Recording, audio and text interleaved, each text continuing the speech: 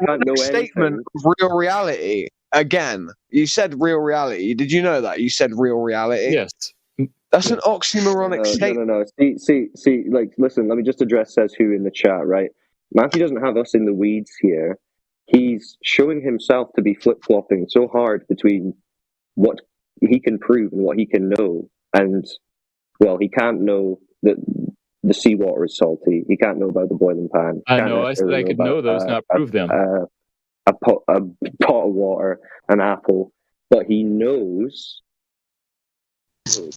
I said I could know all of those things. It's just that I didn't like the word. No, because we found out your burden of proof for knowing, and your burden of proof for knowing is not able to be met out to know those things. Because that's why we asked you those other questions about logical frameworks around how you know something and what makes up the body of knowledge of knowing something. And you can't know something and say it's not proven at the same time. You already said it's not proven. You can't then say, I know it. It's not proven. There's a difference between knowledge and proof. That's all. That's what I'm trying to point out here, that I can know things that I can't prove. Yeah, but you can't know something that you've never experienced or observed. Crack, your example of the boiling pot is a perfect example. I know the pot is boiling. I just say that I would reserve the word proof for something else. I get what you're saying, that like you can know that Canada exists, for instance, without going there, right? Right. But you know that Canada exists. You know for a fact that Canada exists. How can you accept something like that as part of real reality? But like, for instance, you know, you do not see where your logic seems like double speak almost. Yeah. So you're not sure about salt water, but you know Canada. No, I'm sure about salt water. Okay, does Canada exist? Canada exists, and salt water is in the ocean. Hey, man, if I ever hear you misuse the word proof again, I'm going to mute your ass. So, Matthew, when you said at the beginning then that the globe isn't proven, what did you mean? What I meant is that now show the strong evidence for the curvature of the Earth. Well, is that proven? Is curvature of the Earth proven? No. Okay. Wait. What did you say, Matthew? Is curvature of the Earth proven? No, I would say that I don't use the word proven for anything physical. So then the globe can't be proven because there's no curvature to prove that it's a globe. Exactly right. So then you can't know that it's a globe since you've just knowledge is a separate question. Can't be proven. So how can you just said you don't know that there's curve though? You just said I said I can't prove curvature. It. Yeah, so you don't know it. No, you asked me about proof, and I said... Okay. Let's then ask, how is it that you know that there is curvature then? Since you can't prove it, let's at least know how you do know it. Like that would maybe I can try and bridge the gap here a little bit. Crypto. He was talking about... Sorry, I don't want to get into the weeds. Sorry about that. Yeah, maybe I can... Question, please. Are you saying... Yes? No? Hello? Yes, please. Can I get a mic check? Go for it. Quick question. One question for Matthew. Go. One question. So you're saying you can prove the curvature mathematically, right? But there is no strong evidence for it in the real world. Is that what you're saying? Or are you saying... you're just asking the same question that 5 other people have asked. I'm trying to bridge the gap here. Thank you. So, what Matthew was talking about earlier was epistemology, and he used the phrase justified true belief. Okay. Now, this is... I'm trying to think who came up with this definition. It's like 2,000 years old. Yeah, it's generally accepted, I would say. So you've got 3 elements of that. You've got the justified part, the true part, and the belief part, right? I would say that you have a belief that the Earth's a globe. I would say that it's justified. I would challenge the true part, because at that point then you actually have to present very strong evidence for it. So I think where you and I would differ on your opinion of the globe is the true part. I think you have a justified belief, but I don't think it's true, and I don't think it's definitionally true. Yeah, fair enough. No, that's a good summary. I appreciate that. This is the Gettier problem for you, right? So, obviously, you can speak of epistemology, but there are even problems in epistemology, and you know that yourself. Like, yes. So, yeah, exactly. So, like, you use that, but you also understand that there are Right, yeah, so again, as what you spoke, there are truths, there's knowledge, and there are beliefs, right? But knowledge actually lies in between truth and belief, right? Right. And poorly justified true beliefs, as will also lie in between the middle of those two, also, correct? Right. And where would you put proof, by the way? But the point is that truth has to overlap, right?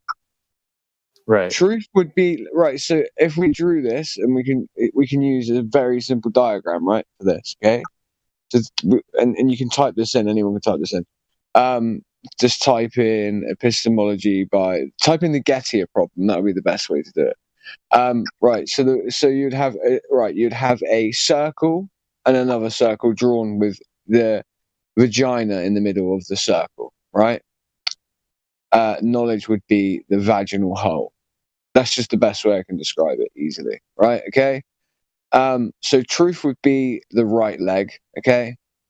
It doesn't matter which leg it is, but it's the right leg. Belief would be the left leg. Okay. In the middle, where the vagina is, yeah, there is a field where they overlap. Knowledge is in the middle, right in that vaginal hole. Okay. Fully justified belief is roughly up where the clitoris and that is. Okay. But the issue is that you say you can know things, first, you have to have beliefs that overlap with truths, right? Your problem is that you segment off all of these portions while you purport to talk about epistemology.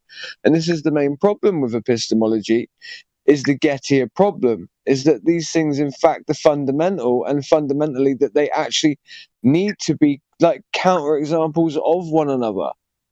Anyway, in order for you to have true belief or an account of true knowledge or belief. And this is in epistemology, so why are you even citing it? No, you're right. That's a good summary. I appreciate that. I think you gave a good summary, and I think the whole thing started because of the word proof. Where would you? I don't appreciate the fact that I just lost like 10 brain cells in the last hour. Let's move on from epistemology. I feel like we're in the. Yeah, I would. You just got wrecked. Yeah, I mean, I don't know of any arguments. Students, Matthew? Am I going to what? Are you going to use the vagina example with your students? I will not. No. Good one. Don't want to know. I mean, wouldn't Matthew have had some experience first? No, he just learned it all. To justify true belief, Crypto. He's got a porn subscription and everything. You guys crack me up. All right. Sorry, Matthew. No, it's fine. Sorry, Matthew. No, you know what? No, you're I know that there are problems with this justified true belief. I know that it's a whole thing, and there's problems and contradictions to it, but I still like it. Yeah, but I'm not even going to apologize. I'm just pissed. Can you one question? One question. Can you mathematically prove, right, that the Earth is a ball? Like, is there proof for it? Go ahead. No. Okay, cool. Why do you say no? Why no now? Because you're mixed. Go ahead. Can you explain? No. Were you expecting a yes there for some reason? Yeah. Give yes. some credit. After everything you just said, you expected them to say yeah? I don't. He said math is reality. That means yes. Proven. Well, Science doesn't no, prove he has to say anything. no because of his definition of proof, right? Right, Matthew? exactly. Yeah, but you're mixing the physicality with mathematicals.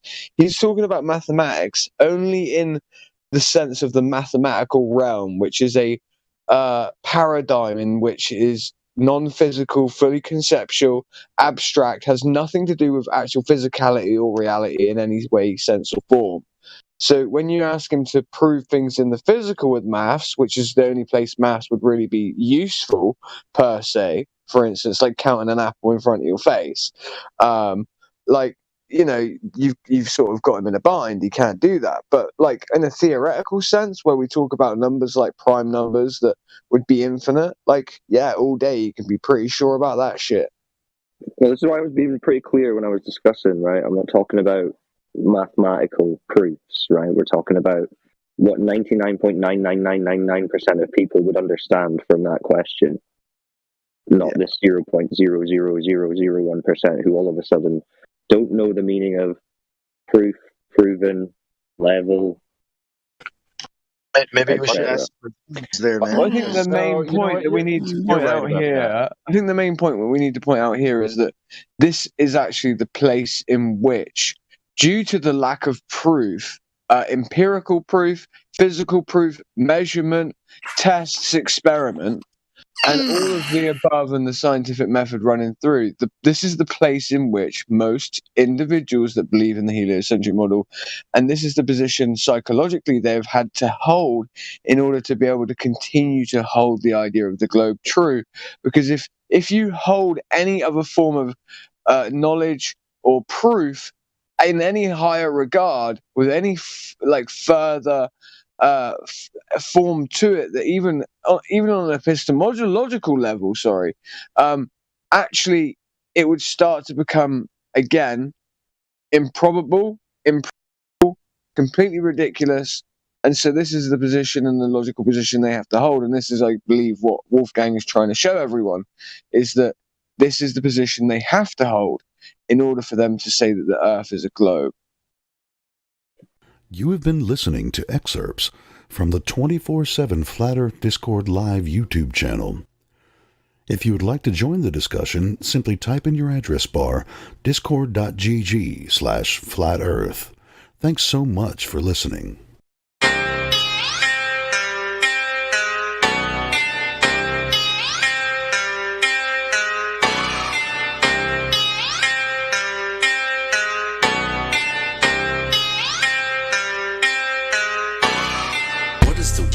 What is the world that we're living in now that we know we're not spinning? What is the world? What is the world that we're living in now we know curvature is missing? What is the world? What is the world that we're living in now we know flat earth is winning? What is the world? What is the world that we're living? It's like a brand new beginning. We know that most of y'all sitting there wishing, probably just itching for us to go away, completely dismissing things that we say like our minds have gone missing. Meanwhile, you're really the only one shifting reality as if it was switching, like it was some type of fantasy pitching. Next up the bat, but you wind up just whiffing. Nothing but air, you just can't do no hitting. Running around saying that water's sticking to outside the balls, your logic is slipping. I understand that you might think I'm tripping. Pay attention to the words that I'm spitting. Only thing that really needs any fixing, your view of the world and the way that you're thinking. No need to go always screaming and kicking. No reason to think that Earth might be tricking. If it was spinning, then we would see drifting. If it was curving, the ships would be sinking. Logical fallacy, keep on insisting. Probably just listen. How about you try some form of consistence? Ship disappear due to angular distance. Makes a lot more sense that the curve's non-existence. Why the persistence? Why the pursuit of unending persistence? Fighting a war like a soldier enlisted. Really seems as though you got it all twisted. Why not just be a bit more optimistic? Lies you've been told, the veil has been lifted. Now you've been gifted, given permission to take a position, not in opposition to the world that we're living. Create ignition, start up the engine. Choose to accept it, now this is your mission. Tell us why the damn curvature's missing. Maybe just call up a mathematician, give him a listen. Have him tell you about his presuppositions. Talking about how it's not superstition. A vacuum and air pressure juxtaposition. Make a decision, tell us how this model came to fruition. You have the right to enact your volition, right up to the day of mental acquisition. All I could do is provide ammunition. Can't take the heat, stay the fuck out the kitchen. Judgment day or to the last demolition. You can see this as an act of attrition, on the condition that after admission, do you a favor and start the forgiving. Then go out and share your newfound position with everybody who's potentially victim. Falling for the global prisoner system. So many flaws, no woman can list them. Shout to my beautiful parents, I missed them. Taught me to think for myself, I could kiss them. Now to the day that I'm able to whisk them away in my arms, I will reminisce them. Yeah.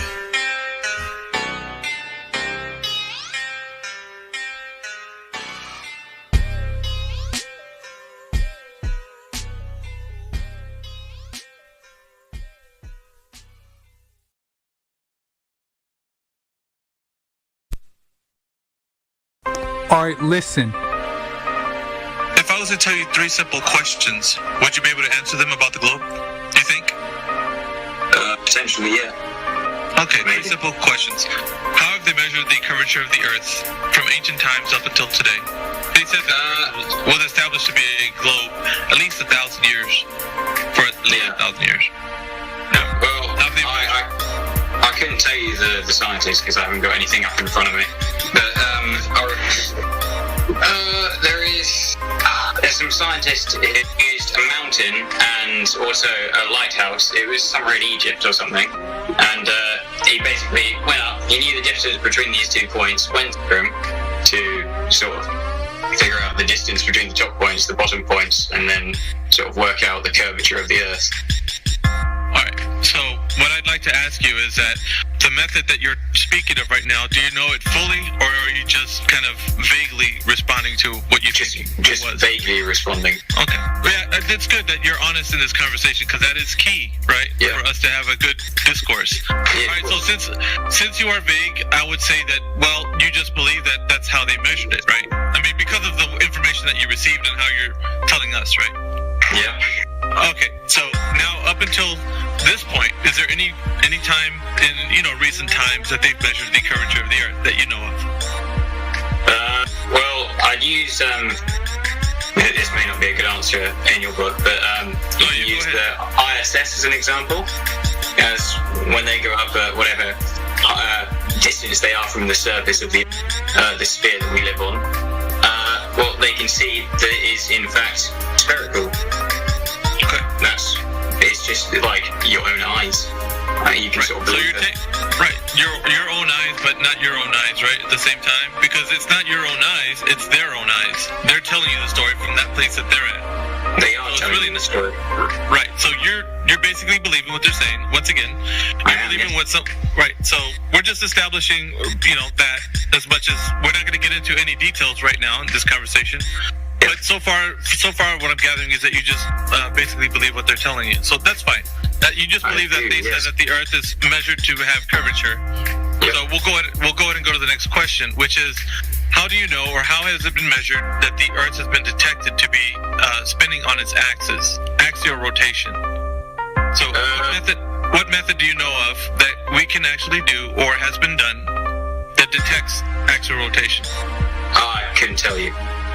Okay, honest answer. All right, so we'd say that you just believe that however they detected that the Earth is spinning on its axis, they must be correct, because there's been a lot of people that have detected it, or a method has been done to detect it, right? You just believe that to be the case. I just believe it. Okay, so third and final question is the vacuum of space being a medium that we could travel to, or that it actually exists as a medium that they tell us. Now, how can we establish, or from your first-hand perspective, that the vacuum of space is indeed adjacent to the pressure air that we breathe? I couldn't tell you. Okay, so real quick, I'm just going to round up the three first points that I just brought to you right now. And these are the positive claims that the globe Earth makes, right? That there has been measured curvature, that we have detected axial rotation, and the vacuum of space is indeed a reality that exists next to the air pressure we breathe.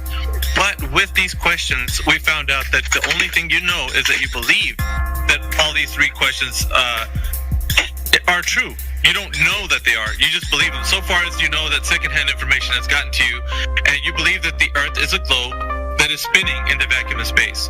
So it's not established as true knowledge. It's only something that you just believe it to be true. And you agree with me. So no, hold on. Well, you're just assuming that I agree with you. I don't really. No. Because you're saying that this information that I know is just a belief. It is. We went over that. You just conceded them. No, I didn't concede them. I said I don't know how they work. Right. You just believe. What the fuck? Yeah, you just said you conceded. You believed all three of the points.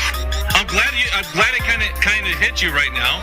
It's the first time that's ever happened. It hit somebody at the end, but I'm glad you actually saw what I was doing at the very end. I just said that I don't agree with everything. That just happened. I know that you don't.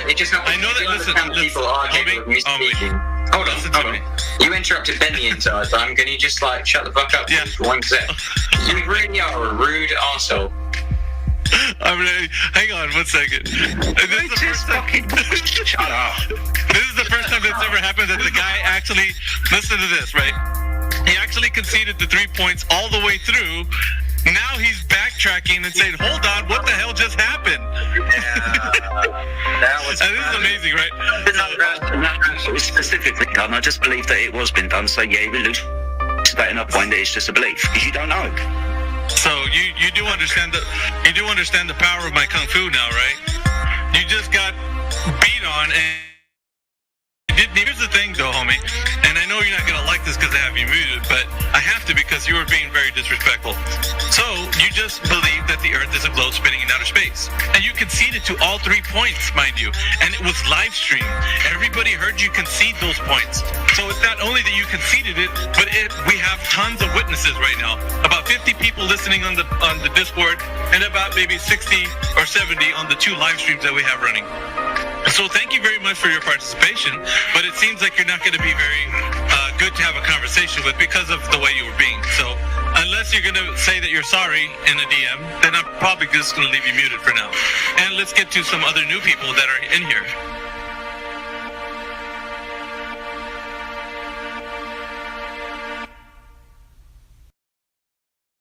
I think there's holes in both theories from what I've seen. So I'm just I don't really, to be honest with you, David, the reason why I don't get into it is because there's a lot of division and there's a lot of negative energy that weighs in on it. So that's one of the main reasons why I don't, and it's not going to change my life, even if we find out it is flat. But I 100% disagree with that. Yes, okay. There's negative energy if you allow it, and we'll have this conversation. It's going to be. Yeah.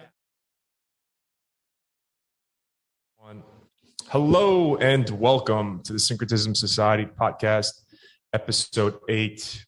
My good friends, as you can tell, my dear friend Santos is not sitting beside me today. Earlier today, his father, Victor Bonacci, passed away at hospital, and I just want to send out the greatest and largest condolences and prayers to him and his whole family.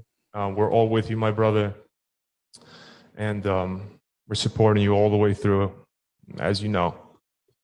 So Logan will be sitting in today as our dear guest. Yes. And we have a very, very, very special guest today. You all know him very well, Mr. David Weiss. Round of applause, guys. No, come on. I don't know if they all know me. I mean, I am outspoken a little bit. But they all know you, David. They all know you. Oh, wow. Yes. Yeah. So it's amazing to have you on here.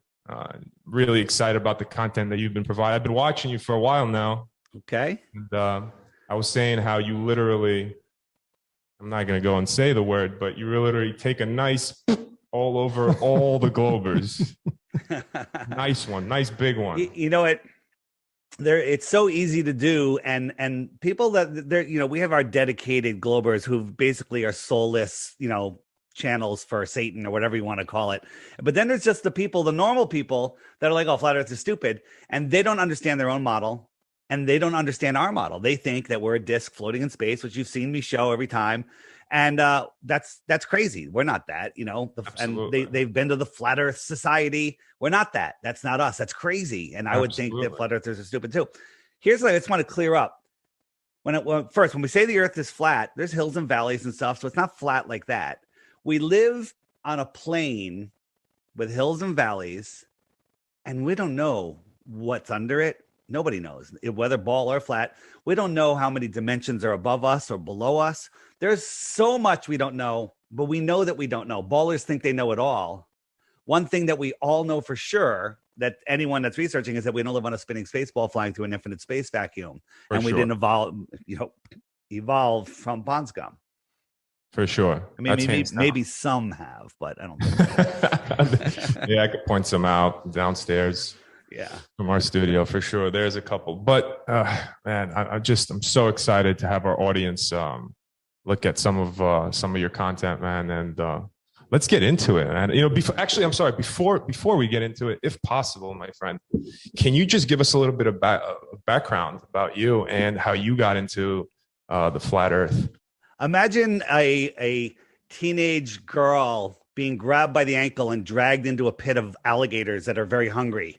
That's how I got into flat Earth, right? Because I was forced. Alligators. Yeah. It was horrible. It was just horrible. I was like, flat Earth. I was doing a conspiracy podcast, and I hate the word conspiracy now just because it's so psyopted. But I was looking into all of the deceptions, the New York one, Connecticut, the marathon, all that stuff, and I was doing great work on it. and working with tons of other people. And then people said, hey, look into flat earth. And I was like, oh, that's funny. Ha, ha, ha. And then they'd send it again. I'm like, okay, you're banned from ever listening to my podcast again. And then I was forced by Sophia Smallstorm to take a look. Right? I was like, not you too. And I went in closed-minded, planning to debunk it. Just going to end this. This is dumb. It's the dumbest thing ever.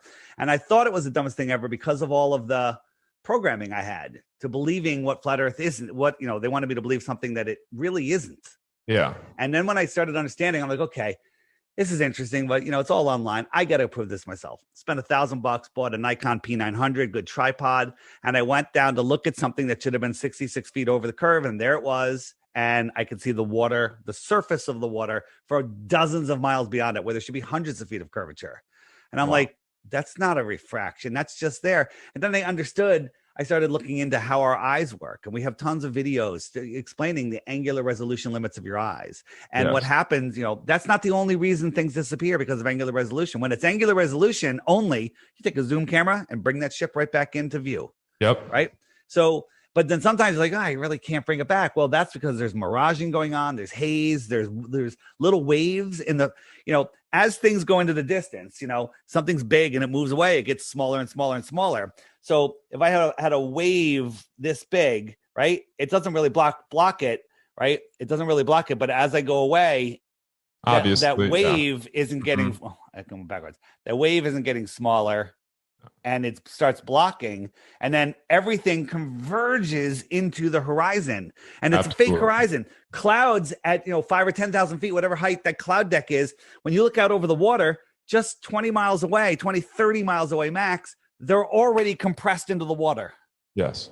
Okay, and then that's everything just goes beyond, and it just looks like it's going down. So I have a question on that for you. Before we get into I don't think we recorded this. So Logan, for our guests out there, Logan is neutral. Yeah, I'm neutral. I don't really care because it's not going to change my life. But anyway, David said he has a reason why. That's the one thing that triggers me. When someone says, what difference does it make? It's not going to change my life. It's going to change your life. To hear what you have to say on that. It's going to change your life. Yeah, okay, cool. That's awesome. So I like to learn new things. Okay, so I observe the hell out of nature, okay, especially being here in the sun in Mexico. Nature doesn't lie. And when you're at high noon here on the beach, and I put my hands up. Now I know there's obviously light refraction that plays a role into all this, but when you're putting your hands up above to block out the light, to look at the sun, to me anyway, from my perspective, I see the sun as a specific size. And then on the top deck of my casita, I have a fourth spot where I can go up there and I can watch the sunset. And to me, the sun is bigger as it comes down, what it appears to be going below the horizon, then above. Now, if it is going straight across the earth, then to me, it would be the same size and it would get smaller as it moves away from us. And that just is not what has happened since I've been observing it here. And that's because you do not understand what you're seeing. And tonight, I'm going to teach you all what you're seeing. Cool. Okay. Awesome. So I'm going to show you guys two tables. Are these the same width and dimension? Well, I know. You know. Yeah, no, I've watched your stuff. Okay, so again, so your eyes, it's very difficult. So this is just showing you that unless you can touch it and measure it, you can't really tell. So first, let's you guys, you probably have seen this, but I want to show it again because then I'm going to lead into something new that I'm going to show. Have you seen my flat Earth kitchen? Seen this? Yes, I've watched your video on this. Just real quick so people can see it. We're looking. This is for our guests for sure. We're looking at the sun from the elevation of the sun. This line is level. Yes, it's level. I verified it in the full video, but you can see that it's level. Here's my counter. Here it is moving along. This is it can be a cloud deck or a mountaintop, whatever. It's opaque and it's above it. Now we're going to look at the view of the same path from the table, from the far end of the table, and look at the line. It looks like it's going down. If I showed you this first and said, is this line level? You would say, no, it's going down. And look, it never went below this, but this is from the viewer's point of view at your eye level. This is compressed into the horizon. Look at the line now. It's almost going straight down. Okay.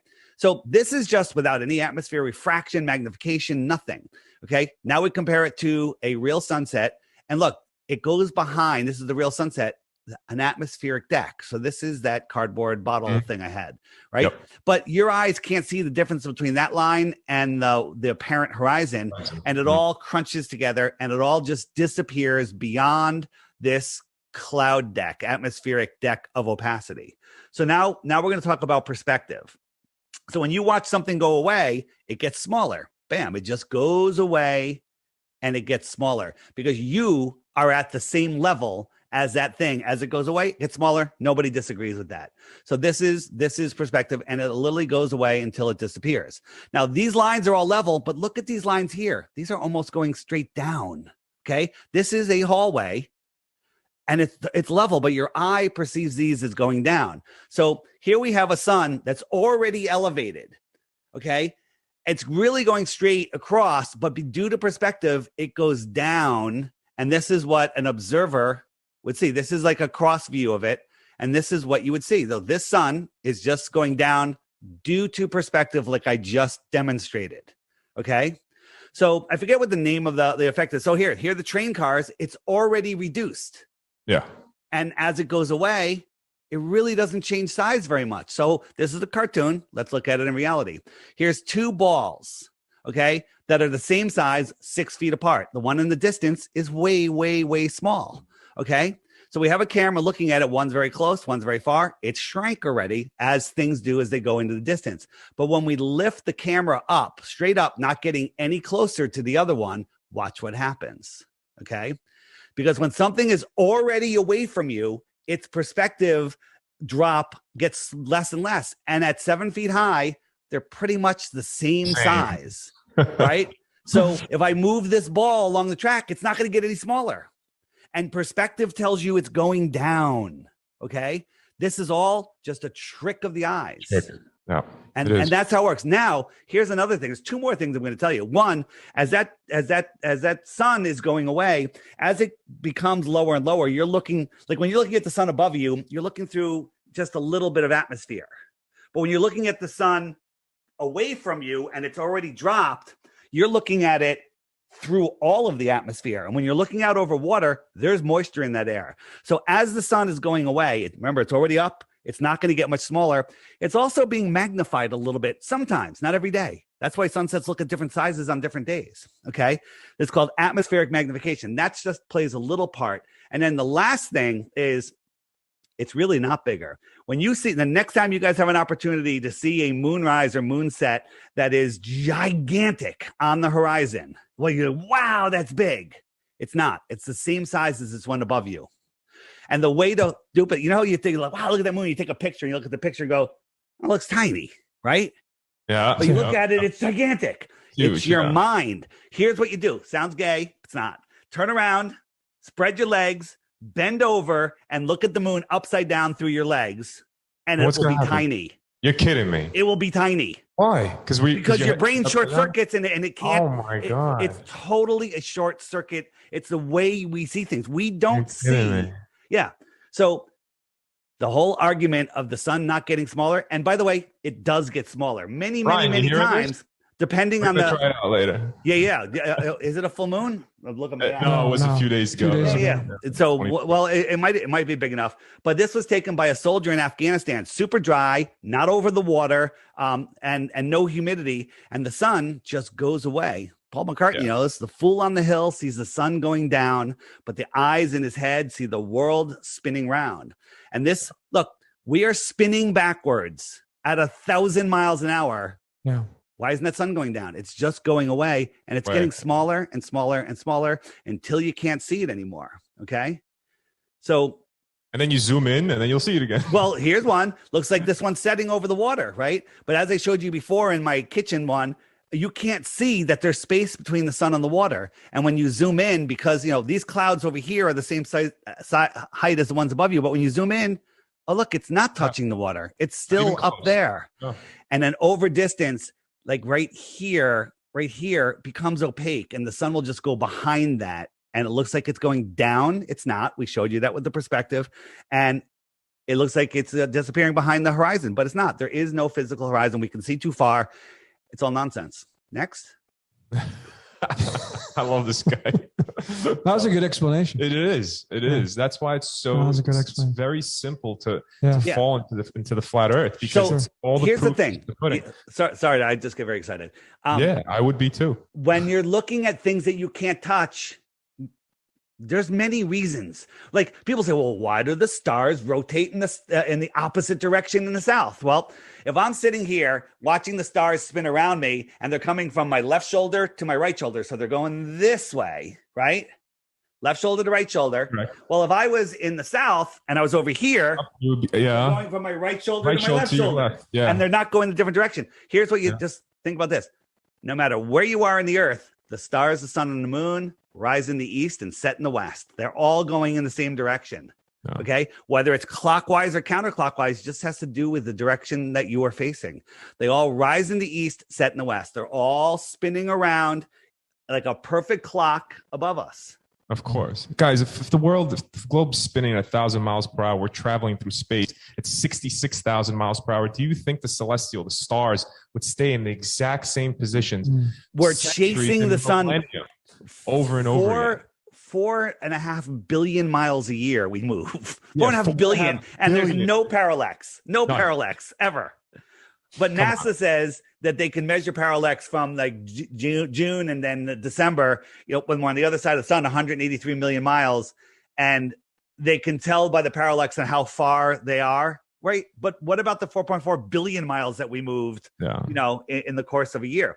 And then when you talk about these speeds and distances, people have no friggin' idea. Let me just show you. Watch this. This is the hypersonic sled. It's going to go by Mach 8.4. Don't blink. Okay. Did you see it? Whoa. Okay. That's Mach 8.4? This is Mach 8.4. Wow. We are orbiting the sun 10 times faster than that. And we are chasing the sun 90 times faster than that. Insane. And all of these orbits, all of these motions are not straight. Like they're elliptical motions. Imagine you're in a car on a perfectly smooth road and you have a dinner plate and you fill it with water to the edge and you're going perfectly straight on a perfectly smooth road. That's fine, right?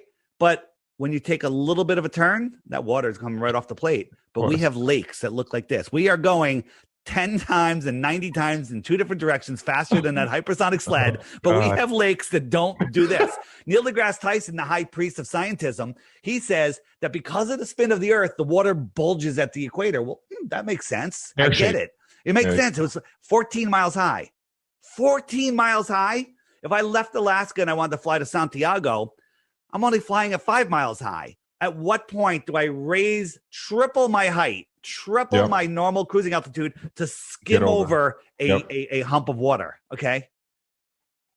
Well, I don't think they promote its actual water. They said that over the billions of years of development of the Earth, that it's turned into oblate spheroid.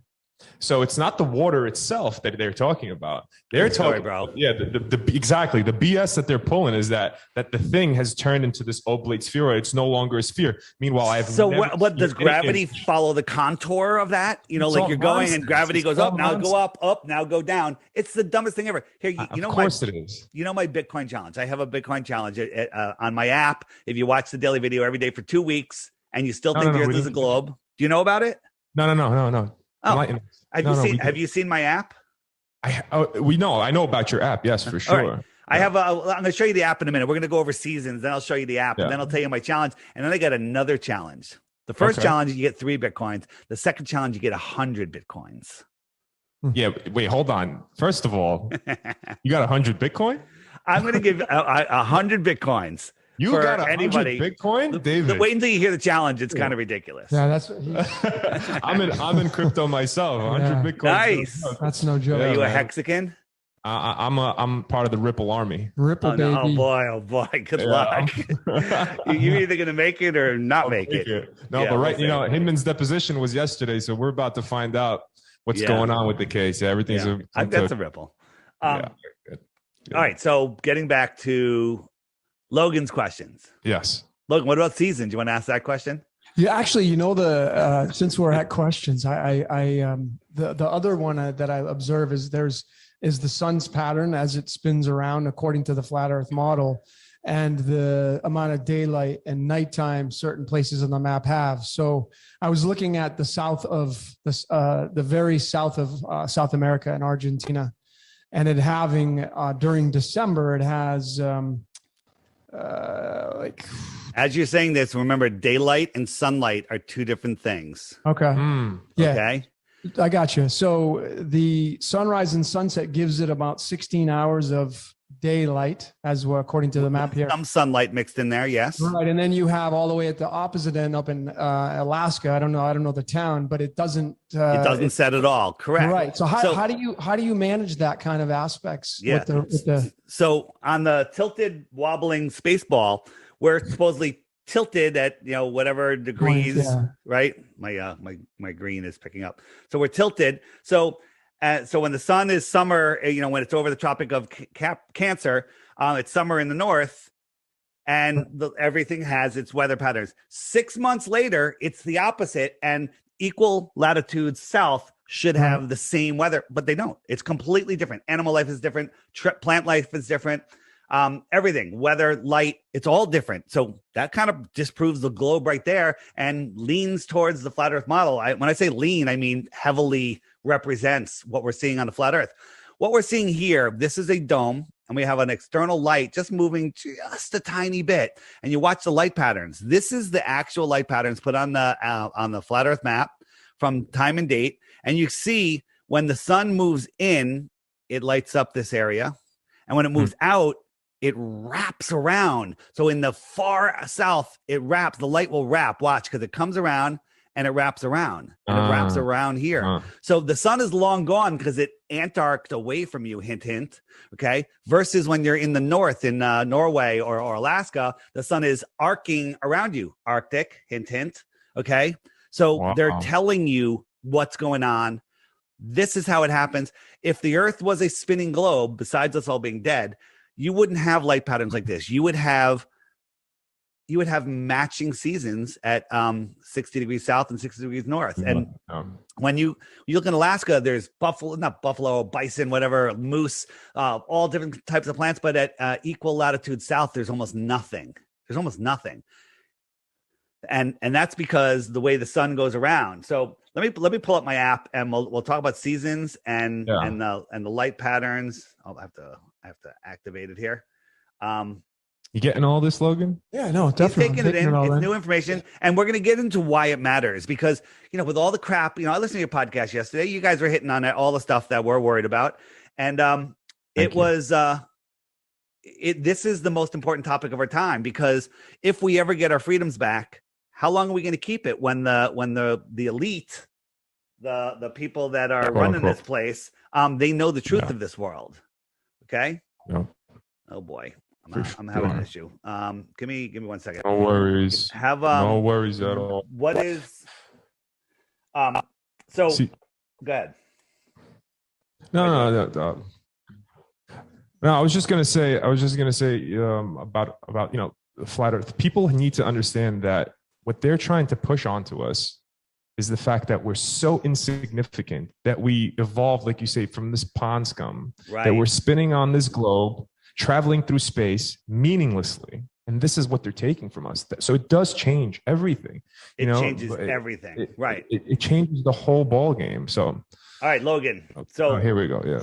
Everything I'm going to say here is really easy to understand. Clear your head from the memorization and regurgitation training you had in all of your schooling, and we're going to learn something new that's very, very simple. All right.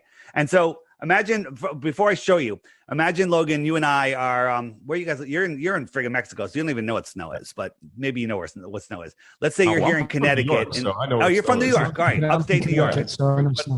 Yeah. So it's freezing cold, middle of the winter. We're sitting outside in a snowy field for some stupid reason, and we're about 20 feet apart, okay? And we're freezing. And then somebody comes over with a long pole and a big, huge heat lamp and holds it 10 feet over your head. You look up and you're like, I feel that heat. It's coming down on me. That's your summer sun. I'm 20 feet away, and I see that, due to perspective, much lower in the sky. I could barely feel the heat. It's far away, and I don't feel the heat. That's my winter sun. And then they move that light over, straight and leveled, 10 feet over my head. I'm like, ice is melting off of me. It's lower in your sky. It's farther away. You don't feel the heat. That's your winter sun. So right here, And this proves that we're not a spinning ball flying through space. Seasons make 0 sense on a globe Earth. So the sun and the moon are a perfect clock. Right now, we are part of this Earth system. We, as humans, we can't live off of this Earth. We're connected to it. And they're lying to us about the time. The sun should be pinned to the hour hand, but they're telling us it's an hour later than it is for some ridiculous reason. So the sun keeps track of the hours and the days. The moon keeps track of the weeks and the months. Remember, there used to be 13 months of 28 days. Yep. And as you can see, the sun is catching up to the moon and the moon is waning. The sun will lap the moon once every 28 days. So the moon keeps track of the weeks and the months. Okay? You with me so far? Yes. So now I'm going to turn on the stars. The stars are also going in the exact same direction. They tell us the moon is going in the opposite direction. It's ridiculous. The sun is going, it doesn't lap the stars don't lap the sun every 28 days like the sun laps the moon. The stars lap the sun once a year. What does that mean? So we were just in the Tropic of Cancer, which has moved past, and now we're in Leo. And it's slowly, Leo is going to get past the sun in about a month. It takes about a month for each one of these to pass. So that's how the sun is in each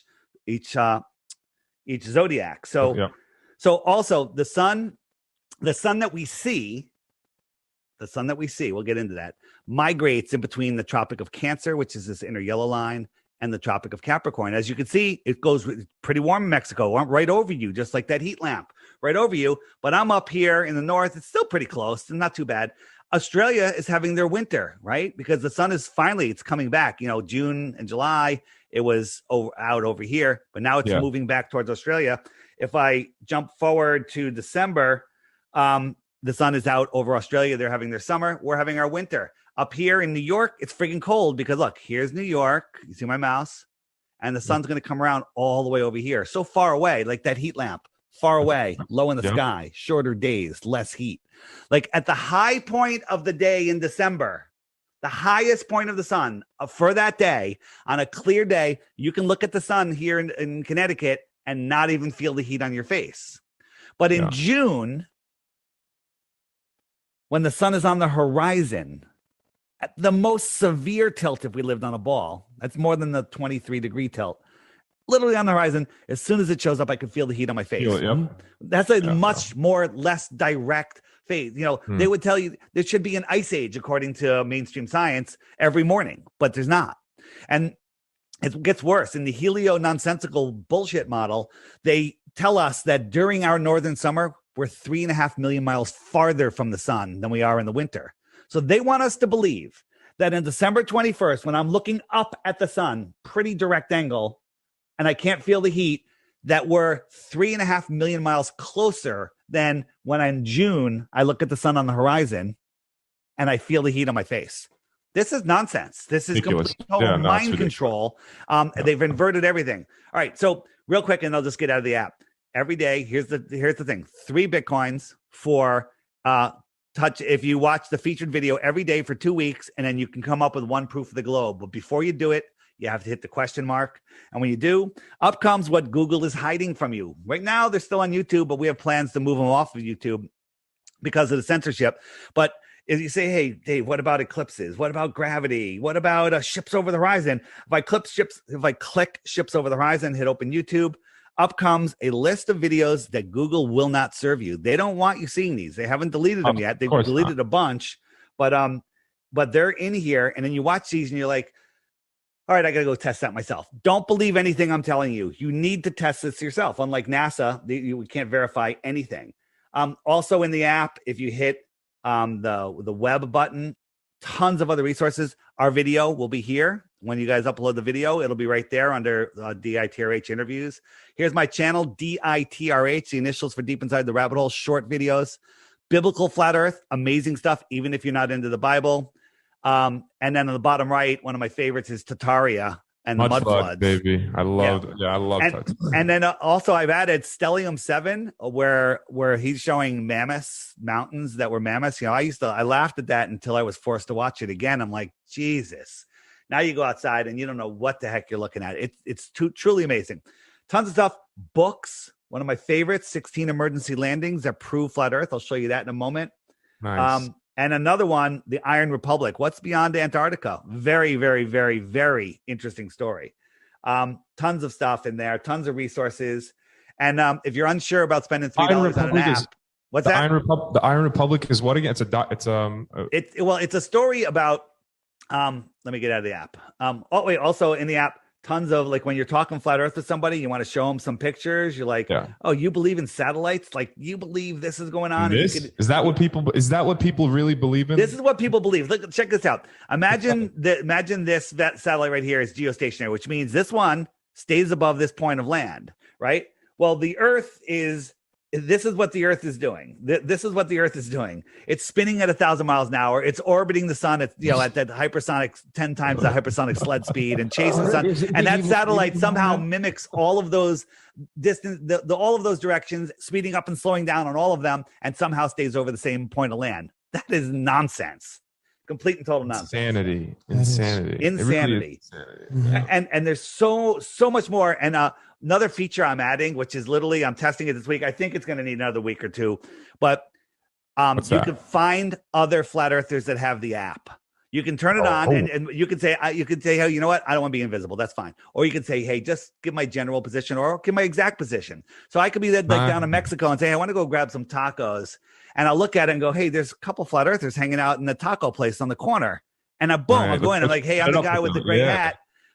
Come say hello. Like if I was at a beach and someone said, hey, sent me a message like, hey, I'm at this beach. I'm going to the tiki bar. Come say hello. I'm in. I love meeting flat earthers. They're the greatest people on earth.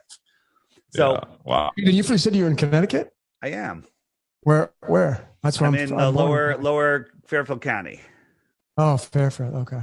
Is that okay? Nice. Oh man, we need this information out to everyone.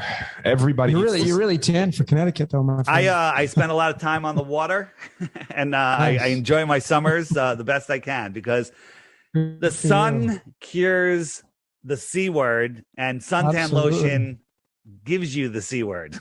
That's right. Oh yeah, big time. So I don't use suntan lotion.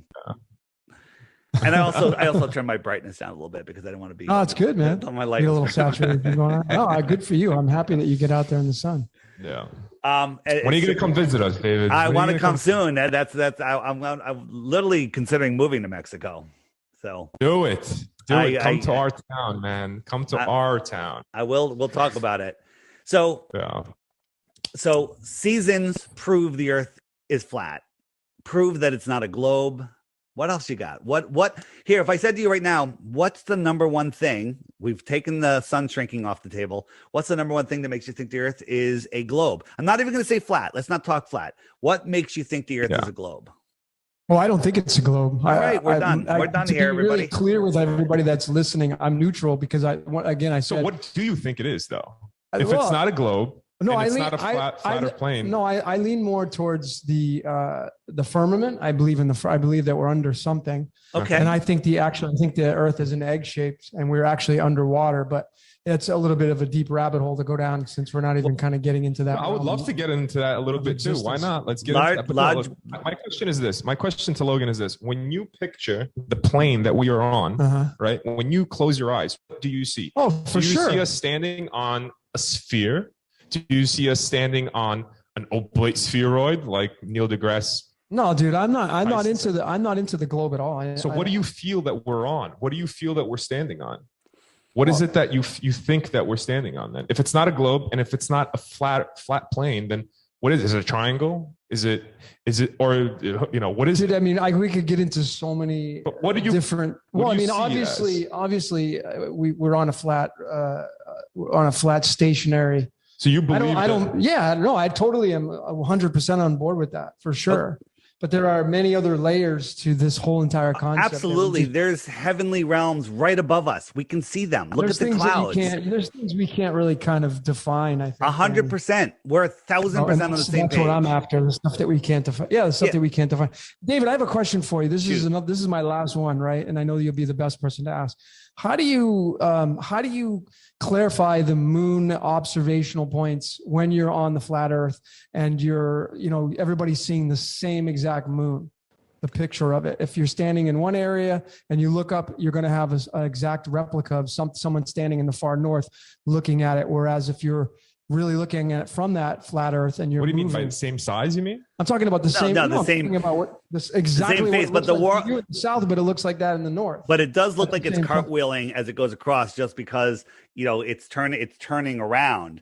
And in the south, it's upside down. Well, if you drew a smiley face on your ceiling and one of you stood at one end of the room and one stood at the other end, one's going to see a sad face, one's going to see a smiley face. Of course, that's the but that's just the orientation. That's fine. Yeah. But that's people are like, well, no, it's because you're upside down. No, that's mind control. So here's the thing: the things that we see in the sky, I don't believe any of them are physical. They're all, for lack of a better word, projections into our realm through the firmament.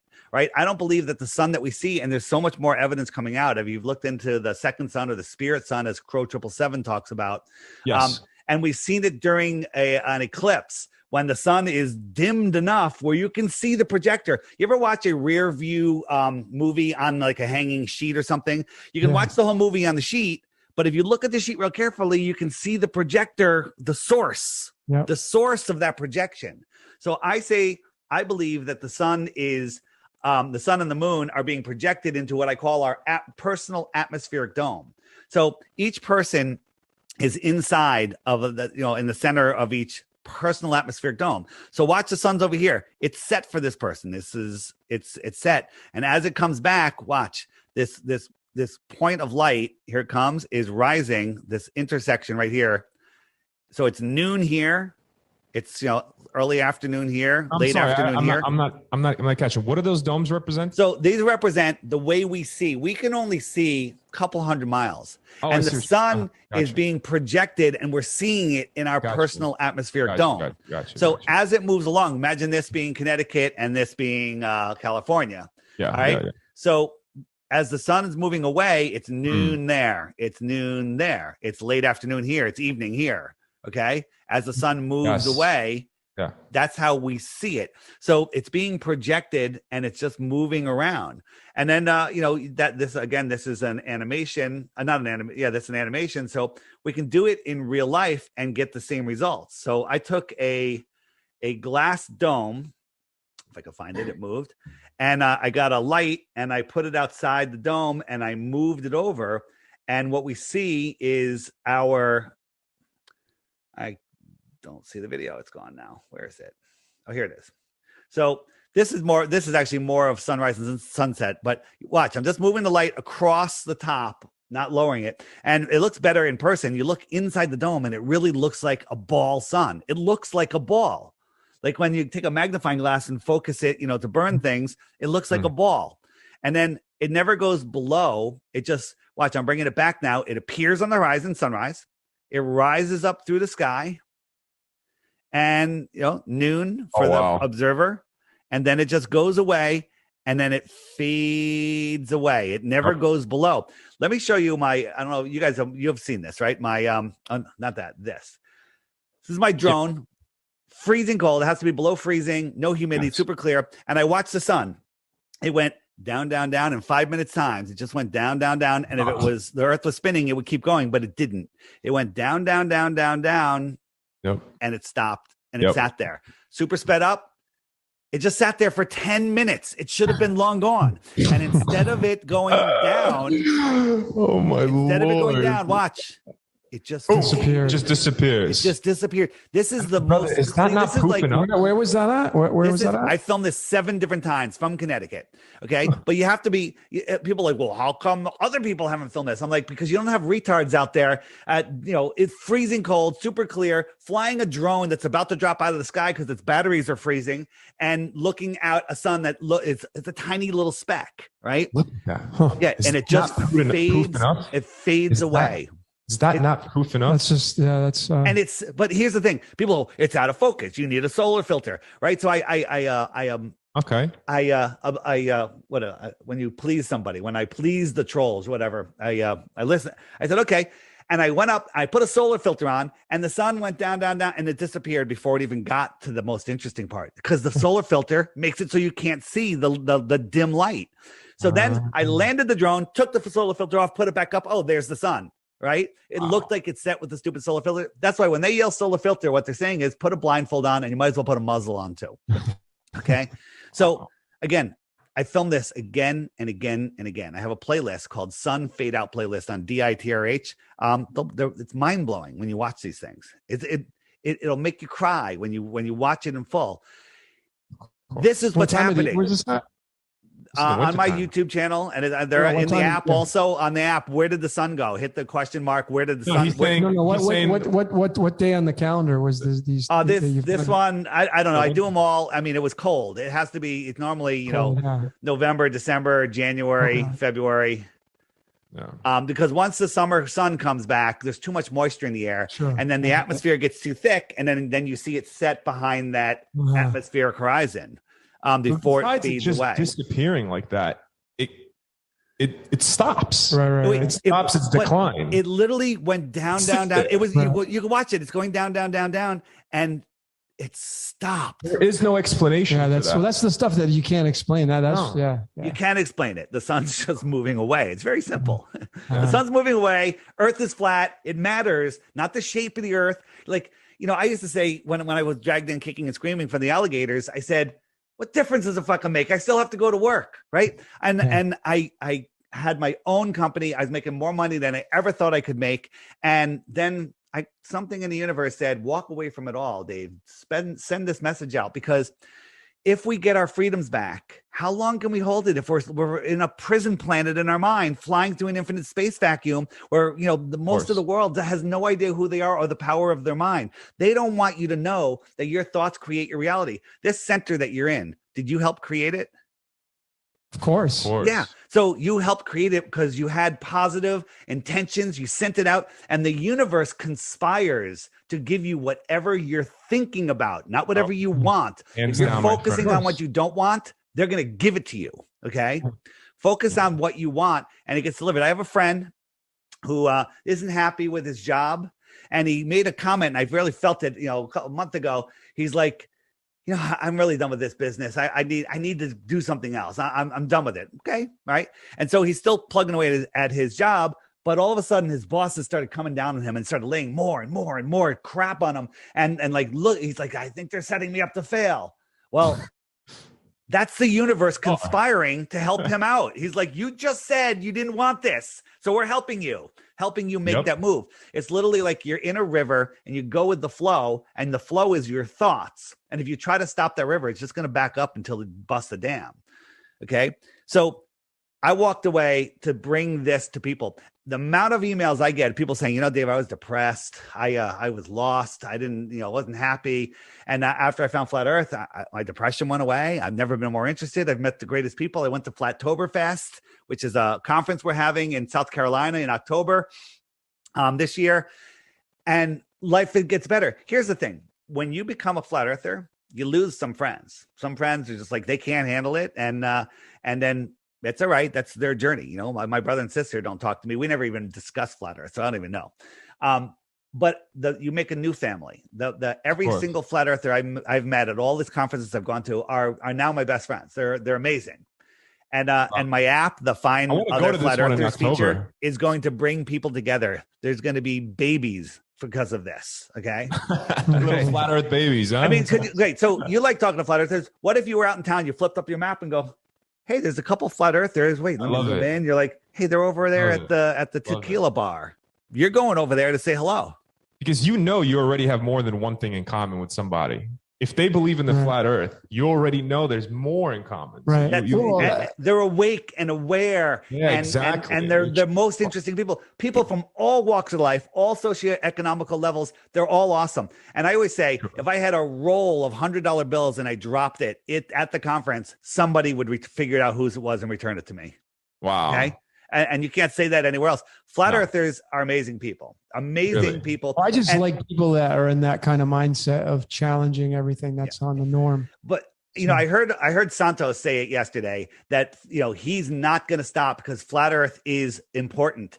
When someone says it's not important, that is the worst case of Stockholm syndrome ever. It's not important that you don't know who you are. It's not important that you don't know where you are. That's not important that they're hiding free energy. They're hiding our history. They're hiding more land. Everything. They're hiding everything. They're hiding your true potential. And the thing is, everyone's like, I went to lunch with an old friend of mine when I was in the printing business.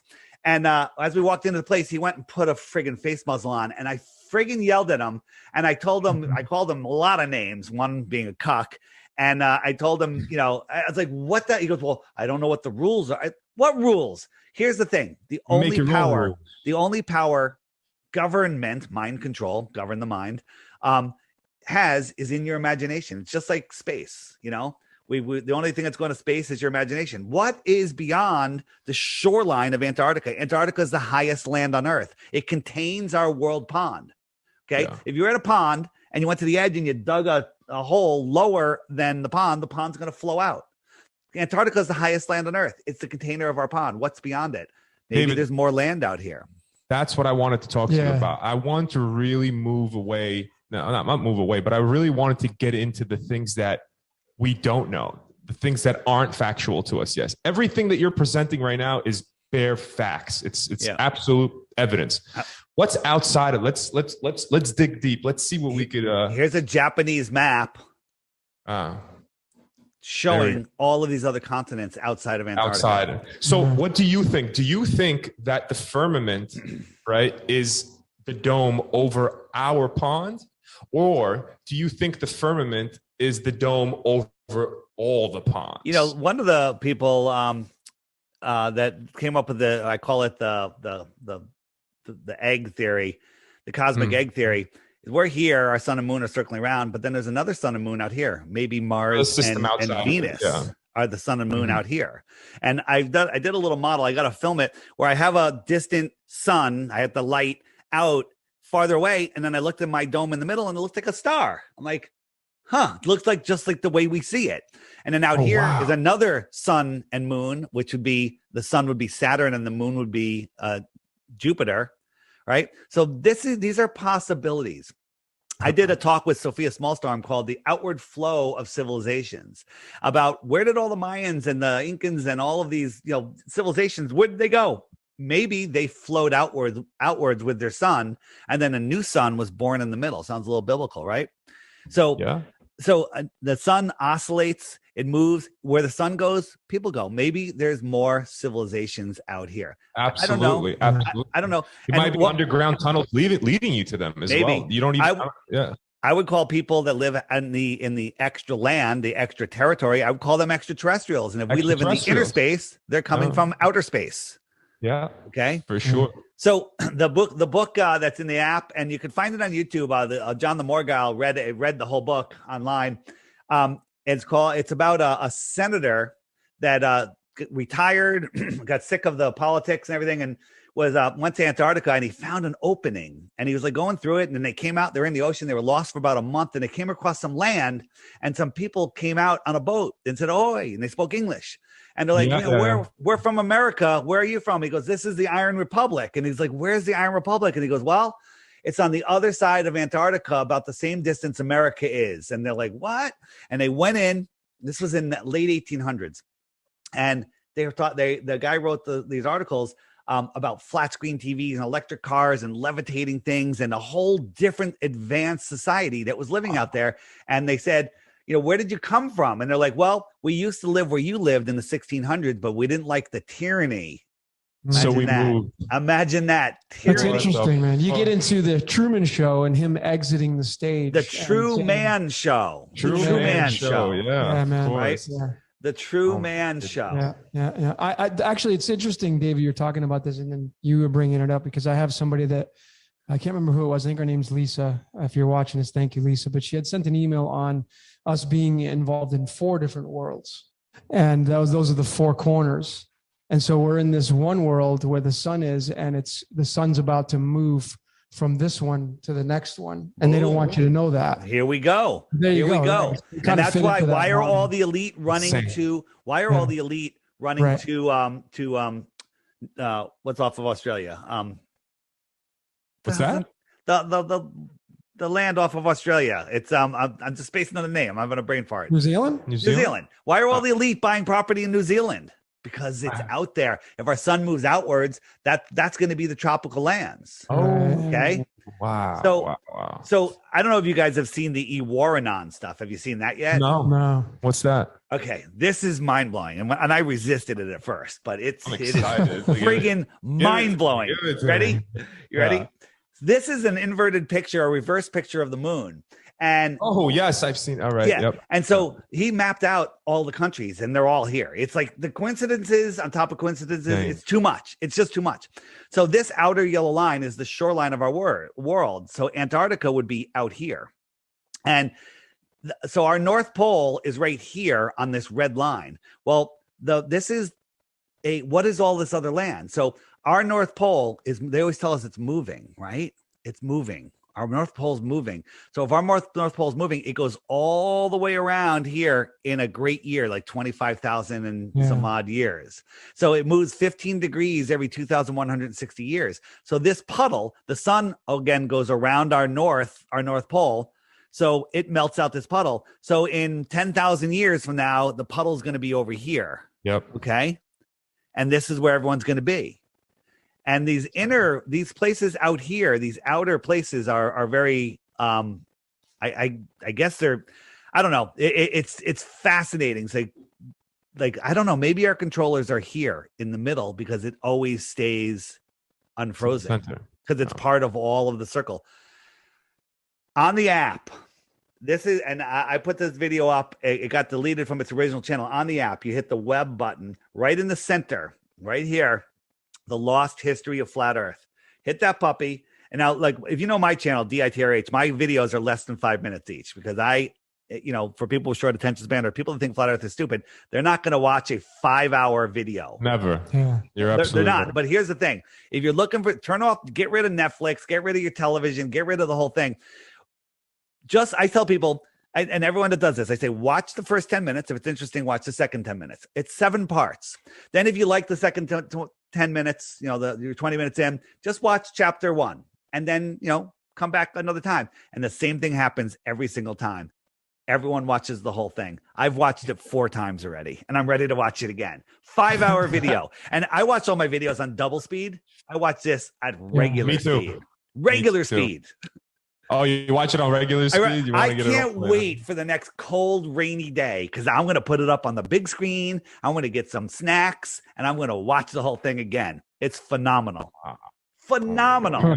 It's got over 300. I put it up not long ago. It's got over 300,000 views. It should have 300 million views. Oh, wow. We're going to watch it. Dude, you are going to explode. Your brain is going to go, holy crap. Flat Earthers know that they don't know. What's that? Is it who's the gentleman that put the videos on? He's anonymous. He calls himself Iwaranon. And then there's also another 18-part series, much shorter videos that are phenomenal. It gets into mud floods, Sataria, technology, microwave buildings, what churches really were. It gets into everything. It gets into everything, and you can't turn it off. I wouldn't be surprised at all if we had some of them who are on the outside looking in, sending us this information. Oh, sure. So, you know what's funny is I forget who said it. Maybe you guys were talking about it. This is Santos said it yesterday, I believe.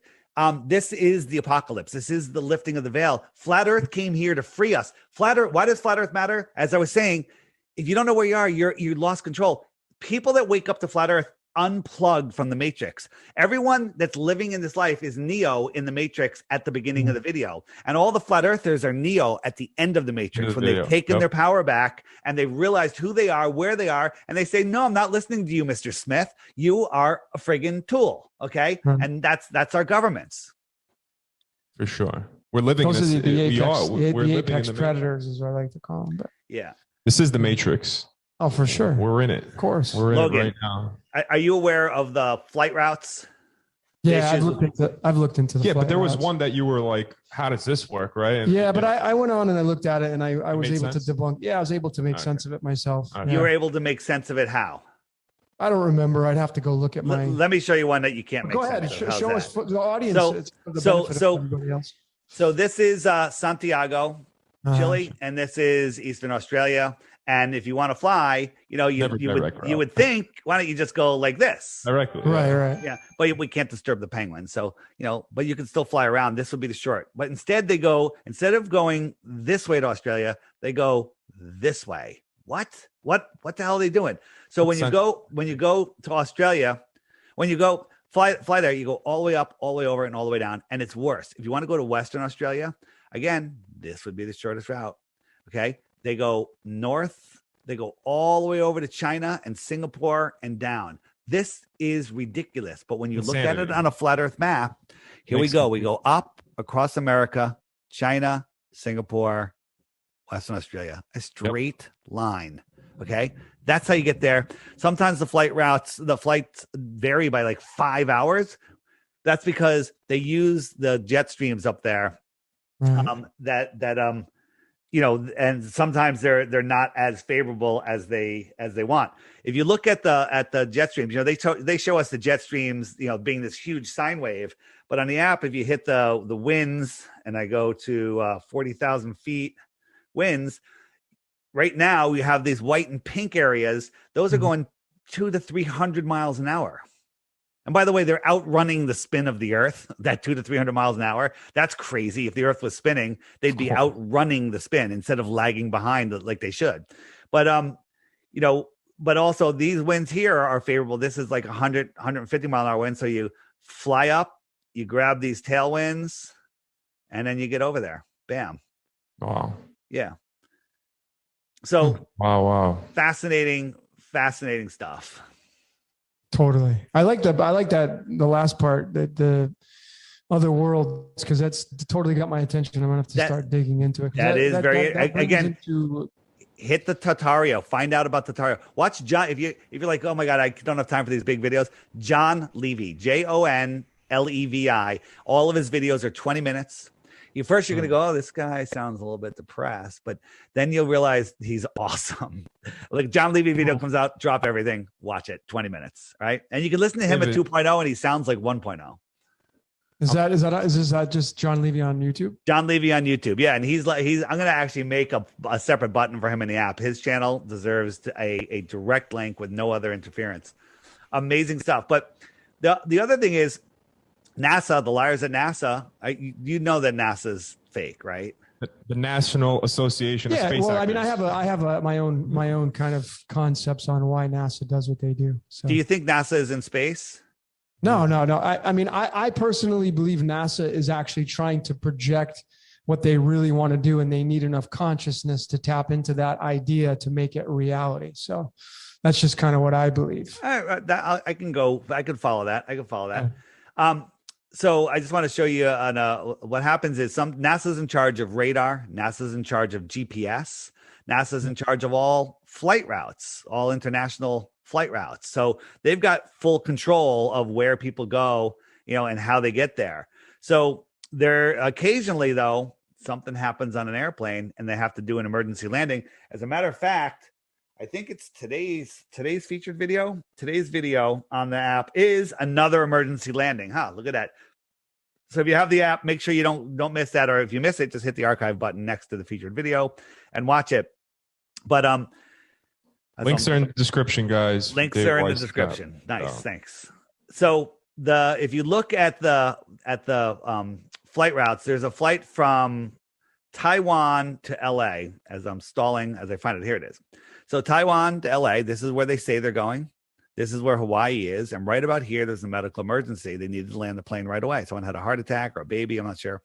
And they could have landed here, or they could have kept going. But instead, they went over 1,000 miles out of the way, a couple thousand miles maybe, to land in Alaska. And the reason is because Taiwan, direct route, emergency, Alaska. Los Angeles, right? So there's 16 times that this has been documented. And every time. They land in a crazy place according to the globe, but if you take a line on the flat Earth map and draw it from the origin to the destination, they always land right on that line in where they were going every single time. How many times does that have to happen before you realize that you don't live on a spinning crazy space ball? I mean, how many pilots have been put on the spot, and how many pilots have been recorded and asked, do we live on a flat plane? And all of them go, yeah. Well, most of them. And somebody just said there was a pilot that just was talking to us and said he used to be in the military. He said, yeah, it's very common. Most pilots know more than you realize, but they can't say anything because they lose their job. Yeah, of course. Globebusters interviewed a KLM pilot, a woman, and she's like, yeah, and I know this, and she's showing all this stuff, and just the whole show is fantastic. Next day, she was grounded. Bye-bye. Bye-bye. Right. And now astronauts are coming out and admitting that we never went, and they're backpedaling. Like just the other day, Conan, you know what? Let me bring this up. Did you see on Buzz Aldrin on Conan? No, this was recent. Yeah. I seen it. And he goes, Let me play it. Space landing. Yeah, go ahead. Play it. So he was on there, and again, this is them moving the globe post, I call it, where they're because all the documentation of the moon landing stuff, it's all being taken apart. It's like looking at the movie Jaws going, yeah, I can see that it's not real now.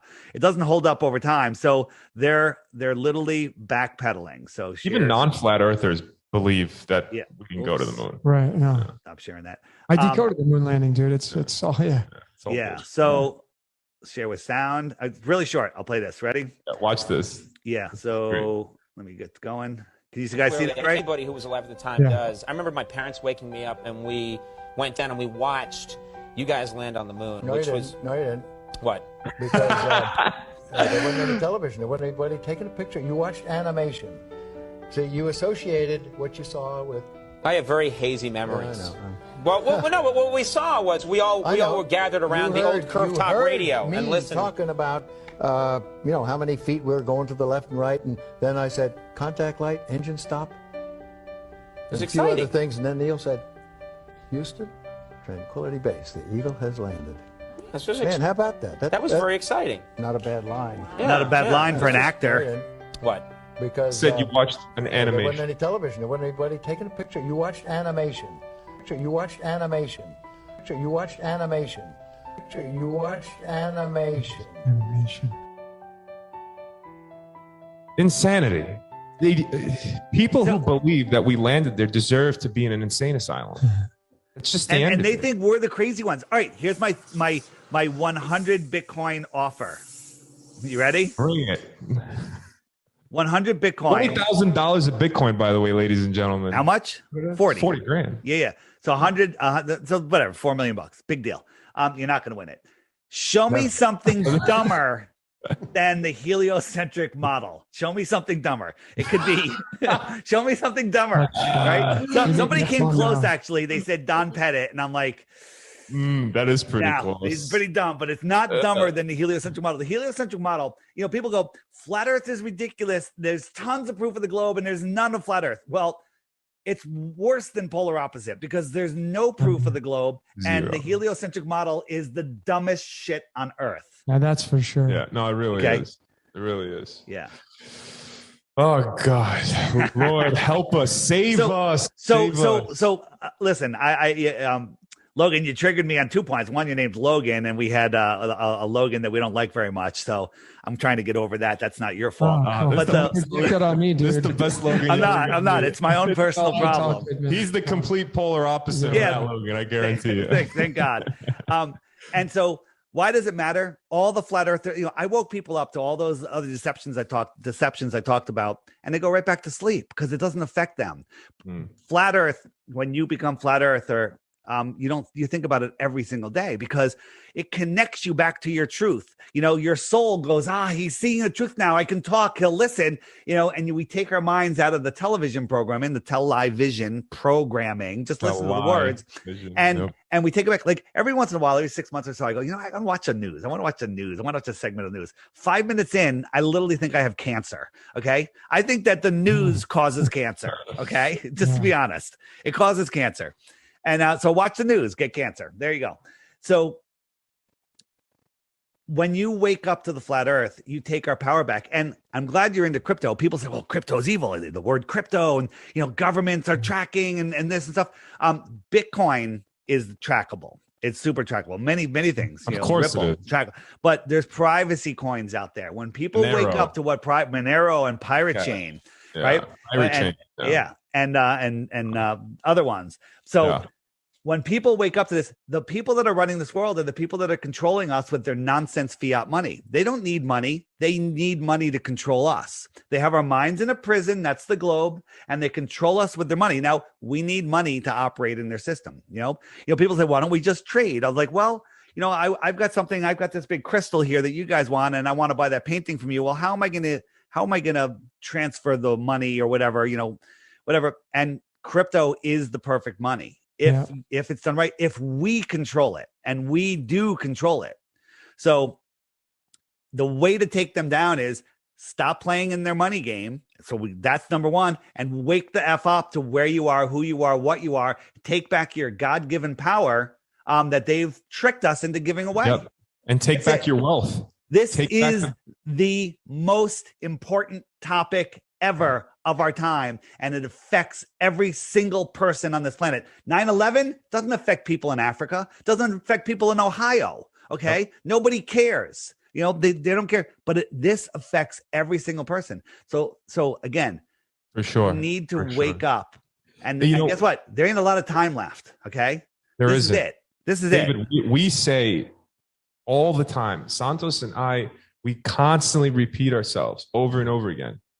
The flat, stationary, horizontal plane is the number one thing that needs to come out. I heard you say that yesterday, and I was like, I've always looked up to Santos for years, and the fact that I heard that Santos and you were excited to have me on their show, I'm like, the world is totally upside down. This is insane. This is insane, right? It's our number one tenet, for God's sakes. Our first tenet in syncretism is to know that you live on a flat, stationary plane. This is number one. You cannot know anything else. We don't want you to know anything else. That's the first thing we need to know. I tell people do this, right? Go outside and sit down, get yourself nice and situated, and meditate, and imagine yourself spinning at 1,000 miles an hour, orbiting at 66,000 miles an hour, chasing at 500,000 miles an hour, moving sideways, right? And then literally you feel like shit. Your soul is like, what the fuck are you doing? And then shake it off, get a glass of water, and then come out and sit and say, I'm sitting on the foundation of the universe. It doesn't move under any circumstance. All of the luminaries are circling in perfect order above me. And just by saying that and imagining it, your spirit lifts right away. You're like, whoa, I feel lighter. I feel great. Your mind comes together. Your soul starts talking to you again. Yes. Because right now, I think people's souls are pissed. They're pissed at them. They're like, what are you doing? Right? The awakening's here. All the information's here. The elite are telling us what's going on. They're telling us everything. Right? And people just don't see it. They're telling us. That's part of the show. David, like my shirt? What's it say? It says, never go full fucking retard. Never go. He's got the dart on there. It's not a dart. It's the jab. It's the jab. It's the jab. Yeah, that's the jab. And by the way, my t-shirts, I have awesome t-shirts. One of them is my new favorite one is let me show it to you. It's they're all in the app on the t-shirt shop. Where did it go? Where did my thing just go? Here it is. And this is one I made, which I really love. Hug safe. Verified. I'm vaccinated. I love it. Good, I love it. Yeah, because we have a group chat, right, that we have with the community throughout Playa del Carmen, Cancun, and Tulum, and we have a lot of people. It's a mixed group, right? So a lot of people are really woke, and then there's some people that aren't. There's some people that are even vaccinated, and we're talking about how the simple fact of you being vaccinated allows easy what you say here. I want to put this on YouTube also. Okay. All right. Okay. Yeah. So let's not So talk about it then at all. Then it's not good. They'll flag us for this one. Yeah. I'm surprised at how yesterday's stream stayed up for you guys. You guys were out of control. We're gonna tone it down though. We're gonna tone it down. We have to tone it down. Isn't that crazy? The land of the free. Watch what you say. Don't think. Don't say what you think. Yeah. It's just insanity what's going on. Yeah, right? No, for sure. We're at the tail end, man. Hey, let me ask you a quick astrology question. In astrology, I used to laugh, like, how's a planet, 40 million miles away going to affect me? But once you understand that they're right here within our system and they're all energetic and, sentient, you understand, like, wow, it totally affects my life. You chart the motions of all of these celestial objects, and, you can be a baller and still get it right because the models kind of have the same motions. And I've noticed that, flat earthers really can put the model together much better. And I think they're just become more powerful astrologers. Does astrology take into account the motion of the earth, considering we're moving in 4 different directions at once, going billions of miles a year? I don't think it does. I've never observed it that way. I mean, I'm an avid astrologer and I've never. But you don't pay attention to the earth moving. Not at all. That means it's not moving. Yeah. Wouldn't you take it into account? The only thing that moves is the ecliptic. Okay. Like his sun, that's the most important part of the whole thing is the ecliptic, which is the ring. I see. Yeah, that's the most important part. Okay. Well, I mean, the idea that the ecliptic's moving like they tell us is beyond insane. Right, right. We're chasing the sun at 500,000 miles an hour in a curved loop, and somehow all the other planets keep up with us and they stay on the same plane. Million things. It would be going like this. It would be going in every direction at once. Of course. The sun, for God's sakes, they say is 93 million miles. Well, there's a reason for that because it's tied to Saturn and stuff through the numbers and all that kind of stuff. But you got to look at that and from a different paradigm. It all is tied together. You're right. Paradigm, just simple things. Like 100. The moon is supposedly, they say, 170,000 kilometers away. The sun is 93 million miles away. Excuse me, 93 million. But they perfectly eclipse. Wait, so the chances of that happening 400 times bigger, 400 times farther is 1 in a quadrillion. A number I don't so think big. that's the moon anyway, personally. Wait, that's fine. And then happening again. Well, that's like winning the Powerball 2 days in a row, right? And then it's worse. It's worse than that.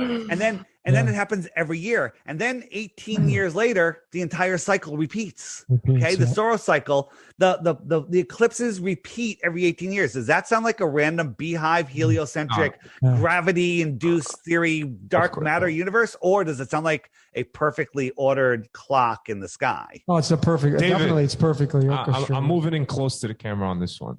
Right, you ready for this? Was this question? Sure. What the fuck is it? What the fuck is this place? What the fuck are we doing here? Yeah, we're in a physical simulation, and we're here to expand the mind of the creator. Okay, we are the creator with our soul. This is just a meat suit. Our soul animates this meat suit, and our soul is a piece of the creator. All of us together are the creator. Okay, that's right. And we're here to expand the mind. So those of you that are lost in the television programming, those of you that have sold your souls in all the different ways that you can do that, look at Biden, soulless. Okay, look at all the people in higher government, all the people in Hollywood. They're all, they've all lost their souls. I mean, who was it on 60 Minutes? Was it not Billy Joel? One that said he sold his soul to the big guy. He's paying. Bob Dylan. Yeah. And there's many, many, many, many stories of this. So, whether you believe it or not, that's your problem. I believe it. And we have a simple, what is this place? It is an amusement park that we agreed to come to expand the mind of the creator. And we have just a couple of rules. Don't lose control of your soul and don't break anyone else's free will. Have a good time. Do you think you come back? Do you think you come back? Well, you either come back if you fail the class and you have to do it again, or if you pass the class, maybe you come back. I'm not sure which one it is. I'm not sure which one's hell and which one's heaven, which is great. Do you think, I'm sorry, Logan, do you think that you move forward somewhere and you maybe become something else? Yes, I think that we pass the class just like you would upgrade, move on to 6th, 7th, 8th grade, so on and so forth. I think that we're all rising up, and those of us that are maintaining control of our soul and listening to our soul rather than to the television programming and getting cancer. We rise up and we become bigger and better, and then our souls probably travel in groups and stuff. So we have different lives here. I can't prove any of that. That's what resonates with me. Yeah. That's what resonates with me. No. And, Jeff Berwick said today, And he goes, but everyone's afraid of death. He goes, death is probably the most amazing thing that could ever happen to you in any circumstance. And he goes, but don't get me wrong. I don't want to, I don't want to FOMO out of this place. I want to see what's going to happen next. He goes, but the worst case scenario is the best thing that could ever happen.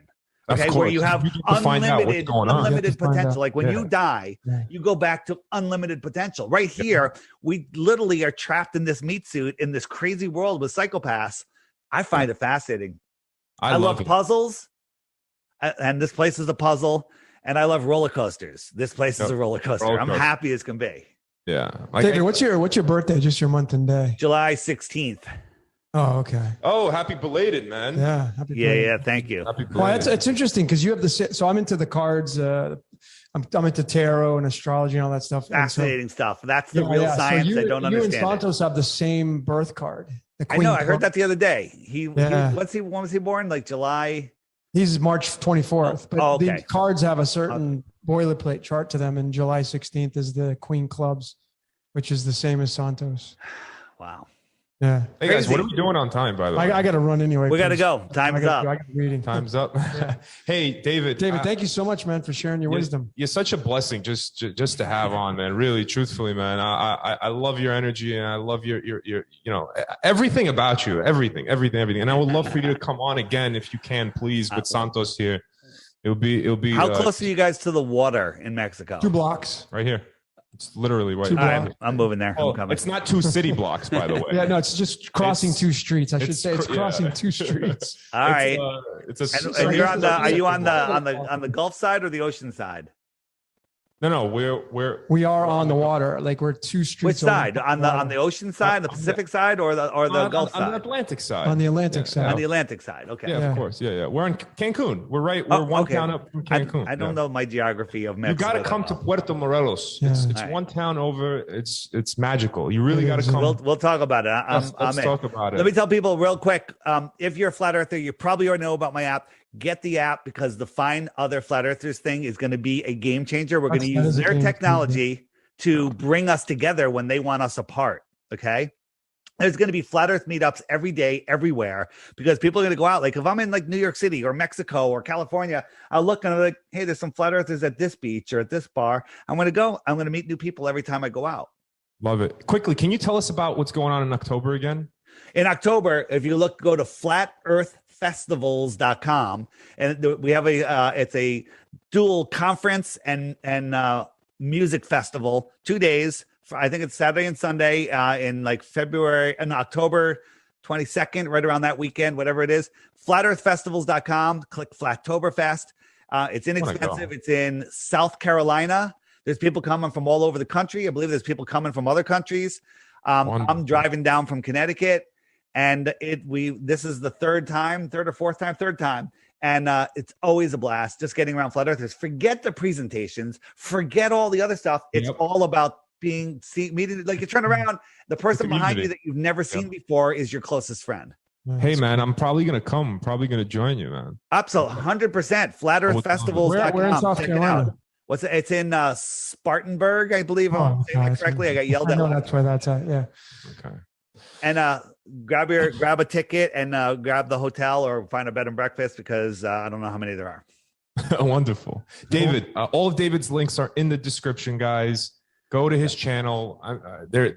Guys, so much. He has so much to offer, so much. And promise us you're going to come on again, right? I will come on again. I would like to talk to Santos. It's always been something I've wanted to do. Of course. The app, just watch out. They're on the Android. You need an 8.0 or higher. There's already a Flat Earth Society, but it's run by the Ron Media Group, who ripped off the name, ripped off some of the graphics. I think their app is free. I'm not even sure. Don't send me emails telling me my app sucks. My app is the highest rated app in both stores. Okay. And they're gatekeeping you there. They have, the trolls on there. It's just horrible. Your app is just $1.99 or something, right? It's $2.99. One-time charge. Now people say, well, there's a pop-up that says, would you like to subscribe? The pop-up shows up. It's 99 cents a month, but you don't have to pay it. It pops up once a day. There's no ad. You exit out the second it comes up and it's gone. And that's it. And you still get everything. but the app costs thousands of dollars a month to run. So people wanted me to add more stuff. They're like, put a donation link on there, Dave. And I'm like, they don't let you put a donation link. So I put a subscribe link, and you can just literally exit out.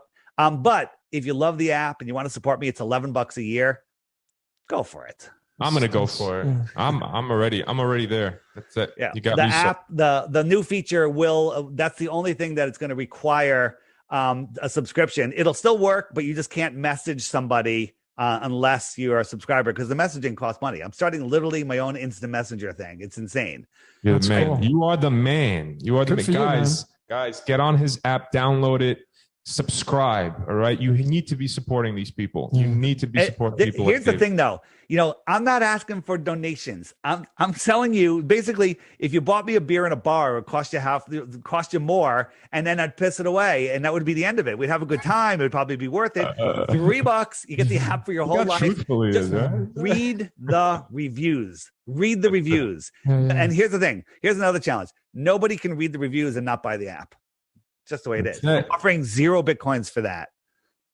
I like how transparent you are. I love him. I'm telling you, I love this guy. That's awesome. All right, my good friends out there. Thank you all for joining us. Awesome. Signing out. Thanks, guys. Thanks, David. One Appreciate love. your time, man. See ya. Thanks, guys. Much love to you.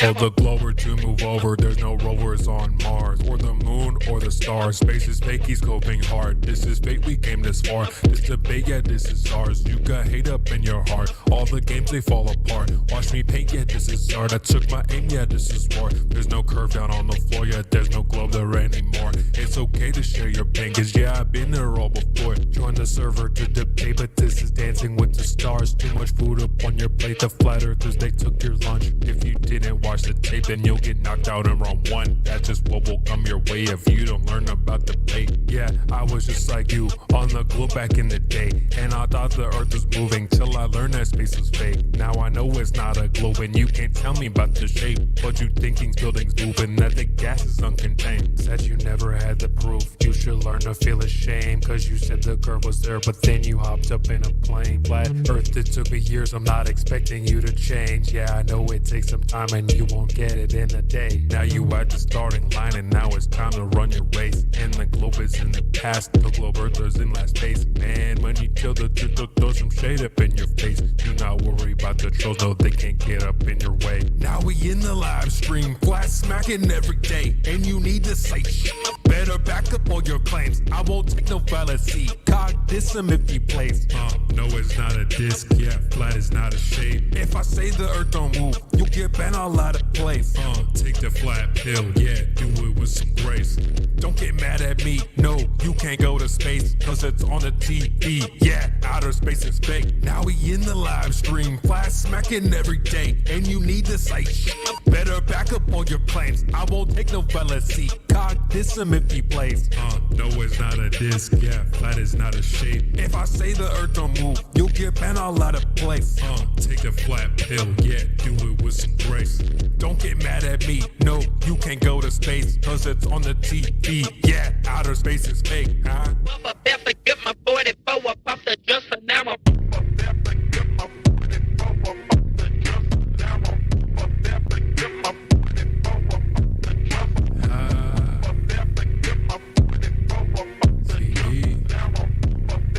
Another track is still flat. 1, 2, 3, 4, 5, 6, 7, 8, 9. It's the 10 black commandments. Yeah. This globe, you can't tell me about this curve. Can't tell me nothing about this curve, this speed. I'm a real truthist. Truth is on the beach. I ain't forget about you, brothers. My Nikon PD shooters. Shout out to the lobby. I've been in this game for years, It made me an animal, it's rules to this shit. I wrote me a manual, a step-by-step booklet for you to get your game on track. Don't let your way get snatched. Rule number uno, speak on what you know. You shouldn't make claims unless you know for sure. Otherwise you're telling lies. And if that man catch on, then your ass is gone. Number two, never let them think the earth move. Don't you know the pendulum tricks are not science? Yeah, take it from your highness. They need to be set up from high up and kicked or fired up. Three, never trust nobody. The science guys will set that ass up properly gassed up. Fellas need to throw it up. Shit, for the fast buck. They be lying in the comments, just confuse that ass up. Number four, know you heard this before. Never get high on the CGI. Number five, never speculate on the unknown. I don't care if they fight with an ounce, tell them bounce. Number six, that goddamn citation, get it. You think a globe be backing up the claim and forget it. Number seven, this rule is so underrated. Keep flat earth society and the servers separated. Shadows and sticks don't hit, it's bullshit. 2021, man, that shit's archaic. Number eight, DC checking 1 or 2. Stop typing and get a mic or something to speak through. Number 9, should have been number 1 to me. If you ain't trolling back, get your ass in BC. If the team must get you slipping, they ain't trying to listen. They be pitching your ass out, straight out to Congress. Number 10, a strong word called a measurement. Strictly for honest men. If not, just watch them spin. If you ain't got the globe proof, say hell no. Flat earthers want that proof, rain, sleet, hail, snow. All these rules, you'll smash globes until they break up. If not, 24 trolls who won't wake up. Truth hit your mental, watch your mind shake up. You was sleeping, now you about to wake up. Snacks in the back on your way up. Bathrooms on the left, urinal caked up. DJ on the way, about to play some. Chairs good, stogies lit, feet up. 24/7. Discord.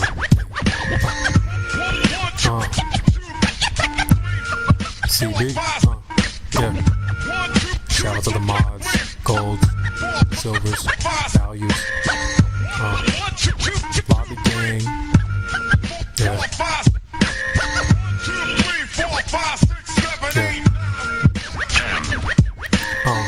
It's your boy CB.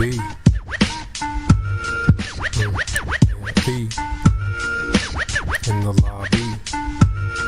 Catch me in the live stream.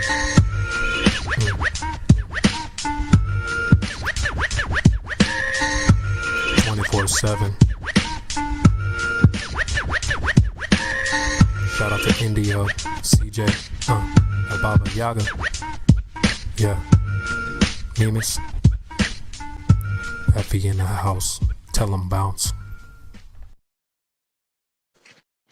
All right. Hey, Brenda, did you bring with you any brand new globe proofs that you think are globe proofs with us? All the old ones work perfectly good. Oh, I see. Since they don't, do you have a new favorite? Foucault's pendulum. That's not new. I guess we could maybe talk about how that doesn't prove the Earth is moving because you have to start it yourself, but sure. Let's talk about how you were hypnotized by the pendulum, right? Because you know that's a device that, the hypnosis guy uses to hypnotize. Brenda, are you still in a state of hypnosis because of that pendulum? Wait, I am hypnotized. Dude said he's hypnotized. What the hell? See, I would just like to go over, how do you know that it isn't caused by, a rabbit's tail, right? How do you know what's causing it? Because I know you got observations. We all see it doing what it does, right? The pendulum swings this way, right? And we all know that, it changes degree, right? But how do we know what's causing that? How have you, ruled out all the other possible, I hate to say the word, but variables?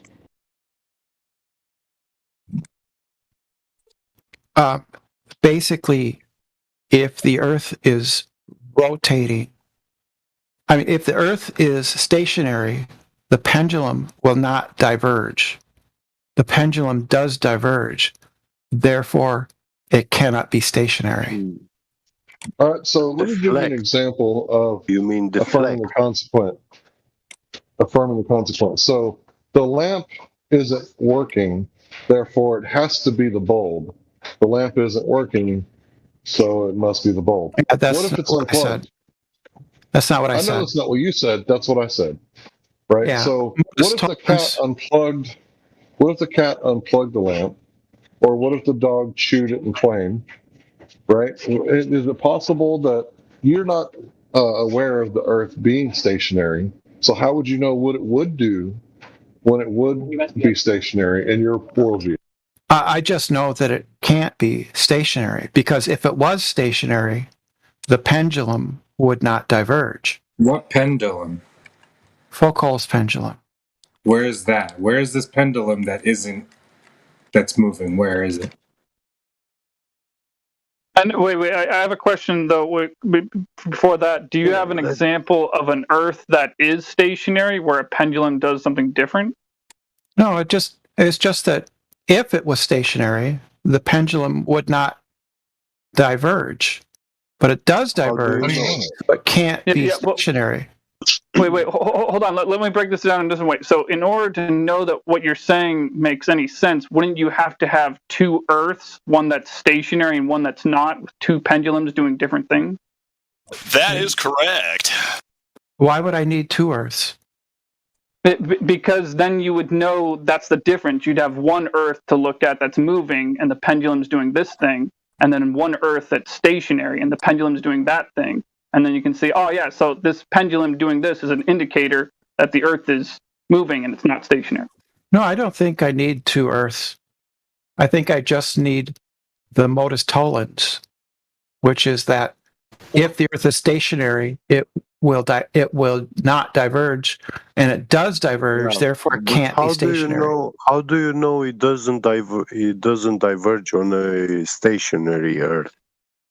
What if there is some magnetic phenomena that we are not aware of, or we don't know?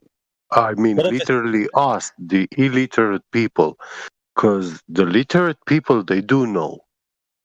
What if there is some magnetic phenomena which actually makes that pendulum deflect? I think you mean deflection, not divergence. Divergent. They are driven by motors and magnets. Diverge and deflect are the same thing. They're synonyms. And plus, the pendulum isn't made out of a magnetic material. Yeah, it is. Read the No, it isn't. Diverge. It's driven by magnets. Diverge means to spread. Yeah. It's synonym with spreading. Yeah. But deflection means to change direction. Yeah. It's not a synonym. As I am using them, they're the same. Well, as you are using, but you're using it wrong. Anyway. No, I'm not. You guys are desperate for a Glober. Yeah. Right. So it diverges or deflects from a straight line. So is there anything else that the Earth rotates under, or just this one pendulum that's driven by magnets? The pendulum isn't driven by magnets. Yeah, it is. You don't know it very well. Some are. Some you don't know your globe proofsy very well, guys, do you? Guys, hold on. Brenda, would you please look into the live stream voice text if you're able? I see it. I just posted a link from the Smithsonian Institution about the Foucault pendulum they have there. They say there's an electronic device, an electromagnet in it, and you're saying there's not. So who's wrong? I'm not talking about that one. Which one are you talking about? Yeah, can you tell me the name of the pendulum you're talking about? Any pendulum. Where is it? Okay, well, I tried to make a pendulum, and what happened was it ended up diverging in different directions when I.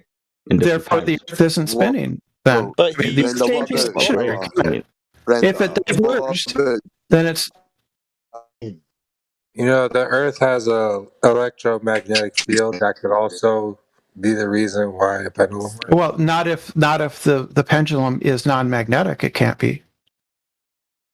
So do these pendulums start themselves, or do they have to be started, Brenda? They eventually just come to rest, right? That's not an answer to the question. That is an answer. He said he asked No, if he they. asked, I he said asked they do you do. have to start them, and you said, well, they eventually come to rest. No, he asked do you if have to they start stop. it? No, he No, asked if they start. stop. No, you How might have do they misheard the Scottish start? accent. Yeah, I did Yeah. misunderstand him. Okay, so how do these start? Do they start themselves? No, you have to start them.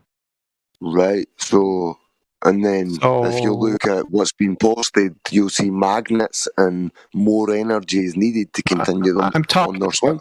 Or I'm they talking about come to stop. I'm talking about pendulums that don't have magnets. No, Okay, you're so talking about saying, Foucault's hold on, pendulum. hold on. That's Okay. what you said Can I to ask him start with. Can I genuinely ask him something, please?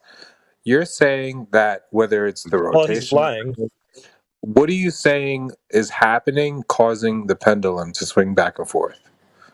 Well, there is a Coriolis force applied to the pendulum, which causes it to diverge from a straight line. Coriolis is a force. When did it become a force? Coriolis is a force. No, right? it's an No, effect. it's an apparent deflection. Yeah, it's a pseudo force. Yes, you're right, but it's still a force. It's a pseudo force, but it still counts as a force. Pseudo force is effect. How can you say? So wait, is Coriolis a pseudo force as a force? gravity? Is Coriolis density, gravity, magnetization? What is it? Coriolis is conservation of momentum. But so then you have to initiate the movement for it to keep going. You're talking about perpetual motion. I'm not talking about perpetual motion. I'm talking about the motion of the bob on the pendulum, right? It should be. Yeah. Surely, if it's affected by the Earth, then surely it should be perpetual. We should be able to harness this Why energy. would it be perpetual? Because the Earth's constantly moving. It's in your model. Welcome to Global Earth. So you cut out there. So According to the Coriolis force, wow. Okay, I just don't believe that at all. Honestly. Coriolis is Coriolis. It's a pseudo force. Brenda.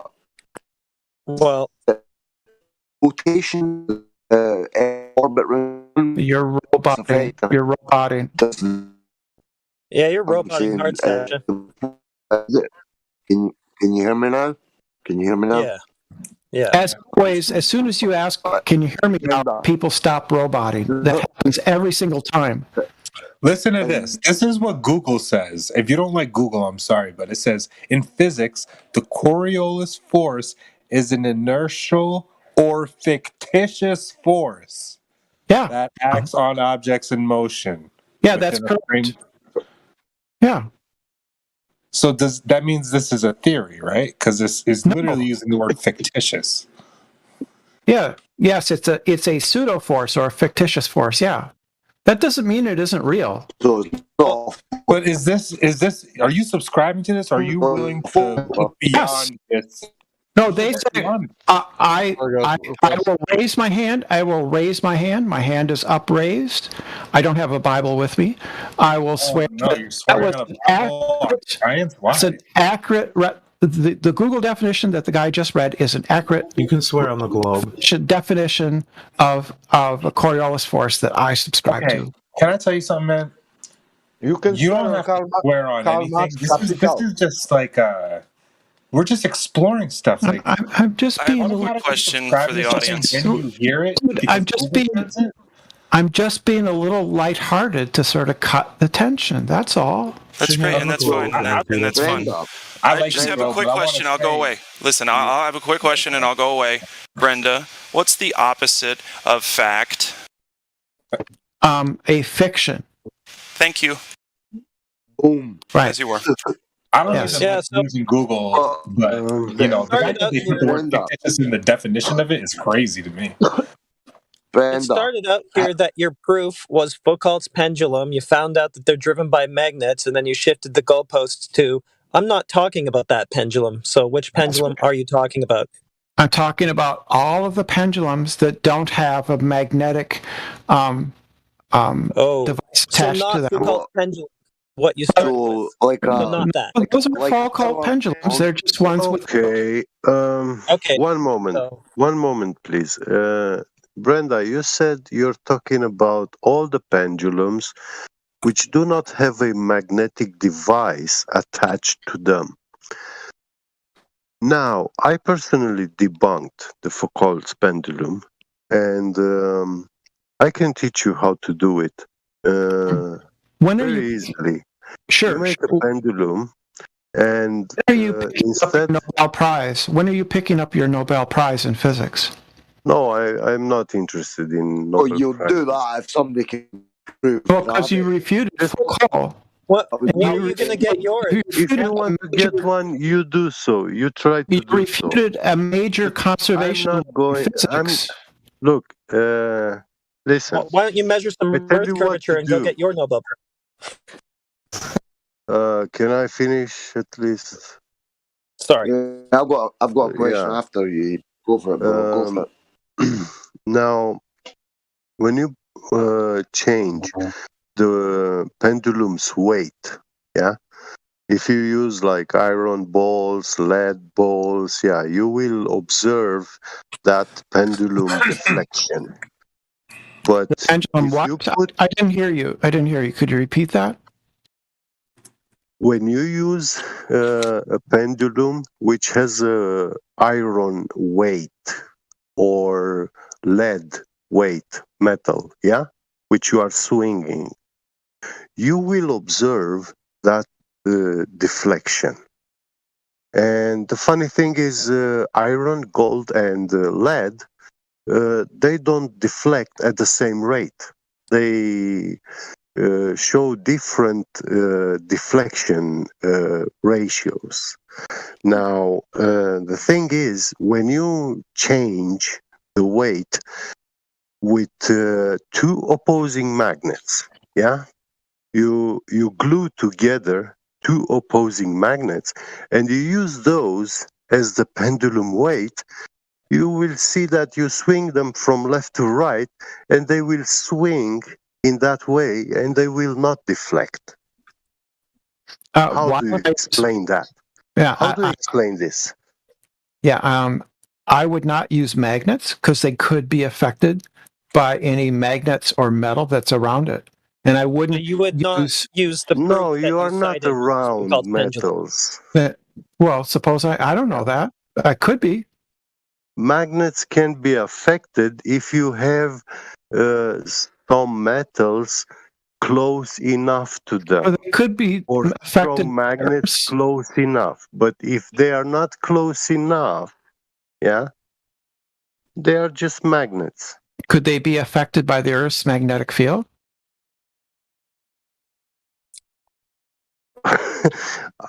Aren't all magnets in the world in direct? So I wouldn't use magnets because they would be affected by the Earth's magnetic field. Listen. So then you wouldn't use Foucault's when you hold the magnet in your hand, that magnet is being present in the world's gigantic magnetic field. So it's already present in the magnetic field. Right. So I want to eliminate that variable, so I wouldn't use magnets. You don't have a place. There is no such place in the world where you do not have you would just use like the world's magnetic field. I would just use a material that isn't affected by magnetism, like say concrete. Yeah, but then you wouldn't use Foucault's in pendulum. a concrete chamber, a room, a concrete room. Concrete plumb, the concrete, the ball at the end. And you make this pendulum. You make this pendulum with you glue together two magnets. And you hang them on that wire, and you swing them, and you will see that they are not deflecting. I would not use magnets because they would be affected by the Earth's magnetic field. Why the magnets do not deflect?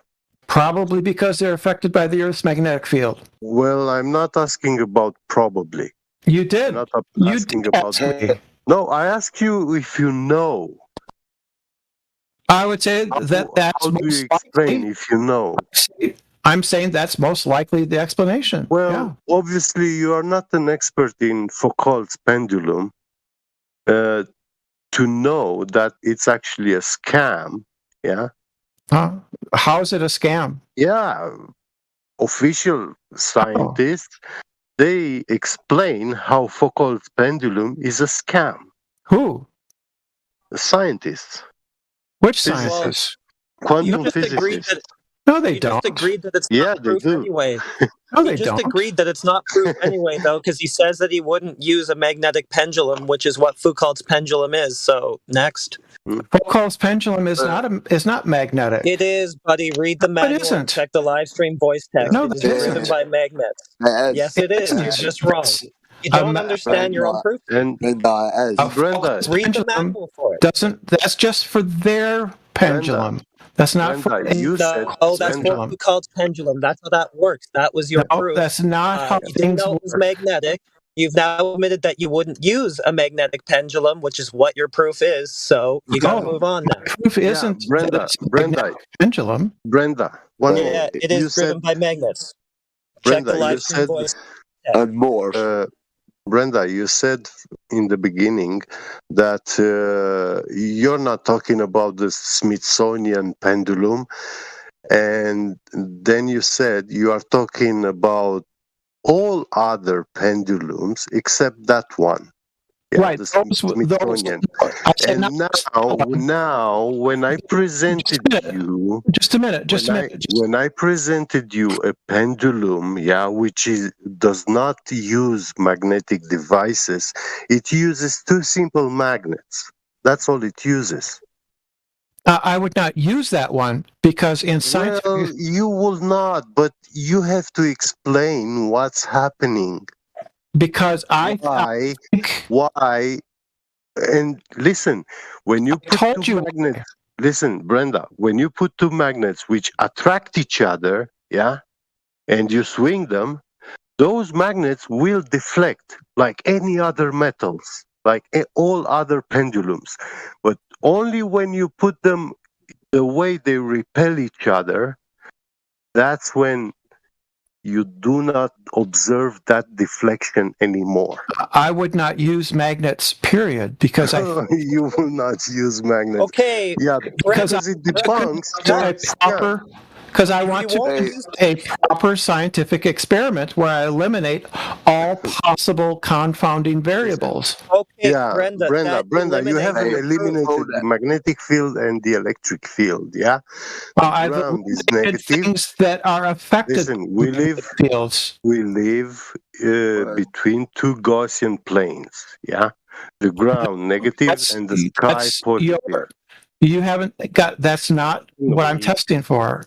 And we don't live between two planes. Listen, you exist inside a magnetic and electric field. That's your claim. No, it's not my claim. This is scientifically explained. That's why I wouldn't use magnets. Fact. That's why I wouldn't use fact, Brenda. No, thunder strikes from the cloud. That's why I wouldn't use magnets. Brenda, basically you're saying that if you don't use magnets, then you're not using Foucault's pendulum as one of your proofs. You're using what, John Smith's pendulum, or that's not what I'm saying. Or like who? That's not what I'm saying. You're saying, well, basically the information for the Foucault's pendulum is in the live stream voice text. You could take a look at it and see that magnets and motors are used, and it has to be that's just the Smithsonian. That's just the Smithsonian one. No, I just posted another one. Hold on. I just posted something. The original Foucault pendulum was a lead bulb with brass. And then I posted a link from an educational site saying lead can be affected by magnetic field. So the original, the original Foucault pendulum used a material susceptible to being influenced by magnetic fields. The end. So did he have? But all those metals, all those metals, lead and brass, they are both very good electroconductors. Yeah, but they are not affected by magnetism. Electricity. Well, they are affected by electricity, by the electric field that they are present in. Okay, let's move forward. Let's move forward, because now we realize that one device can how to say, we can with focus pendulum we can realize that it's earth rotating. Let's go out and find out is that true. Well, Brenda, I'd like to point out a logical fallacy. How do you explain? Sorry.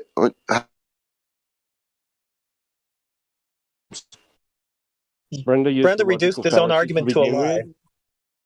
She tried to use the modus tollens, as in, she actually used an inverse fallacy. If not P, then not Q. I didn't make a fallacious argument. Yes, because you did say if P, then Q, not Q, therefore not P. That's yes, what hold on.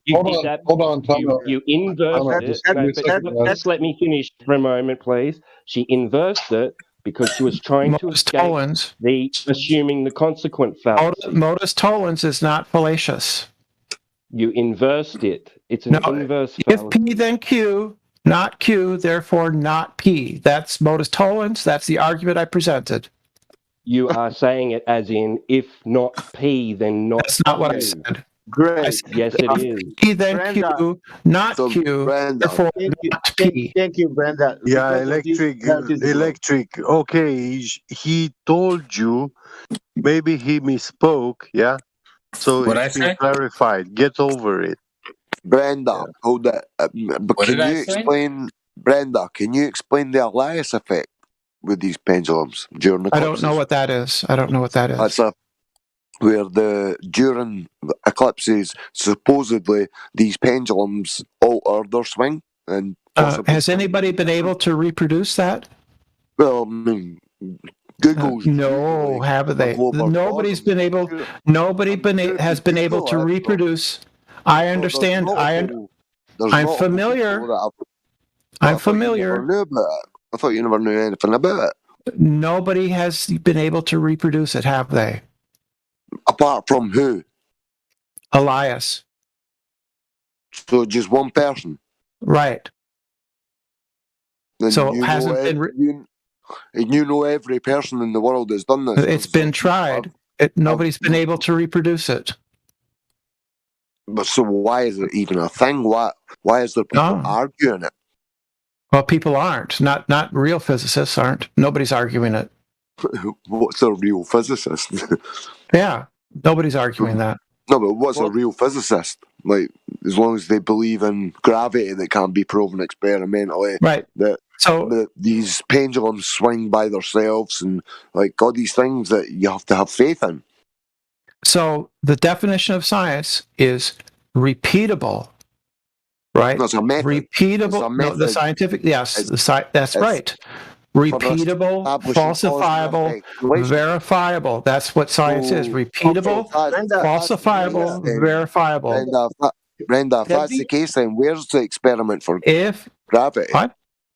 Oh, people do that every day at Cavendish. That's not an experiment. Yeah, it is. Follow the scientific method. Yes, it does. What's the independent variable for Cavendish? The distance. The distance.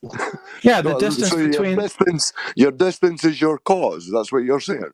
Yeah, you vary the distance, your and cause you was gravity. You may be proving gravity, no distance. Gravity varies with distance between the centers of the two masses. So you vary the distance, and you vary the strength of gravity. Oh, did you prove gravity before you actually do claim gravity does things? You can't just say, "Well, gravity does this." So I'll do this experiment because gravity does this. You can't just. It's a formally valid experiment, right? Okay. How did you isolate gravity from the electromagnetic forces? Yeah, the independent variable is the cause. If you're proving gravity, then that's your cause, obviously. No, your distance. Well, the IV doesn't have to be the direct cause. It could be an indirect cause. So indirectly, by varying the distance between the two masses, you'll vary the effect of gravity. But you never proved gravity in the first place. You can't claim gravity is defined. Gravity is defined as proportional to the distance between the centers of the two masses. And was it defined? You're defining the thing you're trying to prove. That it was defined before it was even backed up by experiment. Right, because Newton was a genius, so he came up with. Yes, Newton Fuck Newton. It might Don't not care. even fucking exist. So we let Newton defined gravity as a force that varies with inverse proportion to the distance between the two masses. But it's not a force. It's not a force. According to Einstein, you've not got a force anymore. It was supplanted by Einstein, I say, over a century ago, man. It's a inertial force. Yes, you're correct. So it's not a force, but it's a force. It's a pseudo force. Gravity is a pseudo force. Again, so Brenda, what's the difference between a force and a pseudo force then? I mean, this language is very confusing and very hard to follow. What's the difference? I can explain it to you. It means that it's not fun. This means that it's not fundamental, that it is caused by other underlying physical properties going on. Okay, so what's the underlying thing for gravity? What's the real force underneath the pseudo force of gravity, or whatever you're the bending of space-time. Whoa. Concept. You're giving concept. To me, it sounds like there's a ton of questions, and for every question, you have another explanation, and that needs an explanation, and that needs an explanation. It's like it's just never ending with the fucking. That's true. Well, it does end. It does end at a certain. There is an ending. Brenda, where did space and time these do concepts? Where did they get physical properties and be able to stretch a conceptual medium? Space-time is not a concept. Space is a concept. Time is a concept. Yeah, but space-time together. So who proved this? Space-time is different from space and from time. Who proved it with experiment? Following the scientific method. Tell me. Eddington. By observing the bending of a distant star past the sun at the prescribed amount. Does that include the photographic slides from the second telescope where it didn't bend around the sun? No. So right. So there were two telescopes, he showed right? It doesn't matter, right? So they showed. It doesn't matter because they had a bunch of photographic slides, and they selected the ones where the light was bending according to their theory. And they threw out the ones that didn't match. That's called cherry picking. It's bullshit. No, that they were thrown out for other reasons because they were just not good. They were just not good slides. What reason? Come on, Google. How about that? I mean, like, I do not have Windows open, dude. Like, we have space-time being a real information. I can't hear when everybody talks at once. I can't hear. I'm just trying to say one thing. You're being presented a ton of information that doesn't align with like the basic model of the globe Earth. Like, you have to try to look past this shit for a second, bro. Gravity doesn't have anything to do with the globe Earth or the geometric shape of the Earth. Reasons, by the way. What reasons did they have for throwing away the slides? You said they had reasons. Can you specify? No, I can't. So why did you say they have reasons? Because I just assumed that they did. All right, fair enough. And because they did subsequent observations afterwards. There have been other observations. But can you remember when I asked you for experimental evidence for space-time bending and you gave me an observation? That would just be an observation. It's not an experiment. You cannot manipulate what's up in the sky, trillions of light years or whatever away. An observation's not an experiment, Brenda. Come on. Sure, it's part of the process, but you can't just say, oh, I saw something and I assume this and it backs up what I already believe, so fuck it. Well, there have been plenty of other observations, and observations are useful. Bro, sorry, Brenda, I'm asking you specifically for an experiment following the scientific method that proves the existence of this space-time. Right, so observations are perfectly good for giving contradictory. Can you give me an experiment rather than waffling about observations are perfectly acceptable for giving confirmation evidence, confirmatory or disconfirmatory evidence to support or otherwise refute or disconfirm a theory. Brenda, come on now. I asked you for an experiment. I don't have to give you an experiment. I can give you observation.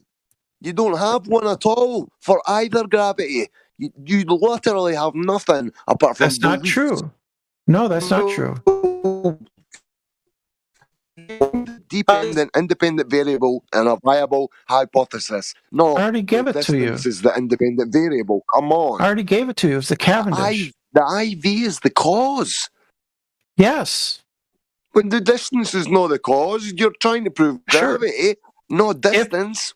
If the force varies with if the force varies in inverse proportion to the distance, then varying the distance would be varying the cause. What force? The force of gravity. It's a pseudo. It's a pseudo force. It's a pseudo force. Exactly. So I'm a pseudo doctor, Brenda. It's a different sense of the word. Right, but the problem is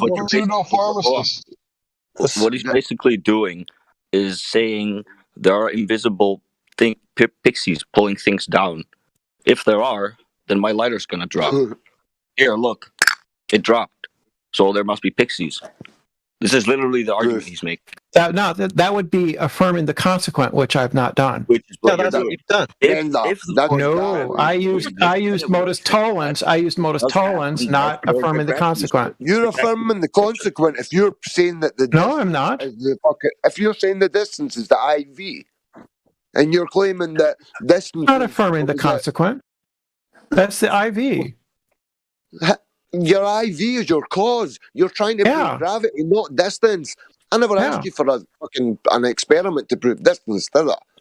Well, we know that the distance. You don't know. You've not proven anything. You can't claim shit before you've proved it. That's the hypothesis. The hypothesis is that the strength of the force varies in inverse proportion to the distance between the masses. And the hypothesis is not been proven until the experiment is finished. So then, if you vary the distance between the objects, you are varying the IV. Wait, hold on, that's not true. Isn't it? I thought it had to do with like wind and air pressure. That's what the amount of density in the object doesn't change how fast it's going to fall to the earth. It's supposed to be like the amount of wind or something. Am I incorrect?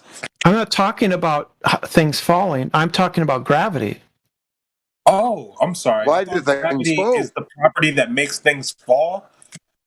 Gravity is the property of two objects having mass being. Gravity is a theory, by the way. Please, it's a scientific theory. It's a scientific theory. It's not just something. No, it's not. It's not scientific whatsoever. There's no scientific experiment. You've not got science in either gravity. Neither of them are a theory. I told you. Just real fast. Hold on, Brenda. Just real fast. I want to put something in there. So, flat earthers are the ones that claim that things fall down, right? What the globe earthers are claiming is that balls circle each other in the sky like a perpetual motion machine without ever falling away from each other. No, that's not perpetual. Oh, really? When's it going to end? Eventually. Years.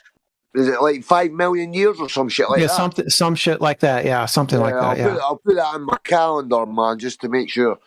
Yeah, it takes a very long time, but eventually orbits decay, right, and the object will fall to the heavier object. When did anyone ever prove anything of the sort when you're talking on time scales? With the Cavendish experiment.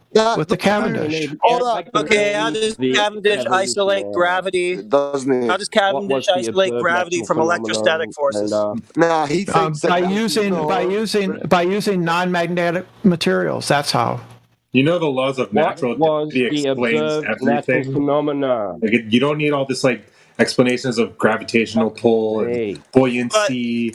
You don't need all that to explain it when you have natural density. And density is not a force. Forces are present in all intermolecular interactions. Yeah, but no, that doesn't matter. What did you do to isolate your Cavendish from that? From matter? Buoyancy is a force. Buoyancy literally contains gravity in one of the terms of the formula. Yeah, even though you've not proved gravity. Prove it. It's literally in the formula. Another word for buoyancy is another word for made up formulas. It's not made up. It's based on observations and experiments. Observations. Who made the formula? You've not got I experiments. don't know who came up with the formula for buoyancy.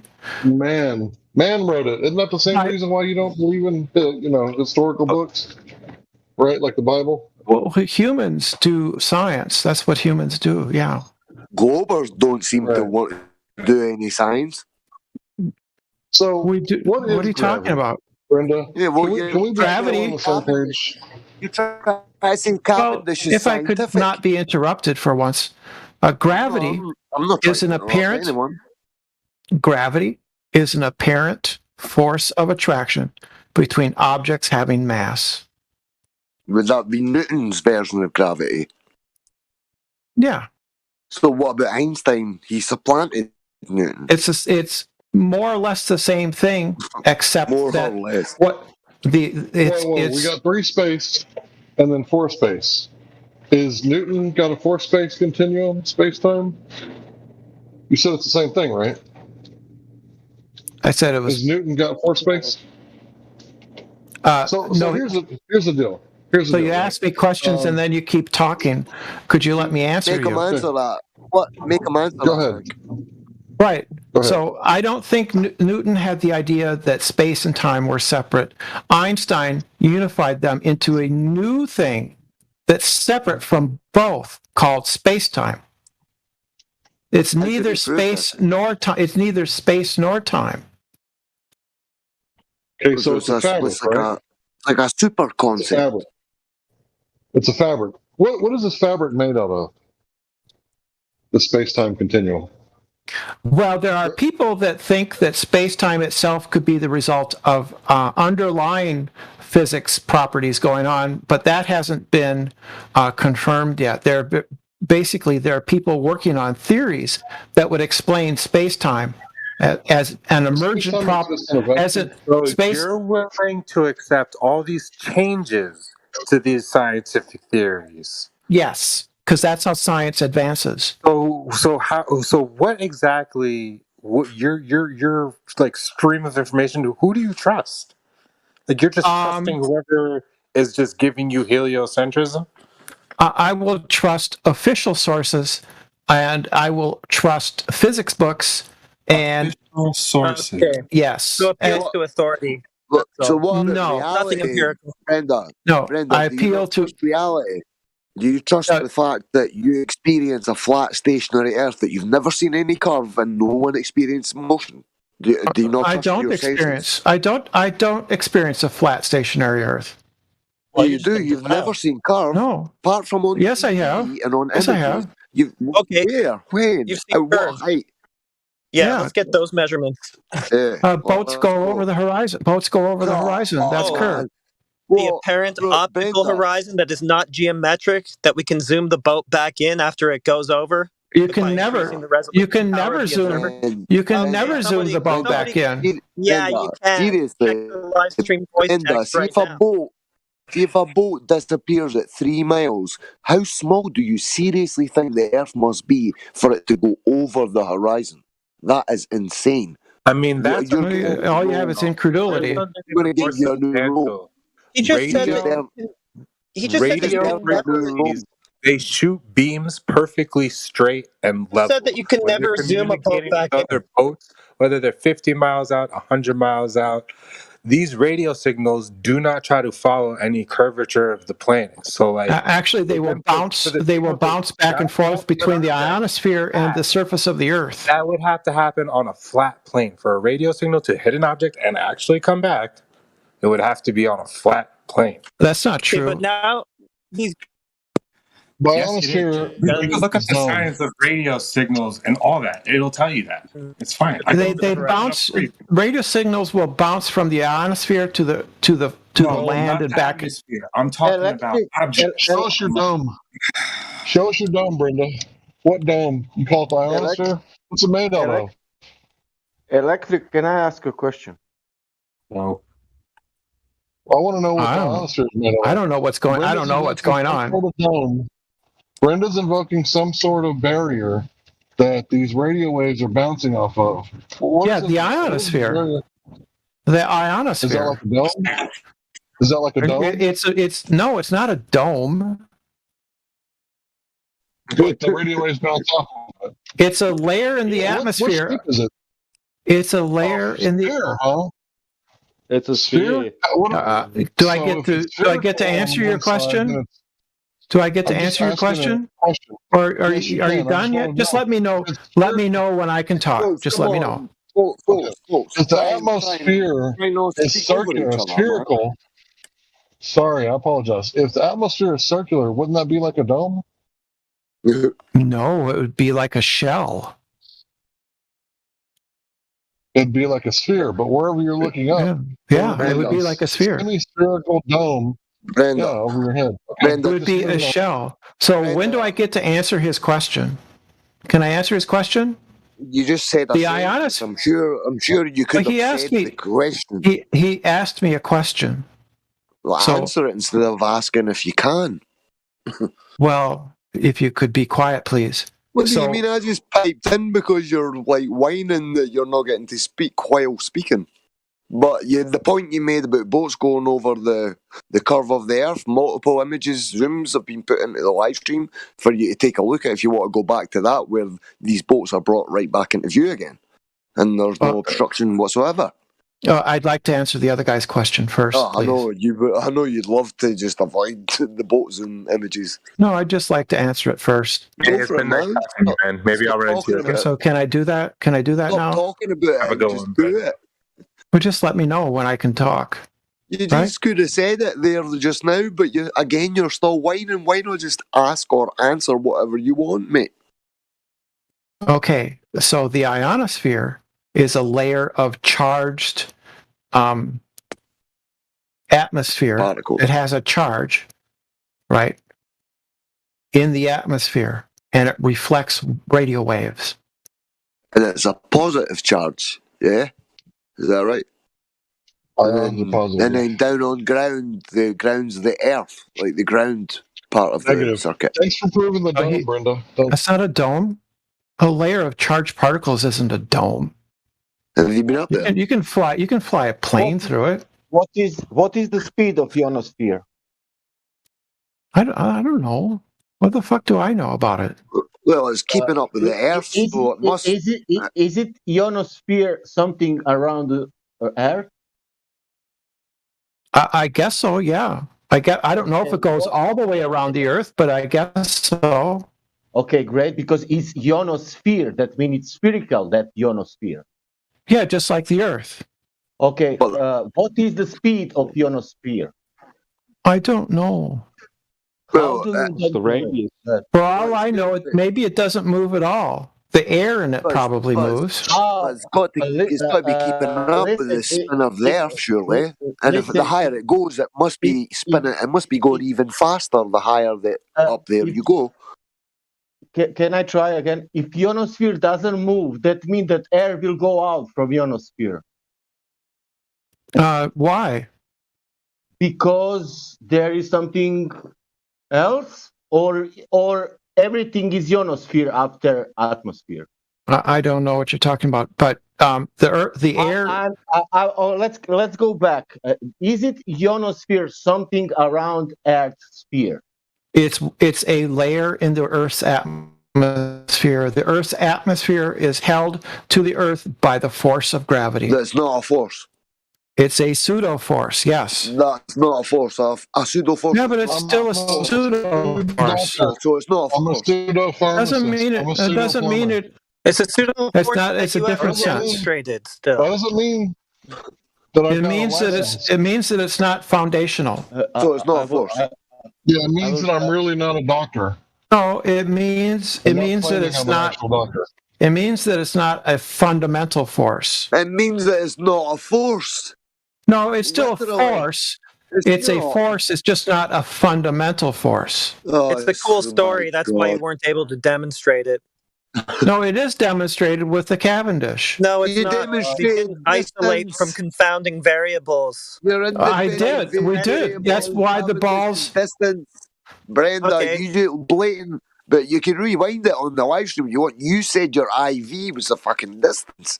Yes, you vary the distance. You vary the distance between the two weights. Well, that's What's not the the natural cause, is it? phenomenon? The cause is the distance. The force is inversely proportional to the distance. So yes, you're varying the force. No, you're not What is varying gravity from exponentially stronger forces. If the strength of the force depends on the distance and you vary the distance, you've varied the strength of the force. But it's not a force.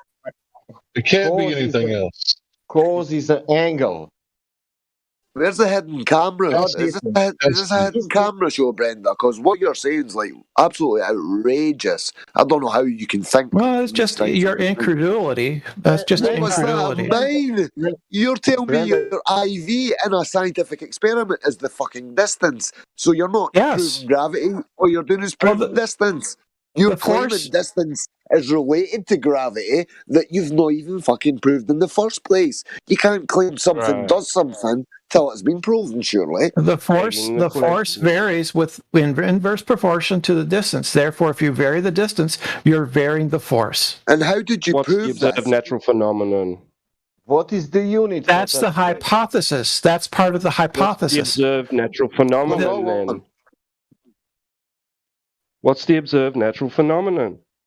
The observed natural phenomenon is an apparent attraction between objects having mass.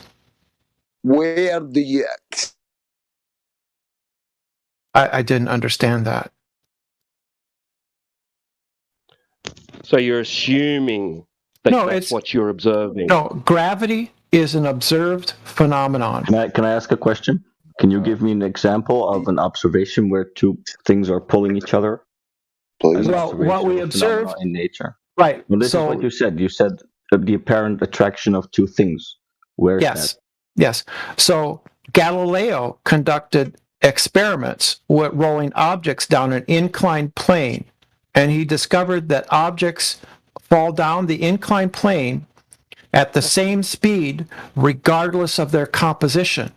Therefore, he hypothesized, or at least Newton did, that there is a force or an apparent force of attraction that attracts all objects with mass equally. Oh my God. So, because that's what the gravity is. All objects, you can have a basketball and a cannonball. If you have a basketball and a cannonball, they will fall at the same speed. A basketball and a cannonball will fall at the same speed. The same. Why do things fall at different rates at all? They don't fall at different rates. They all fall at the same rate. That's not true. I can give you an example right now. No, you can't. Yeah, I can. I can drop a feather and a bowling ball. They're not going to fall at the same You have to eliminate confounding variables. So you eliminate. Yes, you have to eliminate air resistance. You have to eliminate. Pretend that the air doesn't exist. That's just doing a proper experiment. You eliminate confounding variables. Wait a minute. Now Brenda understands. Hold on. Everybody be quiet. Everybody be quiet. Just for a second. Just for a second. All right, that's the end of that, Holmes. Just wanted to say that now Brenda demonstrates that Brenda completely understands how the variables work in a scientific method. But won't use them in her explanation.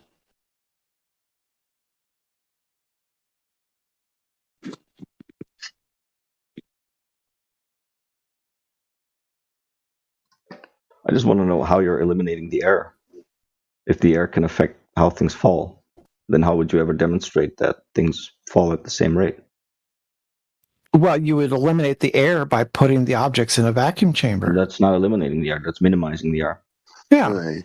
Below the tolerances of the instruments that you're using, that's good enough. Oh, it's good enough. That's good enough. Yeah, it's good enough. Just roll with it anyway. Fuck it. Yeah, if you can't measure the difference, then you've effectively eliminated it because, right? You can never eliminate anything absolutely. So where is the observation that you've got for Cavendish? The apparatus was built on a naturally observed phenomena, and you've not got one. So the observed phenomenon is Galileo's experiments on an inclined plane that showed that objects of different compositions fall at the same speed. Therefore, the hypothesis is that there is a force or apparent force of attraction between all objects having mass, and they fall at inverse proportion to the distance between the objects. But you never proved this in the first place. You can't. That's the hypothesis. That's the hypothesis. But that's not been proven. You've never actually given us anything that proves. The Cavendish confirms the hypothesis. It measures. You claim Cavendish proves this. Well, it doesn't prove. Science doesn't prove things. Science doesn't prove things. You just use the word prove, so I just read. Yeah, there's a colloquial definition, and there's a proper scientific definition. I'm surely I'm allowed to use that word if you just used it, and I replied specifically. No, I can understand by context. So yeah, I can understand. I can understand what people mean, but sometimes people think that pedantry is. Sometimes people think that pedantry is what intelligent people sound like, but that's not true. So. Again, where's the natural phenomena? You're claiming who's Galileo? Galileo's experiments. Galileo's experiments of dropping balls down of different composition down an inclined plane. How is that a natural phenomenon? And what was his independent variable in this non-natural? Those were observations of the phenomenon. So just observations, so no experiment. Yes. So you've not got an experiment. But it's also an experiment because he dropped multiple objects down multiple inclined planes and timed using a water clock how long it took them to fall. He used 7 foot long inclined planes, and he rolled objects down it of different composition, and he timed how long it took, and objects of different composition took the same time to roll down the inclined plane. And how can that possibly be a scientific experiment following the scientific method? It's an observation. Yes, it's an observation of a natural phenomenon. It suggests that there exists a force or apparent force of a mutual attraction between objects with mass that is independent of what they're made out of and inversely proportional to the distance. Are you saying that two objects with the same weight will fall on the same rate? Are you saying that? Yes. A steel ball and a feather will drop at the same speed if you eliminate air resistance. So, how come if mass attracts mass and there's more mass in the lead ball, why would it not fall quicker? Are you saying that Galileo dropped the things in vacuum? No, he didn't. Oh, really? Now I'm asking you: does two objects with the same weight will fall down on the same rate? All objects, regardless of weight, drop at the same speed. Okay, listen this now. I have a sheet of paper, and then I have two sheets of paper. They have the same weight. One sheet of paper, I will how to say how you say when you push. You have to eliminate air resistance. You know that, so don't even start that down there. You have to eliminate air resistance. Galileo did that. Did Galileo did that? He never eliminated it. You just admitted that he never did this. Is eliminating air resistance a natural phenomenon? Does Galileo, eliminate resistance of the air? Yeah, you eliminate air resistance by dropping the objects. Does Galileo did that? No, he didn't. He never had a vacuum chamber. Why? But he used objects that were affected the same by the air resistance, right? He used balls. He used small objects that would roll down. He didn't use a feather because a feather would not roll down the inclined plane. Listen this, I will take two sheets of paper and I will stay in my room without wind, without anything. This is only air resistance will still cause them to. Great. Finish, Brenda. Great, but the sheets of paper has the same weight. Now one paper I will push in my hand and I will make garbage, and I will drop it. That thing has the same weight like a sheet of paper, but we fall down before that sheet of paper. Do you know that? Because of air resistance. I've told you this already. No, Stop wasting my time. Stop wasting my time. I've already told you that it's air resistance. Don't waste my time with this. The shape of the Don't waste my time with this. You have to eliminate air resistance. Okay, that's Galileo did that. Who cares? I already said no. He used. Why are you walking? I already told you. I already said this. Stop wasting my time. Why are you We're having a discussion. Just chill. But I already told. I'm tired of getting answered. I'm tired of getting dogpiled. Stop dogpiling. Can I do 101 with Brenda just for a few seconds, please, guys, if you don't mind? So I've been pretty quiet so far. Brenda, thank you. I just posted something, right? This is from the drop tower. So this was done in a vacuum. And what you're going to see is they got different elements. They all weigh the same. And even though they weigh the same, they're falling at different speeds in this drop tower in Germany. Now, if you want to, I could find the original source, but for now, you're just going to take my word because I'm driving, that this is done in a vacuum, and they don't actually fall at the same speed. Oh, okay. What's their explanation for that? I don't think it needs an explanation. It's just a fact. Yeah, I think it does need an explanation. Obviously, they were the people experimenting. They must have seen that as an anomaly and tried to figure out why that happened. What did they say happened? Does it actually need an explanation? You don't know. You just saw a video on YouTube. What can you show me a scientific paper? A paper. Okay, so does it need a paper? Yes, I don't take videos on YouTube as being authoritative science. But papers are not science. Yes, it is. Academia. That's what science is these days. Science is a method to establish cause and effect relationships, and you need to follow it, or you're doing pseudoscience. Published scientific papers are not pseudoscience. YouTube is not science. So where do you get your observation of the... Of what? You cut out.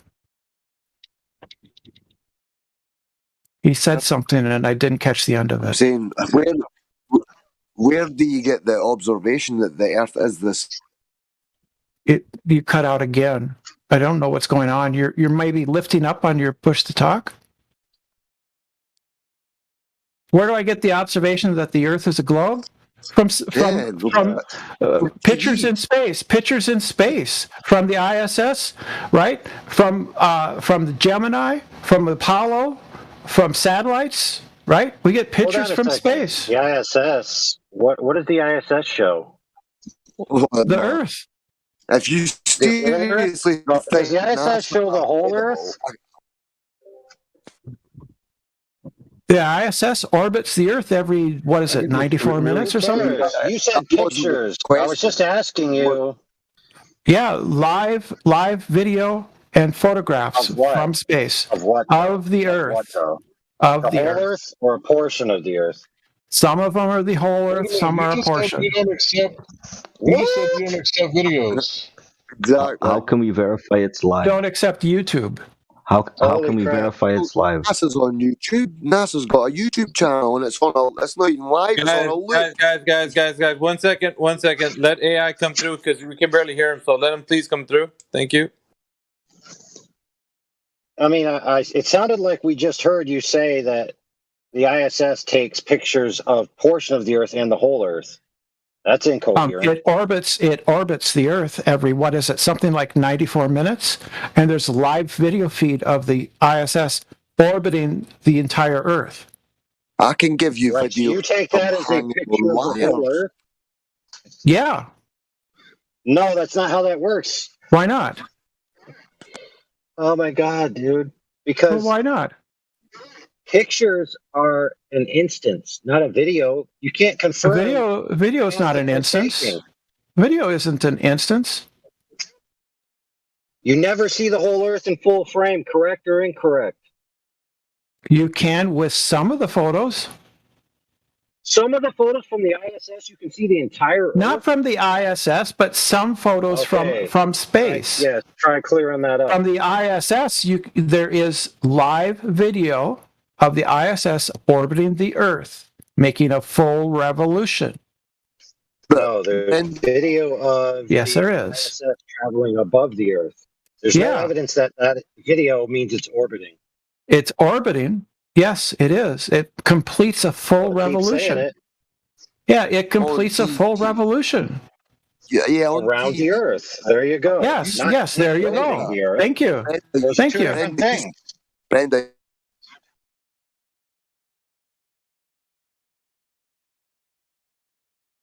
Bro, you got to reconnect or something. Yeah, if he's saying something and I can't hear anything.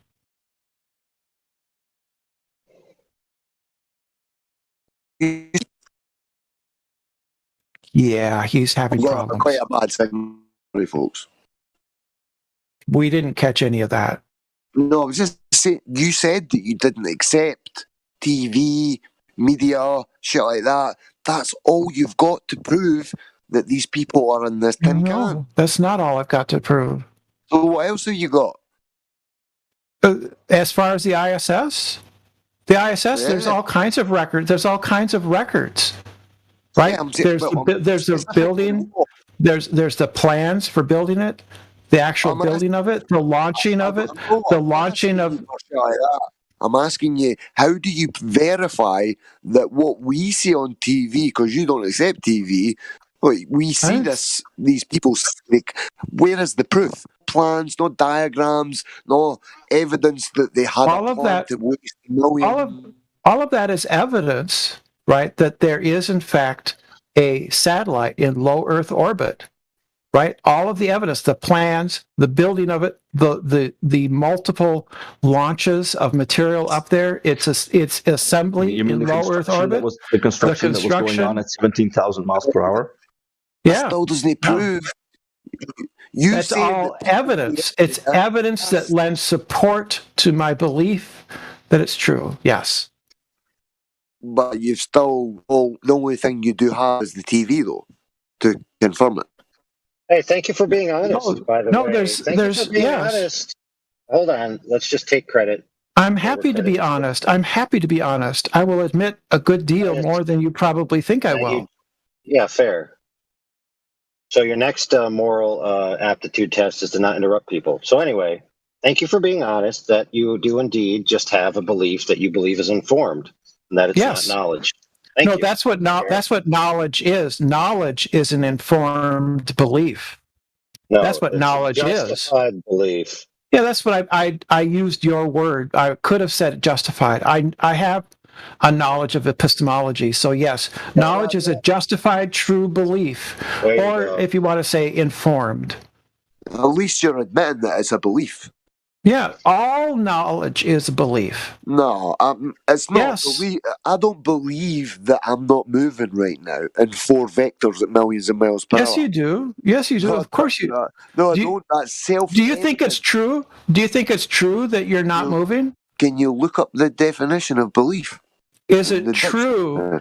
Is it true that you are not moving? Well, my vestibular system in my ear, for starters. Is it true? Ear, well, I accept that. So yeah, you accept it as true. That is what a belief is. A belief, a belief is a sentence or a proposition that you accept as true. No. I got a definition. My definition's kind of funny, right? Because I just made it up, but I think it's a good definition. So mine is not made up. This is the standard epistemological definition of beliefs. Cool. Can I speak? So basically, what I'm trying to say is everything that you experience, you have firsthand knowledge. Everything else that doesn't exist within your primary memory and firsthand present experience is belief. Thanks. No, experiences are not knowledge. Knowledge is constructed from experiences. So when I got punched in the face when I was walking home from swimming in the pool by a guy that I didn't see coming, do you think I believed he punched me in the face, or do I know he punched me in the face? You use the evidence of you have his fist hitting your head as confirming your belief that you had just gotten hit in the head. That's not a belief. Yeah, that's a belief. You believe it's true that he hit you in the head. Brenda, take a look in the live stream voice text at the definition for belief, for God's sake. I'm using the definition used in epistemology. In epistemology, a belief is a mental content that you accept to be true. Brenda, does water believe? Does water has beliefs? I didn't understand. Water has beliefs? Okay. Water doesn't have beliefs. Great. Does you have beliefs about water? Yes, I have beliefs about water. Do you think that water curving? Water conforms to the surface of the earth. It is level. Perfect. That's contradictory. No, that's what level means. Level means conforming to the curvature of the earth. No. Cool. Show me a definition older than 10 years old that says that. Oh. Yeah, it's on McToon's. It's on McToon's. Yes, it's on McToon's. Is it older than 10 years old, or did Globe? Yeah, it's from the 19th century. It's from the 19th century surveying manual. Why does it conflict with the definition of horizontal? Because people are allowed to use words in different ways if they want to. Oh, just like you done there just now with.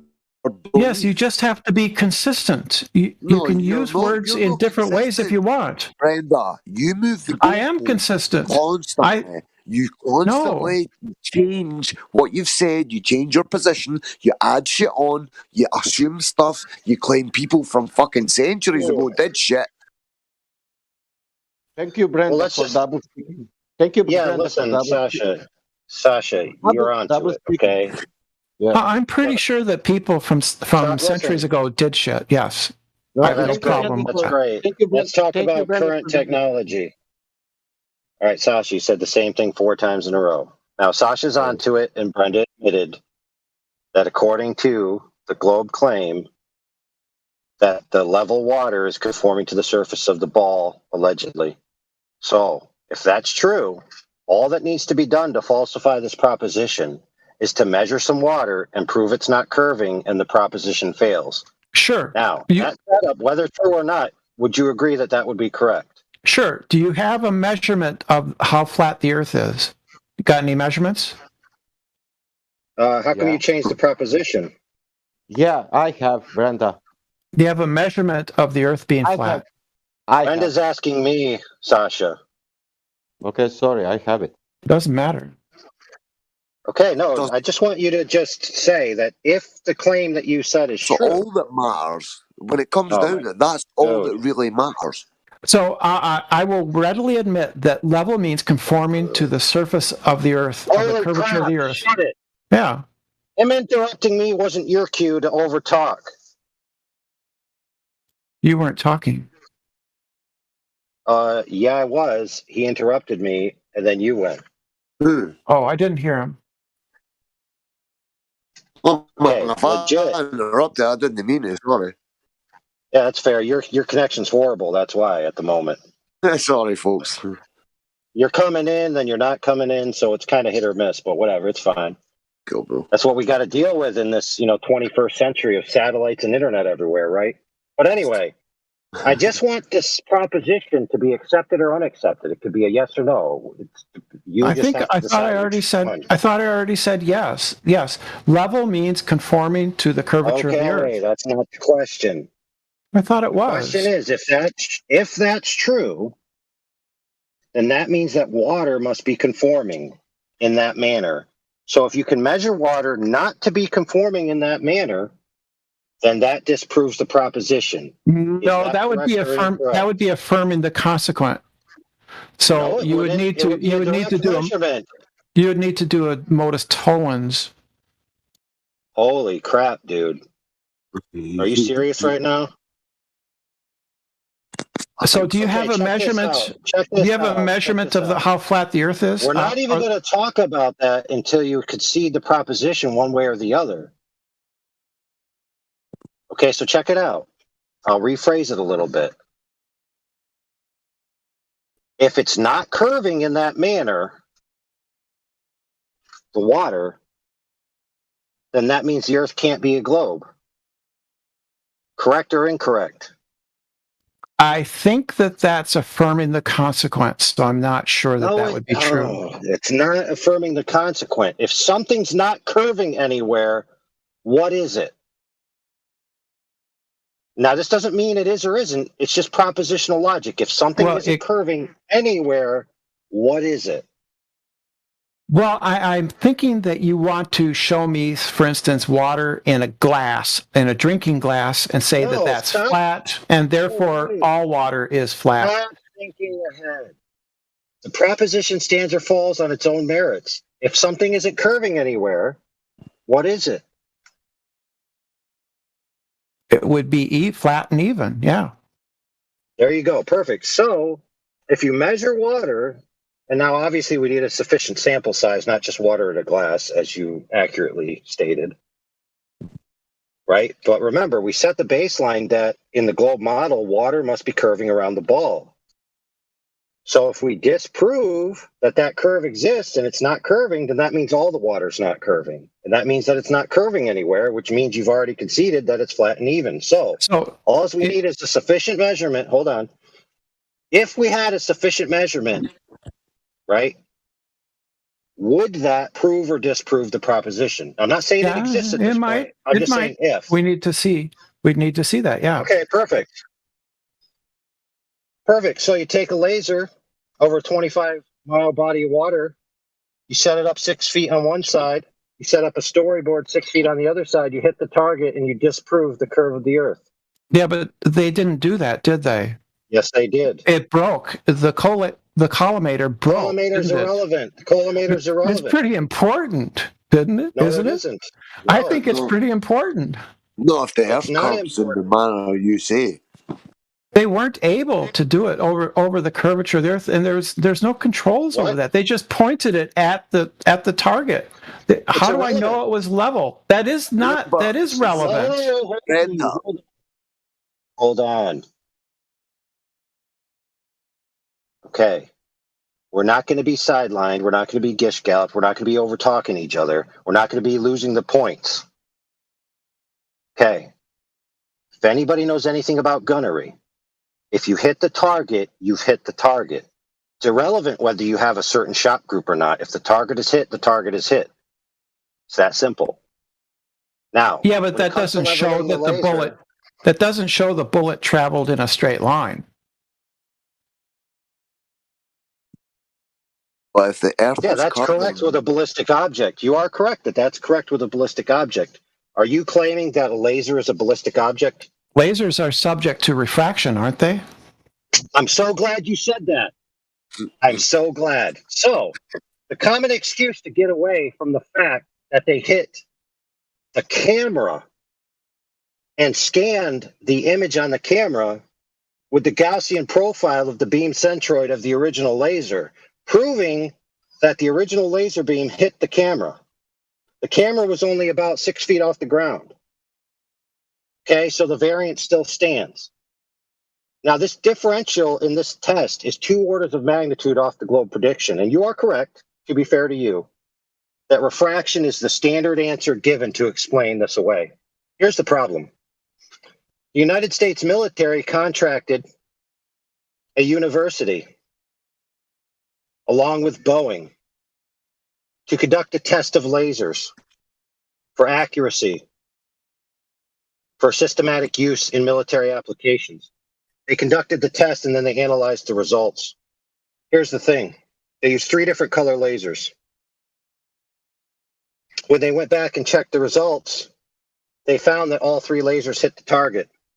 120 kilometers was this test, commissioned by the military, done by a university in cooperation with Boeing. Now, what I just said should be sending shivers through anyone's spine who knows anything about this stuff.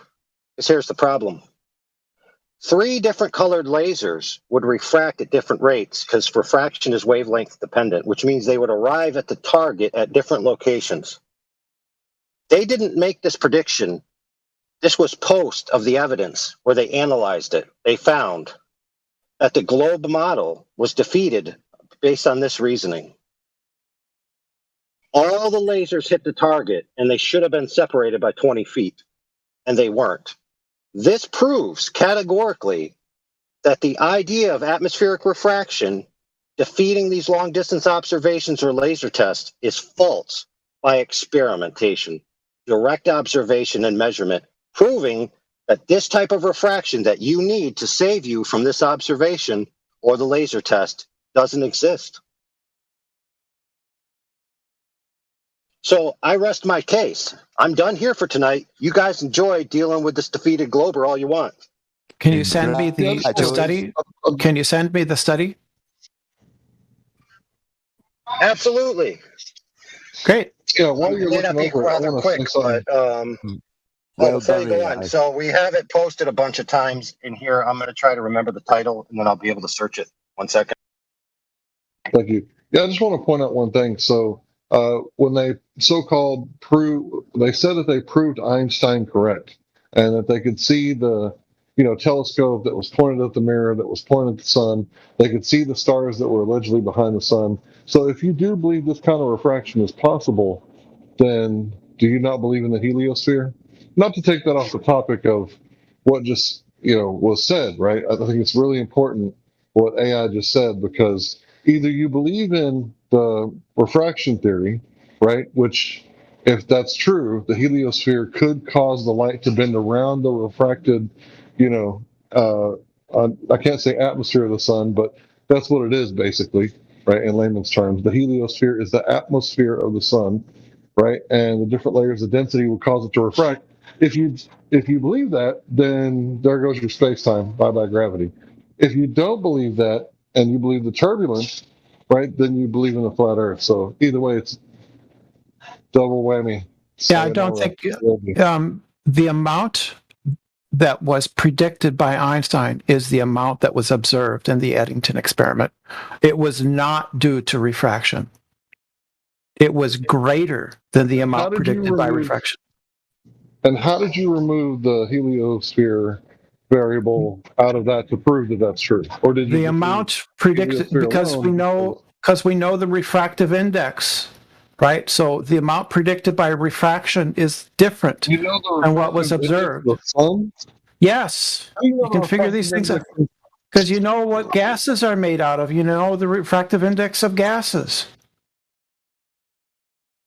The sun is a ball. The sun is a ball of gas, a plasma, right? Vacuum. And gases have a refractive index. Can you have gas pressure in a vacuum without separation? Of course, it's gravity. It's the gravity. Yeah, we've been through that. We've been through that. You didn't isolate your pseudo force from the exponentially stronger forces of electromagnetism and electrostatics that are present in all intermolecular by using materials that are not affected by magnetism. That's not what your wooden rods and balls do. There's still electrostatics and electromagnetism present, and you admit yourself that the direct variable that you're manipulating isn't even gravity, and still there's this exponentially stronger force. There's no static charge. There's no static charge. It's present in everything. The weights. So then it's a wash, then, isn't it? If it's present everywhere, then it's the same everywhere. Then it doesn't affect anything. Can I ask a quick question? Go for it, bro. Does a gas produce a gravitational field? Yeah, because it's matter. It has weight. Where can this be demonstrated? Gases have weight.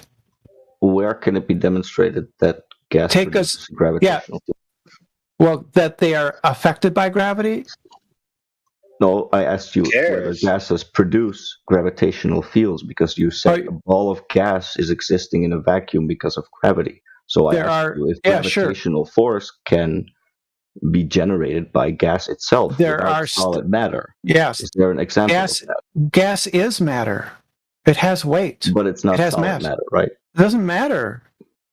It just has to have mass. Does a particle have mass? Yes. Okay, then why don't particles generate gravitational force? They do.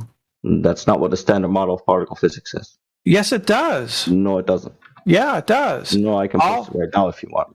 The standard model of quantum mechanics, right, doesn't include gravity. Particle physics is the theory describing. Yes, it doesn't include gravity because because general relativity and quantum mechanics. That's why they exclude it from particles. No, that's not why they exclude it. Affect particles. That's not why they exclude it. Why they exclude it then? Because there's no unified field theory. Well, that doesn't really help your relativity then, does it? Mm-hmm. Or your gravity? Gravity, all objects with mass, including particles, including atoms, are affected by the gravitational force, right? And so there are stellar nurseries out in space. They're clouds of gas and dust from which stars are born. It's observed. You can see it. You can see what?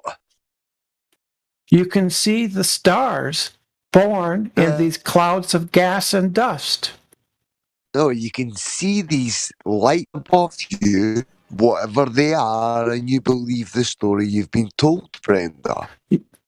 That's what the pillars of creation are. It's a very famous photograph. No, you can see it. It's dust. It's dust and gas. You can see it. And in that dust and gas are stars being born. There are stars being born in the pillars of creation photograph. Brenda, that's not a photograph. They are not photographs. Those images, they're taking multiple different wavelengths of light, and it's all put together by probably computers, I would imagine. So what? Claimed it was a photograph. They're artistic renditions of the data. No, they're not artistic. They're technological. They are. They're done by data visualizers. I think Mr. Blue Marble, Mr. Simmons. Are they different? Are they different from the insides of your camera? Your camera takes photos in red, blue, and green and combines them with the computer that's embedded in the camera. Are you saying that your camera's photograph? That's not different. It's the same. It's not different. It's the same. Cameras. Oh, what about cameras that are not digital? What? What about cameras that are not digital and don't what cameras? What the cameras in your the earliest cameras? What are you talking about? Cameras today are digital. Today, not all of them. My child has a Polaroid camera. My child has one. It's ancient technology. The point is, I bought her brand new for her birthday. So cameras work by exposure, right? And they have you can use different filters and photograph in the red, blue, and green, and then combine it to produce a final photograph. You can do that. Well, what you see in these Hubble images is not what the data shows. It's literally based on the data. It's literally based on the data. You're right. You're right that it's all data. It's data coming from an instrument. No, it's not artistic. It's data from an instrument. What kind of instrument? What kind of instrument is making pictures? Out of data? It has a sensor. Okay, so there's clouds in outer space now? Yes.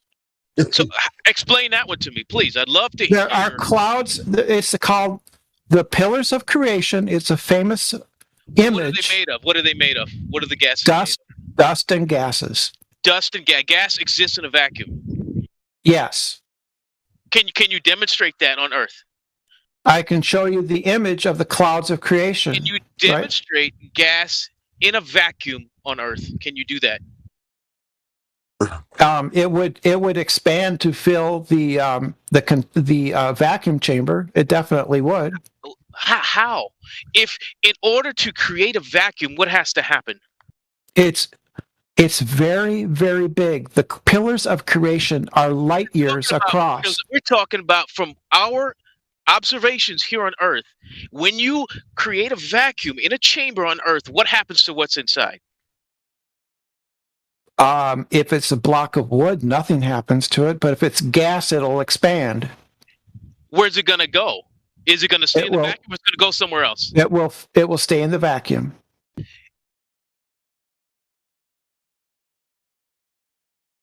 Hey, Brenda. I'm listening. What happens to the gas in the chamber? Hold on. I told him. Did you? Didn't you hear my answer? I thought maybe you didn't. It's wrong. First off. What do you mean it's wrong? Do you know what the NIF is? You know what the NIF is? Well, do you think that gas doesn't fill the vacuum chamber? I'm asking you a question. Do you know? No, I don't. NIF. Yeah. Okay, the NIF. I don't know what NIF is. I don't know what that is. It's the National Ignition Facility that's in California. Now, what they do here is they conduct high-powered laser experiments in a vacuum. So, in order for the experiment to not be contaminated, they have to remove everything out of the vacuum, right? All that's gases. There's no gases in there in a vacuum. That's what a vacuum is. All right. So, how are clouds existing in a vacuum, dude? Because space is really, really big. Come on. Those Get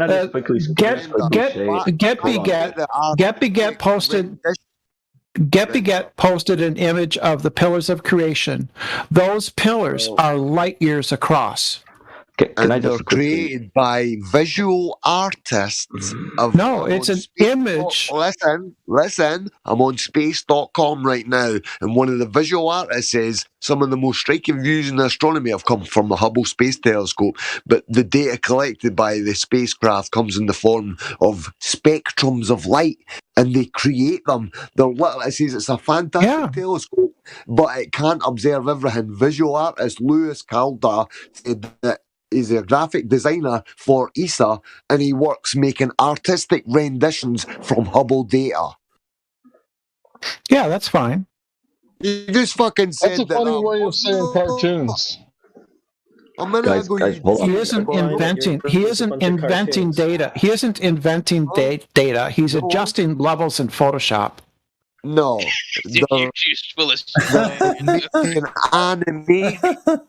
They literally claim on space.com that they're creating animations. Yes, of course they do. So does NASA.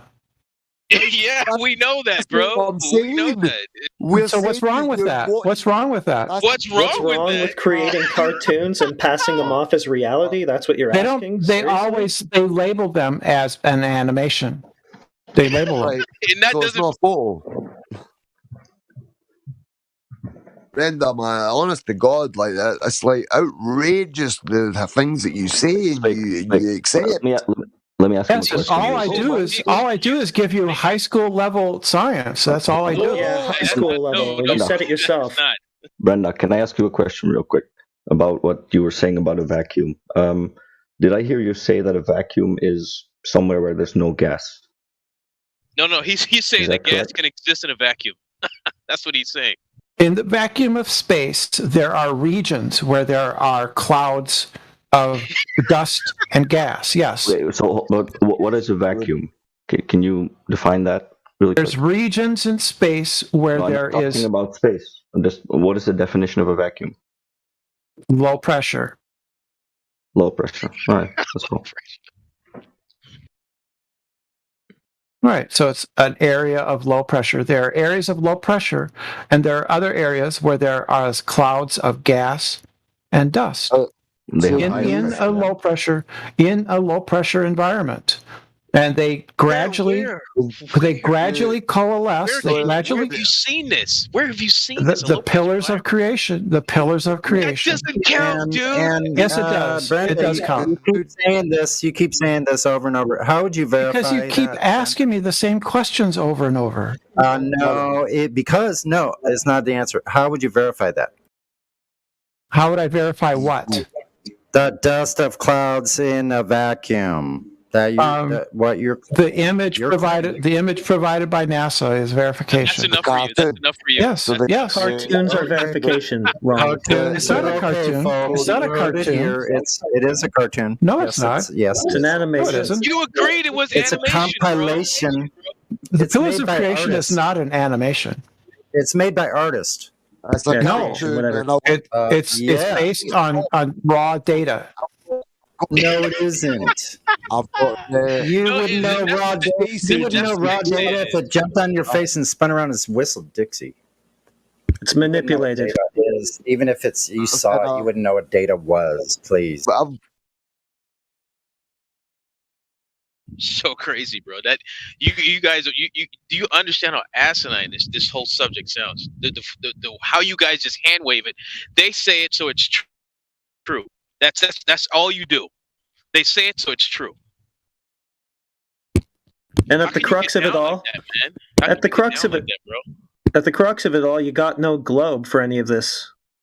That's kind of the basis of your whole paradigm. You're going to need the globe. We've known the Earth is a globe for 2,600 years. You don't know that because we falsified that.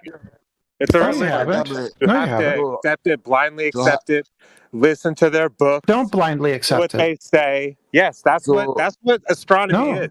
No, that's not what astronomy is. You don't. Your physical body. That's not how science works. That's not how science works. Numbers are using to measure outer space. Okay, so you don't have the actual ability to experiment within astrophysics with your own mind. Of course you can. Okay? So when they tell you something like the size of this shit, bro, you're just believing them blindly. It's a fact.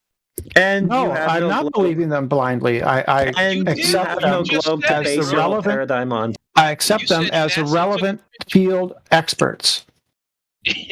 Okay, well, let's see the surface measurements of curvature you've still never provided then. Because that would be the basis of everything you're talking about. Ships go over the horizon. Okay, we already dealt with that. Did you look at the live stream voice text when they showed you ships going over the horizon and then getting zoomed back in? Something you said never happens. Did you look at that? Those were ships that hadn't gone over the horizon. So they disappeared. They went over the optical horizon, which is all the horizon is. That's then we zoomed them back in, not the optical and we saw horizon. them again. This is exactly what you said can never happen. Just because it did happen, and now you're adjusting your claim. So you're just a liar. Just because you can't see a boat doesn't mean it's gone over the horizon. Okay, but that's what the horizon is. No, that's not what the horizon is. The horizon is a geometric limit that obstructs your view. So what is it? Okay. So it's at 1.2 miles at a 1 foot height. Then is that where it is? That's where it would have to be if your radius is true. Yeah, that is about 1.2. Yes, that would be about right. I'm a person who's seen the Black Swan before, so again, I think you're just lying. No, I understand the Black Swan. It's a fallacious argument. The Black Swan shows that your horizon is not geometric; that it is apparent. The proper way to put it is to say that the apparent horizon would be no less than 1.2 miles, no more than. Okay, so it's not geometric. No less than. The horizon does not obey the constraints. No, the horizon does not obey the geometric constraints of the globe that you just claimed that it did. So it is just an apparent phenomenon. It follows the model of the Earth, which includes Black Swan. If it did that, which it includes reaction. It includes refraction. It includes refraction. No, where's your refraction model? This guy's crazy. Where's the refraction model? Show us the model. Refraction? Refraction, that's Snell's law. That's just basic. That's based on some media. You're done with, bro. You're totally done with now because your reflecting Snell's has to be hitting reflective surface angled away from you at almost 70 feet below your line of sight. Overdone. Match. Game. Set. Is over. That's not what Snell's law says. Is air two different? Yeah, it would make your image going up above your head. No, it does. That's not what it says. You don't have. A plane of incidence. What is a plane of incidence? The angle of incidence. You mean? Not plane. No, it's called a plane. No, it's called the angle of incidence. No, it isn't. No, yes, it is. The angle is what the light does after it sine of theta. The surface. You don't know anything about it. Snell's law is sine of theta 1 over sine of theta 2. Plane of incidence. Sine of theta 1. Okay. That's an angle. Theta is used in trigonometry. Theta is an angle. It's there in the live stream. Plane of incidence. Religious chanting. Just saying. Well, yeah, what does that surface look like that it's bouncing off of? Is that a curve? That's plane of incidence. That's not Snell's law. This guy. That's not Snell's law. That's the law of reflection. Yeah, Snell's law requires two different isotropic media, doesn't it? Yes, like hot air and cold air. How is that isotropic? Because they have different density. What does isotropic mean? It means that they're different. I thought ISO was same and NISO was different, but we don't need to. ISO's the same. Over the semantics. As far as I remember, ISO is same and NISO, or with an "and" in front of it, are different. But I'll have to double check that. Anyway, as far as we can tell, all right.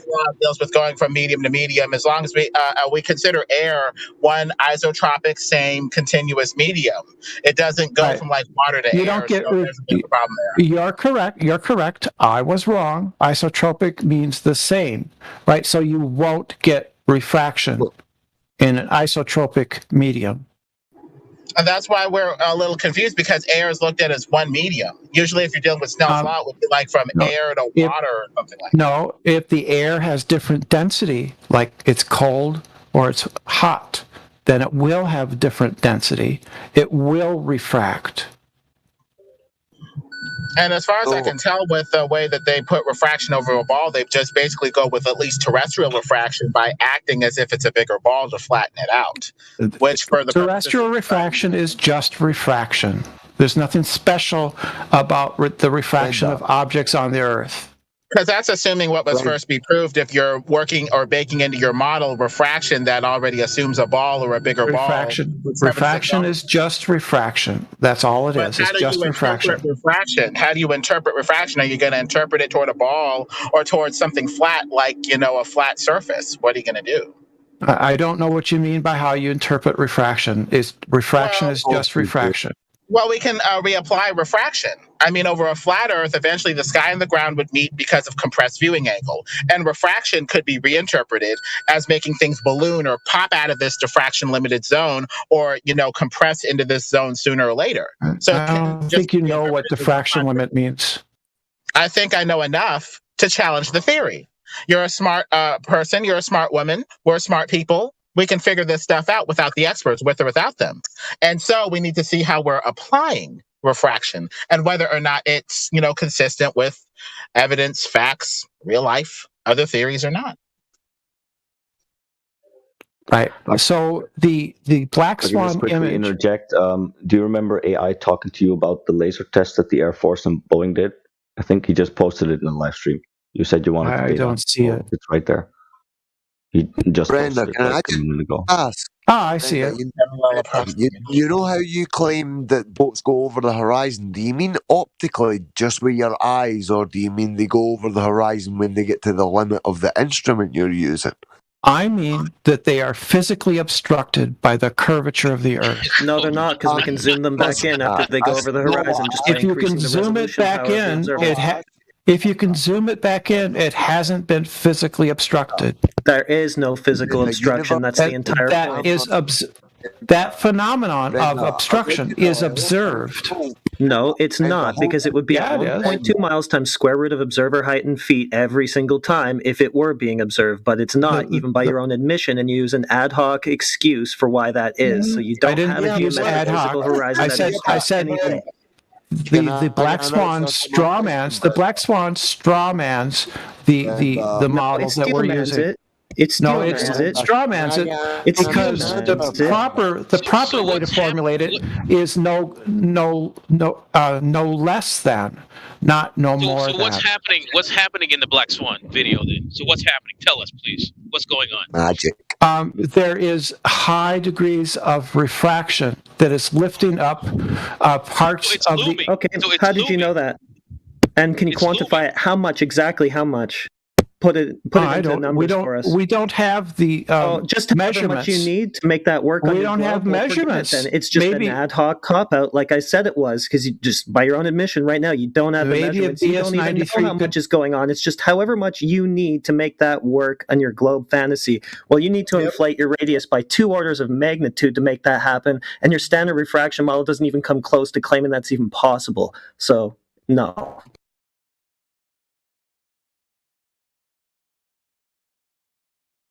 You people are the only people on Earth that are saying these things you're saying. It is so retarded. It's beyond belief. I'm not the only person on Earth. This is majority. You're a tiny group of people, maybe a few hundred people. Wishful thinking. Yeah, that your anti-flat earthers are the smallest percentage of anybody on the internet. You are the only one saying this stuff. No, I just meant not the internet, but globally, all around the world. Right. I mean, you're exactly right. I mean, there are lots of people who just look at the screen and believe what they see on the screen and don't really question it, and that's fine. We have a perfect world, right? I'm going to agree with him, so you should let me talk. I'm going to agree with him. I'm going to say that yes, a lot of people just blindly accept what they're taught in schools. You're correct. Yourself. Yeah, like yourself. No. The difference between us, you're Exhibit A, Brenda. The difference you between believe in us Galileo done experiments. You believe the shit you see in the sky are clouds. You believe literally that. See, for to be a globe Earth believer, you've got to accept a hell of a lot of contradictory shit. And the difference between you and us is if we're proven wrong, we will happily go back to believing what you guys believe. You shut us up, we will shut the fuck up. We wouldn't care. We'd love to go back to believing in Star Trek and shit like that. We'd love it. I don't believe in Star Trek. I don't believe in Star Trek. It's a TV. That's fiction. I'm just saying. Listen, I'm just saying. You know what he meant, for fuck's sake. We would happily go back to that. You guys can't even say that. You guys can't even say. You can't even say, well, if we're wrong, I'll happily believe what you guys believe. But you won't even do that because you guys just hand wave everything and say we're wrong without even giving the opportunity to believe it. If you could show me evidence. Do you have measurements? Do you have measurements of the flat Earth? You do. You hand wave them and you ad hoc. Yeah, that's what you do. You make ad hoc excuses from. We just talked about one. The black swan measures the horizon to be it doesn't. 2 orders of magnitude beyond what your Earth radius allows, and you just ad hoc hand wave it away. I told you it's a fallacious argument. I don't care what you told me. I explained why your argument is wrong. You would need 2 orders of magnitude. Yeah, you're off by 2 orders of magnitude for your Earth radius in that one observation alone. You don't even have a refraction model that could account for that. You have nothing but ad hoc excuses. That's all you do when we show you measurements that are not possible on your globe. You don't get to tell me. You don't get to tell me what my model is. According to my model, you are strawmanning the globe model. You don't even know what the model is. The first premise of the Black Swan strawmans the globe model.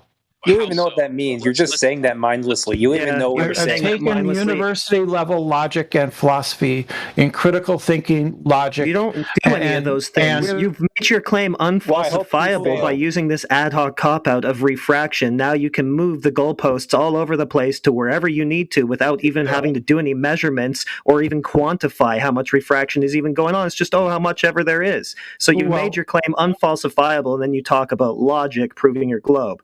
In order to know how we steel-manned it. The radius is 3959. It's a completely geometric situation where that horizon has to occur at that geometric distance. The horizon is apparent, not geometric. Excuses. Yeah, you said it yourself. You said the horizon is apparent, not geometric. Therefore, good night, ladies and gentlemen. There's no geometric horizon on Earth. No, there is a geometric horizon, but the horizon that you see is apparent, not geometric. Okay, so we never see your fairy tale unicorn geometric horizon that you said. Both skip over, but actually they don't. And so, how did you know? And you're going to tell us about logic, right? How did you know there was a geometric horizon if you can't see it?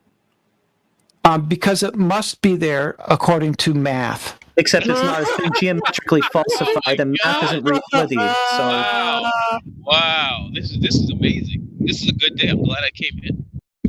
It's been geometrically falsified, and do you know that math is not reality? You know, maybe actually, you know, Superman can fly because math. Math describes the world we live in. Except what your globe math describes is not where we live, as evidenced by the Black Swan and many others, which you refuse to accept. I refuse to accept it because it's a fallacious argument that commits a fallacy. Explain why. I have several times. I have. In and of itself because it's unfalsifiable. This is what you do every single time we falsify it. Is you just move the goalposts around so as to render it unfalsifiable, and you can't even quantify your cop-outs for us. You can't even tell us how much refraction, how you get the geometric horizon to appear where it is in that picture. You just tell us, well, because. Well, we don't know how much refraction is going on in that picture because you don't have to claim just a minute. Because we don't have the information from the photographer of what the lapse rate was at that time. We don't know the lapse rate. Your model doesn't even account for the possibility that you can inflate your radius or your apparent radius by 2 orders of magnitude. Standard refraction doesn't even get you close to that. So because you're implying it wrong. The proper way to put the first premise of the Black Swan is to say that the apparent horizon can be no less than 1.2 miles from the observer. Explain it how. Explain that how, Brenda. Explain that exactly how. How? So, are we actually looking at a physical object or an apparition? Is it just? He made a claim. He said that it should be smaller than 1.22. So tell us exactly why.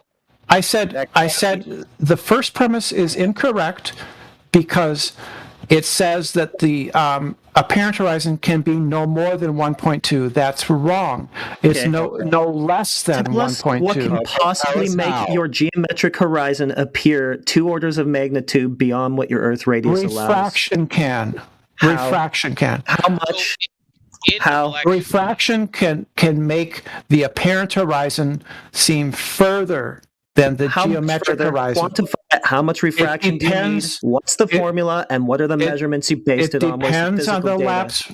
It depends on the lapse rate. Do you have measurements from reality here that can determine exactly how much refraction is being applied in that image? We don't have data from the original poster. Do you even have We would need data from the original poster. Now stop it. Now, let me ask a question here. So you don't have data. You're making a claim with absolutely no basis then, according to you. Try to the Vancouver post, Brenda, Narnia. All right, here's a quick question, Brenda. What? I'm kind of getting inundated by people requesting me to respond. Well, you don't even have a model that would inflate your apparent radius by that much. I just told you, refraction. I just told you refraction can. No, you just keep squawking that word over and over again, but it's not actually an argument because there's no substance to it. Yes, there is. No, there isn't. You're saying, Brenda. Go to the Green Flashes website. He has the formulas there. Oh, someone else will get it for you. Okay. But he's a relevant expert in the field, even according to Quantum Eraser. I care what your are. I know what it's from what physical data. I just want to know what physical data you based your refraction calculations on to determine whether they're valid, and then I want to know what those calculations are exactly. You can't provide those things to us. You just keep appealing to someone else's credentials. He's a relevant expert. That's how science works. Because that's how science works. To credentials is not how the scientific method works. That's not what the scientific method says to do. Just invoke some expert in a field. You go, man. You tell it like it is. Here's a quick question: Is in the Black invoke some priest? Sorry, Frog. Go ahead. In the Black Swan video, picture, whatever you want to call it, is the object there or not? Are you looking at an object? Or are you looking at something else? What object? The oil rig. Is it actually there, or is that just you're seeing a? You're seeing. you're seeing highly refracted oil rigs, and you can see the cranes are twisted and turned by refraction. Are they there? They do exist out there, yes. But is that what you're looking at? That actual object? Yeah, I think you are. Okay, so if I threw a rock at it, if I could throw a rock that far, would I actually hit the object at that distance that I'm seeing? I don't know. You don't know? Yeah. So maybe they are displaced up or down or something. I don't know. Yeah, you don't have anything that says that it's doing that. But listen, you're saying that's doing something specific, Brenda. So specifically, I want to know exactly what. See, otherwise you can't just keep saying this thing refraction. Why not? Exactly. Because listen, the black swan, we have known distances, so you need to tell us specifically at those known distances how your refraction is working. Exactly, like by the inch. You should have this. Actually, all I have to do is show that the argument is fallacious. That's all I have to do. How is it fallacious? It commits a fallacy. It commits a fallacy of it. Go ahead. I was going to say it commits two fallacies: the fallacy of equivocation and a straw man fallacy. Also, equivocation. It equivocates between the geometric horizon and the apparent horizon. No, right? it does. Yes, it does. Yes, it does. Yes, it does. You can't show it. Yes, it does. Horizon. The apparent horizon is the only thing that even you can show us. Yeah. You don't have a geometric horizon. That's what it shows. So we don't. What are you talking about? You got to be out of your mind. No one says this bullcrap. That's what I'm saying.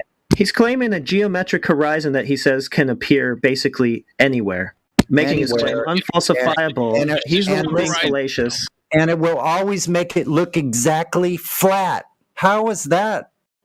How is it doing that? Exactly as flat would look. Just like we see it and measure it flat. Oh, boy. Unbelievable. Projection much.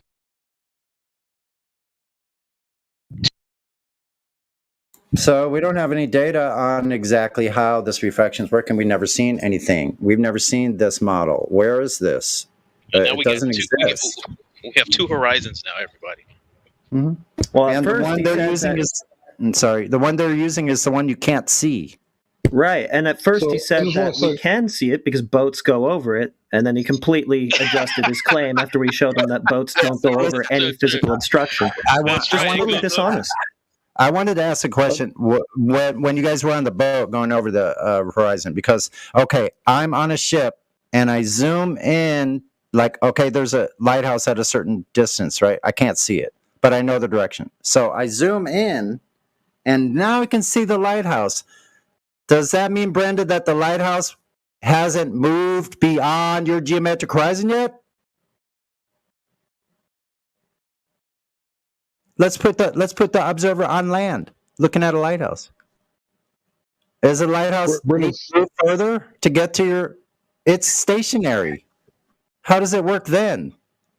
You couldn't see it before, then you zoomed into it. I just want to point out that if refraction is true, let's take them at their word, right? Let's give them the benefit of the doubt. So refraction is true, and the horizon moves all over the place because of refraction, and allows us to see past the curve, and sometimes we can't see as far as the curve. Well, that means every time they're measuring, hold on. That means that every time they're measuring the horizon, they're only measuring the refractive horizon. So that still falsifies their horizon. They have no geometric horizon anymore because every horizon is refractive. Yeah, and if it isn't, you can't. But look, Hank, you can't trust your eyes now. So if I'm looking at binoculars and I see this oil rig out there, they're saying it's not really there. You're just seeing something that appears to be at that position, but it's not. It's behind the horizon. So if I wanted to shoot a bullet at it or run it, it's not there. It doesn't exist. It's not real. It's an apparition. It's just a mirage.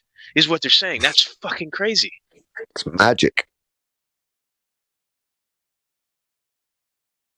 Basically, you're telling, like, the education systems all over the world are telling kids to ignore reality and believe what they see on TV, I think it's child abuse. Yeah, so the mirages are moving location without you knowing where the demarcation is. Where's the demarcation? Where this mirage starts and ends? Because it should be your geometric horizon. There should be an easy way to delineate where this change is occurring. It should be happening right at your geometric horizon. So at 1 foot above the horizon, 1.22 miles, is where this should be occurring. Why aren't we seeing this phenomenon of this demarcation between reality and the mirage? Where is it? That's what they need to show. So another thing that Brenda said that was absolutely incorrect is that Huey's argument is wrong. Instead of it being the horizon can be no further than, Brenda said that it can be no closer than. So what about fog, Brenda? Would fog make it closer than? Are you strawmanning fog? You never heard of fog, Brenda? Because I've been in fog and so bad that I literally pulled over on the side of the road because I knew at any minute there was going to be a pileup. And once there's a pileup, it grows. They keep piling up.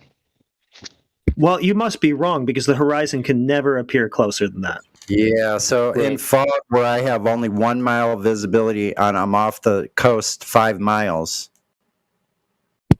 and I have a radio direction finder, maybe 5 miles isn't enough. It should be.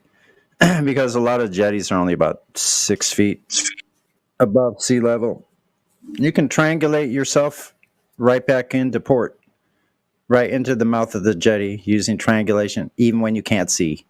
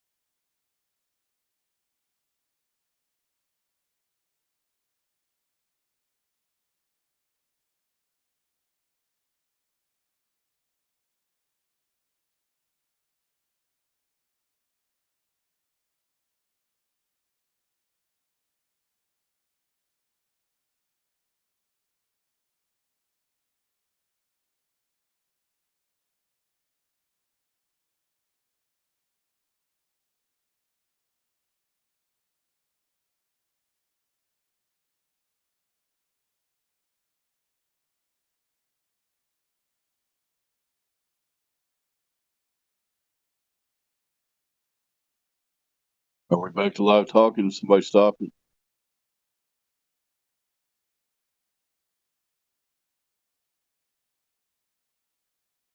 Is anybody there? I just arrived. Live from California, here's Sunny. On the western side of the plain, where the tropical rains are headed to the east of us. It's the time of year we get the side weather of tropical storms off of Baja.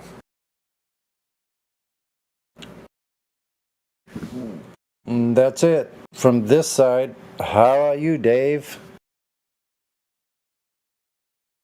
Pretty humid and hot. A little bit cloudy day today, but not, I guess, normal for mid-July. Look at the list. Looks like we have all just usual people here. People that are visiting or don't come here often, feel free to speak up. Like Paige, I'm telling you to. If you got anything on your mind, feel free to bring it up. Yeah, I will. I'm just looking for my headphones. Hello there. We're just looking for the Earth's curvature, so I bet you find your headphones first. Been looking for that Earth curvature. Ain't found none yet. Anyone have seen Kirby water? Or Bendy water? Anybody seen Bendy water? Hey, Bendy water anywhere? They almost found it, but it was distorted to look flat. Oh. Well, that's incredible, isn't it? How everything seems to just look flat. I hate that.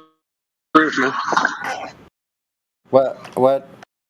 Bad Mr. Roboto, but Professor dude, Mr. Roboto.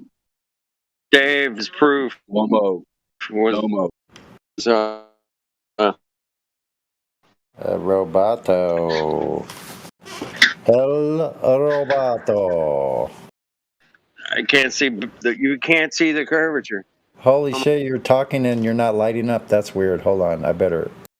Okay, you came in now. We didn't hear anything in your first 2 sentences.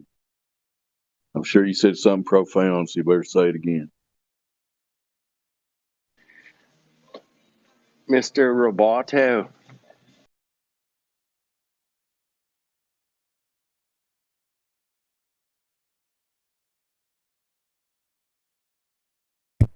Yeah, you can't see any curvature. That's how they figured out it was curved.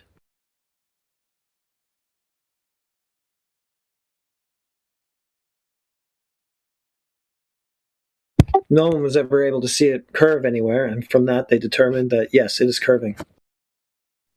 You can tell it's curved because it looks so flat. Yeah. Yeah. Earth, light, everything is just so bendy it all looks Thank you, flat. Professor Dave. Not bendy. Professor flat. Bendy flat. Professor Flat.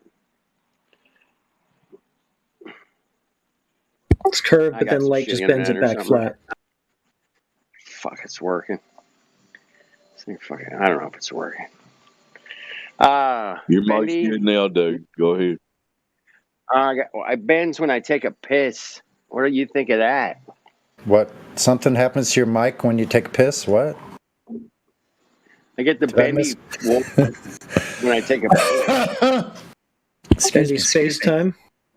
The water was bending. Okay, I get it. I get that part. Yeah, the stream does it does have a curve to it, sort of, doesn't it? Yeah, at times.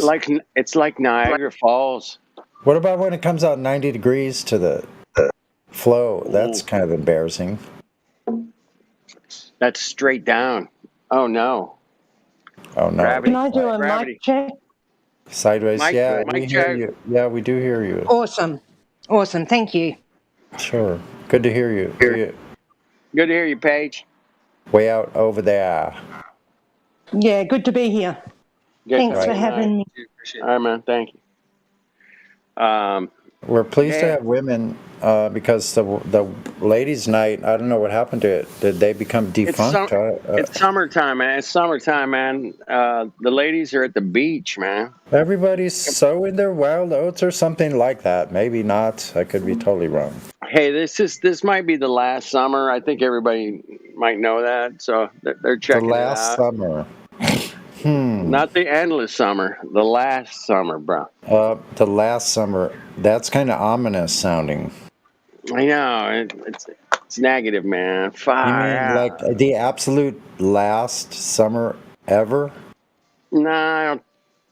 The last summer of any kind of freedom? There you go. Something like that. Oh, maybe. something like that. Hold on, I gotta check my boiling water for my mashed potatoes. I'm having pizza. I'm gonna eat a pizza tonight. Yeah. Let our dude and anybody else wants to help me welcome Baghdad to the panel. Welcome Baghdad. It's nice to have you. Baghdad? Baghdad. Baked off. What's up, baked off? Am I saying that wrong? No, that's good. You got it. Did you fucking me or something? You got to say it with an accent though, like baked you off. You have to call your mic Baghdad. Doff. What? I bet I know who this is. What's up, Doff, man? What are you guys doing? What do you? What brings you to the server, man? Where you at? Same thing that brings him here every day, I bet. Is he regulars? Bro, it's baked AF. He's baked as fuck.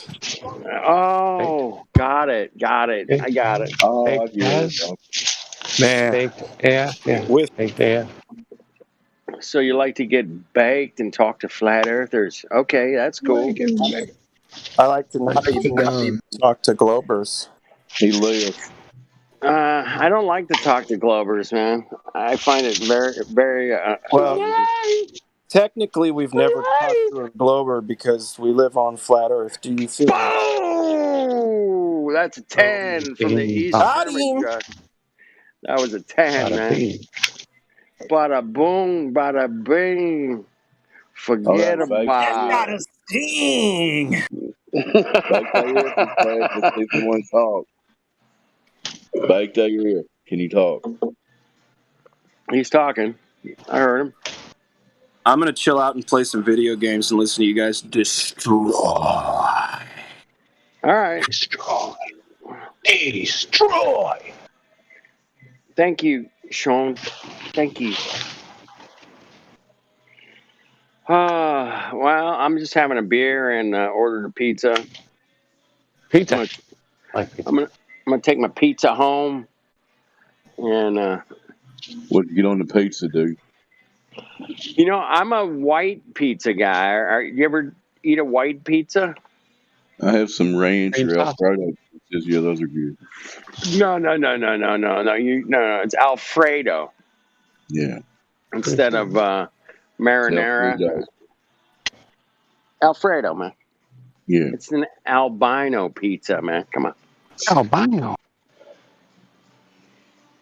If you guys ever had albino pizzas are racist.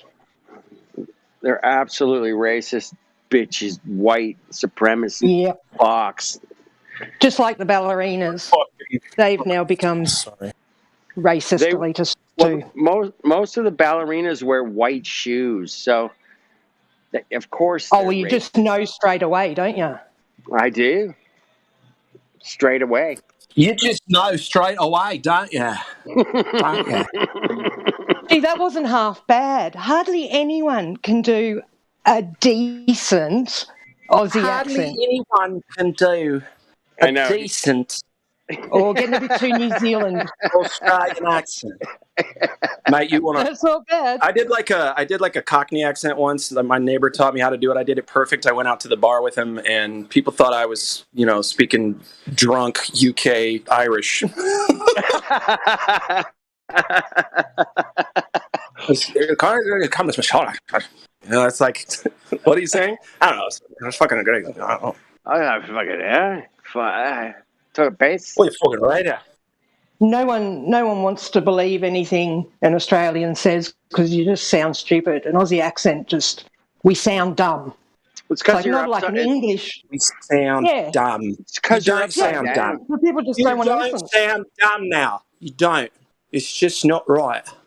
Well, it's not like a nice, English professor's. What the hell are you talking about? Tonight for dinner. Like rumpus. Tonight for dinner, I'm having cross-cut beef, sliced very thin with some mashed potatoes, and homemade gravy. Dude, you're on the wrong continent. Gravy. You're on the wrong continent, Sonny. Homemade gravy. You're on the wrong continent, sir. Now, you know how gravy turns out when you're first starting to make gravy? It is the most disgusting thing you ever thought of with that grease. But then you add you never would have thought, some flour and a whole shitload of salt and whatever else spices. And it's really quite good. I'm like, who made this gravy? Yeah. I was drinking the gravy by itself. I'm like... Put some more butter in that gravy. Oh, Lord. You know what we want. Good God, man. Curvature measurements, mate. Right? So, on a serious note, man, can I just, say that I've learned that cholesterol is good for your brain because your brain... Curvature measurements. Your brain is made up of, 27% cholesterol. So, it's good for you. So, remember that. So, and the rest of my brain's made up of malted hops, bong resin, and pure air. So that's why egg yolks are good for you. Everybody needs to eat their egg yolks. Again, just like everything they taught us, the shit that they want to it's just fucking backwards, man. They say cholesterol's bad. No, it's good for you. Do the opposite of what they say, and you'll probably be better off. Exactly. That needs to be our message for most things, man. It's Exactly. like do the opposite or whatever they're telling us. They say if it's bad for you, it's probably good for you. Pyramid. We got the food pyramid, Especially if they try to push it on you. Guess what's number one on the top of the food pyramid? It's fucking carbohydrates, man. Your pastas, your breads, your fucking. I mean, are you kidding? You're fucking kidding me, Fuck right? all that, man. Now, when I grew up, man, it was. Wasn't it sugar? The very top one. It should be meat. That's sugar. No. Okay. It's breads, your grains, your potatoes, your thick carbs take a while to digest, and then somewhere down the line you got fruits and veggies. Maybe it's the second one down. I'm not sure, but yeah. Those are probably down there along with the metal filings that are in the cereal. We need that's a problem no one's going to fix, but we need added iron. How nice of go ahead, guys. give us added iron. Add some iron to your diet. Have some iron in your intestines that cut that shit up. We want you in our GI clinic in 15 years. Come on. Well, I want you to eat some metal. Come on. Just go to any cemetery and you'll see that all the really old tombstones, everyone's like 100 years old. Right. And now... Right. Now you're like 50. They're obviously doing something. Yeah, if you live to like mid-70s, 80, then you're lucky. Yep. I'm shooting for 120. Nah, I'm gonna check. Can I just go tomorrow? I'm sick of this joint. Everyone's fucking crazy. I hope I'm riding my bike still camping out in the woods at 100. That's what I do. It's my hobby. Crazy's not a good excuse to leave, though. What? Said crazy is not an excuse to leave. Crazy is not an excuse for weed? Yeah, I've just run away. She just wants to leave because everybody's crazy. And I said... It could be a suitable alternative, though, to crazy. Yeah, do what I've done and leave and live in the middle of nowhere. You're right. I'll give you that. I won't argue with that, son.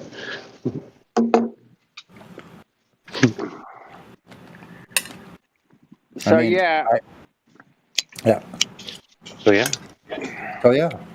Well, it was kind of a slow day around here, man. A lot of slow. It's damn slow, man, which is good, man. I think it's good because that means people are out and about doing their shit. Hopefully, and, did they have the gay parade in your area also? That was last weekend. They must switch. Yikes. Can I interrupt for a moment? That was the most disgusting thing. Anyway, never mind. What? Can I be heard? Nothing. You can be heard. Nothing. We've got Happy Meal here on the fence. What's keeping you on the fence?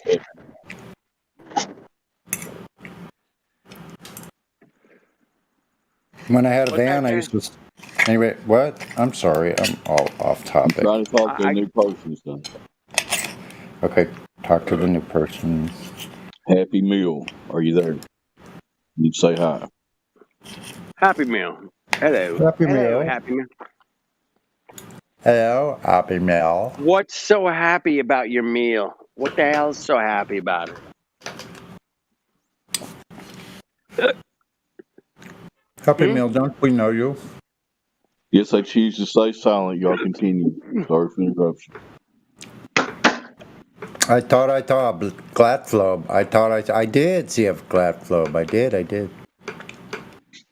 Yo. Hey. Yeah. What's up? What's up? I did talk booty cat. That's right. I'll have you know, I broke out of my comfort zone. I went down and played songs with my acoustic by myself for the people at the coffee stand. That's right, you did. That's right, I you did. did really good. It was really great. It was like epic. Good for you. I'm proud of you. Did you get a tip? Did you get a tip? Not this time, but next time I'll put a hat out with $1 in it and some change. There you go. Mm-hmm. Yeah. You got to it was put only like the tip though. $1.52 in there, man. And then you. The lady gave me a free coffee, like. Oh, there you go. $5 mocha. So. So I'm not complaining. All I got to do is go down and perform, and she gives me a mocha. You like that, man? Gotta like that. Cool. I'm gonna start a thing. You know what? That you have the talent, Sonny. It's not like you don't have the talent, bro. You know you know what? I never knew that I could play the way I can play. I've actually learned how to orchestrate with the one instrument, different voices. Yep. With just the acoustic guitar, along with my singing. And my singing's not great, but it's not bad. You know what? Yeah. You make up for it with your incredible right hand, man. Incredible right hand. Left hand. And not only that, you probably play circles. You sing circles and certainly play circles around most anybody coming up anyway. So, they appreciate the effort, the genuine people anyway, and they'll stick around and they'll throw you $1 or $2, Yeah, it's fun because most people aren't out there Monday morning at 10:30 out there singing and playing music, but I was, so I'm like. Well, you gotta try it like on a Saturday and a Friday, Saturday. I know. I should have done Sunday. But Monday morning is when you need that cheering up the most, isn't it? Like it's the best time to hear someone really, giving it all to their music out in the street. That's a good point. Monday morning, oh fuck, I got to go to work, and then you hear it and you start going, oh yeah, that's not too bad. Yeah, gives you a little bit of a cheer. I like it. Yeah, and people walk by and they're like, "Is that Pink Floyd? I thought it was. Yeah, I had to kind of check that." I play a bunch of Bad Company songs, the acoustic ones. I love those. And what else? Eagle song. Take It Easy. What else did I play? Wish You Were Here, the Pink Floyd song. Wish you were here, bitches. Wish you were here. Yeah. I like it. Walking down this rocky road. Hey. Learning to Fly was my favourite.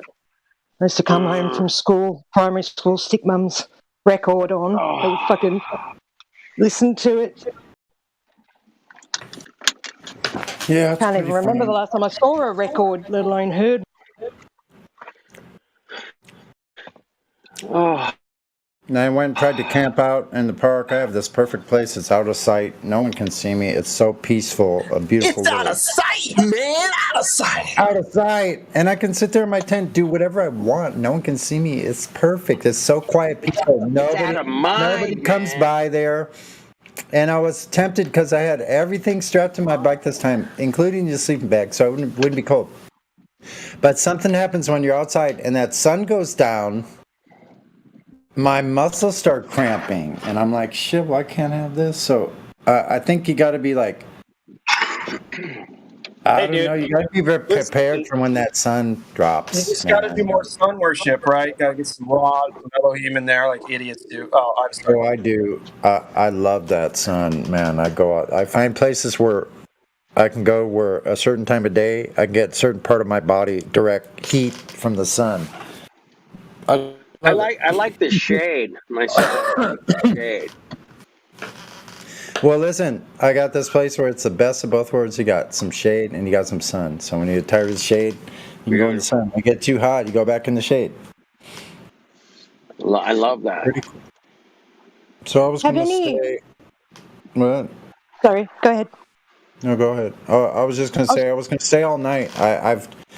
I keep chickening out, and I did this time too because I started thinking about a nice hot shower. And so I was just wondering, has anybody seen any math to do with that last lineup of all the planets? Like, has any globe or anything come in, or even a flat earth? Has anybody come in and shown anything? I went out and saw it in the morning, one morning. Yeah, I'm trying to figure out. I couldn't see the moon because the moon was only 1%. and it was the lowest to the horizon. So it was Not kind of even weird. a sliver. But I saw 3 of them all lined up, 3 or 4 of them. Yeah, I saw 3. So but they're saying there's like 8 of them or something in the line. So how do you get the ones that are between us and the sun on the same side of the Earth as the ones that are... On the same side, exactly. Yeah, so it's been a while. I just thought maybe somebody who's a little bit better at math than I am has already figured it out. If no one has... Yeah, that's a big problem, isn't it? Because everybody looking at the luminaries we're all looking upward. That's the problem for the globe, because I think some people are looking and I don't think they're close enough. I don't think they're close enough to the horizon for you to be able to put, like, the sun. Say you've got Earth right down the bottom in the middle of the page, and then you put the sun to the right at a sort of 45-degree angle, and then you try and line up all the planets. You still don't think they line up and be able to see all of them. Oh, no. Nope, they don't. How would you ever do that? You couldn't do it. That's like... It makes a lot of sense if they're all above us, doesn't it? That's right. Yep. Because they're always all above all of us. They're like, when you were looking at the alignment, you were looking upward just like I was. Yep. And just like when they say, where does the sun go when it goes down? And I keep saying to them, it doesn't go down anywhere, because wherever it is midday, then that person is looking straight up to the sun directly above his head. Exactly. And it's always midday somewhere. So that's right. Everyone's always looking up. And it's moving along. Once it moves out of your range, it's so far away compared to how high it apparently is. That's the difference. That's how it gets to this point where it reaches that infinity, or whatever you want to call it, where it's still always above the surface, but it's just so far away from us as an individual on the surface. It moves so far away into the vanishing point you can't see it. It's just a light. But they've got you thinking that you can see stars that are trillions of light years away. So they've literally got people thinking they've got Superman vision. So they immediately go, well, why can't I see, New York from Australia? It's crazy. It's nuts. How did I wonder how this happened, because I'm like, I don't remember anything strange like that happening where people all of a sudden started saying that they could see. But I mean, they were saying, okay, it's part of the whole paradigm, I guess. Because they're saying, okay, you're looking out into the stars, you're seeing billions of light years away, and they get everybody like hypnotized with all this crap. With big numbers. Yeah, baffle them with bullshit. Yeah, look at the big numbers here. Yeah, and you're not smart enough to understand this, so don't even try. These lovely men in white coats that we've got here on the telly for you will tell you exactly what you need to think, and you'll be correct then, and you can go out and tell everyone else. Don't try to think for yourself. It's dangerous. No, God, no. Don't do that. You'll hurt yourself.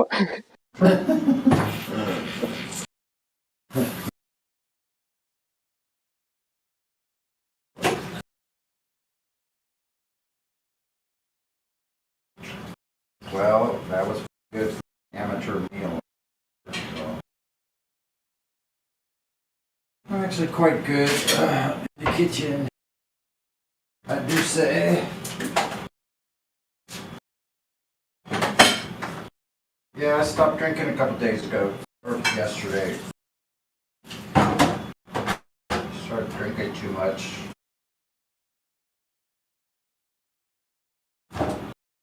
Nice for a while, but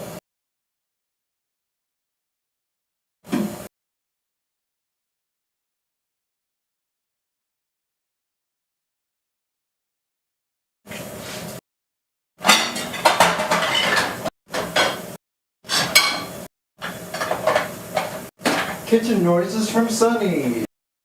Man, I was going to say that's atrocious. That's atrocious. Please. What's that? It's atrocious. So please don't. Make kitchen sounds while you're living. Hey, man. Remember earlier when somebody got like 400,000 videos and put them in the bot just so in case there was any dead air and just keep playing shit over and over. Like, God forbid we have dead air, right? Uh-oh. Uh-oh. God forbid what? We have dead air. Listen, do your dishes. I'm going to let everybody hear the ins and outs of Sonny doing his dishes. Okay? Here we go. Enjoy. Might as well. There we go. The counter has a special ring to it. Well, the leftovers going into this handy dandy container. That's right. All that wonderful gravy. That's worthy of lunch tomorrow.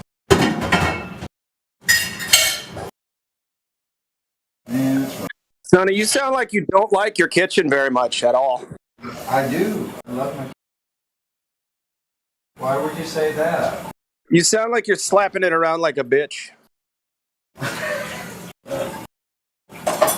Well, you want to do your sounds. You treat your kitchen like you treat your women, because I don't want that to happen. I'm just trying to adjust the level to your. Oh, I see. So you're trying to make sure that we hear every little thing. I got it now. Okay. Anyway, sorry to interrupt. You're not hearing everything because you're not. Me swiping the sponge across. Actually, I'm gonna be really quiet. Bro, I'm an ex-Navy SEAL, ex-Marine, ex-Navy pilot, and I can hear your fucking heartbeat from up here. So whatever. There. So there, plates. The gravy and the mashed potato. That has to be.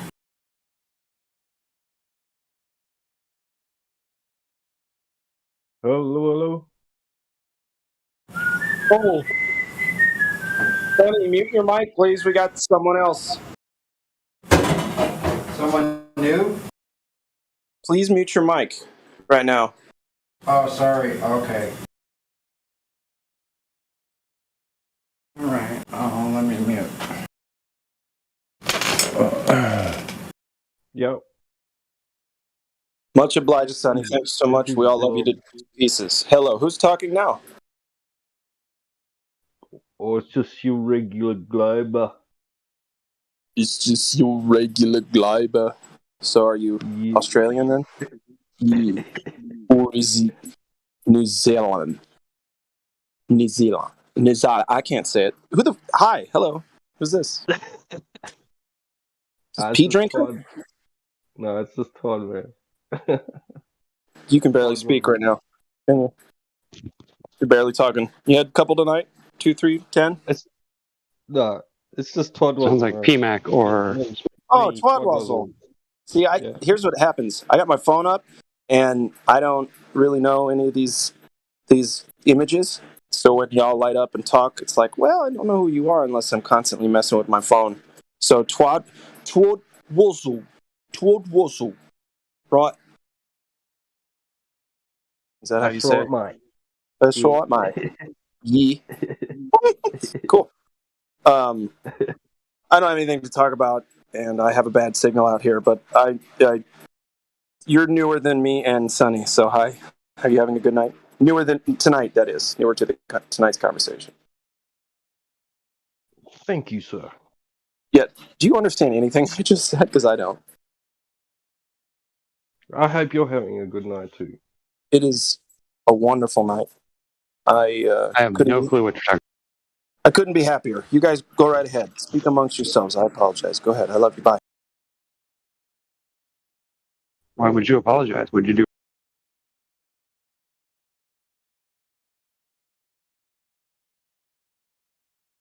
Deprived Have you been a us naughty of his boy? voice.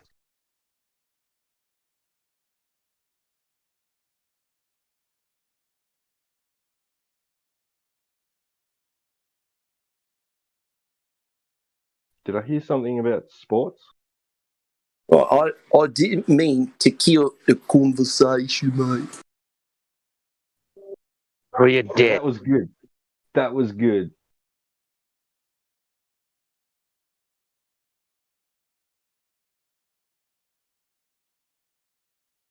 Listen, I'm not going to just sit here and do accents half good all night. So y'all talk about something now. Pretty please, with sugar on top.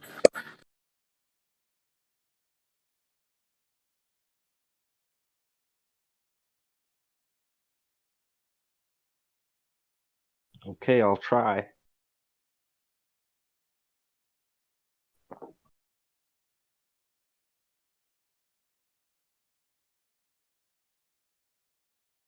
What's new? I'm guessing there's no Globers around.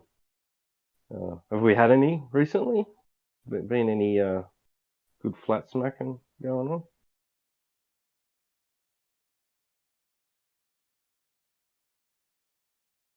I think they've literally all given up. Nah, mate, it's bone dry. It's bone dry, mate. We're in a bit of a drought. Yeah, crikey. A bit of a drought.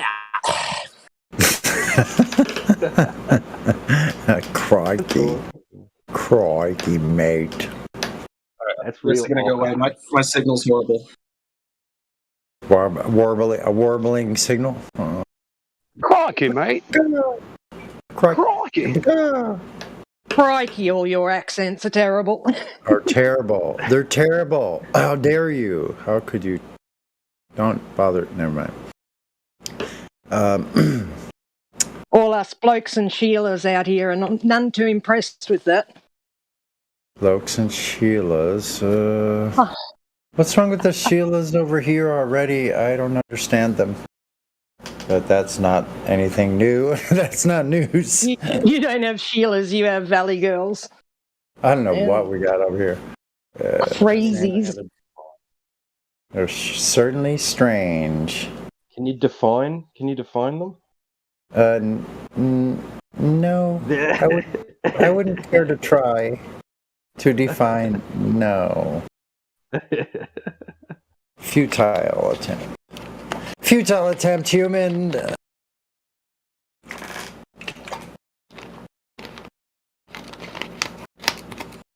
Boy, this human life sure has been interesting and painful and joyful and all of the above. I wonder what the next time is going to be like. Next time? I don't know. Let me come back here again. Fucking hell. What's that? Is this the only time? Don't make me have to come back here again. This is the only time. This could be the only time. Now, that brings up some other issues. That I fucking blew it big time and I don't know if I'll ever be forgiven. But anyway. Only get one shot. I mean, that sounds pretty doom and gloom. Do not miss your chance to I try to think that I have a chance, like I never meant to do myself harm or others harm.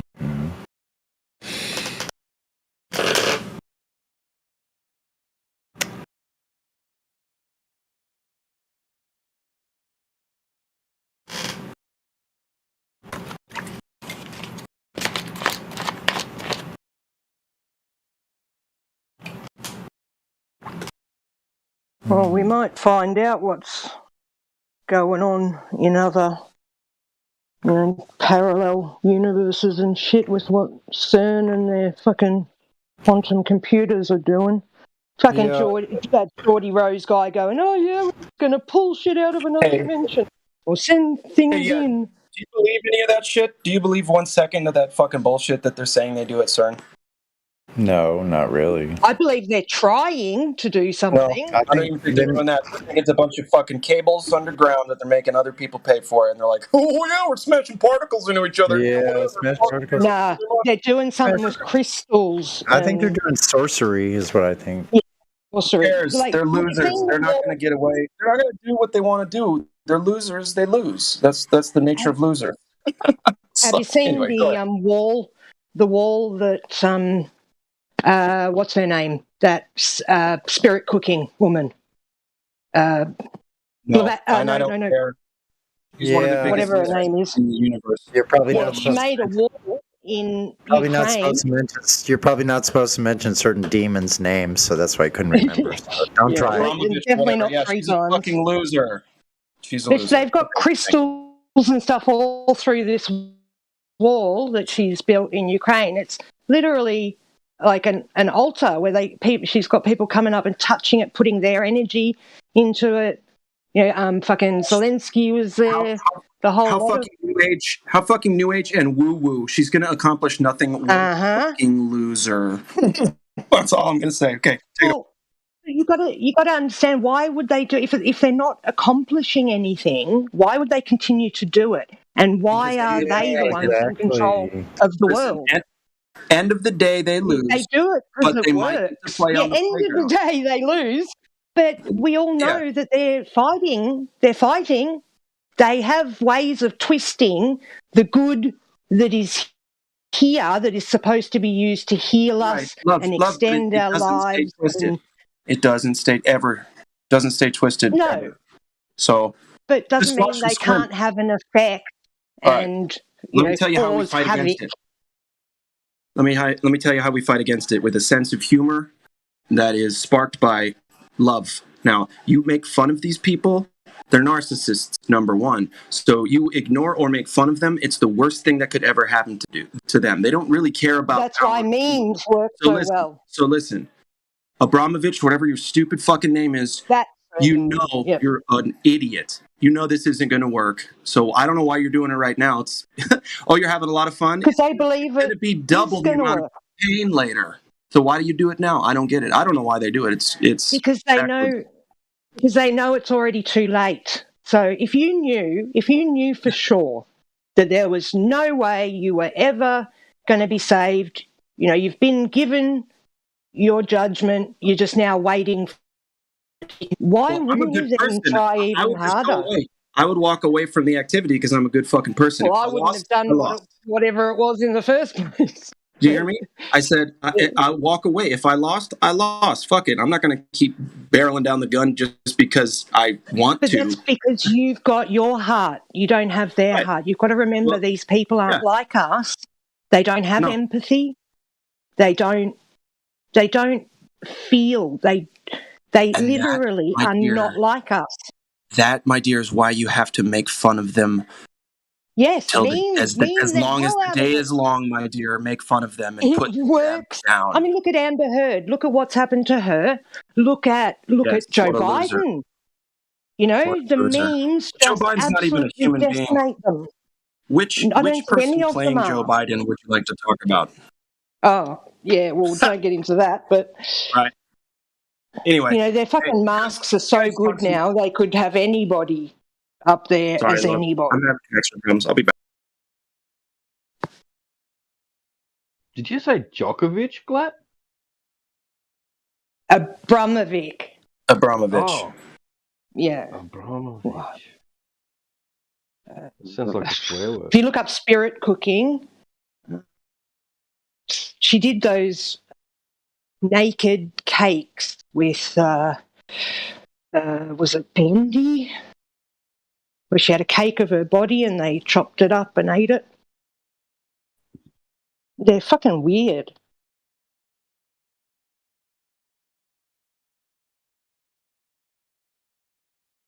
They sound baked.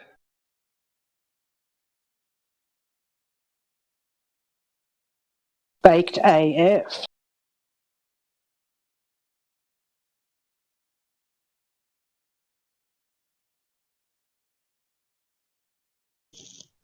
Well, no wonder they're getting roasted.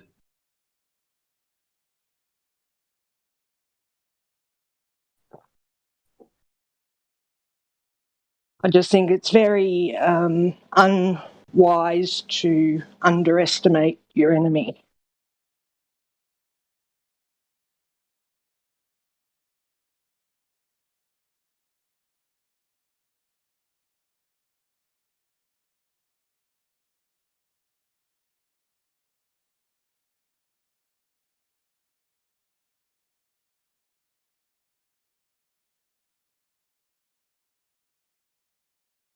That's it, Bendy Water. Awesome, thank you.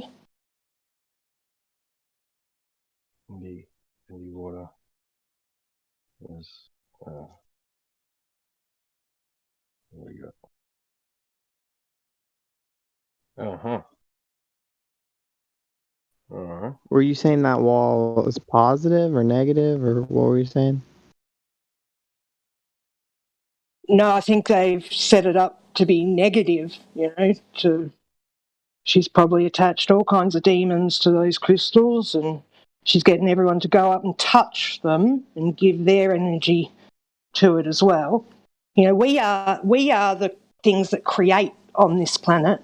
It's our energies, our thoughts, the things we think that we then speak, that we then act on, create the world we live in. So, they're taking the energies and focusing them the direction they want them to go.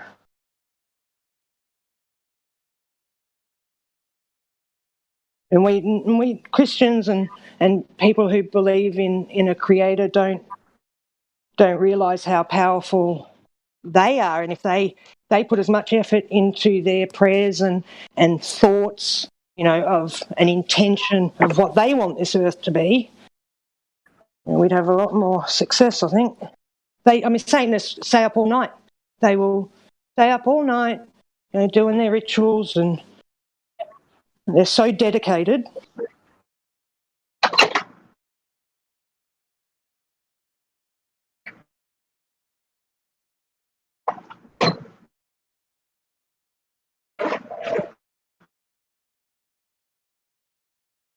Well, just remember, we do have a lot of power in our thoughts because it is a thought process of our soul, but we do not have the power to create. We cannot envision something that's totally false. It's against all biblical teaching that you can go to bed and have all these positive thoughts and you can create your own environment. That's just another demonic teaching. I just want to make sure that you understand. There's no creation that we cannot. I think you misunderstand what I'm meaning. I mean, how you go through your day. Like if you go out and start, you get up in the morning, you choose to stick a gun in your belt, you walk out the front and just start shooting people as you're walking down the street. You've created chaos. You've created death. That's what I mean. Right.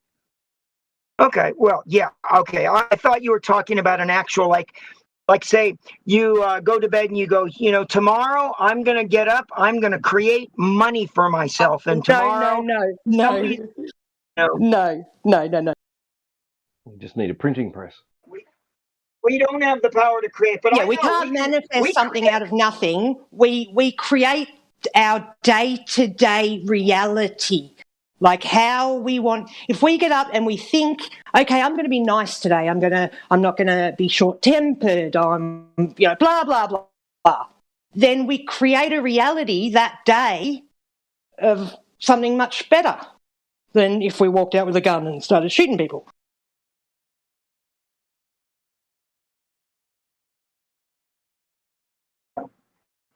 I just want to make sure you understand that the word create, when you talk about creating anything, whether it's out of nothing, you can espouse to a higher level and you can think good thoughts to where you will provide for yourself energy to be something better the next day. But the power of creation is only in the I used Lord. to say manifest. And that used to piss people off. So then there is no word I can use that people don't misunderstand what I mean. What other word would you say? You enable the day, to either be productive or not. I don't know how else to say it. You influence. Yeah, there we go. That's pretty good. Oh yeah. Your thoughts and prayers, definitely. Yeah, because we don't create from scratch. We only manipulate what's here to either bring about positive results or negative results. What we do is we have a choice. We have free will, but don't confuse our free will and our choices. with creation. That's totally different. Yes, I'd agree with you there. No worries. I mean, we have the free choice to in the morning and be in a bad mood, or else you can change it and be in a good mood. You can say, okay, I'm going to make eggs this morning, or no, I'm just going to have toast. Those are choices, okay? We also can make choices. Good choices are bad.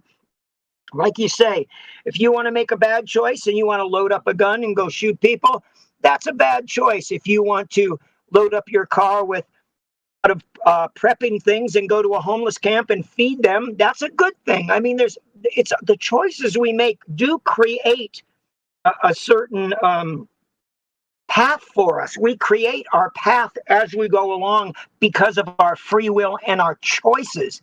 But because we are making choices, we're making choices, and we're whether we do this or that. That is not. It's just the word creation. Yeah, a lot of people. You'll get people to think that. Yeah, you couldn't even say it though without saying create. It's so hard to explain what you're trying to say without saying like create or manifest or it's. Yeah, right. But I do get what you're saying. Absolutely. Well, here's the reason why. Because there's a teaching going around this. You can create your own universe. You can create. It's this. These guys that have that charge money. You go in and you listen to them talk, and you can create your own whatever. You get out of your whatever you're doing now, and by positive thinking, you can create your own atmosphere and you can change your life. Well, attitude, you can create or change your mind. You can change your choices. But the word create is, I've just talked to a lot of people who think in that creation realm where you can talk yourself. I can't remember the name of what it's actually called, but it's like actively creating your own world, your own space. You can change it, and you really can't. You can't create it. No, you can only make a respond. You can only ever respond to what's happening. You can never make something else do something. So, you can't change what someone else is going to do. You can only change your response or your reaction to it and what you do next. So that's not creating something from nothing. It's your free will to choose whether you're going to be a good person or not, or whatever. Right. Yeah. So that's right. What if you chose to go and give that homeless person or hungry person the food, and then they chose to use the energy from the food you gave them to go and shoot people because they didn't have the energy before you fed them? Have you made a bad choice then? That's not your problem. That's not on you. You did the not on you. Good thing. You went out there and you prayed and went, I'm going to this homeless camp. I've got 10 loaves of bread and all this milk, and I've got some sodas and some waters. You feed them. God said, feed the hungry. Now listen, when Jesus takes you down a very dangerous path, blaming other people, saying the person before you needs to take responsibility for something you've done. Right. Well, I guarantee you the 5,000 that were fed by Jesus at the Mount when he had the talk, he fed them with the loaves and fishes, and those people all got fed. Do you think that all 5,000 people, you don't think that there were robbers or murderers or something that never did a bad thing ever again? Jesus? No, it's their choice, but he fed them anyway. No matter whether they were bad or good, he did the right thing. And the right thing is to take care of the widows, visit the people in jail, and feed the homeless. This is what he said. This is what our mission is as Christians. To preach the gospel.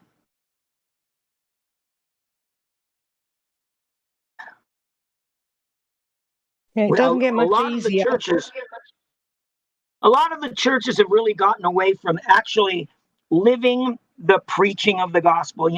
They have these big Sunday things where they have the rock bands and everybody's singing and they're dancing in the spirit, and then they go, oh my God, and then they go out and they have a giant barbecue outside and everybody tithes to the church, and all this money's passed around, and everybody's eating and drinking, nobody's going and visiting the old people in the homes. Nobody's going out and actually preaching the gospel of love and giving to the community, like Jesus said. You know, the churches are getting so within themselves these days that I'm watching them go down a path. I mean, it's great to have camaraderie, and it's great to be in the spirit and worship in song and everything. But at the end of the day, you don't leave the church and go, man, that was so much fun. We sang so many songs, and man, the barbecue pork and those ham sandwiches were great. And then you don't go and do what Jesus really wants you to do, which is your first thought when you leave should be,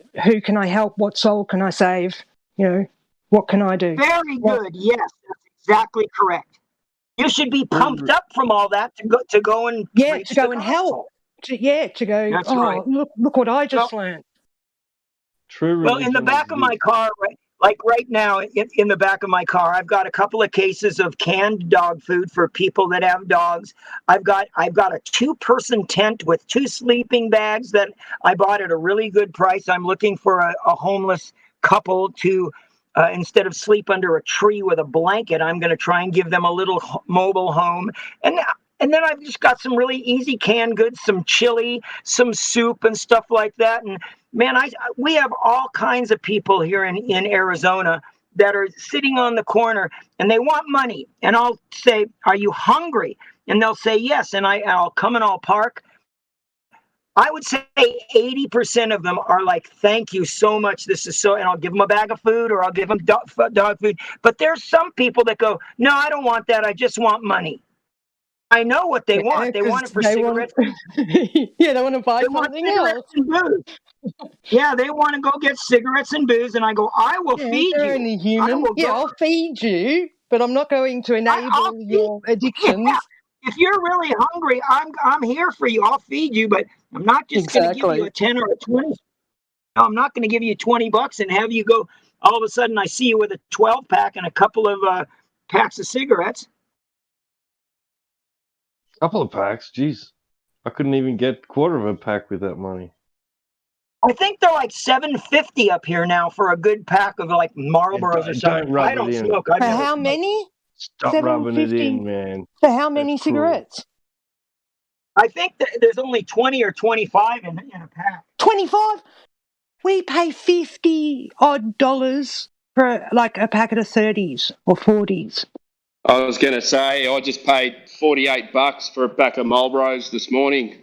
Yeah, they're almost $2 each here. They're anywhere between $1.40 to $2 each. I think my mum's little cigars that she smokes are $50 for a pack of 10. So she's literally like $5. Yeah.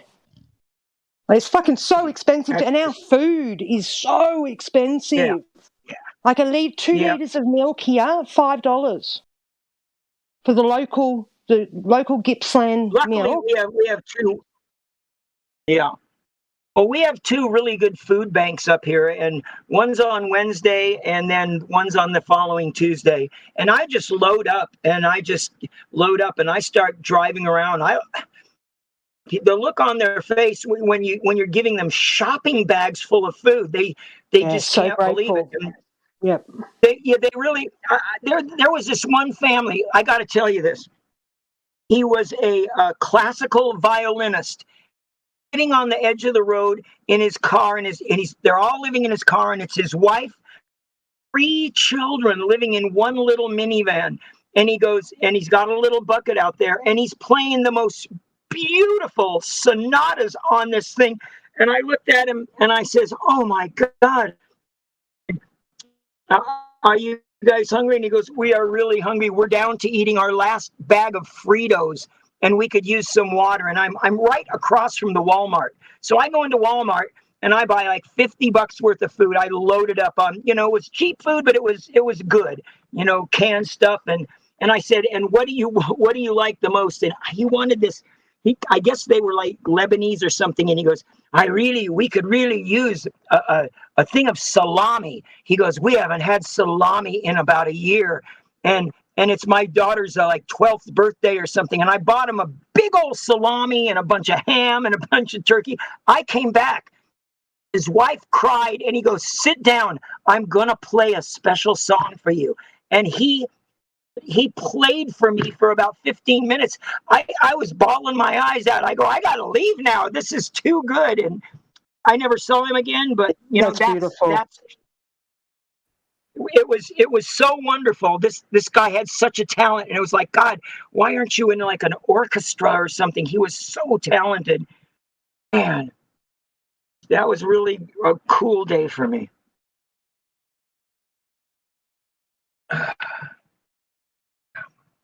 Yeah, this world really does drag some people down. Yeah. And I didn't even want to get in how he got like that.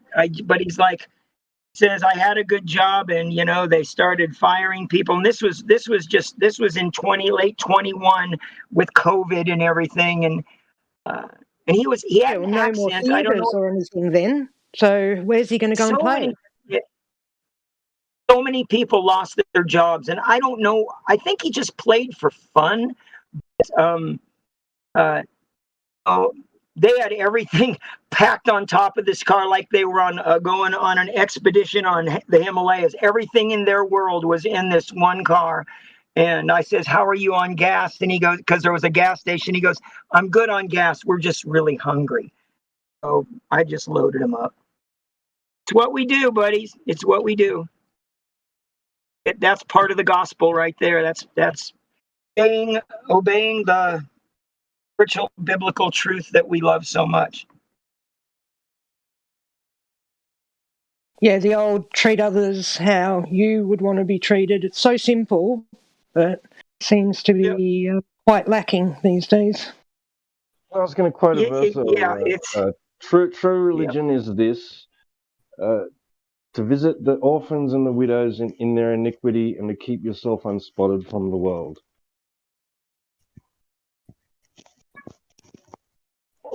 Well said. Yep.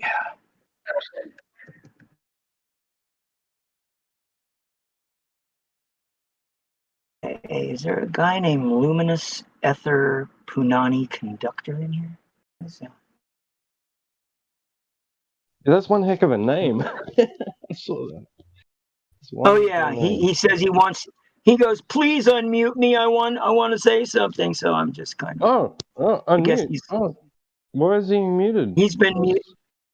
There you go. There you go, bud. Finally, thanks. There you go. You're welcome. Yeah, Jesus is Lord and Savior. Amen. Amen, bud. Amen. He's the only. Well, the Alpha and the Omega. Well, when people say, how can you even think that Jesus is like God in the flesh? And I go, read the first couple of sentences and chapter in John where he says, everything was made by him and nothing was made that was not. And he's everything. He was there in the beginning. He was going to be there at the end.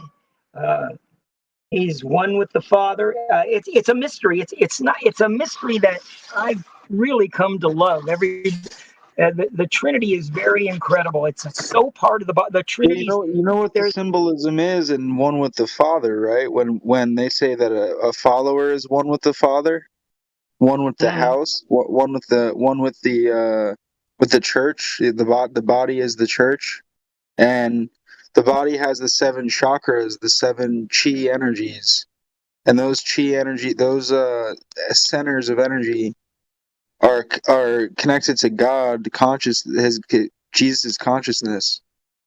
That's why everything animates. That's why everything is animated, and everything has a physical tangibility to it that we're able to comprehend and sense, and be able to consciously perceive. Oh yeah. That's true. It's the chakras. When you get into the chakras, I always thought that when Jesus left as a child and then he came back when he was 12, everybody goes, "Do you know where he went?" A lot of speculation, and there's a lot of people that have followed a lot of different scripture. and they think that he went to like India and to those places Yeah, and in the learned some. Himalayas. Yeah, he might have been to the Himalayas because they have ancient 2,000-year-old legends. They call them legends, but really Right. they're Yeah. stories or oral traditions of people experiencing someone named Yeshua HaMashiach in I know. It's like, wow. Did yeah, in those he places. go up there? Did he go up into the Himalayas and get taught some truths? Well, he had to would have get been out, doing or the they were going to teaching. kill him. So He would have been doing the teaching. Yeah, I'm But sure he there's fled. I'm sure when he was younger, there was a time where he fled because he was probably so ahead and so advanced than anybody else that he would have stuck out. Yeah, he would have stuck out and bit a sore thumb, and everybody would have kicked him out eventually, or would have chased him out because he was such an outcast and so true that everybody's liars. So no liars can handle truth because, like, a part cannot be a whole by itself. Parts need to be parts together to be a whole. there's stories from the Americas too. There's a symbolic. Yeah. There's a huge esoteric and symbolic. Hold on one second. I just heard something bump in my house. I gotta go check to see what that was. I find the stories interesting and stuff. Like, there's no way to prove any of that though. But it is very interesting as a speculation. Some of those stories from the South Americas, in particularly. Yeah. The dude that kind of does sound a lot like the dude they call Jesus. Coming, visiting them and teaching them similar principles and laws and stuff, and to be kind to your neighbor and all that stuff. Performing miracles, blah, blah, blah. Yeah.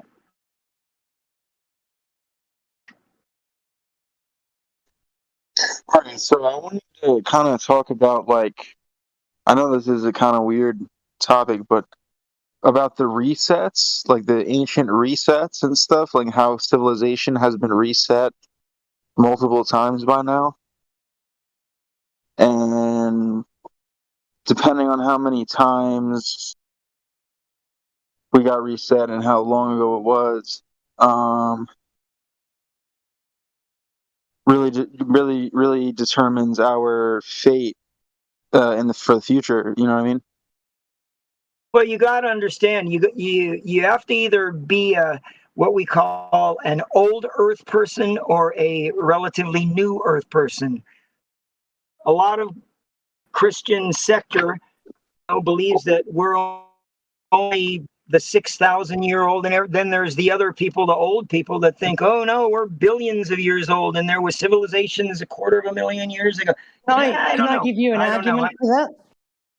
No, Sure. here's the thing. When you really get down to the data, right? Like what the science says and stuff, and what we could reproduce and stuff, like the archaeology and stuff, like what it really says is that, this stuff, like the Qumran records and the Dead Sea Scrolls and all the different findings and stuff, it really just points to the idea that there was super advanced consciousness on Earth probably thousands of years ago, and probably several thousands of years ago, before any primitive, like what we are. We're basically primitive compared to them because they were far more consciously perceptive and less easily fooled, and like they were, like, I feel like they were more advanced. Like, I could think, if you think back, if you've ever meditated, you could think back, and you could kind of like astral travel, and you could travel in time. I don't know if you've ever done this, but people have done it. And Edgar Casey has done it. There's many people who have, there's many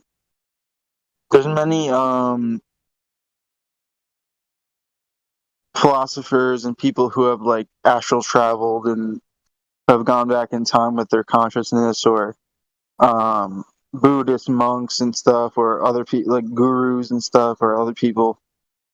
Jesus was God, obviously in the flesh, but that's why he had all the powers of the universe. That's where I think he was endowed with all the enlightenment of the entire universe, the entire consciousness. He was the one consciousness. He was the chosen one. And right. I don't want you to slip down this this slippery path here, brother, and then go down, listening to all these different teachings. If you're a Christian, you believe in the Bible, and you got those 66 books, and they say that's it, and start talking about chakras and meditation and astral travel. That's not biblical. Well, it's just not. So, that's the Bible. That's exactly the Bible. I could go into the Bible and show you the exact minerals in the body that are represented in the Bible, that they talk about in the Bible, the certain stones of heaven, and heaven is inside the body. It's inside the consciousness, the enlightened consciousness of the body, and the soul, and the 7 chakras and stuff.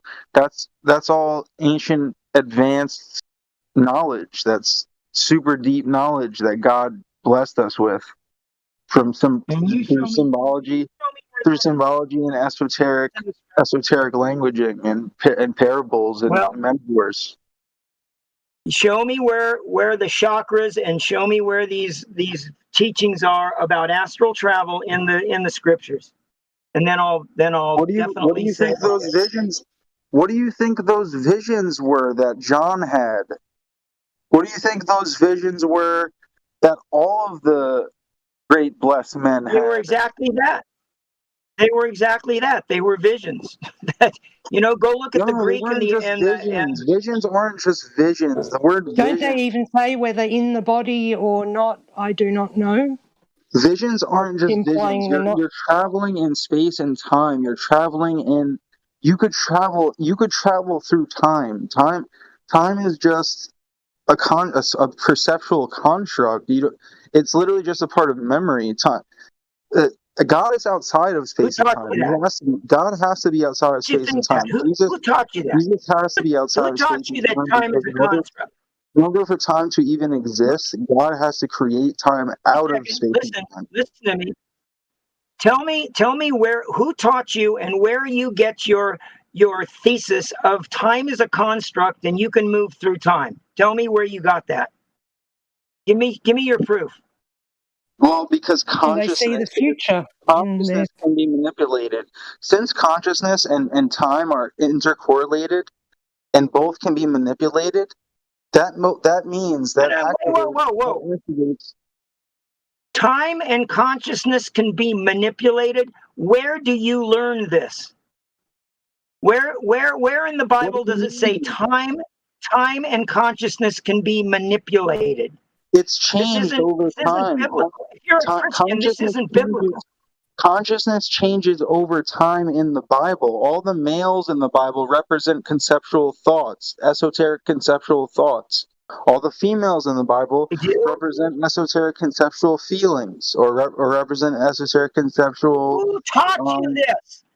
Who taught you this? Where are you getting this teaching? You're making this shit up.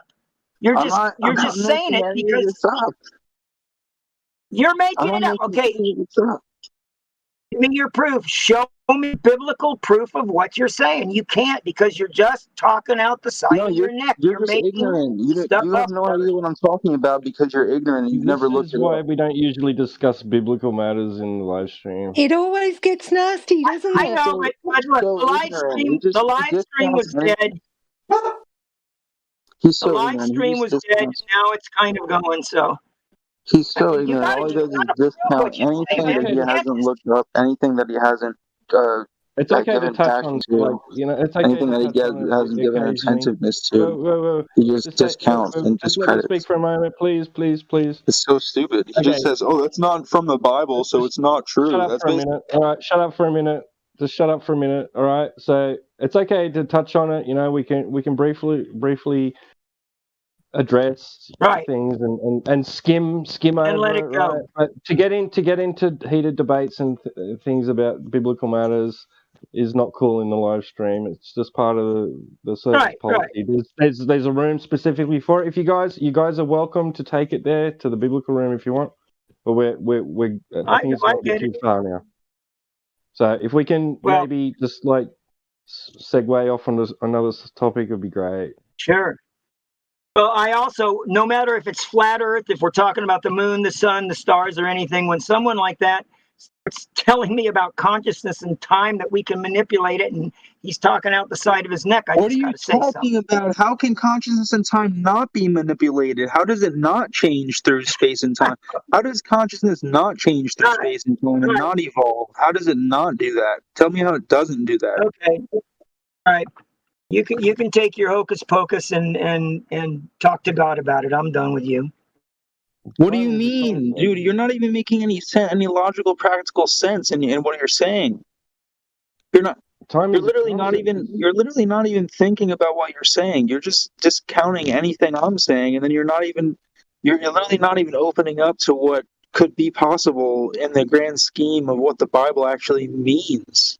And literally the hermeneutics of the Bible, and also the symbolic and esoteric representations of metaphors and characteristic of conceptualization. But it doesn't matter. It's not a salvation issue. It doesn't matter if that's the way he wants to be, then it should be okay. Well, I mean, he just has to study biblical hermeneutics and symbology, dude.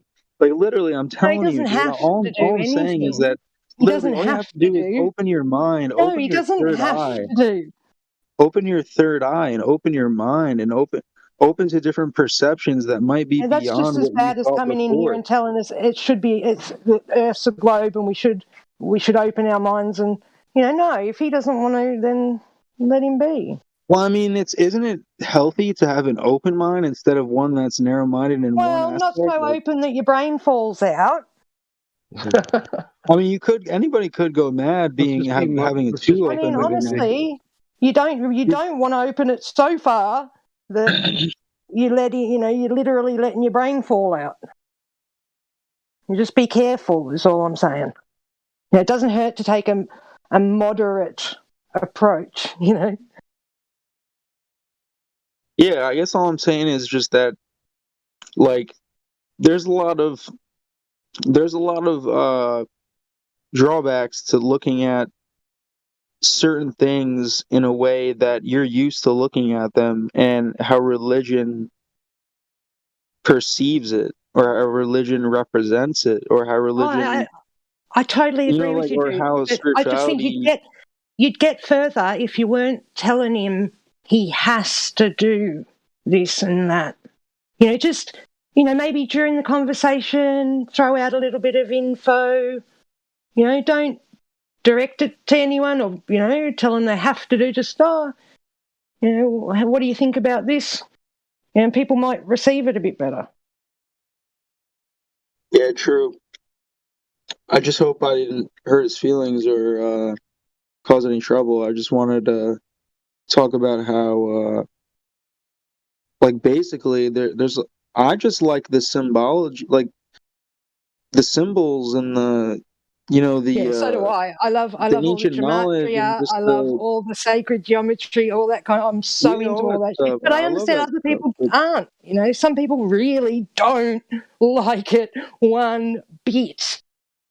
And you just. I don't know why. I feel like there's like a new age taboo stereotype where it's like the only way that you could actually seemingly be practical is to agree with just what everybody has been agreeing with about the Bible for the past thousands of years, who's been indoctrinated to believe that there's no other symbology other than just simple metaphors and not deep metaphors that actually, and deep esoteric characteristics that culminate within consciousness and within enlightenment and within the human trials of everyday life and stuff.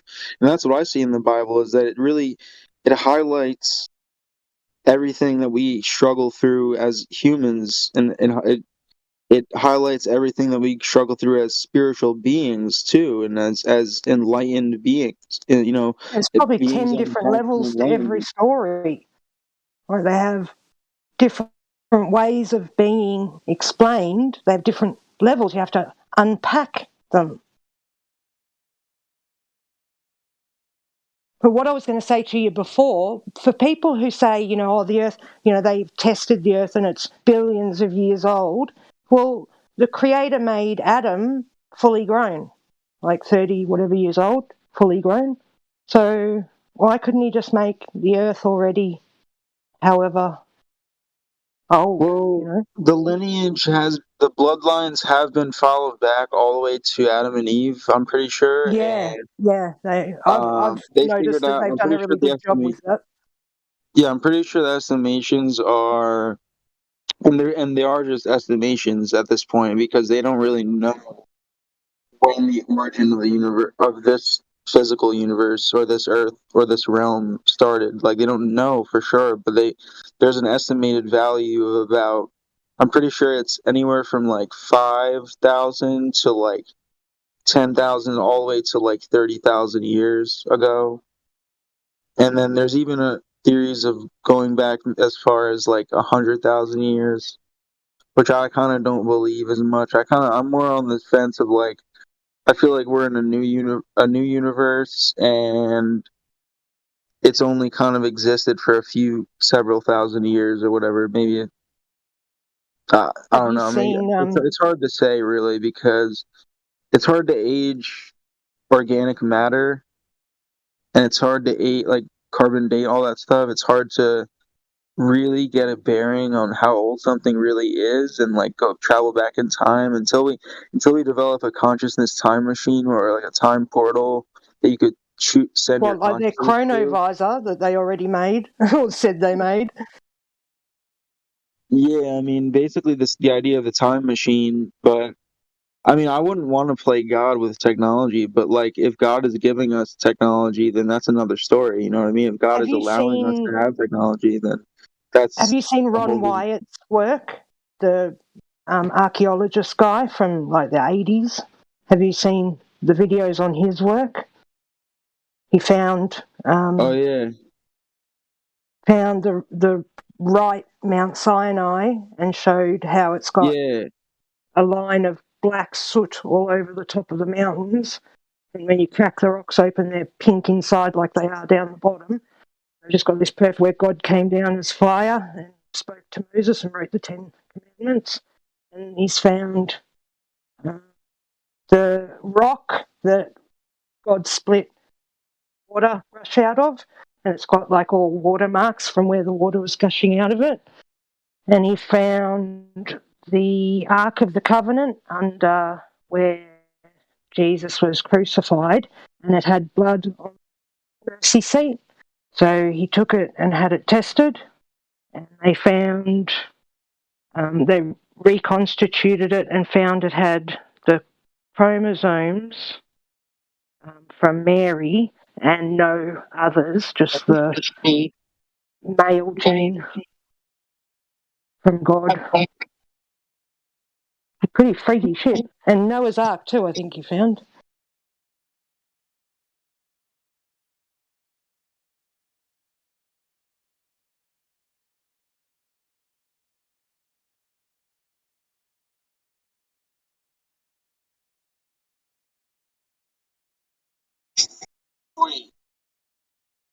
I mean, I've studied Christianity for a while, and spirituality for a while too. Just spirituality in general, and but mostly Christianity and mostly Christ. And but I don't know.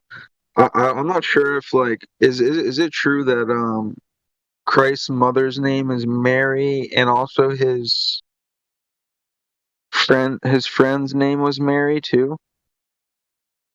Yes, yeah, Mary the mother and Mary Magdalene, I'm assuming you're talking about.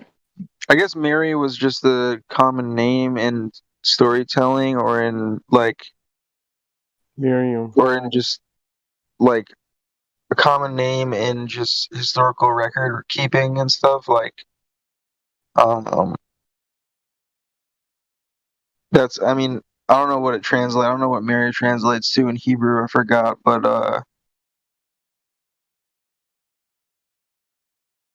forgot what it sounds like in Hebrew. But I think it was Miriam. Yeah, something like that. I think, but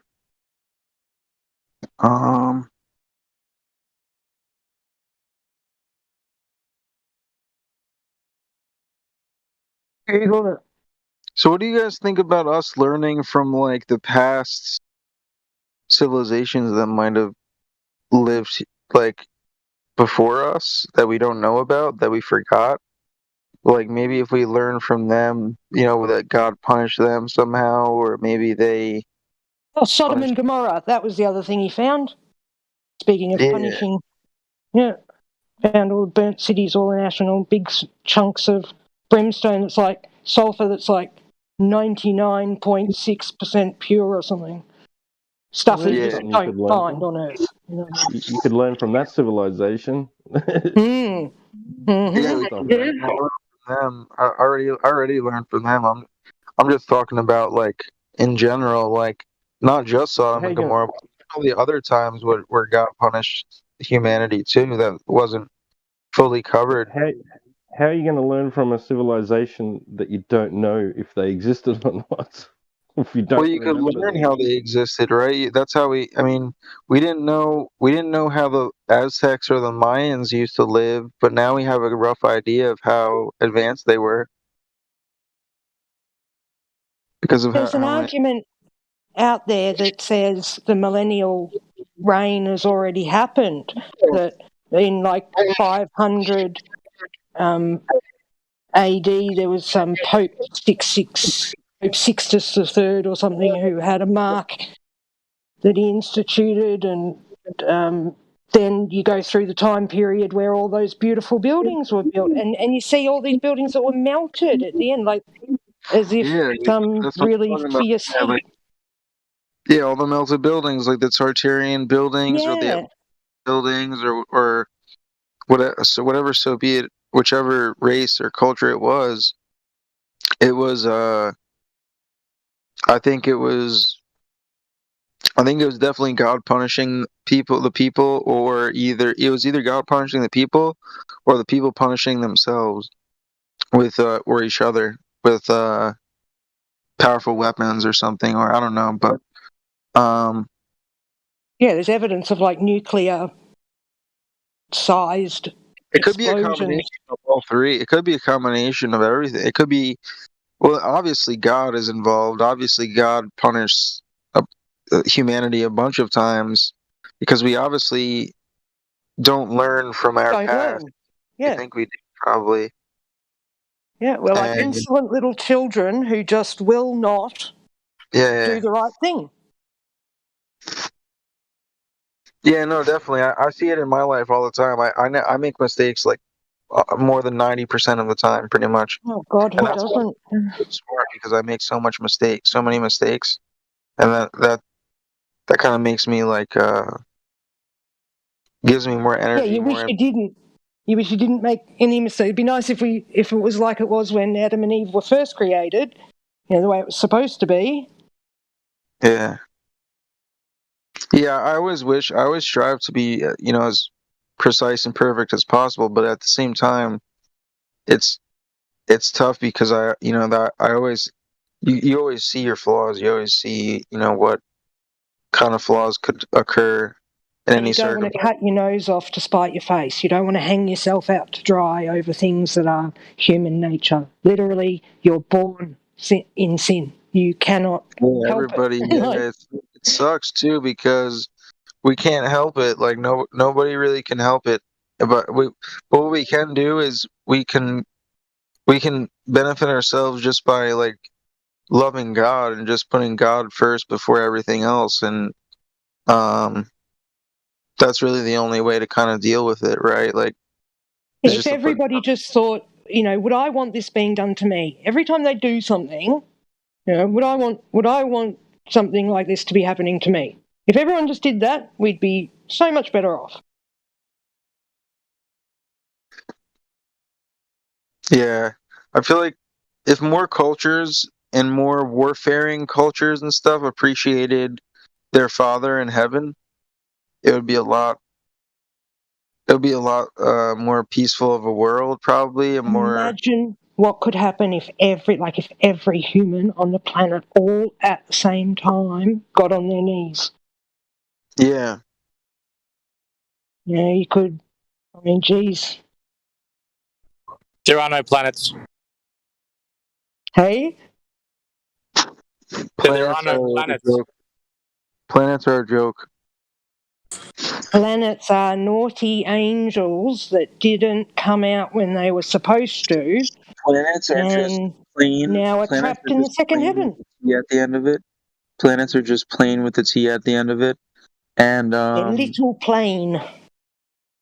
Yeah, and basically everything in the night sky is either a luminiferous etheric energy, life force, cosmic energy from God, from heaven, or angels. We shouldn't say there are no planets. They're just not what the Globe cartoon said they were, is all.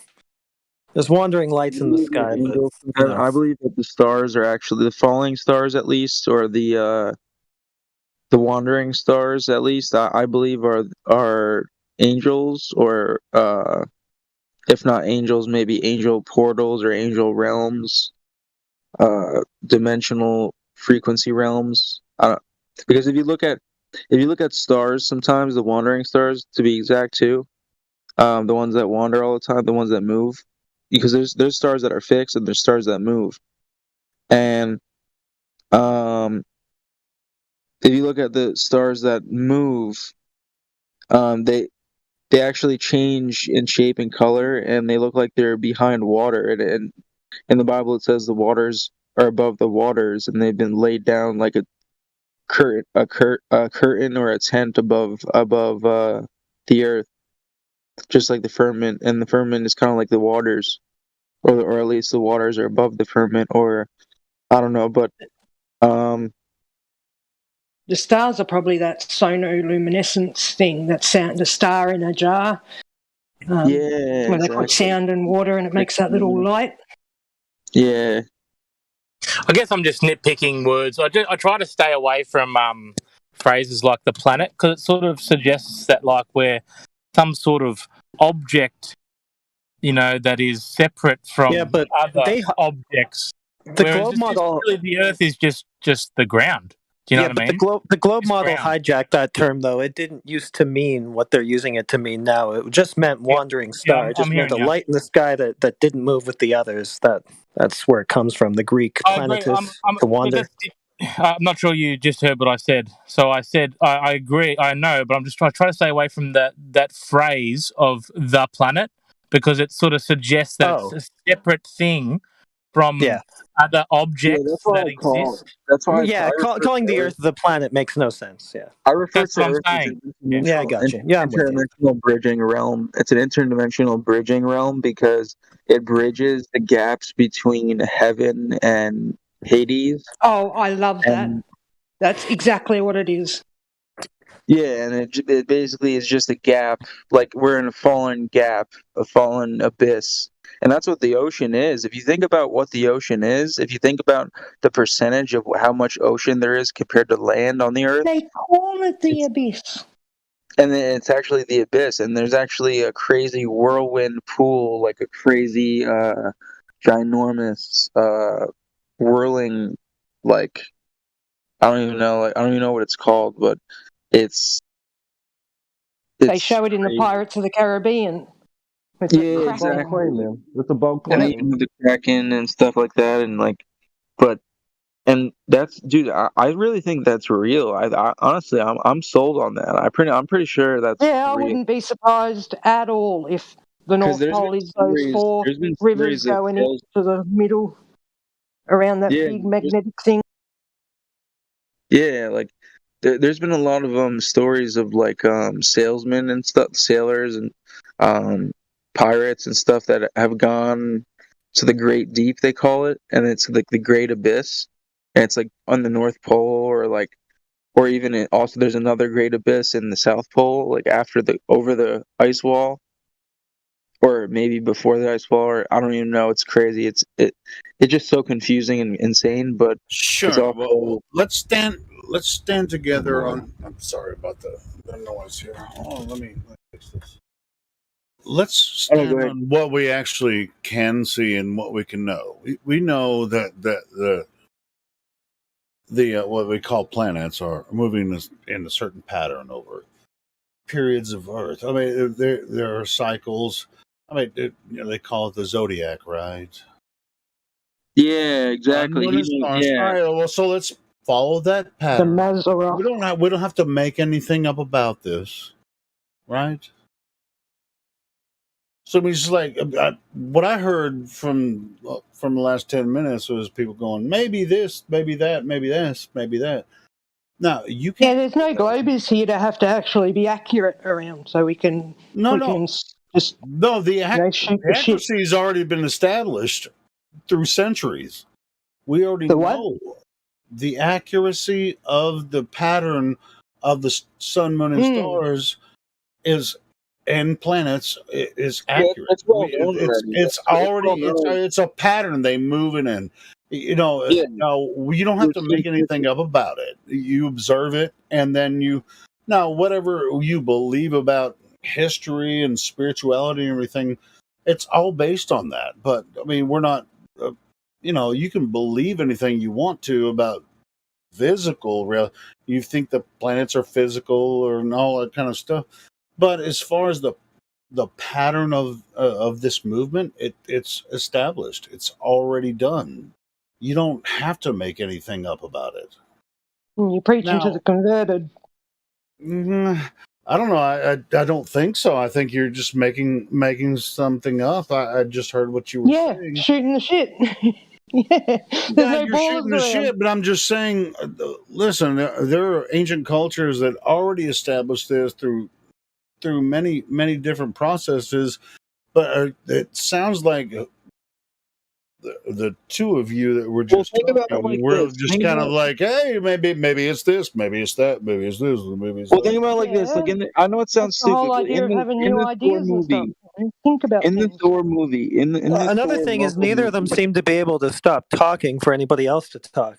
That's kind of you guys can take a break. Hey, that's cool, and I think that should be a thing because I just meant they're stepping on each other. Like every time one talks, the other just starts going. I mean, especially at the same. Well, also at the same time, just by listening, I'm like, I don't think they understand the entire thing. So they kind of come up with their own conclusion and just kind of making shit up. Because I don't think you guys understand because history. It is already established. Like if you think about it, in the Marvel universe, right? In the Marvel universe, don't even do it. Don't even in Thor. Don't even. Well, okay. He uses the Bifrost. I'm willing to listen. I'm gonna give you 30 seconds. Okay. Yeah, let's hear it. Go. Thor, he uses the Bifrost, and there's even the ether in Thor. The ether that is the force, the energy that holds everything together, the animation energy that holds all life forms together. And then Malak or whatever, he takes it, whatever, and then you skip that, and then Thor, there's the Bifrost, and that's the bridging in between realms. And is that based on real history or what's based on what you heard from Hollywood? Yeah, Hollywood folklore. Well, no, it's not just Hollywood folklore. There's deep occultism and esoteric symbolism. Sure. Well, how about you talk about that instead of the Thor movie? Well, that's in the Thor movie. That's why I mentioned it because in every movie. But they always just exploit that to put people into a weird understanding of something that they want. They lead you into an avenue where you're just very confused about this. Oh, definitely. But did you ever hear about predictive programming? No shit. That's what I'm talking about. Yeah. But don't let them do that to you. But they're predicting what They're externalizing the hierarchy in those movies. They're purposely even though they showing. might be lying to you about certain things within the movie and stuff, they might be lying to you about certain ways about physics and stuff, but in the end, like if you ignore all the planet stuff that they put in the movies and all the space stuff and things like that, if you ignore all the indoctrination, you could seep through it and learn a lot of these esoteric characteristics. Learn about your enemy. But you have to have the core that Earth is the only place that exists. It's the only place that we can actually analyze this information. I agree 100%. So that we see, the Jupiter, Mars, and we can only analyze, especially as ignorant people that aren't astrophysicists. We're just ignorant people that just don't analyze the information correctly because we don't have access to their information, right? So, bro, I mean, they're actually trying to. They put this stupid information out there. I call it stupid. They don't really have any scientific evidence for it. It's just a story that they told us about Earth and the universe and all that kind of stuff. And I've been studying this for a long time. So, I mean, just consider that they're absolutely wrong. And a lot of people are like, how could they be totally wrong about this? And that's really fantastic to a lot of people. It's like all of the people that are PhDs and astrophysicists, how could they be totally wrong about this? I mean, it's something to consider. And then we're just some people that, I'm a college dropout, but I figured out how they lied to everyone. So you're right. Yep, Earth must be a globe. If it's a globe, then it's a globe, right? I mean, so show us the globe. We haven't. I've been here for 7 years. I haven't seen the globe yet. Astrophysicists are working within a construct built out of assumptions. They don't actually measure the Earth. When do they measure it for curve? I know a few, and they've never done that. I don't think they've even thought about it. I don't think the horizon is something they really think about. Because they do it on a chalkboard. Yeah, or in a computer, and mathematical calculation. They do it in a simulation. They do it in a VR simulation, a virtual reality, augmented reality simulation. They don't have any physical evidence for it at all. It's mathematical. It's a concept. They'll even tell you that all Copernicus had was an idea. That's all he had.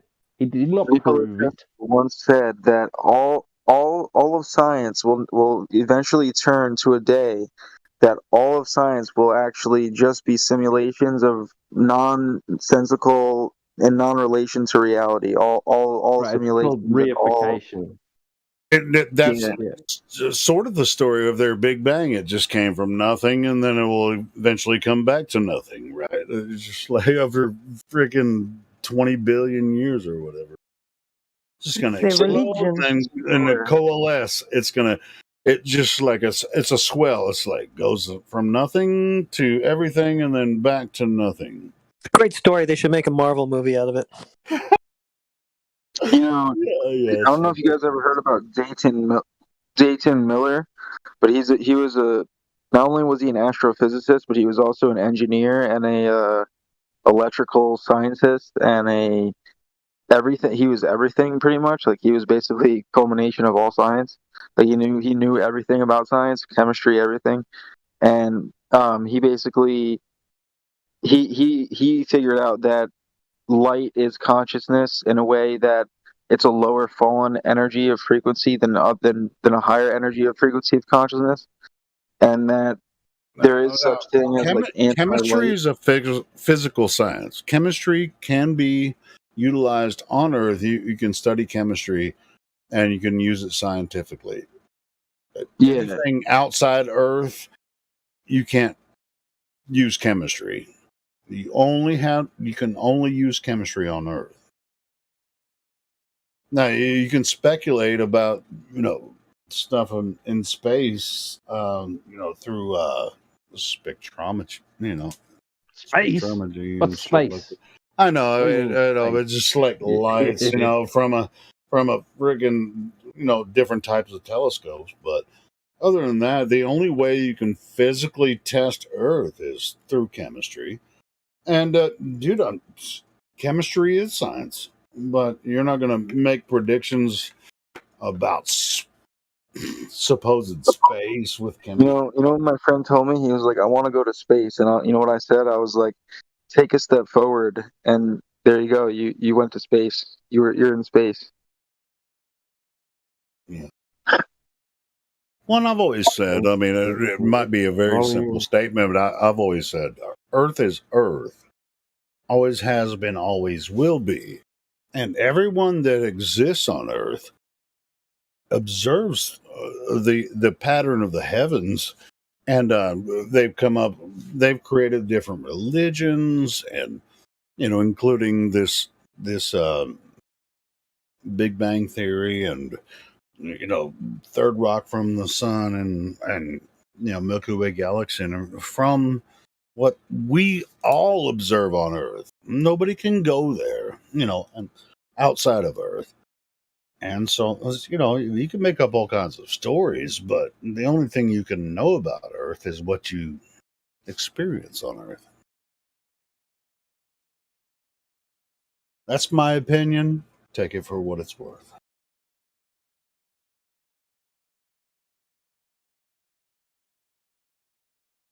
I'll give you $5. It's just like, hey, man, call me a college dropout or whatever. But I listen to all these PhD astrophysicists and shit, and the shit they're saying doesn't make sense. And they actually admit themselves that they don't really have a clue about it. It's like, how am I supposed to take them seriously? But what is it? I don't know. Yeah, that's what they say. It's like, I don't know. Yeah, and that's 1 with 120 zeros behind it. That's There how you wrong go. we are. Exactly. We're 95% dumb. Yeah, we're 95% ignorant about everything. That was an amazing one.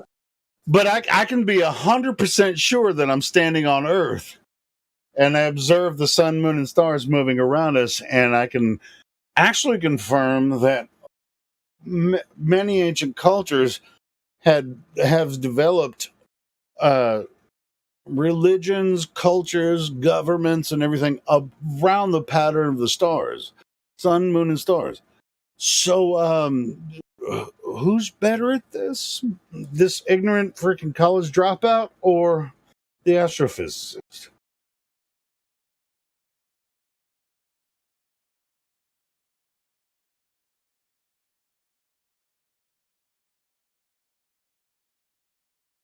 I mean, bro, if you look at history, you see, I mean, like with the pyramids and, ancient culture, it's really like if you look in the past, you'll find out more about humanity than you'll ever find by, these idiots that are trying to make this future plan, which is really, they're really trying to exploit everyone's ignorance. And you should be embarrassed if you believe their bullshit.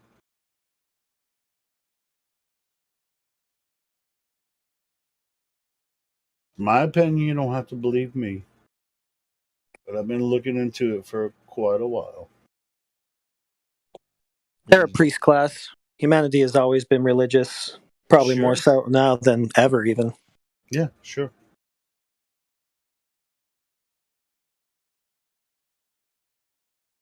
Kind of like, and we're kind of at a precipice right now because I have a feeling that we're, with all the,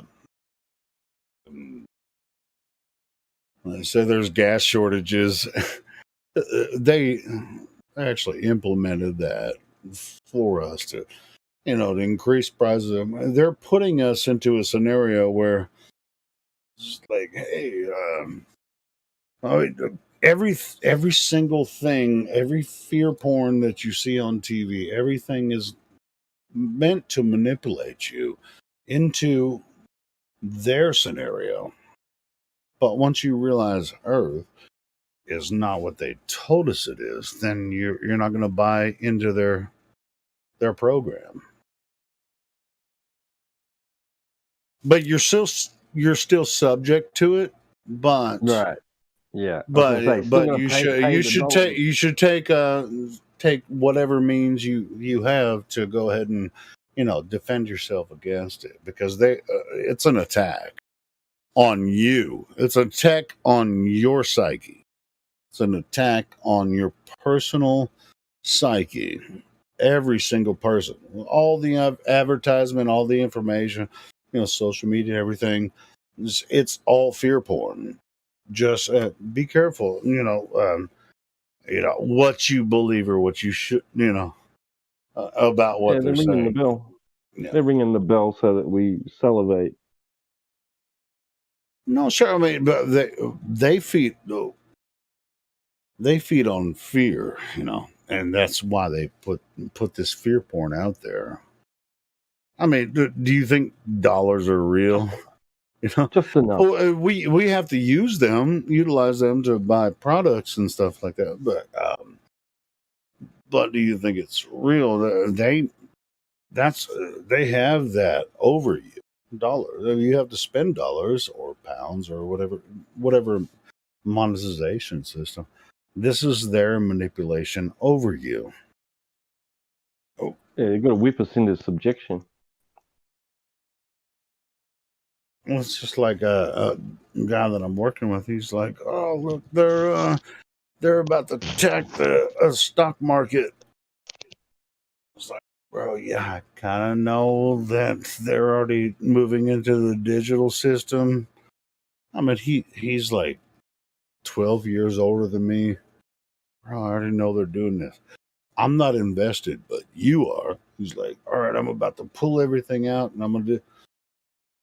I don't think that's not the way it works. But he's not into what I'm into. To be honest, I'm broke as fuck. I ain't got shit. I'm paycheck to paycheck.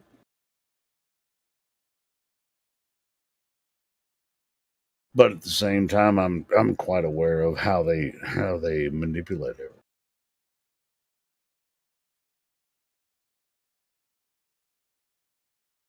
Yeah, it'll always be just a little, just enough, just enough.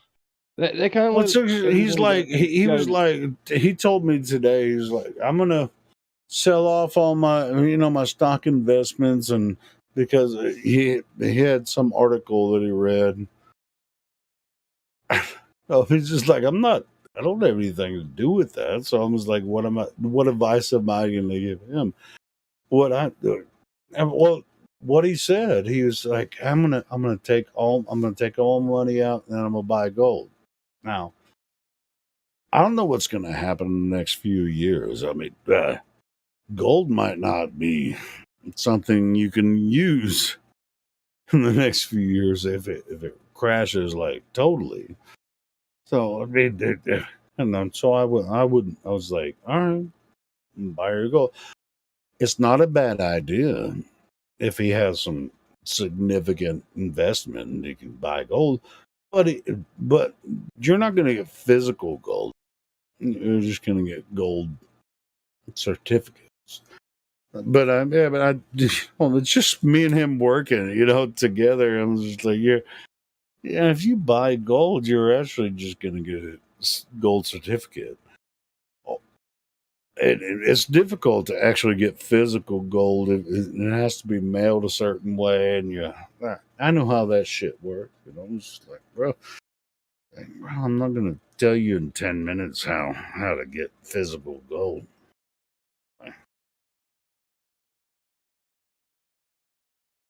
So anyway, I don't know how it turned into that, but I think that's what we're talking about. It's like the economy is turning around. And he came up to me and he was like, the economy's turning. And it was like, no shit, bro. I know, but I don't really have an investment in that way with stocks and bonds and all this kind of shit. I'm a broke motherfucker. I'm just sitting here living paycheck to paycheck.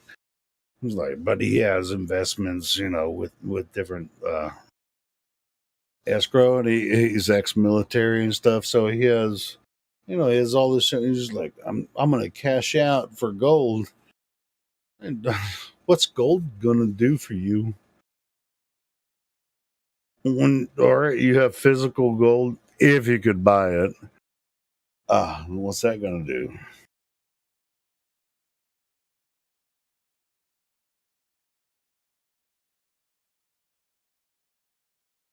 I mean, you can use gold. I know you guys are all talking about it right now, but yeah, man, what is physical gold gonna do for you? But he's not. He's gonna transfer to gold. He's not gonna hold physical gold. For the most part, he might hold some physical gold, but even then, if the economy crashes, everything. I mean, gold. Yeah, you can't eat gold, right? Northern Rebellion can't eat gold. So that's what I'm saying. There's nothing wrong with buying gold and silver and platinum and all that stuff. Yeah, go ahead and do it, man. It's better than virtual, and as far as I'm concerned, but yeah. And it just kind of points out to me, it's like somebody came up to me at work and said, "Hey, the economy is fucked, and I'm gonna cash out on my stocks and just buy gold." And I was like, "Bro, you're not gonna find the gold. You're gonna get like dividends and freaking paper that's never gonna get you anything." But I didn't tell him because he wouldn't listen to me anyway. I'm just some fucking guy, that works with him. And, I just don't think it will work for him. I mean, he's in fear porn mode. I mean, should I tell him that? I don't think he should. I think he should hold on to his stocks, But I'm not I'm not an investor or anything. Just hold on to what you got. It's like this was the weirdest thing. He's like, "Hey, man, the whole stock market is going to change." And I said, "Hey, look, they're moving it to digital." And he's like, "Yeah, I'm everything I've invested since I was in the army." But he's like 60 plus, and he was like, "I'm thinking I'm gonna go ahead and cash out and buy gold." I wouldn't say that's a bad idea, but I'm not that vested in that. I don't know much about it, but I think you should try if you have what's the people that are holding your investments or whatever, or market people or whatever. Like, you should trust what they're saying. Stockbrokers. I mean, don't even. If you're going to ask me, sure. I mean, liquidity. As far as liquidity goes, I mean, gold. It can hold. It can hold something, but when you can't eat gold. Just like So anyway, but this isn't right. Yeah, well, I mean, actually, you can eat gold. I mean, it's actually beneficial to your body, but that's only in a microstate. But anyway, that's different. But anyway, but as far as investment and how much bro, I mean, he was coming up to me. He's like, "Man, I think it's gonna be the Depression again." Like in the 1930s. Which it probably is, but don't freaking ask me any advice on that because I don't know shit about it. You should say, "Yeah, no, you're and right." I actually, my recommendation, and I should have told him, don't sell that shit off and buy gold. That will be my recommendation, but maybe I'm wrong. Buy it all. Do it. Invest. Would that be if you were me, would you tell him to go ahead and buy gold? I mean, that's what he wants to do, but I don't think, or gold and silver or whatever. Do you think he should? Because I don't think gold and silver is going to matter. Yeah, I don't think he should be 10 years from now. so much with it. Yeah, whatever's going to happen is going to happen. Like, I think he should hold on to it, and that same value will be a value in the market. It's just going to be a different exchange. Exactly.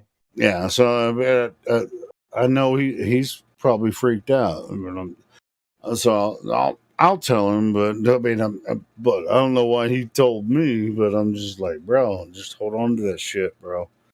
If you've been investing for this long, just hold on to that shit. Just hold on to it, man. Don't freak out.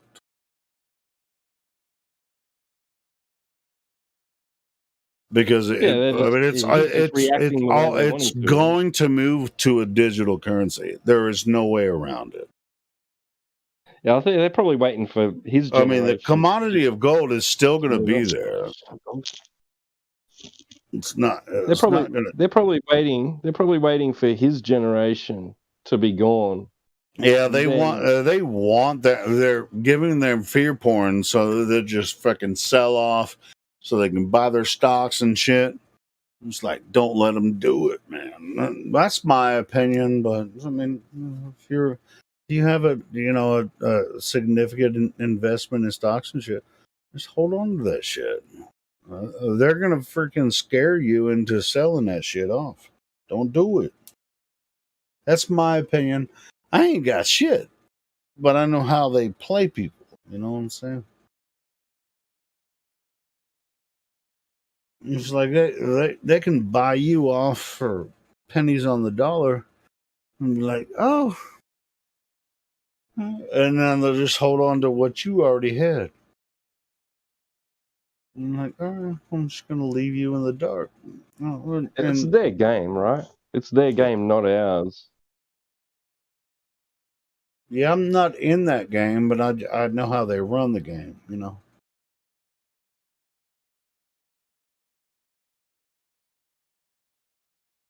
Like, he came up and he's like, he sent me he showed me a text that he got in somebody's article. He's like, look, man, he's like, this guy used to work for Walmart, and he's like talking about how the stocks are going to go look belly up, and bro, this is fear porn. You already have investments. Let it sit, bro. That's how investments work. Let it flow. Let yourself go. Slow and low. That is the tempo. Man, that's some Beastie Boys advice right there. Hey, maybe it's bad advice from somebody that's not investing, but I'm just telling you, they're fear porning you. He does this all the time. He's like, oh, have you heard the latest news? He's like, no, I don't watch the news, but tell me about it. You know what I mean? He's like, I ain't scared.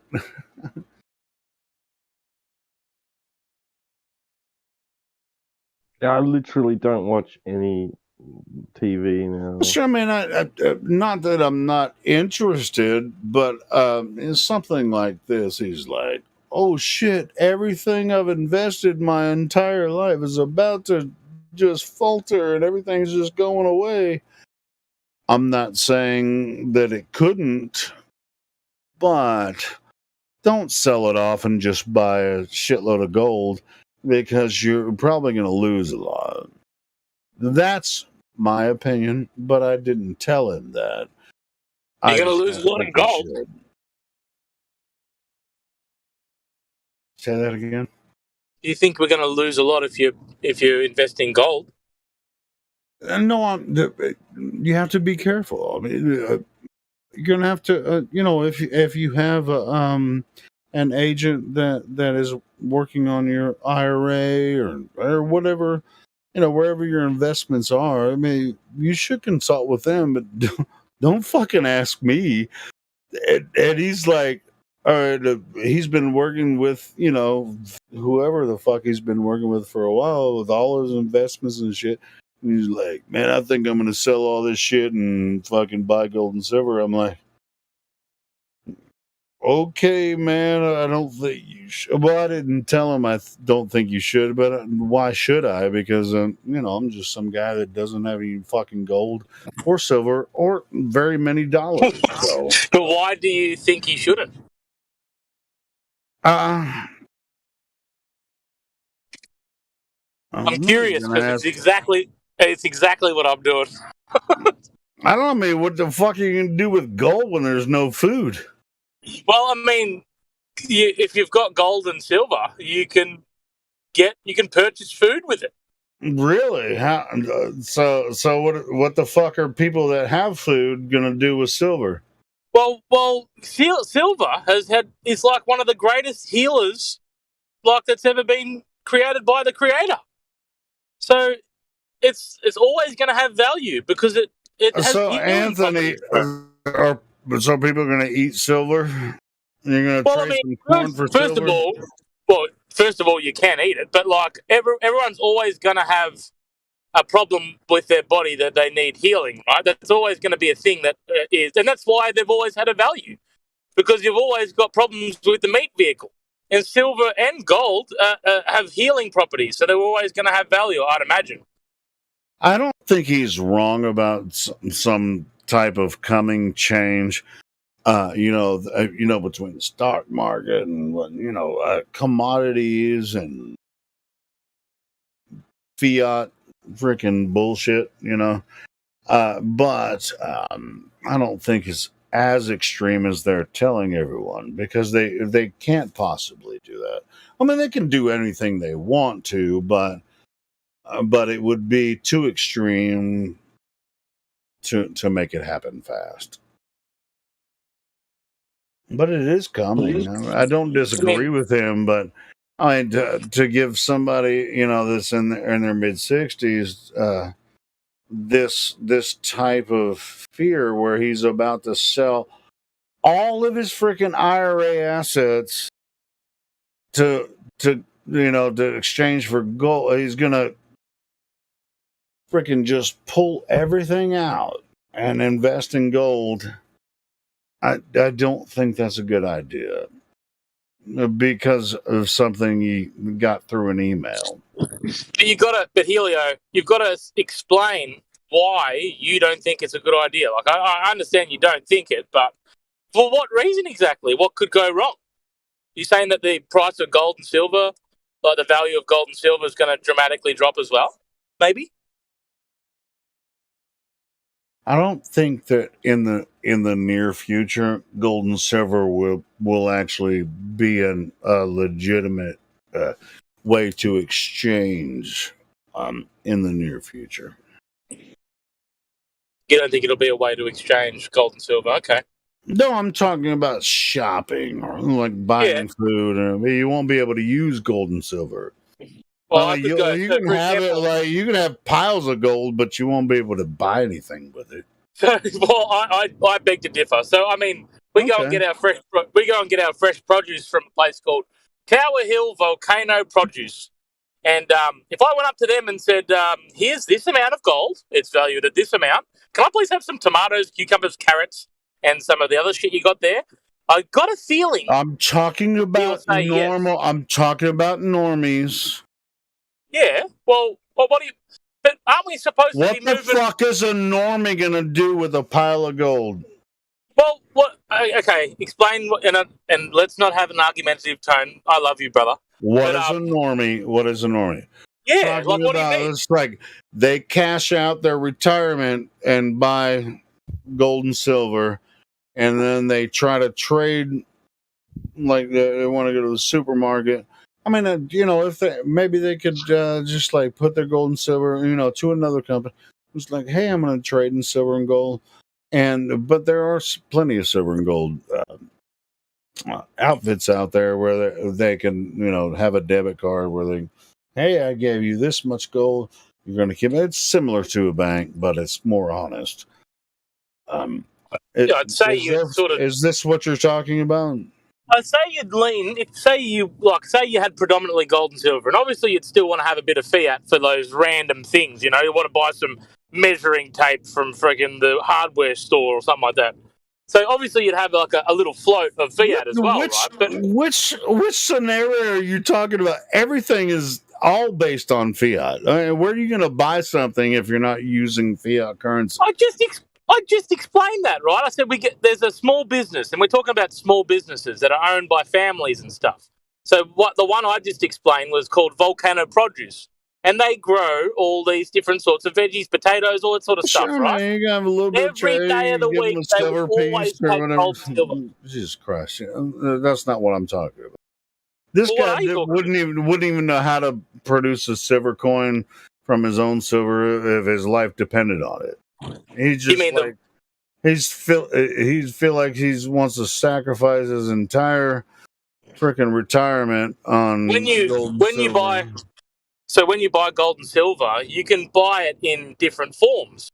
So you can, for example, I don't know a friend, he's got about 100 grand worth of gold and silver, and he's bought in coins. What do you think he gets these massive freaking like slabs of gold that he can't trade with?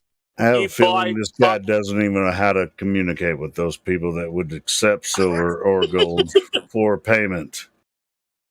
Oh, I'm sure, look, if he's got tons of assets, I'm sure he knows how to work shit out. You know what I mean? He's not a dipshit. Yeah, well, sounds like he's rich. I'm just saying, he's scared because somebody told him that the stock market's going to crash and all his shit's going to, and so he's like, and then he got an email from somebody, and he's like, "Look at this email. I have to turn everything, all of my assets, into gold and silver because everything's about to crash." Yeah, I get you. I see what you're saying. You don't want people. It's just like that's a rash decision. You shouldn't do that. Yeah, you should diversify a little bit. Maybe buy a little bit of gold and silver. Maybe get something else. Yeah. Do you think his investment person is going to say that? No, they want to keep in the stock market. They want to stay there as long as they can. It's like, bro, why are you asking me? I was just like, fucking. I mean, I. That's why that's not why I just never had any money, so I never fucking invested, but he does, and he's coming at telling me, "Hey, the stock market." He's like, "I got a lot of money in it, and it's about to fall apart." It's like, I'm just gonna sell out and buy. Dude, these fucking companies he's talking about, they'll take 40% of his fucking money if he wants to take cash out, and then he's gonna go into gold and silver, as if that's really gonna help him. I just don't think that's not even freaking gonna help him at all. Yeah, I'm hearing you. Well, I mean, you'd probably want to plant some fruit trees and, have a bit of land. Make sure you've got enough land. Don't ask me. Ask your investment guy. Don't fucking talk to me about it, bro. Because I ain't got no fucking money. Go talk to that guy. Don't fucking talk to me about it. Oh, you can see why he's coming to you, though. Of course, his investment guys and be like, keep your money in there. It's gonna eventually come up.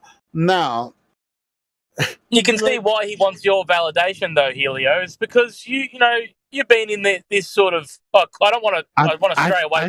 I think he actually has a good amount of money. I think probably at least a couple 100,000.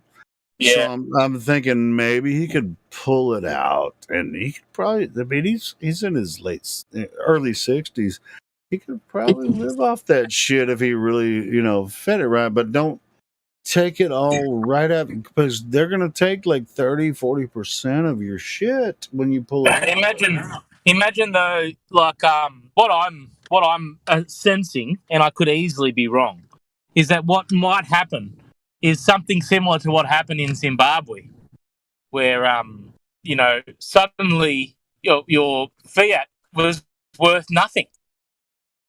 I mean, it pull off a great reset, and I think that's probably why he's asked for your validation, Helio, because you've been in the conspiracy sort of game for ages. I'm You've probably the heard from fucking 1,000 broke different guy that he just met. I mean, we've only been working together for like 6 months.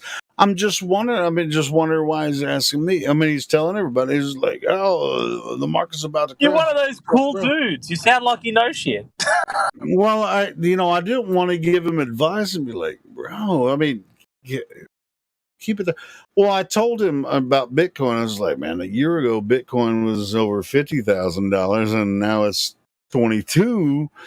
And he was, the reason it came up is because he was saying that the market's about to change. He was worried about this. He's hearing news about the market changing, and I said they're probably talking about how they're going to move to digital currency instead of actually having cash and stuff like that, which is it's actually true. And he was like, and at first I was like, bro, I don't really follow it that much, but this is probably what they're talking about. And then is that what the tea leaves said? What? Is that what his tea leaves said? Yeah, he was worried about about his investments in different like an IRA and he has different investments and stuff. So it seems like, man, I think I want to pull out now because sounds like it's about to go down because of some shit that he's watching on the news, right? I'm not gonna give him friggin' investment. Why are you asking fucking me? I'm just some fucking guy that works I'm not your investment advisor. Like, bro, I think utilizing an IRA, it's risky, but I mean there's other ways you can invest your money, but yeah, but I also told him it's like, bro, yeah, they're about to well, when he came up, he's like, they're about to change the whole system where it doesn't work the same way. I was like, yeah, they're trying to utilize and move us into a digital currency instead of physical. Hey, anyway, go ahead. They're going to change the system over fucking night, and I don't know when, but yeah, it's going to be pretty soon. But anyway, and so that's what he's scared of. That's what he's scared of. But he's not scared. So maybe he wants to pull it all out. But at the same time, if he gets with his investment advisor, he'd probably be better off than he would if I said, hey, yeah, pull all your shit out and buy golds, he could probably make more money if he. I mean, what happened? He had some email he showed me. He's like, everything you have now is just going to go down. It's going to be like the Great Depression, which might or might not be true. I don't know, but hey, if you have cash and you can put it into physical assets, but I don't know if physical gold and silver would actually, and to be honest, if you took all that money, you wouldn't be able to get that physical gold and silver in your hands anyway. So, but I didn't want to say all that to him,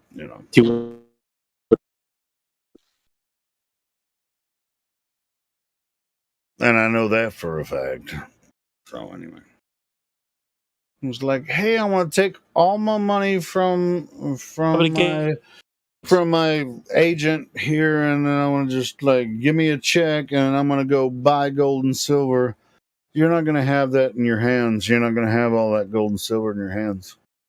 Hey, it's not possible. Anthony wanted to say something, but yeah, I'll shut up. I'll shut up now. You guys were asking me. Hold on, Anthony. What were you saying? Oh, now he's not going to do it. Okay, never mind. Fucking never mind. No, I was going to say, if you have hundreds of $1,000s invested and you want to just transfer it to gold and silver, they're not going to give you that gold and silver physically. It's just not going to happen. I got $2 invested. What should I do? Invest in what? A stock market or a stock? Bunny, this is important to a lot of people that have their retirement accounts, IRAs and all kinds of shit. This is why he's he's like, oh, is this shit gonna fall apart? Not necessarily. I think I'll talk to him tomorrow again. Like, bro, leave that shit there. Don't freak out. You know what really amazes me is the business practice of, I don't even know what you would call this as a category, but it's the people that sell gold, but they sell it to you and hold on to it for you, and then they'll just sell you and give you the cash. That's what I'm saying. You'll never be able to, if you have $500,000 to buy gold, you'll never get it physically. You can't buy that. What are you talking about? What are you talking about? I can do that 1 block from where my apartment is right now if I had the money. What are you talking about? Really? You can get $500,000 many times, gold and silver. Yeah, and I've sold plenty of it too. Glad I bought a lot of it before the last jump on those two things. I don't know if you could polish up 500,000 worth, but you could probably get 20,000 worth. Wait, he said yes to these people. It's like, if you have $500,000, I can give you gold and physical $500,000, and it would be no problem for me.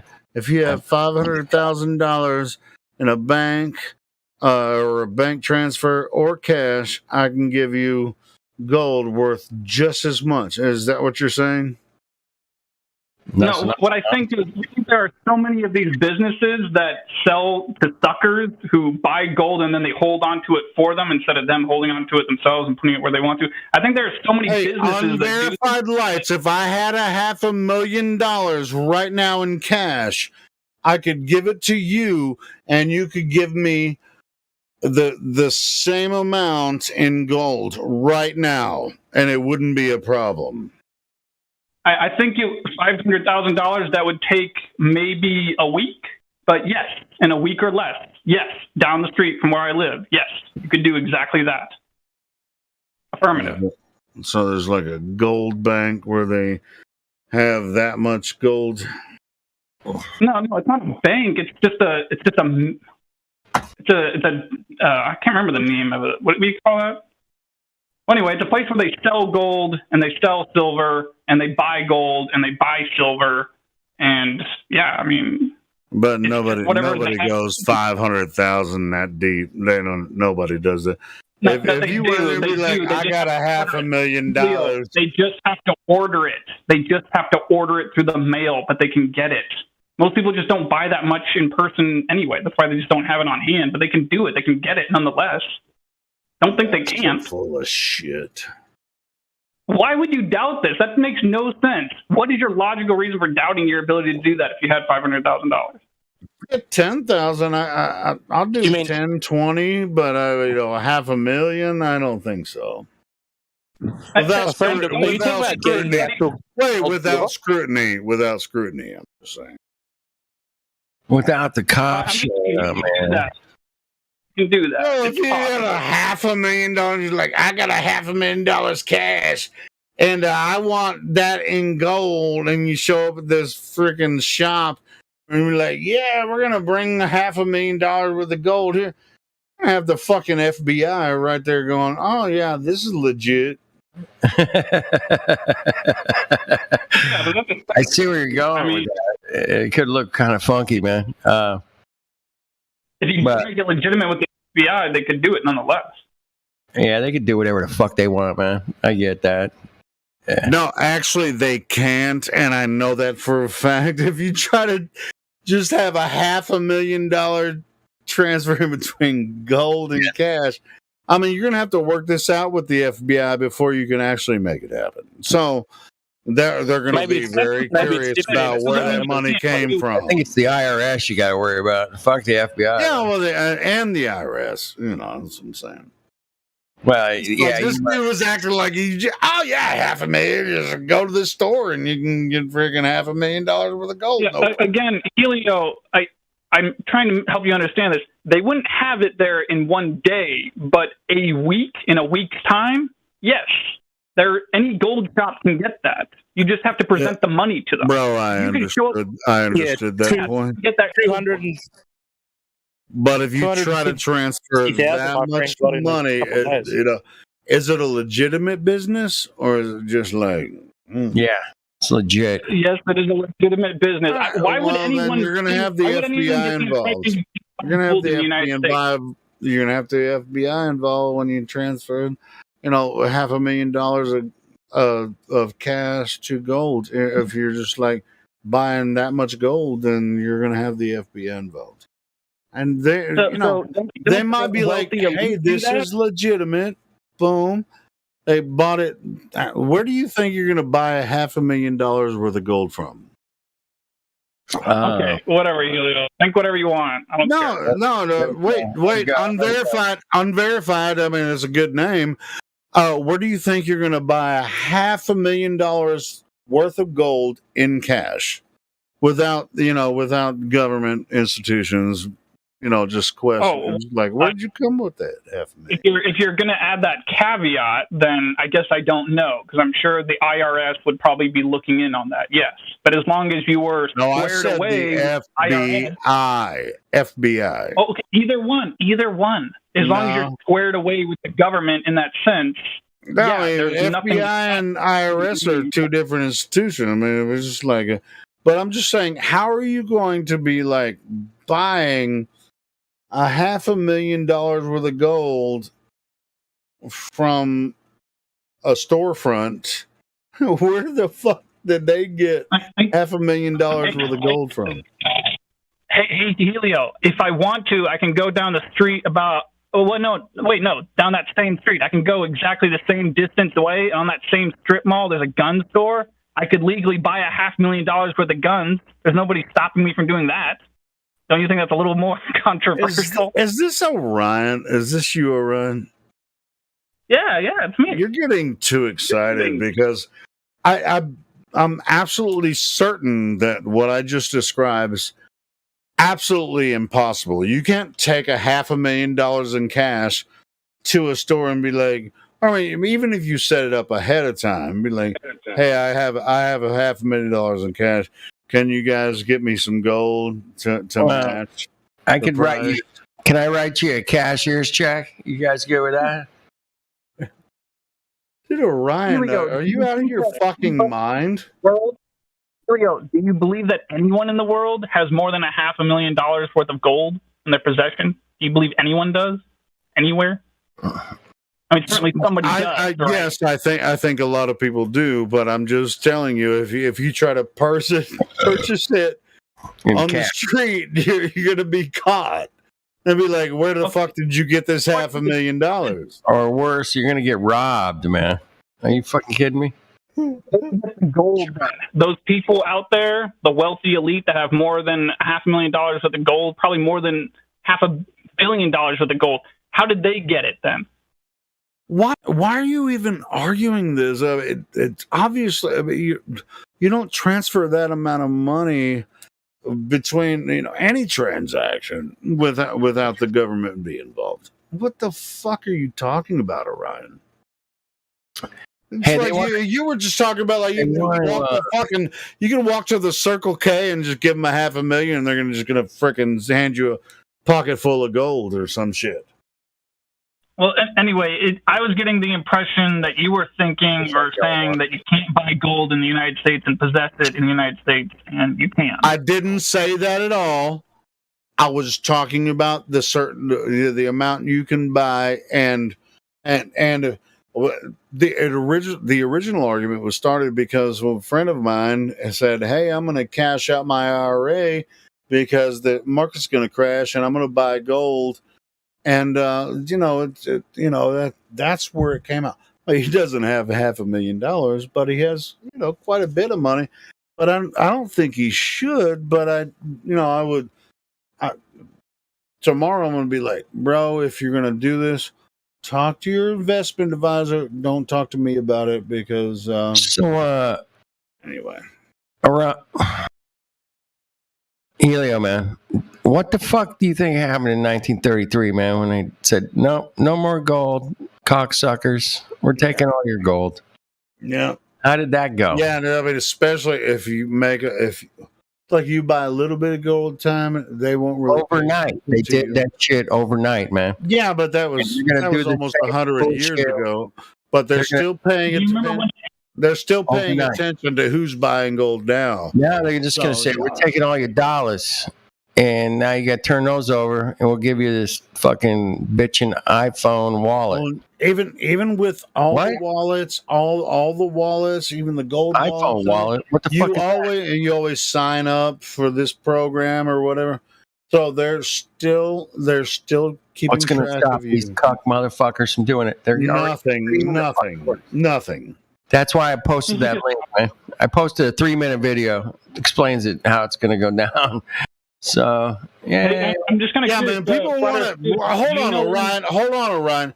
There's nothing stopping them. They own all the gold. They own the world, man. They don't really... They own all. You have no recourse. Digital gold. Butter, dude, do you know when that gold prohibition, or whatever you want to call it, it started in 1933, but do you know what year it ended? Any of the details about that? 70. It obviously ended. It was 70s. I think it was with Nixon in like 72.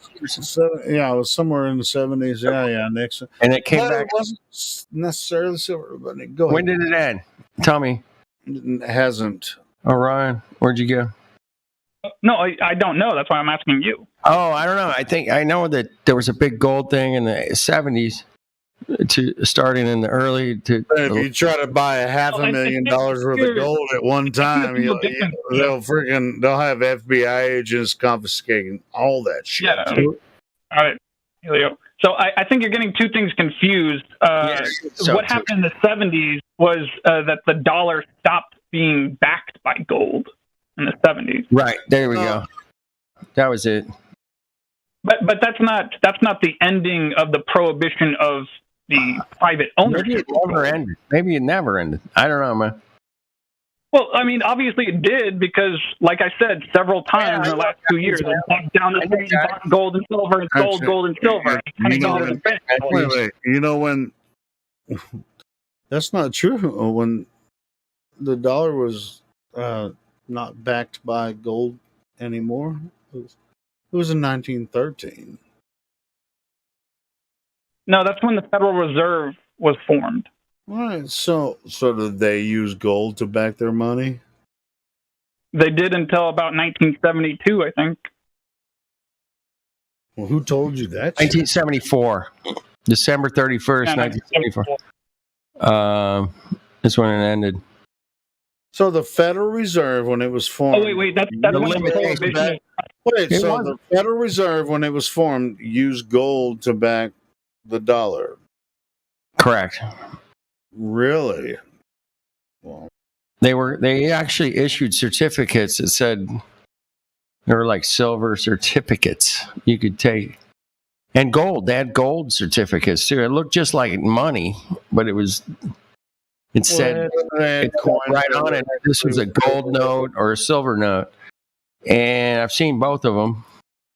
And I used to have some silver notes, which is kind of cool. They're hard to find. And it was 1974, 1975, January 1st, whatever. So anyway, that's when they effectively ended the gold. And then gold, man, like by 1978, man, it was like $800 or $900 an ounce, which was like ridiculous. All gold was confiscated in the 30s before the Great Depression. During the Great April 5th, 1933, man, Franklin D. Roosevelt forbidding the hoarding of gold coins and gold bullion. And gold when the Federal Reserve was established, that it's called the Emergency Banking Act of 1933, March 1933. 333. Anyway, nothing to see there, folks. That's when the currency wasn't based on gold anymore in 1913. The creature from Jekyll Island. Remember that one? Trading with the Enemy Act of 1917. Yeah, bro. I mean, what the fuck? Currency wasn't based on gold since 1913. I mean, it took them a long time to really implement everything. That was all fiat currency, but yeah, in 1913 is when they That's the Federal Reserve year. Yeah, that's when they came up with federal income tax and a Federal Reserve all in the same year. How about that? Fuck off. Huh? And when the federal income tax were the reasons that they rationalized the whole making private ownership of gold illegal? Was the reasons for that having something to do with enemies foreign or something? Is that what you said? Yeah, it was the Trading with Enemies Act of 1917, as amended by the Emergency Banking Act of March 1933. This was happening during World War I, by the way. So there's mass distraction of war and shit, during World War I, and they pass all these. See, this is the weapons of mass distraction. So they created the World War for this purpose. I know it's hard for a lot of people to believe how they made it happen over 100 years, but this is how they did it. It started actually in 1800s. Yeah. But I mean, this World Bank and the Federal Reserve, all that shit, they had that shit in the works long before all this stuff. They just had to wait for distractions. Like in 1913, I think the Federal Reserve Act was December 24th when most of Congress was at home, and they only had certain people show up, and the plan was at island off of Georgia. What's it called? I know something about. I've seen that story. Interesting story. Hey man, is there any curvature in the gold market? Any curvature? Anybody got the curvature chart for the gold market? I can make a gold pebble and shoot it out of a pellet gun. There may be a bell curve of some kind involved with something.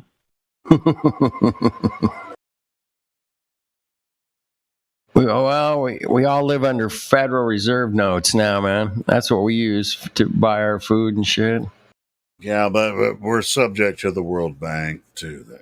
But yeah, they're just gonna switch it over all one day. It's like, nah, the paper money's no good anymore. We're going full digital. Here you go. Have a nice day. Yeah, but they can't just go. Here it is, because they did it with the Cocoa 19. Well, they did it in the Weimar Republic. Well, I don't remember it because I wasn't born yet, but yeah, that's the way it was in the Weimar Republic. So I was just like, hey, so $10,000 for a loaf of bread. Holy shit! Yep. Well, there's definitely some cockery. That was one of the first things I learned about the world. It's not what it appears to be. Was in '92, man. I learned about the Federal Reserve, and I was like, really? They can just do that? They can just like make up. I was right. I put $100. Let me get this straight. I put $100 in the bank. The bank goes out and gets $1,000 off my 100. Mm-hmm. What? How the fuck does that work, man? I thought a bank was cool. Like, okay, if Joe, Dick, and Harry all fucking put their money in the bank and, and then they loan that money out and they charge interest for I mean, it's supposed to be like little increments of profit, little, Yeah, but no, it didn't work like they find out about compounding interest and shit. So they go to the bank and I put $100 in, they take out $1,000. Yeah, the government, in conjunction with the government, they're allowed to borrow 10 times what you put in the bank. It's crazy. 10 times. 10 times? That's insane, man. I want to start a bank. Shit. What the hell? So who wouldn't at that point? She's like, all right, hey, I want to start a fucking bank, man. I want to borrow 10,000. Flat I Earth can borrow 100,000 from the government. Bank. Yeah. What's up? That's Thug Life. Who was that? Put that latest meme on there. That was Northern Rebellion. That's Thug Life right there, bro. Yeah. Like you think those motherfuckers aren't gangster banksters? Shit. Gangster banksters. Hey, and they got some freaky sexual habits too, man. I found out that they're in this really weird shit. yeah, man, they're quite. It's like all they have to do is be like, "Hey, thank you for your interest in our thing. Give us $3,500 for your loan, and then we'll give you $100,000, and then we can borrow $35,000 on your loan, and then you just give us this with interest, and then we're set, man. And as long as you pay repayment, we're good to go." And then and that just rolls on with freaking hundreds and hundreds of people. Like, bitch, Thug Life. Well, this digital currency thing, man, threw a pretty good sized curveball into the whole banking and money system. And it is definitely a cuck fucking show at this point, man. I mean, no, it's way broken at this point. The whole idea behind Bitcoin, man, when I first learned about it and started looking into Ethereum, and I'm like, this sounds great, man. We can have transactions and the government doesn't know anything about it. I love that. That's a great idea. No. It doesn't work like that, Kenny. Sorry. Do you think the government didn't see Bitcoin? What do you mean it doesn't work like that? Your freaking mind. I was in outer space flying around the moon, man, and you fucking busted my balls in my dreams, bro. Well, to be honest, the astronauts dumbasses. So, I mean, I guess I could see somebody saying they didn't see Bitcoin coming.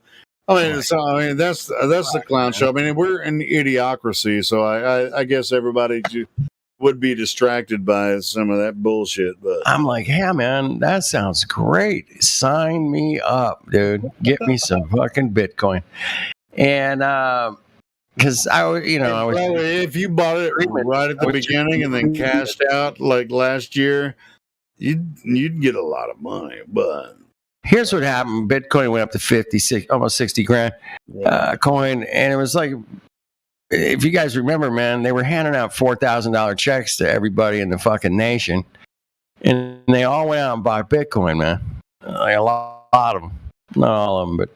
Dude, I wish I'd have listened to Max Kaiser when I first heard about it. And it was like, I'd be a rich man right now. Shit. Yeah, now it's back where it should be. But anyway, well, I'd be a millionaire right now if I actually. You, me both, brother. I could have bought Ethereum. Hindsight is 2020. It always is. You guys want to know something funny? Not as much as I wished I did, but at least for a good handful of a few grand, I did listen to Max Kaiser at the right point in time before the major jump of Bitcoin. So yeah, thank God for Max Kaiser. Did you get some? Yeah.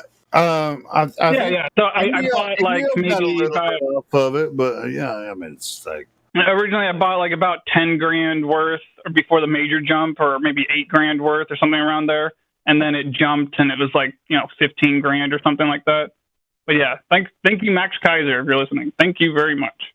Thanks, Matt. If I'd have put 1,000 in right when he started talking about it, I'd be a fucking millionaire. Well, hindsight's 2020. We can kick ourselves all we want, but we're gonna wake up one morning. I don't know when it is. It might be now. It might be 2028. I don't know. What are you talking about? We're already woke up. I mean, this is what we're going to wake up one morning, and all of our dollars are going to say, we don't take those anymore. You're like, what? I think that's probably going to happen with the next couple of years. I got like $600 in my wallet here. What do you mean you don't take them? No, you got to go to the bank. You're supposed to put your mask on and go to the bank, and then they'll give you like a special code, and strapping our paper dollars around the line and get tested, and you got to have your Vax card, and you better have all this shit, and then you got to prove that you live here and you're not a flat earther, and then you can have access to these digital numbers in your phone, which correspond to you eating. And if you don't like it, man, fuck off. You're out of the system, man. And that's gonna happen. I don't know when. That sounds like a prison to me. It's gonna be bad, but I don't know when. But it could be this year. It could be the next 5 years. But yeah, somewhere between now and 2030, I'm pretty sure it's gonna happen. It's a long time, but so maybe my friend, on this talking about I just don't. At this point, the commodities won't be gold and silver in the next 5-10 years. It will be food and and water and sustenance, gasoline. Well, it could be, man. You can take all your money out and buy a shitload of gold, but what are you going to do with the gold when you can't even? No, you're not. That's it, man. You should buy guns. You should buy guns because you can sell the guns, kind of like how you can sell the gold, but you can use the guns to defend yourself. It's kind of hard to use gold bars to defend yourself. All right. Well, I like that. If you okay, cool. Guns. If you already have food and gold, then you can use guns to defend yourself. But if you don't have the food, what are you gonna do with the guns? You can go out and use the guns to get food. That would be wrong. You don't want to kill people. Somebody might do that, Helio. That's why you have to have the guns to defend yourself. But that's why I'm saying you have to supply. You got to think all this shit through, man. You can't just make a hasty decision. Say I'm going to put all my money in gold. No. Yeah, you can have. You need to have some gold. You should think of it this way, Helio. Don't think of people going out with guns to steal food from other people in an emergency. You should think about this. Think about the people that are going to come and try to steal your food in an emergency. Exactly. And do you have a gun to protect your food? There's a lot of people, especially when I say there's a lot of people I know, especially here in Portland, Oregon, there's a lot of people I know that have food storage but are very uncomfortable for some reason or another owning a gun themselves. And I wonder sometimes what in a real emergency would look like, for those people. They don't have guns, but they got food storage. What's the feeling going to look like for that? If you think it's going to be this bad, right? Why would you store it? If you take all your investments in and just cash them out, and you're just going to buy gold and silver, and you don't have a store of food or any other resource. I mean, do you think gold's going to help you when nobody can buy anything with gold? It's not going to happen that way. So if you're going to cash out from the stock market, you got to be diverse. Buy resources. I mean, you got to get diverse, man. I like to. There's some sites where you can buy food supplies that last for a year or whatever for your family. 25 years. Yeah. You just pour water, add water. You make dinners and shit for your family and shit. No, I mean, I'm not saying it. And actually, if you have guns, which this dude has guns, and he could buy some more guns or whatever, and then stock up. And he also has a really, really cool place off in the country too. And it's just bro, don't freaking throw a bunch of gold at your house, bro. That's all fucked up. Yeah, it's just bro, you're thinking about it wrong. Anyway, well, I'm not in that position, but man, it's not going to happen. But he's military. He has a pension from the military and shit. He's got a lot of money, and he's like, "Oh, I think I'm going to cash out and just buy a bunch of gold and silver." And it's that shit is not going to help you when this shit goes down, bro. I haven't told him yet, but it is a commodity. It's been around a long time, dude. I mean, it's not to never have any gold and silver. Yeah, you should have some, but don't. It's not a fucking your whole shit in there. It's a very well-known thing, man. It's not unknown. Gold and silver both will maybe buy you a meal or two. Come on. Sure, I mean, but you can't buy gold bricks. And it's like, all right, I have a potato. No, you don't want to buy bricks. You can't buy it with a gold brick. It's like, damn. My buddy used to get these like gold. They look like dimes. And they were made of gold, and they were worth like $100. They were sweet little dimes, man. I love those little bastards. Well, man, it's just like you're gonna pay attention. I don't know. Many times, man, I use that. I go, dude, this is $100 worth of gold, dude, right here. And they're like, what? I'm like, I'll give you that for this. And it worked out, man. It all worked out, and it was a real thing, man. It wasn't any faking trying to scam anybody. I don't think he knows that much about gold, but I think I'm gonna cash out and buy. I think he's talking about like liquid gold or like liquidity gold, like cash gold. That's a great picture, Glad. That's a fucking great picture, dude. I gotta mooch that. That's Fiji, right? That's badass, dude. Yeah. Fuck off. That's killer. Look at that flat horizon. Hey, where's the horizon in that picture there, Helio? Way the fuck over there. That's where I think it is. Where's the fucking I can see where it is. Where's the fucking curvature? Where? What? How tall? Imagine, if that guy would have come out in 2015 with this picture going, where's the curvature? Where the fuck is it? You know what's really interesting about this one? I see some shadows there, right? These shadows are... Those are cool, man. This is what's really cool. I see this almost every day in Arkansas. Like, when I see the sunrise, I see, like, clouds in the sky, and they're lit this way. I look to the right, and I look, they're lit a different way. I see the sun rays just moving across the sky. It's like, that tells me the sun is really, really close. This picture. Like, can like that shadow right there of Mount Fuji. Yeah. That's right behind it. Is the light from the sun causing that shadow from 93 million miles away? No, don't be ridiculous. My question is, that shadow is probably 10 miles long, man. That's what I'm thinking. Yeah, sure. Yeah. It's I'm going, that thing's about 10 miles long. And then, how far out can we see? And it literally looks like the fucking curvature's going upward, man. That could be a concave proof picture right there. That's a beautiful picture. I like it. It is amazing, man. Yeah, but somebody be like, "Oh, that's Photoshop because it has to be." So I heard this argument. I don't know, yesterday on here. I think, man, somebody was saying, "Look, man, if there was a ball, man, the Fuji mountain right here would still be above the horizon." There's so many. We could pull hundreds of Fuji images, and but the Fuji mountain itself, the mountain top, would be above the horizon. Everything else would be below it if that was a real picture of a globe. And that's not how it works, man. The horizon's always higher like that, man. It's just crazy. Yeah. It's crazy, man. I mean, this looks like it's taken from an airplane or a drone or something. It's definitely taken from like an airplane or something. Yeah.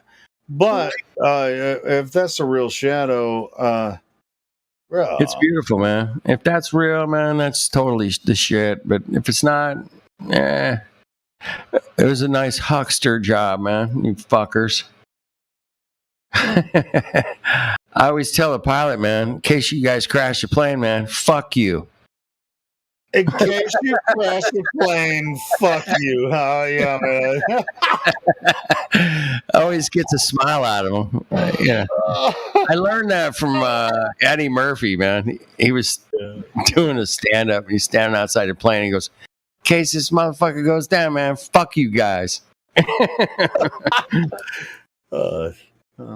You're a fan of comedians as well. I like to laugh, dude. Laughter's a big fucking healer, man. I don't know if you guys know that. You remember that song? Mary Poppins. I love to laugh, ha ha ha ha, loud and long and clear. Cocky fucking funny shit, yeah. So everybody can hear. That's when they started, floating around the room with Uncle. Goodness. Whatever. Floating around the ISS. Yeah, thanks. I love to laugh. I'm surprised they haven't done. Oh, dude, dig this. Dude, Helio, today, this morning, on the news. I haven't checked it out completely, but next year in 2024, not next year, 2024, there's this band that's going to take a giant balloon to space and have a concert. Yes. Don't believe me. It was in the news. There's going to be a concert for the people on the space hotel? On a giant hotel space balloon thing in 2024. Now, back in 2016, I was looking into trying to get on one of these high altitude balloons, man. I was down. And since 2016, not one single civilian flight has been made in a fucking balloon going up to the fucking stratosphere.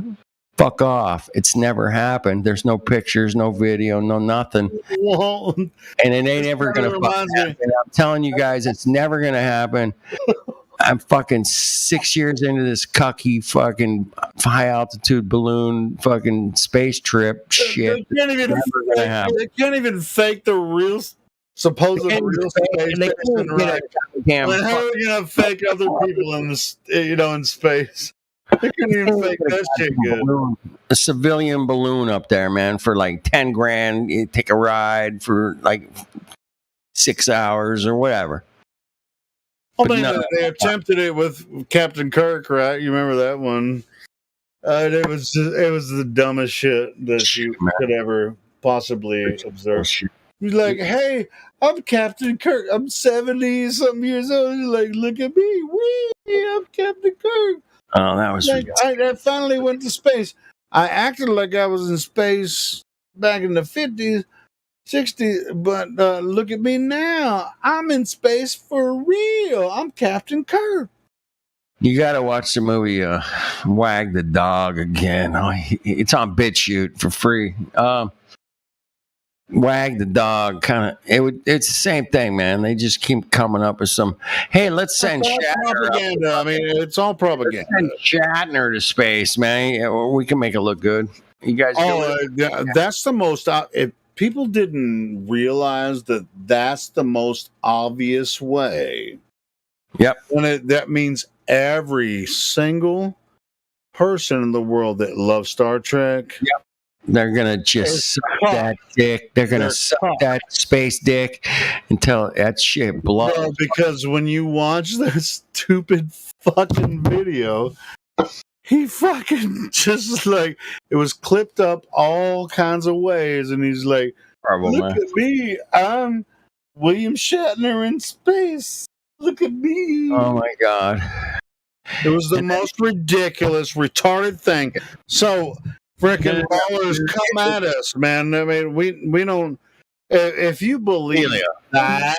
Gotta say that, and Elon Musk putting the car in space, that was the most cucky shit. Yeah, the second best was this bullshit. Second best was Shatner, but it was they're closely tied. You could go either way on a vote. Dumb. It's so dumb. It's just both of them were ridiculous. It just proves that they're desperate, but they got all the power of the media. They can do it, and the people will. Well, and actually, what it actually proves is the sadness of everyone that might consider that it is something. Like Shatner actually went to the same place that the car did. Yep. Exactly. Well, the car was supposed to go to Mars originally. It didn't make it. But they only gave us footage from. They only gave us footage for like 2 hours, and it was over. It was like, and he was inside a capsule going. They didn't show him floating. They showed mostly the other people floating, and he was just kind of holding on, which kind of tells me that they were just, some of the footage was green screen, and he was just kind of holding on to the side, and they had green or blue on the outside of the capsule on the parabolic airplane. And it's like, Shatner, man, I loved your work, but, for Star Trek, but why the fuck are you doing this to people?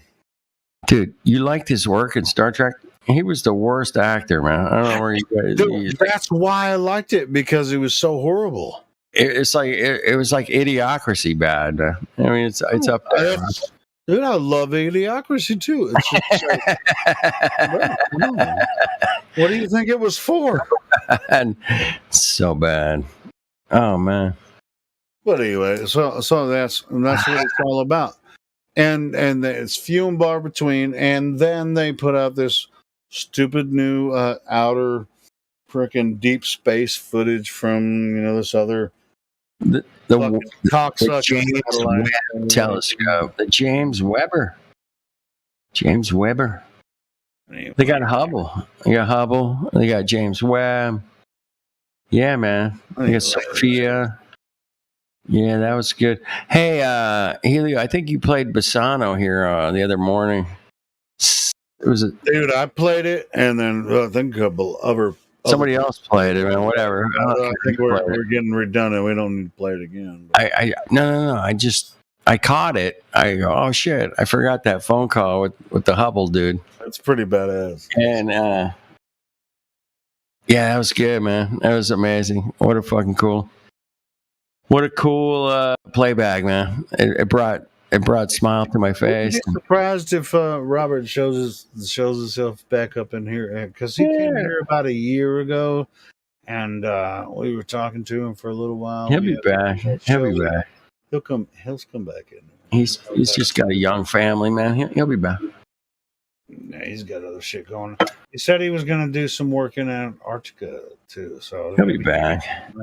Maybe something to show us, man, when he comes back. Well, shout out to. So last I talked to him, he said he was going to do some stuff in Antarctica. So we'll see. Well, I hope he does, man. That'd be nice. That'd be cool. Yeah, it's tough, He's trying to provide for his family, and I'm sure he's just busy. But I see him drop in like Glowbusters chat every once in a while. So he's still around. He's still lurking. He's lurking right now, man. He's just lurking around. I'm pretty sure he listens to us every once in a while. Well, I haven't gotten him. This is good place to talk to people who want to talk about where we live. And it's so good, man. This is where we live. Let's talk about it. Hey, man, trees grow, water. You can boil it. You can drink it. You can piss it. That's good stuff. Okay, space. Yeah, we can talk about that. Earth, sun, moon, stars, horizons. Yeah, physics. Yeah, we kind of into all that shit, man. And if you're into any of that shit, this is the right place to be, man, because we like to break shit down for what it is, not what we think it is. And we break it down bit by bit, man. And bring it, man. Bring Earth here. Let's talk about it. What do we got? What do you got? You got some curvature? We're here. Show us the Soundly Bridge one more time, Helio. Come on. The Soundly Bridge. The Soundly Bridge. That's an inside joke, man. You got to be around a minute. Let me ask you, have you ever been across that bridge? Oh, you have, though. You told me you have. Yeah, a couple I've been times. across that bridge like 6 times, I think. Yeah. Going to New Orleans, I mean, from Arkansas to New Orleans, I've been across that bridge many times. Glad as fuck. Flat as fuck with a couple of humps in here and there, yeah? Humps? No. Don't they have like a little hump, a little bridge kind of for the boats to go under? Maybe not. Not at this. No, maybe not. No, not on Ponce. Don't the boats go somewhere? The boats have to go under the bridge, right? Come on. No, it's not a. It's just a. It's really. It's just a large swamp area. I don't think there's like a. Just a swamp area. Oh, okay, maybe there's no boat in it. Oh, okay. Yeah, dude, I've never been there. I don't know. I don't know nothing about it, but as far as I know, it's just it's basically a swamp. I mean, it's pretty deep at certain points in like Pontchartrain, but no, that bridge is straight as fuck all the way across. There's no humps to go. There's no shipping lanes between the two. Yeah, no it's a lake. It's a lake. You don't. I mean, it's a lake. All right. I mean, the bridge can be high enough for you to travel under, but not with a ship or anything like that. It's just like a pleasure boat, probably, right? Fuck. Let me check. Pleasure boat, maybe. Dude, I've been across that Pontchartrain bridge. I think it's all right. Freaking 12 miles long. I think. Hold on. Hey, bro, there ain't no freaking locks or humps in that bridge, man. It's straight across. I'll be back in a minute, man. Carry it on, man. Carry it on. I'm gonna share a link to the Pontchartrain bridge. Hold on.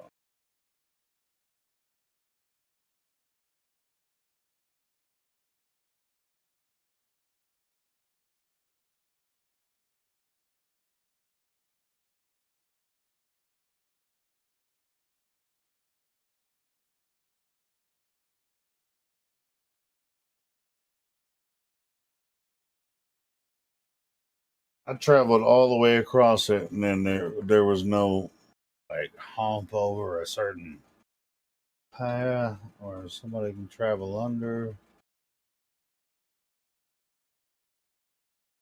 It's just straight across. And it's called the Causeway Bridge, Lake Pontchartrain. I mean, it's tall enough where you can travel under, but it's not for commercial traffic. It's just, I mean, a lot of people fish there, and it's more like a swamp. It's not extremely deep, but I mean, here's the official site from the. It's called the Causeway.us. Here's the official site. Here's that. I mean, you can find it easily. I've been across that bridge shitload of times. I think at least 6 times, probably more.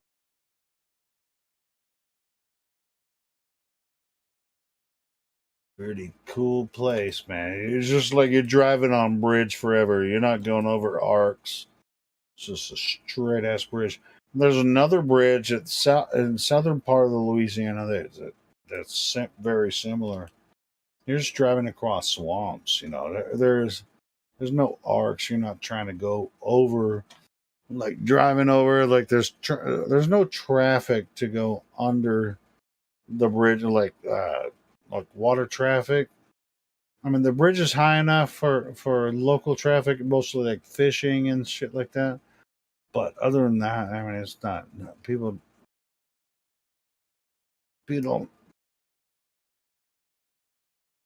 can do commercial traffic or fishing and shit, but you know, they don't.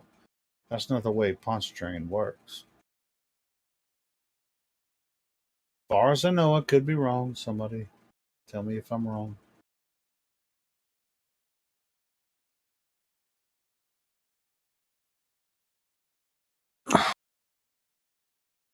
All right, I'm back. Yeah, they don't have an arc over the Pontchartrain bridge. There is no arc. They don't have the what? An arc? Yeah, you thought there was like an arc. Yeah, it was the Chinese bridge, man. The one that goes In China, it's like 110, 100. Yeah, well, Pontchartrain's only like 20 miles. 26 or in something. a straight fucking line, and there's no arc. It's only 20 miles and no arc. Anyway, the reason it even got brought up yesterday was because Koso was in here yesterday morning saying, "Hey, some dude." I heard him. Fucking shit bag, dude. I know. Like, why is he even allowed, like, to sit there and just talk his shit? Let him make a point. Hold on, Chris. You know why he's allowed. I mean, yeah, I got it. We get him back every once in a while, but if he because he'll just come back on a sock. That's why. If you let him, no. We let him back. That's the only reason to allow it. Yeah. Yeah. It's the same reason Matthew's here, just to help us. Well, no, Matthew's a bit different than Kosho. Kosho, and they're both respectful. They're both very respectful. I mean, but Koso, man, he's just lying through his fucking teeth, making shit up. Where Matthew's like, yep, I totally understand, man. If the sun was close, the mathematics works out exactly the same. You're right. He told that to my face a couple of times. And it's like, okay, at least you admit that, man. Right on. Thank you. All right, we're good. And it's facts, man. Man, they had Left Lane up in here the other day. I don't even think Koso would admit to dude, the calculations are the same whether it's flat or in a close sun or round and a really far sun. The calculations are exactly the same because you're only calculating the movement of what goes over your head, man. It's not like... I think everybody that's flat Earth or globe on this argument should drive across that Pontchartrain Bridge, bro. I think it's a flat Earth monument at this point, dude. It is, man. It's freaking crazy. It's 23. We're talking about a flat Earth monument. Over 23 miles long, and you just drive across it. And I think that's an American flat Earth monument. It's a Pontchartrain. I've driven across that at least 6 times. Pretty awesome. And I think it's an absolute must for all flat earthers to venture their way. Anglo is drive your ass across the bridge and show me the curvature. Now, what's his name? The guy that has the power lines thing. He stopped in the middle of Pontchartrain where the power lines cross. Yeah, I know what you're saying. What the fuck is his name? It starts with a K. I don't know, but I remember that being. Knows who he is. What's that guy? Oh, Crit left.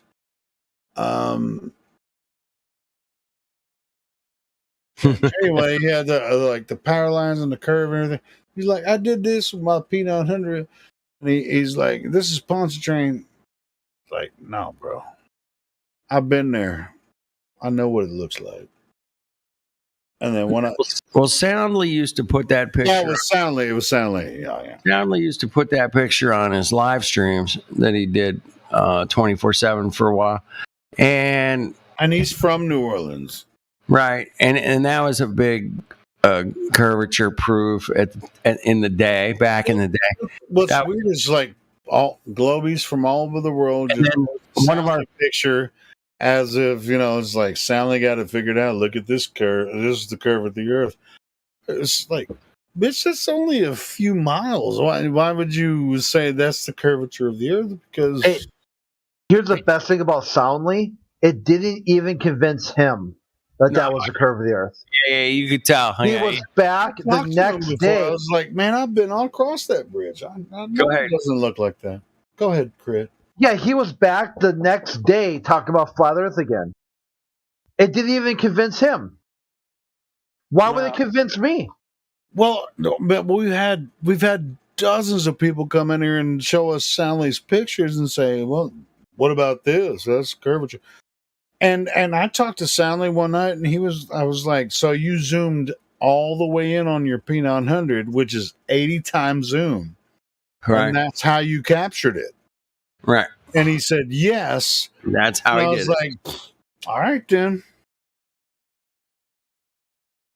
He stopped on the bridge by the power lines, zoomed all the way in toward the horizon, and caught this distorted view.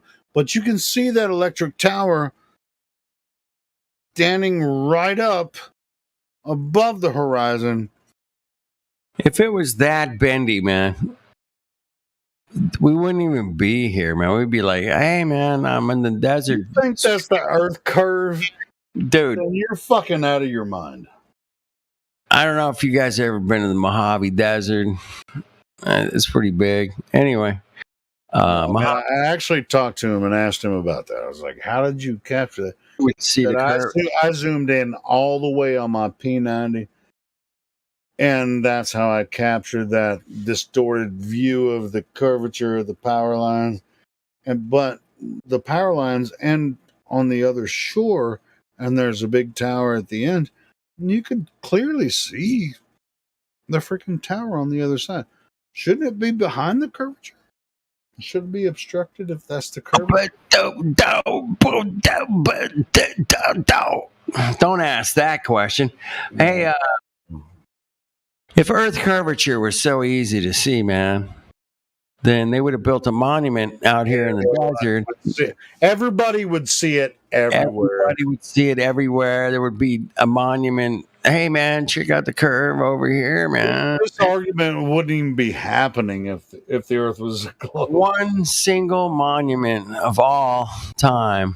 They got Fulcrums, fuck all pendulums, but they don't have no fuck all curvature monument anywhere. And I think that's weird, man. They should have a fuck all curvature. Fuck all curvature monument. Yes, Fulcrum curvature monument. Fuck all. But that's absolutely true. If the Earth was a globe, it would be obvious to everyone that lives on the globe. And we would go out and go, hey, man, I went to Italy today. I was out at the beach. Man, they got this cool, like, fuck all curvature monument, man. It's pretty cool. You can see the curve.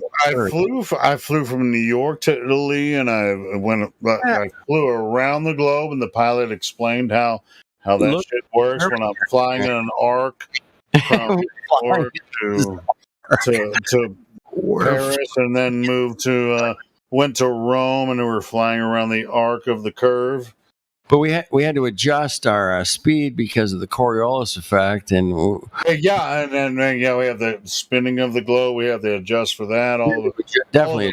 I mean, we're brilliant at this. I mean, since the Earth is spinning so fast, we have the pilots are the most brilliant engineers on. We have to work with our engineers for us to adjust for the spinning of the Earth while we're traveling across the ocean. Very complicated. It's very complicated. You might not know anything about this. It's very, very complicated. It takes years and years of training to understand this stuff, man. Sure. You're definitely not. You know what really happens? Somebody that's flying an airplane just flies from one airport to another in a straight line, as if the Earth is not moving and it's not curved. No shit. Really? Yeah, how amazing is that? That's so crazy, man. It totally blows my mind that let me get this straight. A plane takes off, flies to the next place, and lands. Is that it doesn't matter which direction the landing strip is. They can actually adjust without even consider the curve or the spin of Earth. They can just land anywhere they want to, and not have to take into effect the curvature or the spin of Earth. They can just land willy-nilly? Really? No, not willy-nilly. I mean, they have to know where they're landing. They have to adjust their trajectory. If I know that most east to west or northeast southwest, but they know where when they leave from one airport to another. I know they know where they're going, and all they do is just like leave that airport. Yeah, and they know where they're going, and they travel in a straight trajectory to that other airport, and then they land at that airport. They don't have to consider curvature or spin of Earth. Come on, at all. It's gravity. It's gravity that totally made it happen. Come on. Well, I mean, don't even get me fucking started on that shit. Don't even get me started. Exactly. You weren't even get started on that bullshit. Hey, if you ask any freaking airline pilot whether they're flying small craft or large commercial craft, if they tell you something otherwise, well, we're going to have to ask them. I'm not going to say they're lying, but that's the way it works. They won't do it. Dude, man, I don't know if you remember. This is a 2016, 17. 17, maybe 17. There was a co-pilot named, you can check it out, man, called Lady Co-Pilot. You remember her? I think so. Yeah. So she was familiar. I know that Mark interviewed a lady from Netherlands that was a yes. She's from like Germany. I think she lived in the Netherlands. Yeah. Germany, and she was flying for one of these big airlines. Right? She put another video out. She talked to somebody else. She came on Sun and Moon, Family United. Yeah. Sam. Really cool. Really cool. Yeah, Sam Fu. That was our like little hangout for a while. Yeah. A lot of really good people coming in and out of there, man. Totally. But anyway, she came on. She talked about, dude, it's flat. I do all my calculations. Everything's flat. Flat. She was the flat earther, man. She's like, she was grounded because she started talking about it. And eventually, but she also said that the other pilots were like, yeah, that makes sense, but stop talking about it. Yeah, basically they shut her up, man. It was a scene, man. I remember talking to I think her real name. I think she's still out there talking a little bit, but she's not really active. But she's Claudia. But anyway, she had a conversation with Mark Sargent, and Mark Sargent recorded it and put it on air, man. And that's how they found out who she was, and that's the way I remember it. I think there was another one she put out like 4 or 5 months ago too. I mean, yeah, she's been out there recently. She hasn't given up on it, man. She's been out there this year. I've seen something. Grounded, but she's just not. Yes, I saw something talking about it, man. Like January or February or so. Yeah. So yeah, she's still around, and I'm glad she's still around. She's such a strong woman.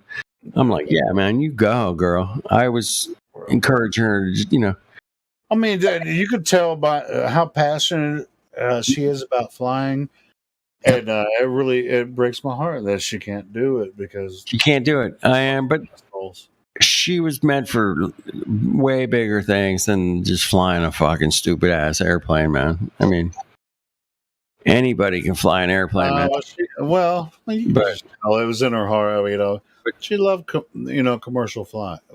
And she was good, man. She was good. She learned it. She did it. She was passing. And then she realized, oh my God, we're not adjusting for the curvature, and we're just flying straight in the map. And she was really. It's like, how can you guys not see this? And then she got freaking grounded because she started asking about it.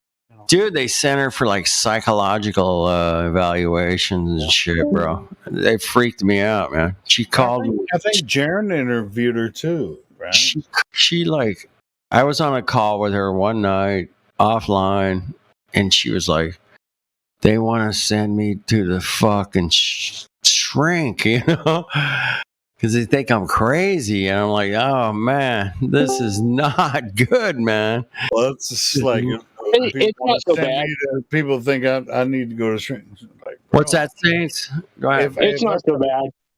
Go ahead. Yeah, well, that's what I was like telling her, man. I'm like, don't, I mean, you're They going to serve good food in there. I go, at some point, man, you're going to have to. If I go to a shrink, I'm actually probably going to convince the shrink that the Earth is not possibly a globe. Yeah. So anyway, shout out to Lady Co-Pilot. I hope you guys can find some information on her more than. Yeah, God bless. But she was like one of the first pilots to really come out and say, "Hey, man." Yeah, bro. She got grounded because she talked to Mark Sargent. Yeah, she did. Yeah. And but anyway, I don't know the whole story. As far as what I saw, this is like the first time I heard her. She knows the truth, man, and she's gonna be fine, man. Yeah, she's fine. Once you know the truth, man, you're gonna be good, man. You guys be worrying.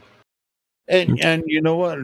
Didn't they just they didn't fire her? They just said, "Hey, you have a no, you're fired." They actually did fire her.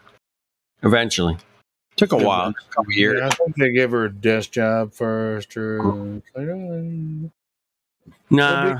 Because if they said they fired her because she thinks the Earth is flat, no, they came up with it was some other mentally unstable bullshit thing that they pull. And that's cool, man. I mean, she's going to be in a much better place. And, she'll look back on it and go, fuck, that was the best thing that ever happened to me. And that's the way it works, man. That's the way this cucky shit hole works, bro. Sometimes. Maybe it does. And that's just the way it does, man. I mean, you're like in the shittiest situation. And the reason you went through that is because down the road, you're going to realize, oh, fuck. If I hadn't have gone through that, man, I wouldn't be here today. I wouldn't. Well, it's just like, what should I expect from commercial reality, or what? I mean, even. Well, commercial. Did you just say commercial reality? What the fuck is that? What the hell did you just say? When I said, what should I expect from commercial reality? What? Commercial reality. Commercial reality. What I mean by that is there's a whole album. That's your next album, Saints. What everything that's thrown in front of your face, and what you should know or what you shouldn't know about, what your friends, your associates or whatever. That's commercial reality. I mean, right? It can be extended. I mean, there's. Maybe some extensions of that, from commercial reality into like some of your close associates and other, or your general associates. You're losing me, man. You're losing me. Get back on track here. Commercial reality is like Twitter, Twitch, TikTok, where we're going. I mean, commercial reality. The reactions you receive from people you're exposed to, like Facebook and sure. I mean, that's what I was. That's what I was referring to. I mean, the reactions you receive, because if you reactions we receive, write that down, Saints. The reactions. That's a good one. It is. It's write that shit down. All right, so if you decide to go ahead and promote yourself in commercial reality, then you're going to receive reactions, basically, and then you receive reactions that are like ridiculous reactions in some cases. Hold on, maybe you put out a ridiculous response. I mean, so you're gonna have to be careful about how you just like sometimes you're just like how we've you just want to just explode. It's like motherfuckers, you said. Anyway, so you have to be careful about how you put the shit out there, but then you have to gauge the general response after you put the shit out there in social media or whatever.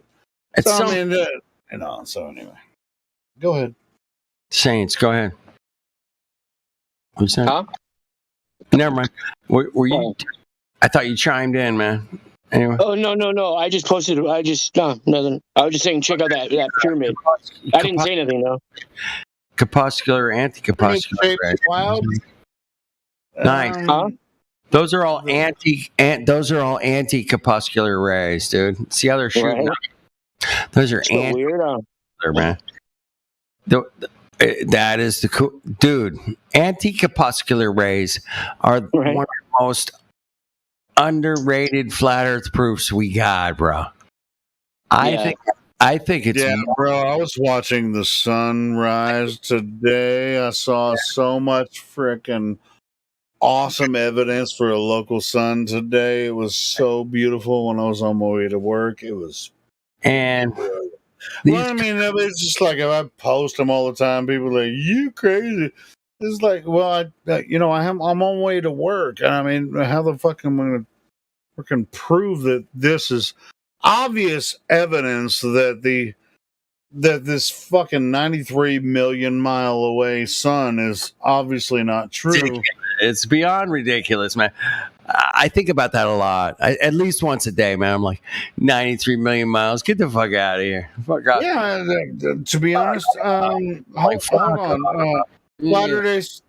Flatter Day, bro. I mean, that's some good footage. I mean, it's something similar to what I saw today. But you can see like light coming from near the horizon where the sun is coming up. Is this a sunrise image? Yeah. Yeah, and you can see the sun was already up, though. It was like hiding behind the clouds, highlighting certain parts of the clouds, and bro, it's freaking 93 million miles away. You know what's really amazing about this, and I don't mind interrupting everyone, and I'm going to. When this happens to everyone, almost every single fucking day of the year, when you see the sunrise, especially during summer, doesn't matter where you live. When you see this phenomena, when you see these highlights on the clouds, and it totally these type of clouds, that actually proves for a fact. It's a globe for sure, 100%. No, it proves for a fact that the light is very local. Come on, it could not illuminate the clouds that way. Anyway, go ahead. Mathematics. If you look at the math, it's definitely a globe. It couldn't be either way. I swear. You motherfuckers.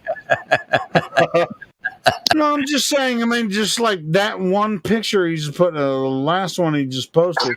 Look at the light. Look at the light on the Saints. It was the first one, man. I'm like, oh shit! I've seen that with my own two eyes, man. I know exactly what. You see the rays shining up everywhere. Yeah. It's like, okay, I've also seen it pointing down. You know. Yeah, but doesn't everybody see that shit all the time? They don't be like, you flat earthers are dumb as fuck.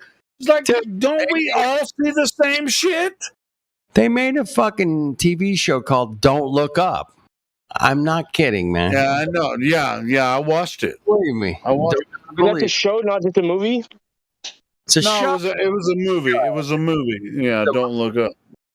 It was a show. I watched it. It was a show, right? Oh, was it a series? I don't fucking remember. But anyway, it was just, might as well be. Came out like, Don't Look Up. But anyway, what I'm telling everyone is, do look up every single fucking day when you can see this. You know what's weird? When I was taking that picture, there was look up DOLLOOKUP. Do look up. Hey, Saints, if you can see this every morning when you see sunrise, then that absolutely proves that the sun cannot be 93 million miles away. Hey, and I'll shut up now because I'm being a dick. Helio, the sun is definitely behind the curvature there. And that's the only way. Don't give me shit because I told you I was going to shut up. I want you guys to, do this. I gotta play a little I got to play a little Glober here, man. I see something every day similar to this when I'm on my way driving to work, building cabinets and shit. I see this on my way to work, and it's freaking amazing. Obviously, the sun is not 93 million miles away. It's fucking insane, but I can't take pictures because I'm on my way to work and shit. But yeah. Hey, we'll take the pictures, Elio. There was an old dude, right? He was probably like about 7 years old. Yeah, y'all motherfuckers take all the pictures and show why this is real. He was fast walking, right? And he didn't look up at the sunrise. He was watching me, and then he stopped and he's like, watching me, what am I taking a picture of? And then he looks up and then he starts taking a picture of me. So it's like, what you're talking about? We're retarded, dude. Wow. Yeah. It's just unaware of where he lived. Man, poor guy. That's too bad. Right? It's too bad. Well, it's like something when you're in a certain portion of Earth and you see, like you have a lot of clouds in the sky, right? You can see the sun reflecting on a certain portion, and then you from the right, then you look to the left, and it's reflecting that way. Then it depends on which cloud formation. Some of it's dark, some of it's obvious that it can only be a local light that would cause that. And I've explained this, to Globers. I mean, I've been saying this for 6 years. To these Globers, but they're in their religious platform. But when the sun is approaching the horizon from the other side of Earth, which is the only place that exists, is Earth, right? So when the sun is moving from the east to the west, and I go to work and I see these clouds in the in the upper atmosphere, which actually I can tell approximately how far they are. Hey man, where's the horizon on this picture, man? Well, I live in the hills. So horizon has nothing to do with what I'm about to explain. Because I live in the hills. So the horizon is where the ground appears to meet the sky. That's the definition, right? So anyway. Can we look at Saint's first picture that he posted? Sure, go ahead. Of the clouds with the three sun ray crepuscular rays shooting up to the left, to the middle, and kind of to the right a little bit, right? Mm-hmm. So the horizon, where the fuck is the horizon in this picture? It's above the mountain. No, man. I think it's like, I don't think there is a horizon in this picture. I know. I'm just joking. Right? Yeah, I mean, no. I really don't think there is one, man. The horizon is always apparent. So anyway, the horizon, of course, the horizon is always apparent. It's the apparent position where the ground meets the sky. Now, there is no horizon. I think it's more like a step parent. That's not true. There's always. I'm just joking. I don't know. Well, come on, Hollis. This is a black swan question, actually, in a lot of ways, man. Well, not this one. There is no horizon, so where the fuck is the horizon? Hold on. This is an argument as far as the clouds go. I've always thought that was an interesting thing because,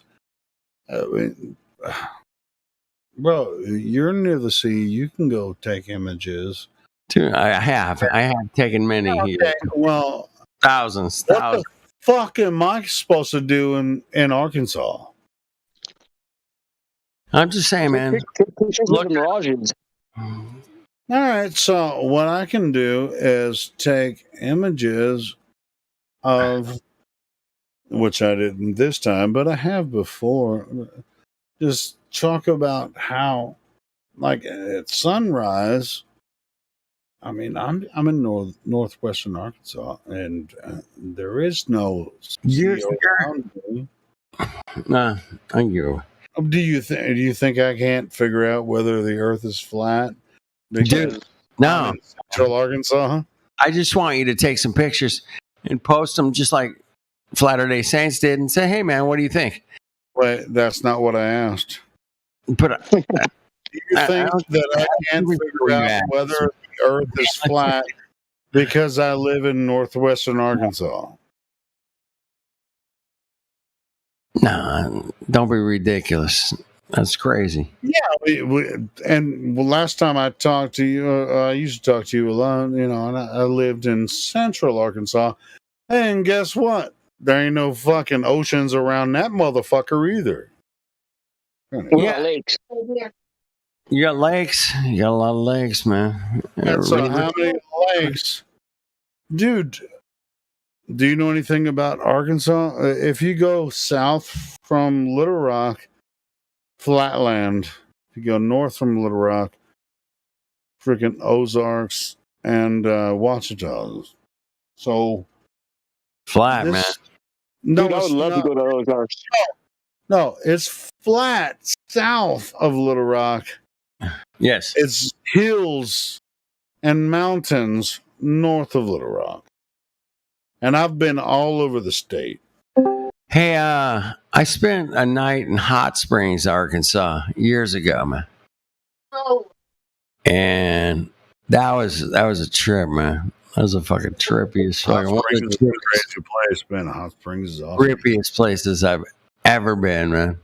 You don't talk about some Tartaria hot. That's what I'm saying, bro. Arkansas is badass, but I'm just telling you, Tartaria shit. I can't figure out Earth is flat, even though I'm in Arkansas. Yeah, that's bullshit. I know. I already know. Hey, Helio, not only do you know that the Earth is flat, you also know that system that we live in, man, it's been corrupted, to say the least. Yeah, I mean, it doesn't. I mean, I'm sure. I mean, the physical experiments and observations definitely important. I'm not taking anything away from that. Right. But the ideology itself is really more important in my mind.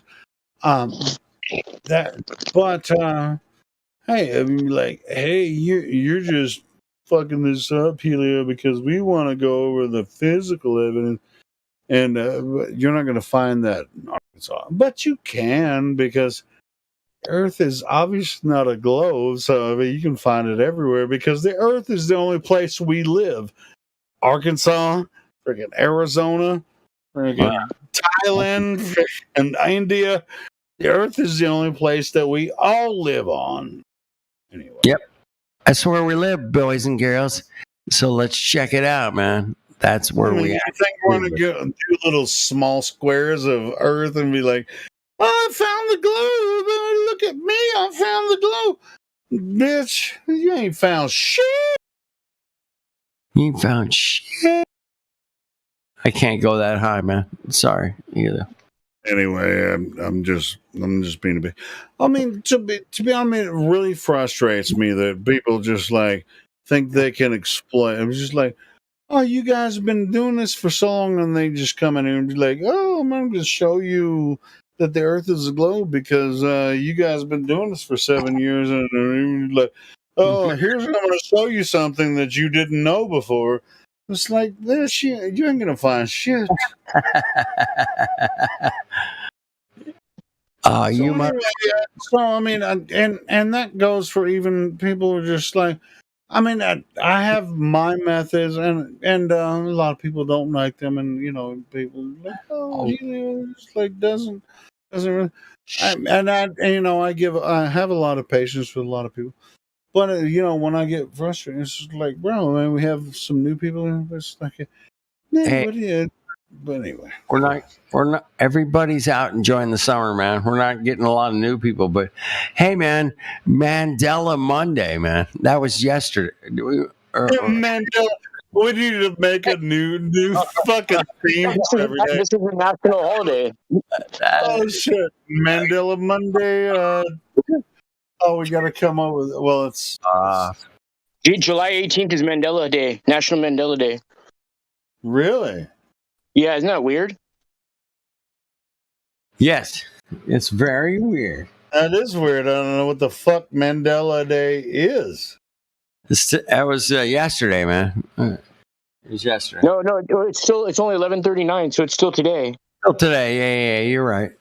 Yeah. Mandela Monday. Right. I had to make a video about it. All right, Flatter Day saying, since you brought it up, what's your favorite Mandela effect? Ooh, you know, I don't know too many. I'd say the one that I mean, none of them really affect me per se. The one that I think is interesting is City of Angels and Under the Bridge, where he says City of Angel instead of City of Angels. I mean, that's not even that big of one, though. Really, it's just interesting. I don't really know. How about you, Chris? I want to hear Chris. I see him in there. He's just lurking. Chris, what's your favorite Mandela effect? If you don't open your mic, I'm gonna call you a bitch.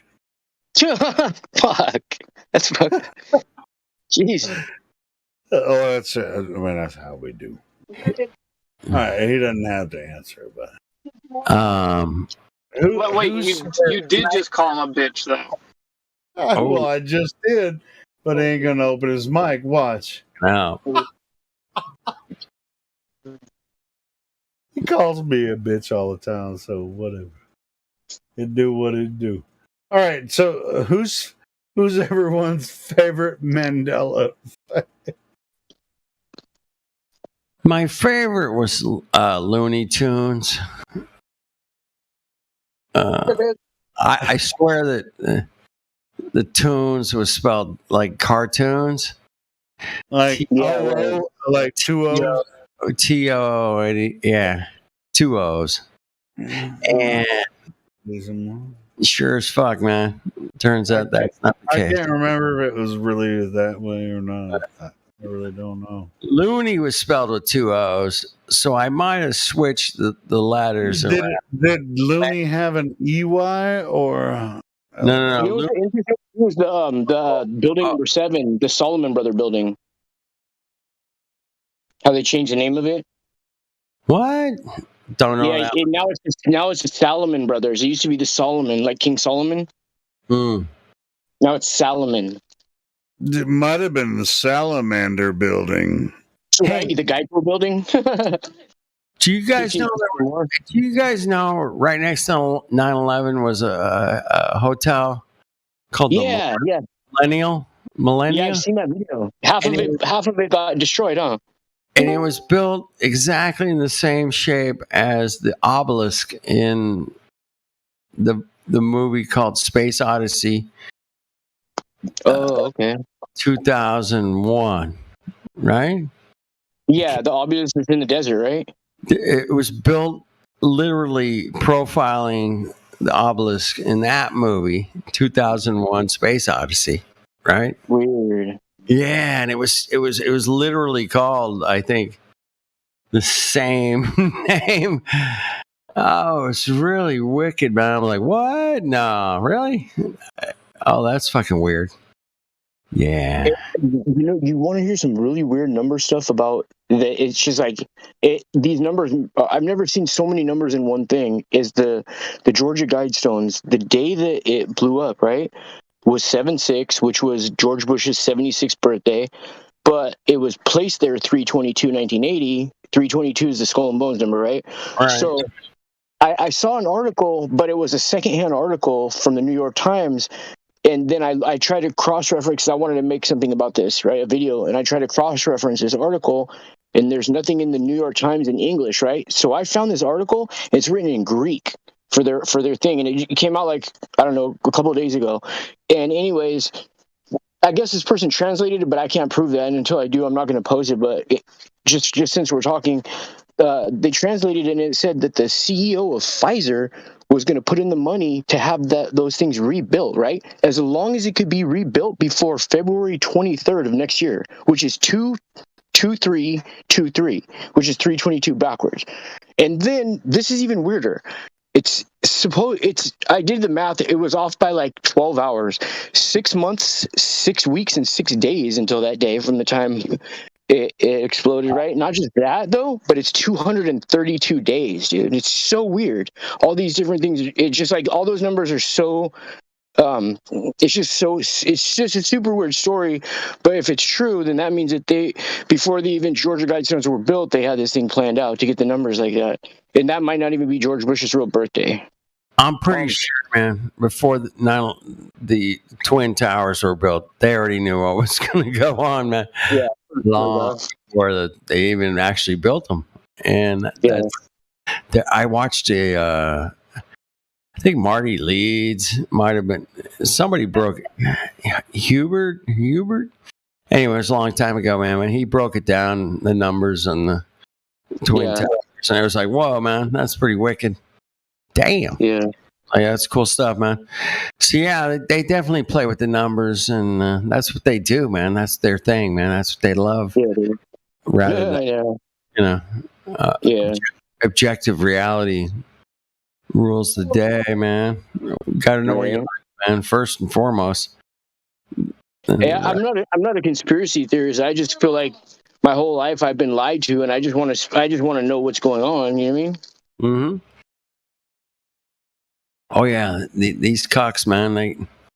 They got their little numbers they got to put out there for their troops, man. And troops got to see those numbers. When the troops see it. I think what it does is if you put out stuff like that, people say it, and it just a lot of people start thinking that and seeing that, and basically you're putting out those like like on a sound chart, like you see when you talk, it goes up in like spikes, and how if you layer it, you want to match those up so they're perfectly symmetrical with each other. Yeah. So I think of like everything as far as like if you're putting out the vibrations with your voice, and you can line it up symmetrically with other ones, like a rhyme. Like people listen to things that like rhyme for some reason, like hypnotizes them. And I think they try to do that with the numbers too when putting it out there like that. Yeah, but the way we combat that stuff is to sit around and call them out on it. I mean, that's what. Yeah, for sure.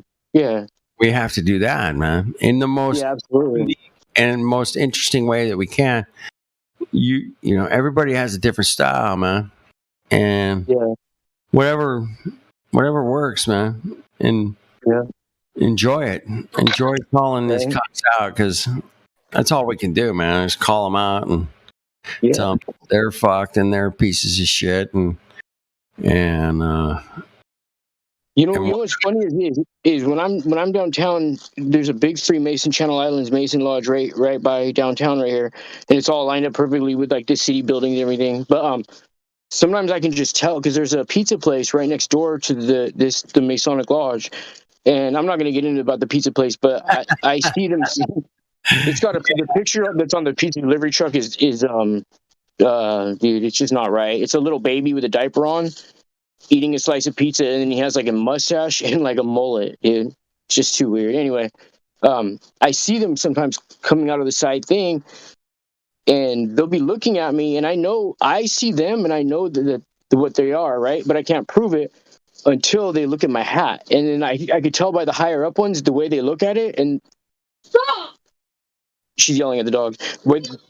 The way they look at it is like like a knowing look, and then they sometimes look at me like a weird look, like a tripped out look. Hey, Saturday, do you really think sometimes you might be focusing on the wrong thing? And you sound like really excited about something. I mean, maybe because I come in this room and I talk about something I'm not doing. I'm actually coming here talking about what I'm doing here online.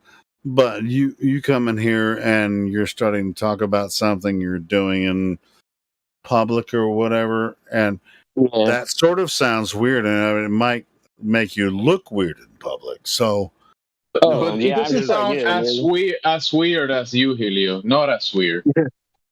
No. Actually, I just go to work and come home. I just don't know, and I try to, when someone asks or whatever, But you try, and he does. He gets stuff done.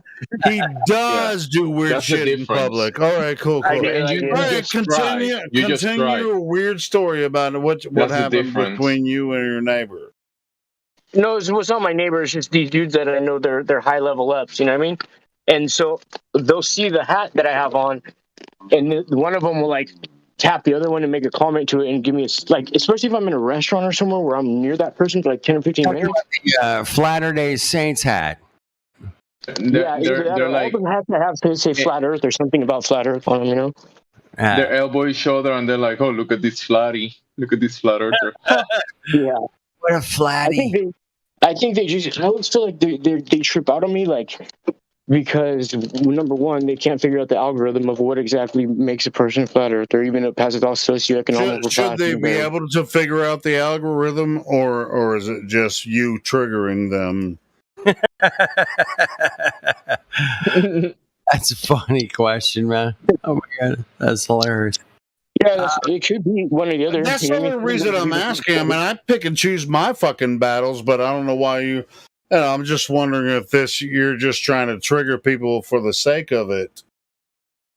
I mean, just because you get triggered doesn't mean everybody's triggered. That's right. I mean, other people told me that, but I honestly, I can't. I don't know. I just have a passion for doing that. I mean, I like it. All right. Well, that being the case, since you do it often, how successful? I mean, you come in here and tell us, about your experiences, what you're doing now. I mean, how successful are you when you just wear paraphernalia and whatever, and people just like very successful because he enjoys what he does. That's how he knows he's. That's true. I mean, I he's wouldn't take anything away from that. Yeah, that's true, Jimsy. I wouldn't take it away Don't from you. enjoy anything. Fuck's sake, man. What the hell's wrong with you? I was at a freaking rock show the other night, and I was talking about flat Earth all night. But anyway, go ahead. That's cool. Yeah, I don't know how many people, and it's not like I used to be like a year or two ago where I just wanted to tell everybody about flat Earth. Like I don't have that much energy in me anymore to do it, and but I just do it where I feel like I'm led to by my creator. Sure, exactly. That's what I was asking. About flat Earth. If that's what I would say. If you have, like, if you're out in public and you're wearing paraphernalia, obviously you're going to trigger somebody. Like, what? Yeah. What's this? Yeah. Honestly, I wish I triggered more people more often, but I mean, people are, like I said, the guy was walking and stopped and looked at me. Why was I taking pictures of my phone? And then he turned to look at what I was taking pictures of. And so it's just like, man, and that guy didn't look like he was poor either. So I don't know, but maybe it's just this demographic being so close to Hollywood. People are just in la la land, dude. Even the higher ups, it looks like. I don't think that has anything to do with the higher ups, man. Fuck. I just mean higher ups. I mean people that make more money than me. The higher ups. Yeah. That's pretty much everybody. Plus, I'm so short. Most people are taller than me, so again, that puts me in the class of everybody's a higher up compared to me. That may be the issue because you're a short motherfucker and you really can't get people to talk to you about flat Earth. Hey, you're you're like 5'8". I'm giving you shit, man. Can you take I'm really insecure about being short. Hey, Helio is like 5'6". What are you talking about? Yeah, I know. Yeah, my chick always tells me. I might as well be 5'6", according to Jimsy. My chick always tells me if I had been born taller, it wouldn't have been good because I would have been such a jerk, So she's like, all right, so if you were taller, you would be like, you'd be all over everybody. You'd be like, motherfucker. No, I would just be. I don't know. Who knows, man? I don't know. Yeah, who knows? I might be a nerd. You know what you'll be? You'll be you. might be a nerd. Right? I might be a nerd. Huh? You'll be you, bro. Yeah. Hey, Flutter Sam, I'm giving you shit, but I'm not No, really I know. giving you shit. You're giving yourself shit right now. I'm just. Hey, what fun would poker be if you won every hand, right? You know what I mean? Seriously. Jamsey knows I'm not 5'6". Helio, you think Flutter Saints take your shit serious? He knows better. I think he does. Well, I mean, as far as the jokes, no, but he knows where I'm at. Yeah. I don't know. It's better than me coming in here and you being all like, oh, all nice and everything. So as soon as I leave and I bump into some real confrontation, I don't know how to handle myself. Dude, if I was going to talk, you learn from Helio how to behave yourself with other people. Yeah, exactly. He's good. If I'm going to talk shit about you, I'm going to do it right fucking here. Right. I don't fucking talk shit about people behind their back. If I'm going to talk shit about somebody, I'm going to not say anything till they're gone, and then I'm going to write a little note and pass it to the person next to me. Yeah, it's just like I'll give them advice in the background.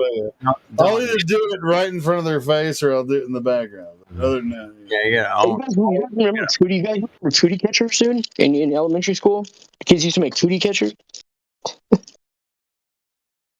No. They took like a piece of paper and they fold it up, and I don't know, it's hard to explain, but you put it between. You use all four of your fingers except your pinky. It looks like a fortune cookie. Yeah. Yeah. Yeah. Do you remember? They only have those. They only have those in California. Yeah, I mean, it's just like when we have a decent combo going on, we pass notes amongst each other. Little private combos, but yeah, man. If I'm gonna call your ass out, I'll do it right here on the. But you already know. I mean, people talk shit about me, so why shouldn't I talk shit about them? Yeah. But I'm not talking shit about you. I'm just like, this is not. Well, shit. Now I lost the whole fucking combo because I'm being a dick. Hey, it's nothing new. It's nothing new. Right. Just kidding, bro. He's just being the way he is, and he's more mature about the flatter approach. So what? You just don't. You're not pushing it to everybody, but if you want to talk about it, you do. Yeah. Well, and to be honest, a lot of people. There's a lot of new people that join this conversation, and they'll ask questions, and their intention is to trigger someone. So when they ask triggering questions, what you actually want to do is just, not get triggered. What you want to do is not get triggered. That's it. Yeah. You want to consider them as it's like you already know that they're trying to trigger you, so you just you just respond in a standard way instead of like being triggered. Anyway, I think it's a good approach to maybe whenever like someone like that joins in, it's gotta try to keep it without the cursing because they get pretty loud and start cursing in the VC. So that's why a lot of them get banned. But just banning everybody because they join with a certain perspective. Try just to maybe speak to them, bring the conversation forward, but. Just getting triggered and banning people, just gotta try a little harder. Come on, Jimsy. It doesn't happen that often. I mean, people aren't getting banned like all day, every day. It's rare. Yeah. But I know there's a lot of trolls. And you as a moderator get messages from people. Hey, why did I get banned? It's rare. I mean, it's so funny when people do that. Messages a day, maybe you get more than I do, but I only get a couple messages. Hey, Helio, think about how many messages you've got because of me. Well, anyway, I'm just saying. I mean, like new people jump in. He's like, I got banned for no reason. I mean, can you help me? And then I'll look it up, and it's just like, you know what?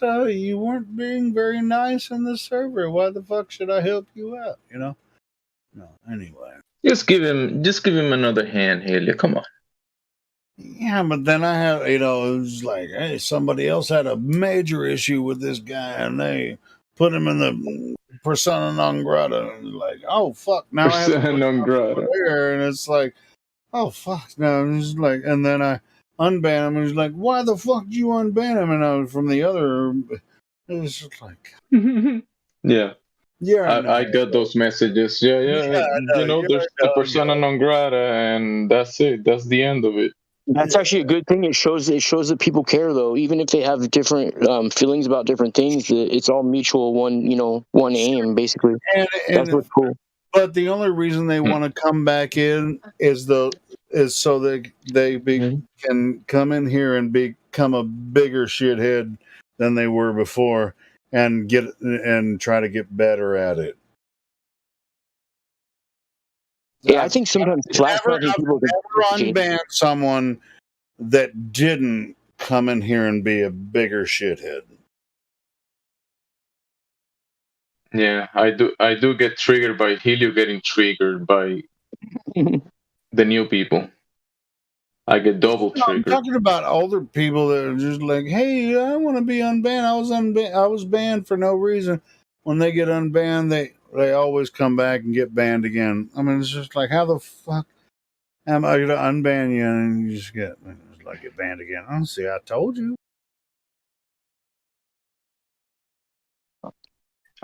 Whenever there's a persona non grata, I just share other servers and that's it, because I'm not gonna fight people here because I'm banning one guy.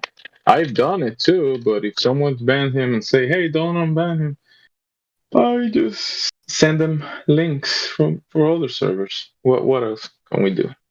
It's like, for the most part, I ignore most of the people who's like begging. I do ignore most of the people. It's a bunch of scammers in the DMs. Mostly ignore people begging for unban. It's like, I wasn't there, but you obviously were banned for a reason. It's like, why are you begging for an unban from me when I wasn't even there?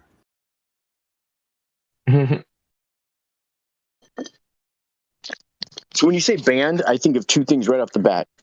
I think of bandwidth as far as like the girl from American Pie. She's like, one time this band camp I stick da-da-da-da-da, and I'm thinking, how long was the width? And then also bandwidth, like the width of time that I'm banned from the server. Not to mention the third bandwidth, which is just like aerial waves. That's a very decent point. If people are listening, there's two types of bans here. One is sent to CogDis. The other one is permabanned, where like we completely exclude you from the Discord.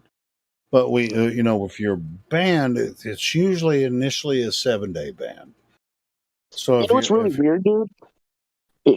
I just think it's really weird that somebody, knowing all these different people band together to ban them, would ever want to even come back to this server. I feel like, dude, if you guys don't want me here, believe me, I don't want to come back ever. Like, why would these people are so weird? Back, they always come back. Gee, that's weird, dude. Though shouldn't it be? I mean, if it's not weird to you, then it's obvious. I mean, I don't go to other people's servers and be like begging to come back, talk to them. Hell no, dude. I've only been to like 3 other servers probably ever. Too, I don't go to very many servers. I just mostly hang out. I've begged to come back, and people have allowed me to come back to servers. So yeah, it works for me. It has worked. Yeah, sure. I mean, it just depends on who you are and your attitude. I mean, I can. You don't have actually. I mean, I'm freaking moderators on a lot of servers and stuff, but I prefer to hang out here, and then I watch TV shows and freaking play video games and shit. So on the bandwidth comment, when someone gets banned from a server, then they get more bandwidth to go to other servers and more time on those servers because it's not spending any time on this one. Oh yeah, you're right. Huh? That's a good one.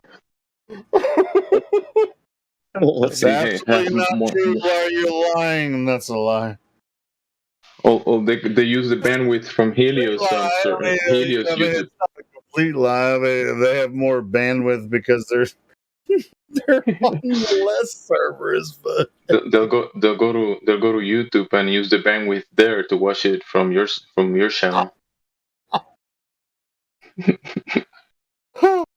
So since they got banned, instead of actually going to another server and talk to some other flat earthers, they'll just go listen to the other flat earthers. Yeah, I think there is. And once they get banned, they'll just go to the YouTube and just listen to the people that got banned. I think there is a conspiracy where people are banning people here, so they have to go to the Helios YouTube channel to listen to the. I ain't gonna lie. Discord. It's definitely a conspiracy. I ain't gonna lie. It's conspiracy to expose the truth about this bullshit about the globe. Yeah, it's just definitely a conspiracy. So if you have any questions and you have genuine questions, we're here 24 hours a day to answer your questions. It's definitely a conspiracy. But we're trying to expose the conspiracy because we were all taught this globe conspiracy. And if you think that we're convinced of a lie, which lie do you think we're convinced of? Which one? Where did it start? Because I went through the entire K through 12 education system, first year of college, dropped out, been looking at, all the news media and everything. Where did the conspiracy start? I mean, do you think that we're lying to you? You think this is a conspiracy, or do you think that you are actually, a part of this? Let's start at A, B, C. Easy as 1, 2, 3. Simple as do, re, mi. A, B, C. 1, 2, 3. You know what I'm saying? It's like, where did it start? With your knowledge of what you think you understand about flat Earth globe, and the flat earthers are dumb, and I can just go in there and just take the piss out of them because I know everybody else knows it's a globe, so I can just say whatever the fuck I want to about flat earthers. Pardon my French, guys. I mean, it really kind of pisses me off when people just kind of, just willy-nilly just say, hey, I mean, since, they think they can do this. And I just really think I don't think that they really have anything to offer on the, as an alternate argument.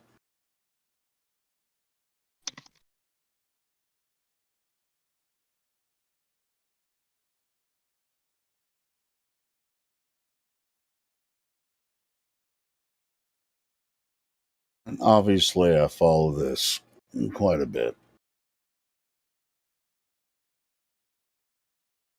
So if flat earthers are wrong about this, bring your best. Bring your best right here.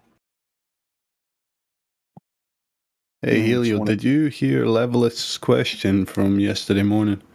Which one? He asked, who is the de facto globe expert? That was his question. Oh, that's a decent question. It was a good question. I said I think it's a trick question because there is no globe expert. It just doesn't exist. Well, shit, I mean, I could answer that question for them, but they would never be able to support any of their claims. I mean, I could give several people that they might or might not claim, but so nobody answered it. Oh yeah, he said has to be someone that's actually debated a flat earther, so it can't be like Neil deGrasse or something like that. No, I wouldn't even agree with that. The de facto globe expert would have to be someone that hasn't debated a flat earther. Well, he says that automatically makes them not a globe expert. I would disagree. The de facto globe expert would have to be someone that hasn't debated a flat Earth, but also would Is that just because they're like have taken a cowardly, look- or they're so have sure in take- themselves? Yeah, they would have to have taken a look at flat Earth and then come to their own conclusion and then talk to a flat earther. So they have it all figured out, right? The de facto globe expert would have to have everything figured out about the globe compared to flat and then talk to a flat earther. This isn't a debate. So, does this person they know everything. They know everything about what the flat earthers say, and obviously we know everything they're going to say, right? So then that would be a one-on-one talk, right? So yeah, they really don't have anybody on their side that could actually do that. So yeah, there is no globe expert. It doesn't exist. It's just like a figment of globers' imaginations, you know, that they always think they have some kind of experts standing behind them, but there's no such thing. Yeah, because they have to know why the flat earthers think they're full of shit.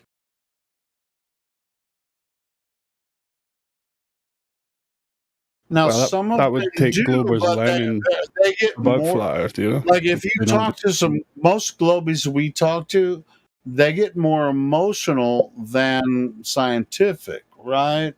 Or physical. They just get more emotional about their beliefs than we do, because you know, if they say, "Hey, the Earth is obviously a globe," because, and then blah blah blah, right? Now, but in order for any of that to happen, has to be one-on-one. Someone that is very familiar with both sides, on both sides, right?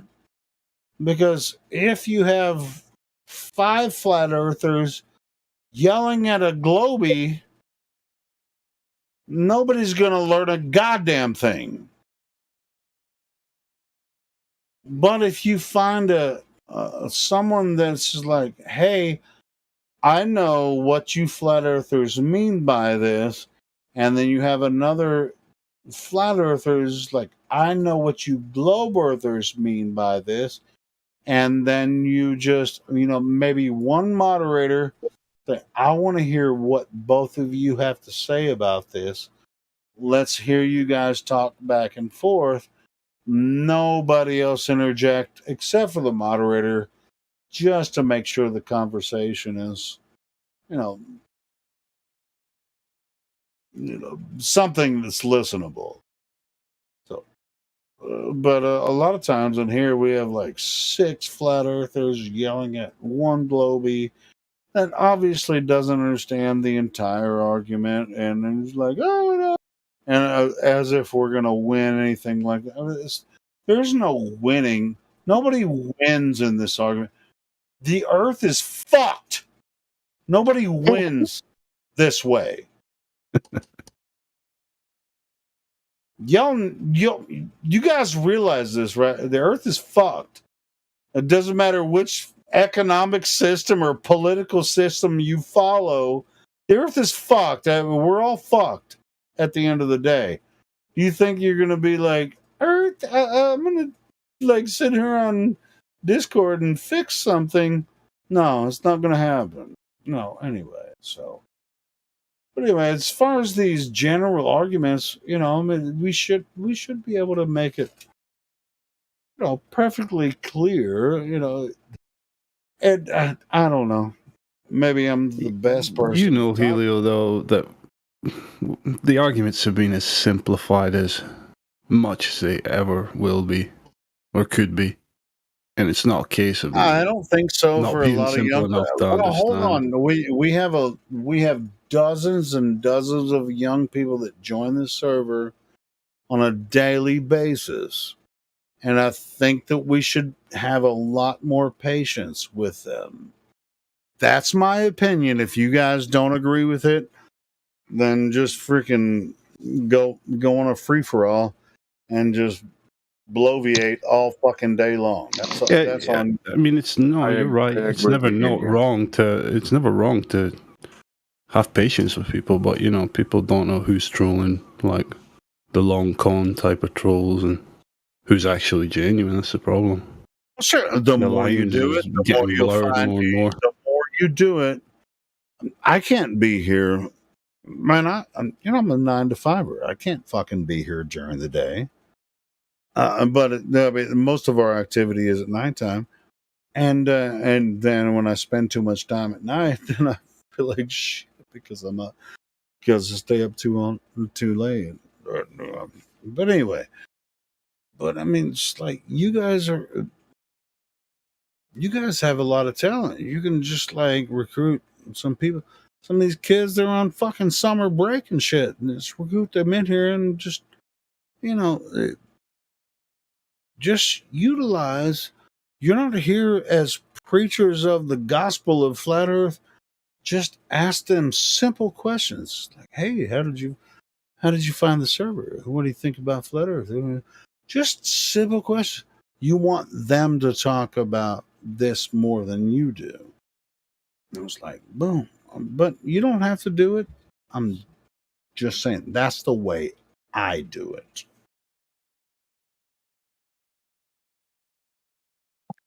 I've heard you speak plenty, and I feel like you have a good approach to it. A lot of people find the server and they don't even know what to say.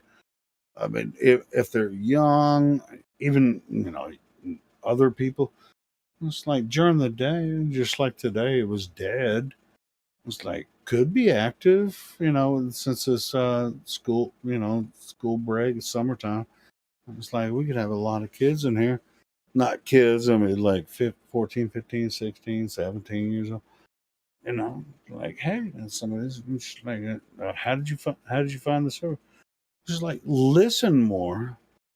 We're not here trying to preach flat Earth. We want to hear more what they have to say. That's the way I approach it. But anyway, a lot of people have a different approach. But you want them to talk more. Like, oh, I haven't ever talked to anyone about flat. Well, if you had, I mean, what would you think?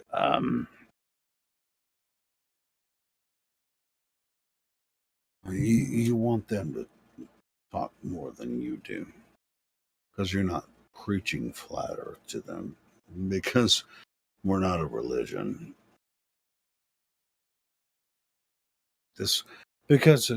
We're talking about physical reality.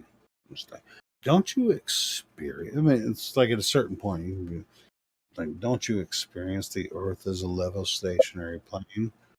And they're going to have to say yes, right? Because doesn't everyone? Does that feel like a religion to you? And if you think it feels like a religion, then you're in the wrong place. Because everyone on Earth that is as a part of this physical reality experiences Earth as a level stationary plane, absent of propaganda and television and shit. It's just Earth. It's just me, you, Earth, boom, Earth, flat, water. I mean, it's like, where's this globe if you didn't see it on the internet? Where's this globe if you didn't see it on TV? That's what I get at with people when I meet them in public. Sometimes, and I don't know if it hits them right or it hits them wrong. I do that sometimes on here. It's just like, where are you looking for Earth? It's right here under your feet. You're standing on Earth. And so if you're trying to find Earth by looking somewhere else, that's fucked up because you're standing on Earth. You're trying to find out what Earth is about by looking somewhere else. Pretty messed up. You're standing on Earth. What do you experience from Earth? It's from Earth you only experience Earth as a level stationary plane. Everything that you see in the sky moves in patterns above your head. They call them sun, moon, and stars, seasons, and everything. That's the only way you experience it. If you believe that you're the third rock from the sun, someone told you that, but the only way you experience it is by you standing on Earth.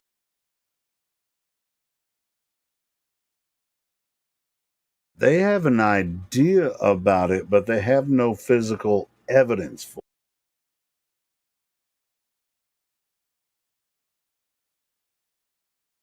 All right, I'm done ranting. Does that make sense to anyone?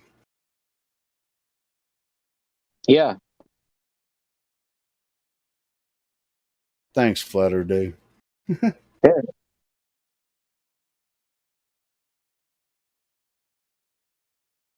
Because anything else doesn't make sense to me.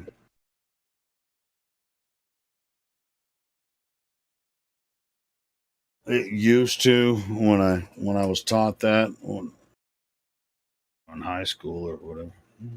Hey, you're the third rock from the sun.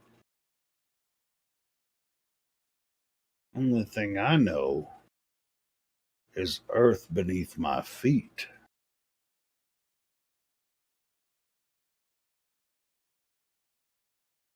When I see the sun, moon, and stars move above my head, the sun, moon, and stars are moving above my head. Wow, that's really hard to figure out, isn't it? Because some people be like, well, the reason you see the sun, moon, and stars moving above your head is because they're not moving, you're moving. Like, prove that shit. They can't. So that's why I choose to believe that I'm standing on the stationary Earth and the sun, moon, and stars are moving above my head.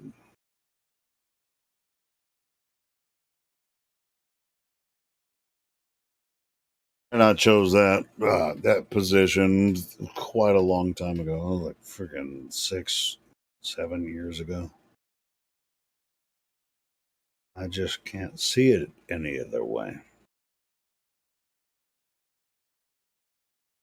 If anyone has an argument and said, hey, the reason that you see the sun, moon, and stars moving above your head is because you're the third rock from the sun, 93 million miles away from the sun, and gravity is causing. You guys know the story, right? Like, you flat earthers are so... You just don't know what you're talking about. Well, we had to teach you your model before we debunked it.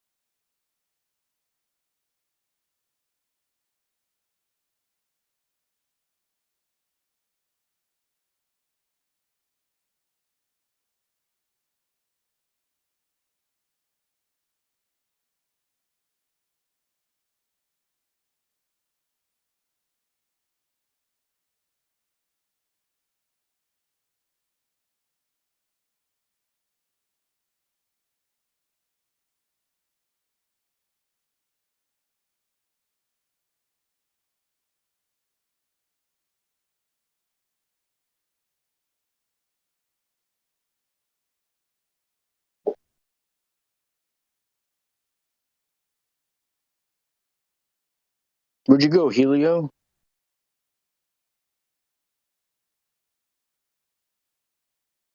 Helio, where'd you go? Seems like it's been forever since you left Discord. Please come back soon. What? I'm pretty sure you guys were tired of me bloviating.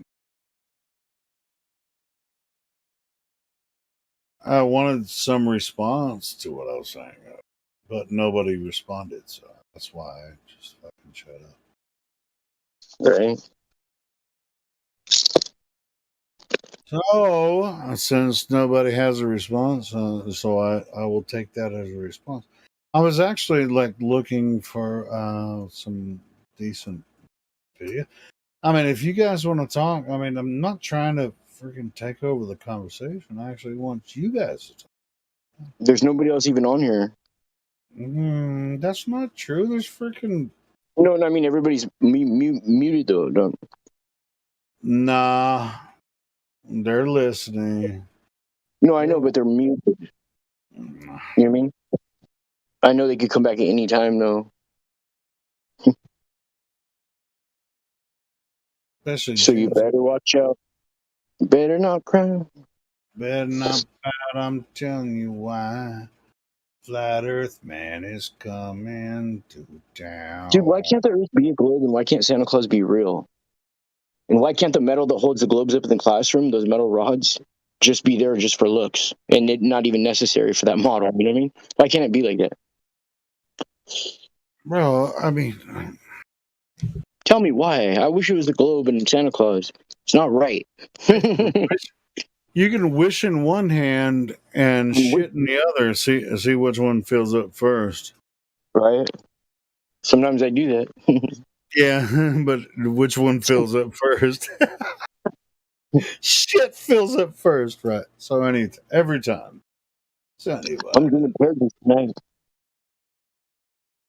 No, bro. I mean, we do this all the time, and you know, when it gets late at night like it is right now, and I get inebriated, and you know, it's just like, hey, Helio, where you at? It's like it's kind of embarrassing for me, but at the same time, I think it's awesome. Well, I don't think it's awesome. I actually. Well, I think alcohol gives people character for the most part. Not everybody, but some people. Sure, but I mean, as long as I don't make a total ass of myself, I think it's okay. But yeah, I mean, sometimes I do make an ass of myself. I don't want that to be it. You assume you make an ass out of you and me. They used to always tell me that in school because I always used to do stuff.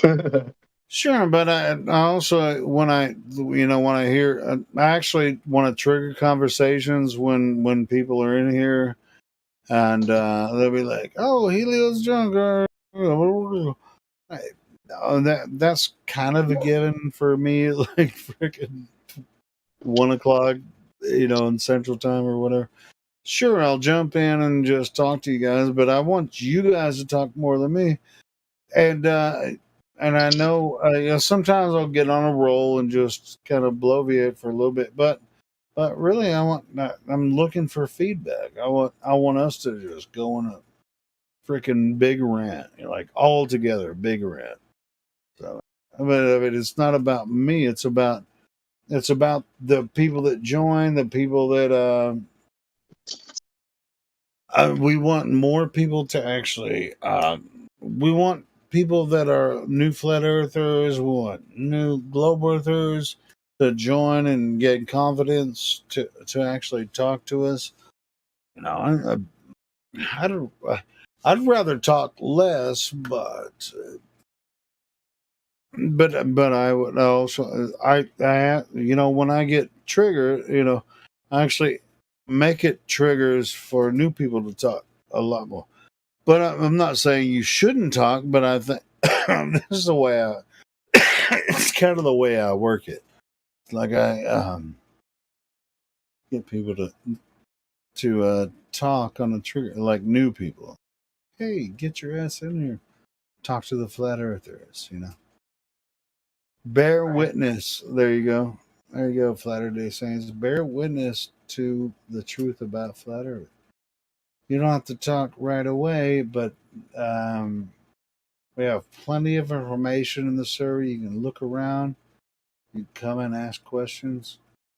It's all good. You can join the VC Verify. You can make sure that you're get permission to talk to people.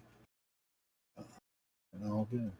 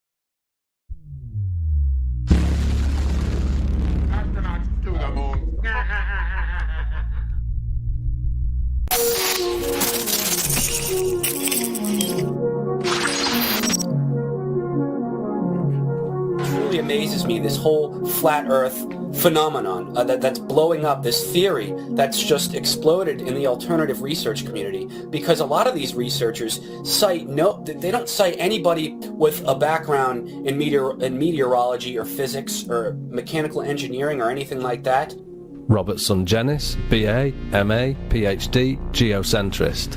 Dr. E. Michael Jones, speaker at the 2010 conference on geocentrism. Gerardus D. Bow, PhD, former professor at the Baldwin Wallace University, geocentrist. Professor John Bill, PhD, geocentrist.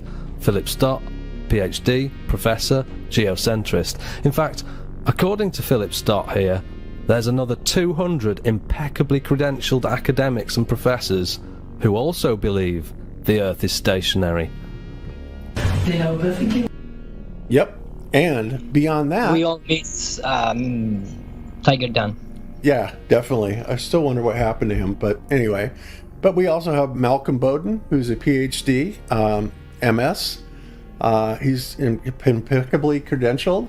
We have people in professional fields from the military that shoot the guns, the big guns that shoot the guns that fire over 100 miles away, testifying that there is no correction for curvature or Coriolis.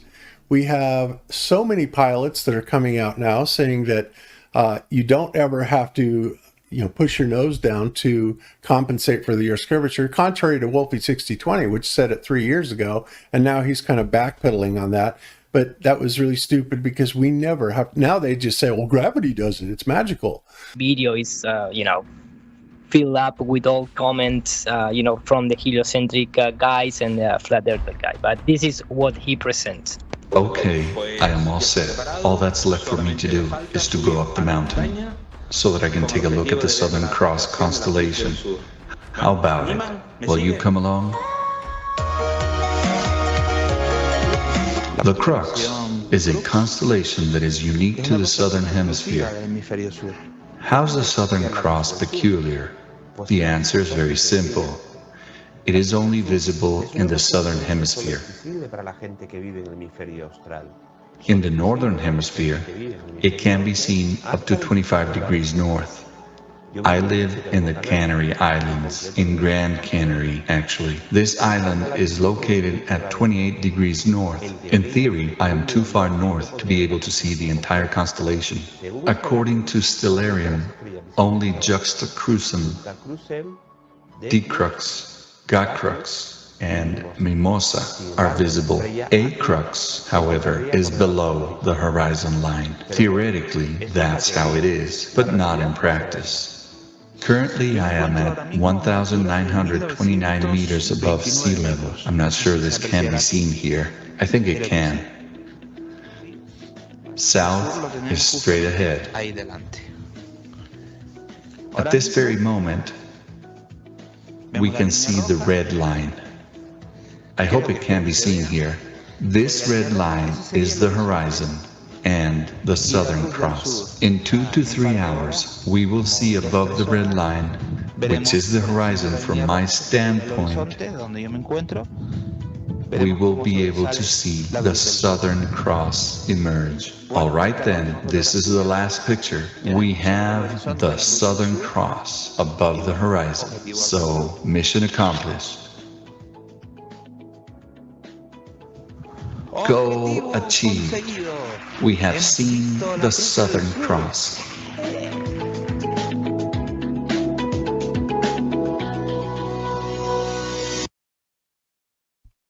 Wow. Finished there. Well, that's pretty good, Drew. Thank you, man. and absolutely impossible on a globe. Yeah, I'd never heard that was possible from the north. I've always heard people had seen, Polaris from below the equator, but I had never heard of anybody doing it the opposite. That's awesome. Yeah. Yeah, especially 20 plus degrees. That's insane. 20. But doesn't the cross go around the southern celestial pole? Theoretically, yeah, but it's still theoretically centered around a hypothetical pole star, right? Which does not exist, by the way. Yeah, so this is it. It's very cool. But yeah, you watch this whole thing, and it's like, well, wait a minute, where's the pitch change?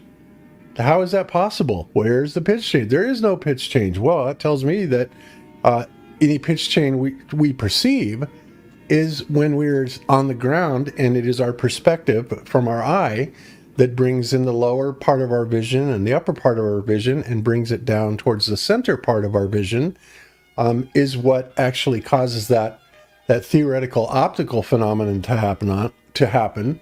But when you are actually up there on an airplane and you're watching it, there is no change in attitude, which to me is, I mean, this is such a killer. This is such a ball killer. It's beyond belief. Here's how ridiculous it is. 100,000 miles per hour, which is insane, right? No human's ever gone that fast. That's 75 times the speeding bullet. So oops, Austin, I did see you, and then you left. Imagine that. Yeah, my whole system's just echoing like crazy when I have that up. Yeah, it's going to echo. Just mute it, because you're going to be talking on Skype, sharing the picture on my screen. Does that make sense? Okay. Just mute the whole thing so you can't hear me, or mute that tab. So 100,000 miles per hour, that's insane.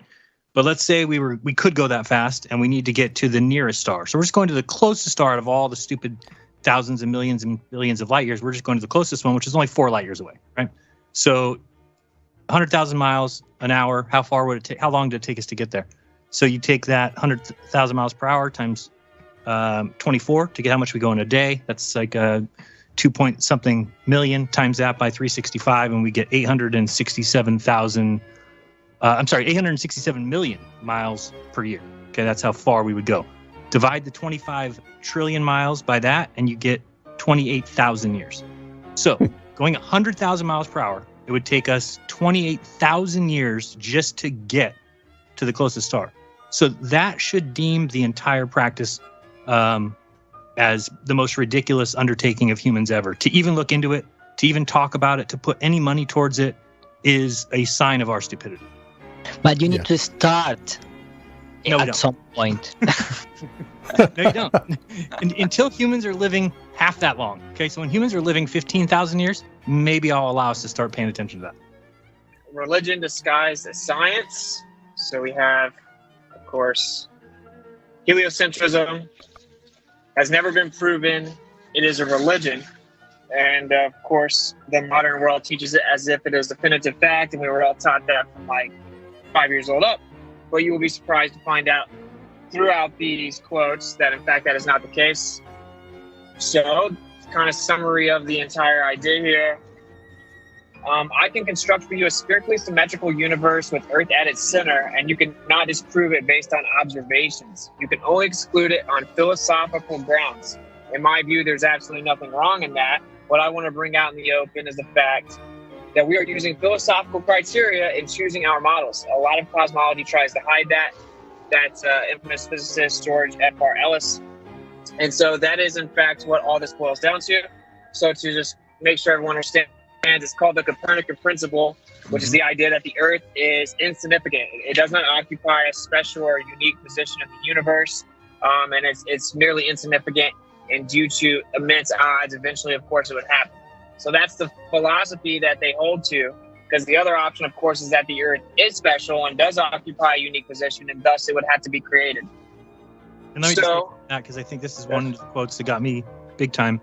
And I like George Ellis. If you've never listened to George Ellis, he's a mainstream physicist. I mean, he believes mostly mainstream, but he's also a little bit religious or spiritual. And he's the most level-headed of all the physicists, astrophysicists. When you listen to him speak, he always tries to bring it back. I think he's still pro-geocentrism. He can't say that, but he tries to push this idea that and he's anti-multiverse, anti-bubble universe. Anything that can't be proven, he says, is just science going in the wrong direction, and we're letting them fall apart. But anyway, back to what he said here. This is the same thing, branching off of Edwin Hubble's thing, that the observations say we are the center, or could be the center. Let's just leave it at that. It doesn't say for sure, because there could be something else that it says. But because they didn't want that, based on philosophical grounds, they changed it and said, well, what are the other possibilities? And that's when somebody came up with this idea of the raisin bread, right? If you bake raisin bread, all the raisins get further away from each other. Or if you put a bunch of dots on a balloon and blow the balloon up, all the dots get further away from each other. So that idea, just that mental idea, there's no evidence of that. It's just, okay, this is what we want. And so we'll say that that's what's happening. And then they do all their science from there. So when you talk about scientists have no bias, it's the entirety of science is based on a bias. The entirety of everything tests that they do, every experiment they do, is with the implied bias that philosophically we cannot be the center.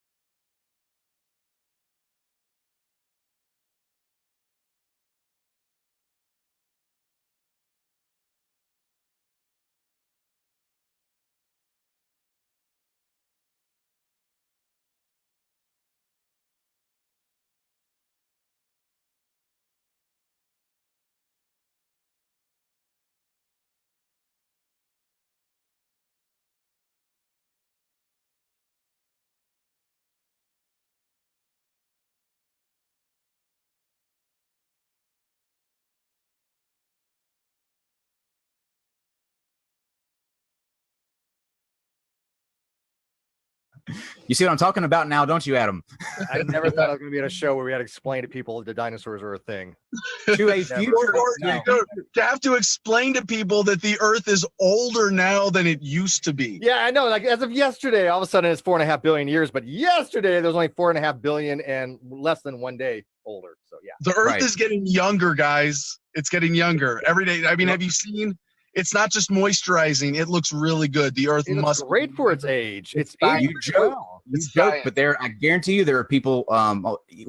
Steve and I know this guy on Twitter named Maddie's Paradigm, and he believes that hell is actually in the center of the Earth, and that because it's expanding at a quick rate, that's what's causing climate change. That it's breaking through and causing our planet to warm up at an alarming rate. So right, yeah, wrap your head around that. I have a very important theory about flat earthers because I've studied this a lot, and I've because it's a very important subject. You know, are these people insane? Are they a threat to society? No, and I think from the clear conclusion from my research, anyways, they're all trolls.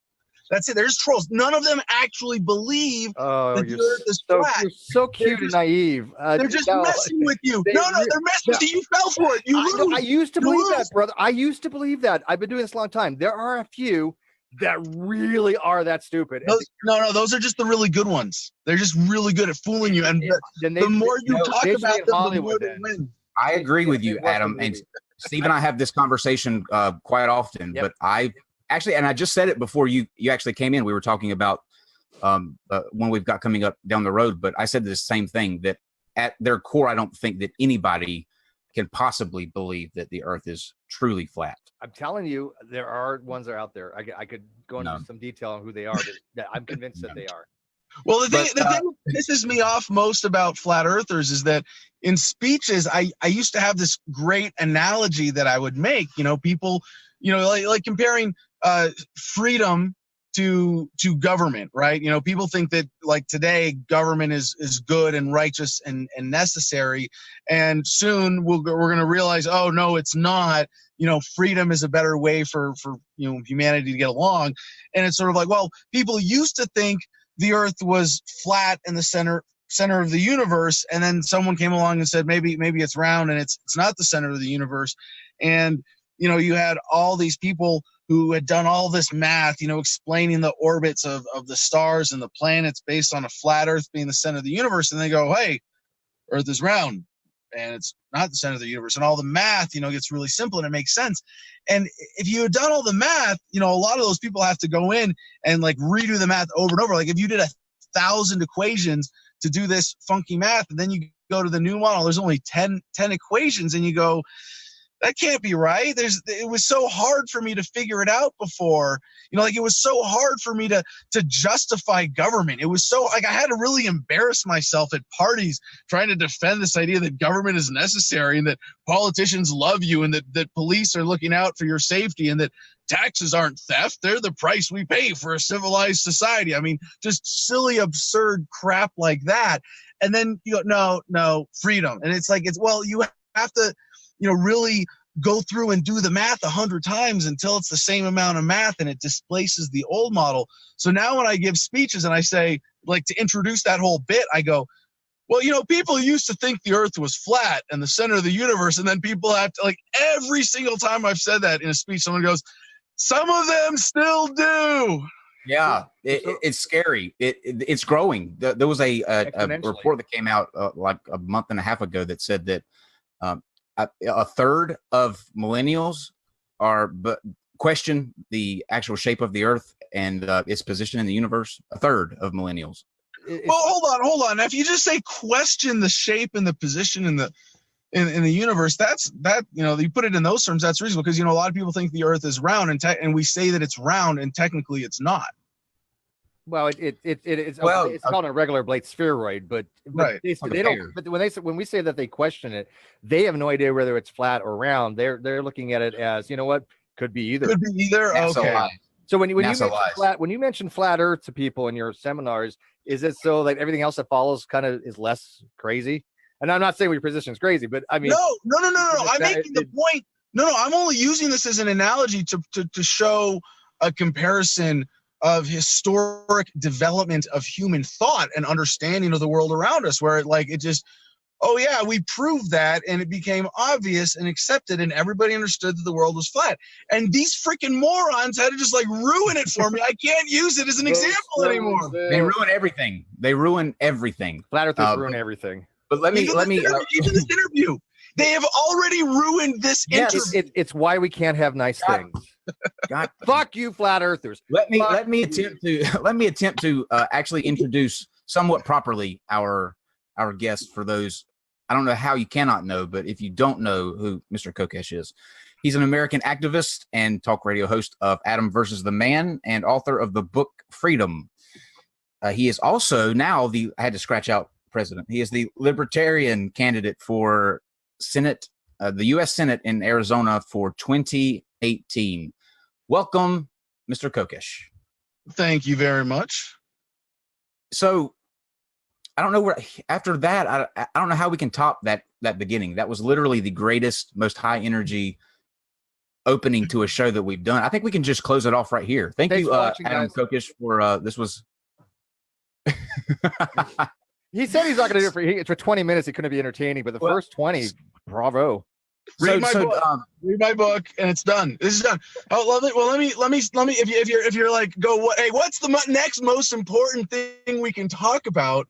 It's this book that shows how to create a better world by dissolving government entirely. This was what I did when I was in jail, or at least I started writing this when I was in jail for civil disobedience in 2013. And people sent me all these great books about freedom, and I decided that I would be the very best rip-off artist the freedom movement has ever known. And I took all the best ideas and none of the bad ones and condensed it into one easy-to-read, 100-page, the ultimate red pill right here, the quickest way to go from zero to I get it. We've got, we're about to deliver 205,000 copies to New Orleans in a couple months. We've got over 50,000 copies in print, 3 million downloads. It's been a great success. The best criticism I've ever heard of this book is, well, it was kind of boring, but I'd give it to someone who's never heard of those ideas. Yeah, that's the point. It's easy to understand. It's an 8th grade reading level, common language, short sections. They're no more than a couple pages each, which means you could read this very easily on the toilet in just like a couple months without even thinking about it. And when you come out of it, your statism will be cured. You will no longer feel the need to turn to this authority called government. You will, and what you get out of this is not just, and this is not just me and my book. This is the message of freedom, the understanding of freedom inherently is that it gives you a true sense of personal freedom that changes how you relate to other people and changes the way you walk through the world and changes the way that you relate to authority. But I think most importantly, changes the way you relate to yourself when you realize that emotional freedom is part of freedom too. Having the freedom of true self-ownership means claiming that dominion over your mind. And all too often, we let other people, politicians, propagandists, mainstream media, flat earthers, inject their bullshit and take over the conversation and being free. So that's it. That's why we have to kill all the flat earthers. I say, we'll take a big hole, we'll throw them in. We'll pose. How do you can't kill them if they're posed? We'll get them. We'll do it voluntarily. We'll get them to bet on whether the Earth is flat or round, and if they lose, they go in a hole and they end up in the center of the Earth. So, like, if they tell us a round hole, that you're right, exactly. They tell us that the Earth. And by the way, the Flat Earth Society has members all around the globe, so don't forget it. There's a lot of them. But if they say that the Earth is only like a mile deep, we drill a hole and we say, look, if we go a mile and a half. And we haven't gone through the Earth yet. Will you jump down there and tell us what's at the bottom? And then when they'll go like, oh my gosh, we can prove this theory now. We just need to dig a few more feet. And we'll come out the other side. And when they're all down there, we'll just we've actually gone about 7.5 miles deep in a borehole. I'm pretty sure. Adam, you're literally like that big, but whoever your opponents are going to use that clip right there against you. that you want But I to. want Flat to kill earther. flat earth. Yeah, if you Well, wanna yeah, kill but flat earthers. dude, he doesn't believe flat earthers exist, so he's not really advocating for the death of Exactly. So, Ding, Well, ding, ding. I can hear it now. I got you, brother. I'm I Jason, and understand. I approve this Okay. message. I So also want free. I'm like, I'm a big fan of Vermin Supreme. And he was a parody presidential candidate, but he made some really good points. And one of his ideas that he came up with was free ponies for everybody. And so I will say there is, I really like the idea, but I don't think it goes far enough. So there is one big government program I'll support, and this is what they're really going to use against me, because if you hear Adam Kokesh say I support a big government program, it's going to be like destroying my credibility. But free unicorns. How sign me up. How about coupons for hookers? I Sign me up. I think that's a good platform. No, You can get, unicorns win hands down on that. Why would you rather have a unicorn rather than a discount for a hooker? I don't need a discount for a hooker. I do. I mean, so by the way, Adam, that was the greatest sales pitch for a book I've ever heard in my life. Anybody that can come on here and say this is one you can read while you take a shit and you'll come out smarter about politics, that's a winner right there. read it on the John. Let's start at the beginning of how you kind of came to the forefront here when you were arrested and that whole thing kind of happened. Can you walk us through what happened for people who may not know and how that kind of put you on the forefront of where you are now? Well, when you say when you got arrested, which time? Yeah, you're gonna have to be a lot more specific than that. The first one, I remember watching you several years ago where you did a Fox News interview from your jail cell. You remember that? Yeah, that was for the shotgun, for loading a shotgun in Freedom, the ironically named Freedom Plaza, 2 blocks away from the White House in Washington, D.C. And that was actually not, well, no, it's probably my most, no, it's hard to say. I mean, I have a few high profile arrests that are sort of. Pick your favorite. I mean, my favorite is still dancing at the Jefferson Monument, Jefferson Memorial. There's, quite a few people got arrested for that, didn't they? Well, there were 5 of us that day, and there's something just beautifully elegant about what we set out to do with that. And if I may give a little backstory for those who don't know, sure. At the Jefferson Monument in Washington, D.C., in about 2008. There was a group of libertarians who decided to do a flash mob to celebrate Thomas Jefferson's birthday, the great champion of freedom of speech, no less, by going to have a silent dance party that is headphones in. They show up at midnight, the start of Thomas Jefferson's birthday at the Jefferson Monument, where it says, just carved in stone all over this just beautiful marble, testimony to freedom, right? Things about the First Amendment, and the Declaration, and other great quotes from Thomas Jefferson about freedom of speech. And I only found this out after this happened, but Thomas Jefferson was actually known for a while as the dancing president. I mean, the layers of irony just keep building and building and building. You want to make jokes about rolling over and spinning in the grave. I mean, it just it doesn't even come close to just the absurdity of this. But so as these guys were they were dancing and they were asked to leave. They were asked to leave by United States Park Police. And by the way, of most of my high-profile arrests, the raid on my home with the SWAT team when they broke down my door, threw a flashbang grenade at my dog, roughed me up, ransacked my home, that was United States Park Police. These are the dregs of the federal law enforcement barrel, FBI Academy rejects. These are and of all the federal agencies for me, former Marine to have a vendetta with, I get the United States Park Police. It's embarrassing, but I had enough. But they took you down pretty hard, dude.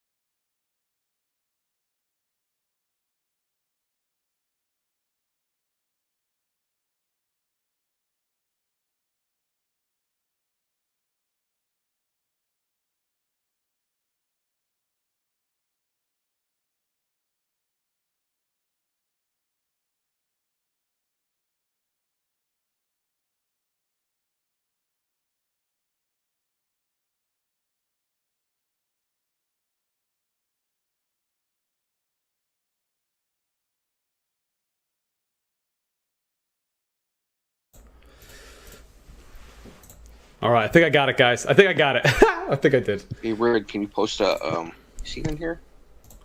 All right, gents. So right now we got a live stream. This is like a part 2 from the part 1 of the flat Earth discussion we had the first time around. I've got some people on here from the Flat Earth Discord who are in there pretty often. I'll probably get some links into chat throughout the time here. Pretty much going to go over their side and what their findings and all that stuff is. So without digging too deep, this would probably be about I'd quote it about an hour and a half or so, but we'll see based on how into it we get, how deep, and say how involved you guys are. So mods, you can allow debate and things like that. Just anytime it gets overly toxic and too deep into the personal attacks, let's squash that with a quick timeout or a mute or something like that. So we'll jump into it in 1 second. So like I said, we've got about 1, 2, 3, 4, 6 people from the Flat Earth Discord. We have, starting off, we have Indio, we have Ron, Karen B, Jose, and Bong is their Discord names, abbreviated for some because some are longer than others. But I'll jump right into it and pretty much start off with the intro. Then we'll move into some discussion about the science behind it, and then go into the more government findings, things like that. So all right, guys, whoever wants to start off, I guess we'll start just in a line. We could start with Indio, just how you got into it, when you realized, and your history within the Flat Earth community. Yeah, excuse me. I got into it like 3 years ago, just randomly. I was looking for geometry problems between spheres and planar geometry, particular solution to it's called the plane wave equation. But when you start punching in plane and sphere in YouTube, you get I was getting all this flat Earth recommended stuff, and I dismissed it. And but eventually, after a couple months of getting spammed that basically from YouTube, I eventually watched one, thinking it was going to be ridiculous and I was just going to have a laugh. And I'm not laughing now because a lot of the information I saw were things that are impossible on the globe or in the model itself. The first thing I looked for when I decided I was going to really investigate it was is there a direct measurement of the surface of the Earth? And to my surprise, this is something nobody's ever done. And you'd think after a couple thousand years someone would actually try it, but no one's done it. I mean, now people have done it. Flat Earthers has done it, but before that, no one had ever done it. There's also a lot of other impossible things, we see too far, we make observations that are impossible. Then there's things like the properties of water, is that water is always level at every scale that we can measure. There's a lot of evidence that convinced me that the Earth is in fact flat. Okay, so you pretty much, you were kind of pestered to take a look at videos, and then, once you finally did, not thinking you would jump into it, you kind of were enlightened into the world. Yeah, that sums it up pretty well. All right, awesome. Ron, what do we got, buddy? Oh, yeah. How I got into this, it was showing up on my suggested videos list of all, I look into a lot of conspiracies per se, 9/11 and things like that. And I kept seeing Flat Earth coming up on my suggested video list. This is before YouTube had the algorithms turned against us. It was more fair. There was a guy named Barry Soetoro, and he was investigating some things like false flags, and not just him. He wasn't into the Flat Earth, but there was other people I respected, and they kept talking about Flat Earth. And I'm like, I really respect these people's opinion, but I kind of think they're a shill because they think the Earth is flat. And I mean, now I've done a total 180. Now, if I trust what they're saying, except that they think that there's secret space programs and things, then I think they're a shill. I'm like, it's totally flipped. That's like my litmus test to tell if someone's legit, because not everybody is going to know the earth is flat, but if someone is too smart not to know, I suspect them. My BS detector goes off. So like I said, how I first got into it, it was showing up on my suggested list. And then one night I thought, you know what, let me watch this just for like shits and giggles. I was, having a few beers. I'm like, let me just see what these retards are talking about. I thought it would be something funny. I'm like, well, let me just get a laugh out of this. But then I started searching like all the proofs they were giving. And it turns out I couldn't debunk any of them. Like, one after the next. I'm like, what's going on here? And then I saw these pictures and videos of planets and the moon and things like that with the Nikon P900. I was seeing pictures of Chicago across Lake Michigan, people taking pictures of oil rigs, like videos of oil rigs. Yeah, I lost you for a minute. Yeah. They were way too far to be seen. They were doing like they were mapping them out on Google Earth and saying, look, here's this oil rig. It's like 25 miles away, someone at the beach in California. And they were zooming in on it. I'm like, wait a minute. Like, maybe these guys are faking it. Like, the odds are there's some randoms on YouTube that are faking it. But what are the odds that, like, NASA and the Russian Space Agency, what are the odds they're all faking it, but these couple random nobodies on YouTube are telling the truth? That was my dilemma. So I went out and bought a P900. And I was, just on a whim? Like, you went out and bought on a whim kind of thing? Like 2015. Around 2015, and then 2016 I bought the camera. I'm like, I have to know before I go out on a limb and I start telling all my friends and my family, hey, the earth is flat. I was seeing all the proof, but I couldn't believe what I was finding. My cognitive dissonance was telling me, no, this can't be true. Can't possibly be true. But then everything else that we observe, like we don't feel any motion. You look at all the way the stars move, and the sun and the moon, they all move the same direction, east to west. And then there's one central point, Polaris, and that one star never moves. It's like the pivot point on a record, like a vinyl record. Everything revolves around that central point. And it just so happens that central star is right over the North Pole. So it all works out on a flat Earth map. Okay. All right, that makes sense how you got into it. Similar way. Like, I feel like all it takes is a quick trigger and some in-depth research, I think, from what I've talked to. But because I've talked to you guys a few times, and that's what it seems to be. It seems to be like, okay, let me see what this is about, and then a little digging, and then you're digging deeper and deeper and deeper and stuff like that. So it was by accident. Like, I didn't set out to become a flat earther. I set out to debunk it. First it was just for laughs. I'm like, I'm gonna prove these assholes wrong. Okay. This is stupid. Because I was into science and all that stuff. I still am into science, but I've been reading it since I was a kid. Popular science. I was a big Star Wars nerd. I loved all those space movies. Yeah. And to me, it was like finding out Santa Claus is fake. It was like it turned my world upside. It was terrible. Yeah. All right, cool. Karen, if you're there, interested here, because I haven't heard from you before from last time. I know some of these guys were.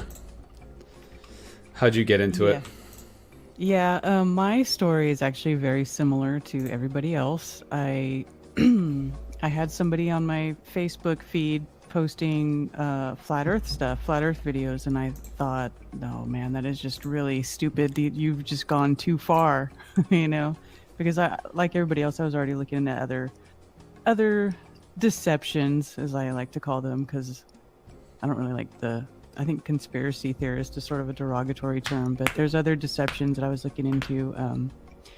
And so when this flat Earth thing came up, I thought it was just really stupid, and I didn't even want to click on any of that stuff.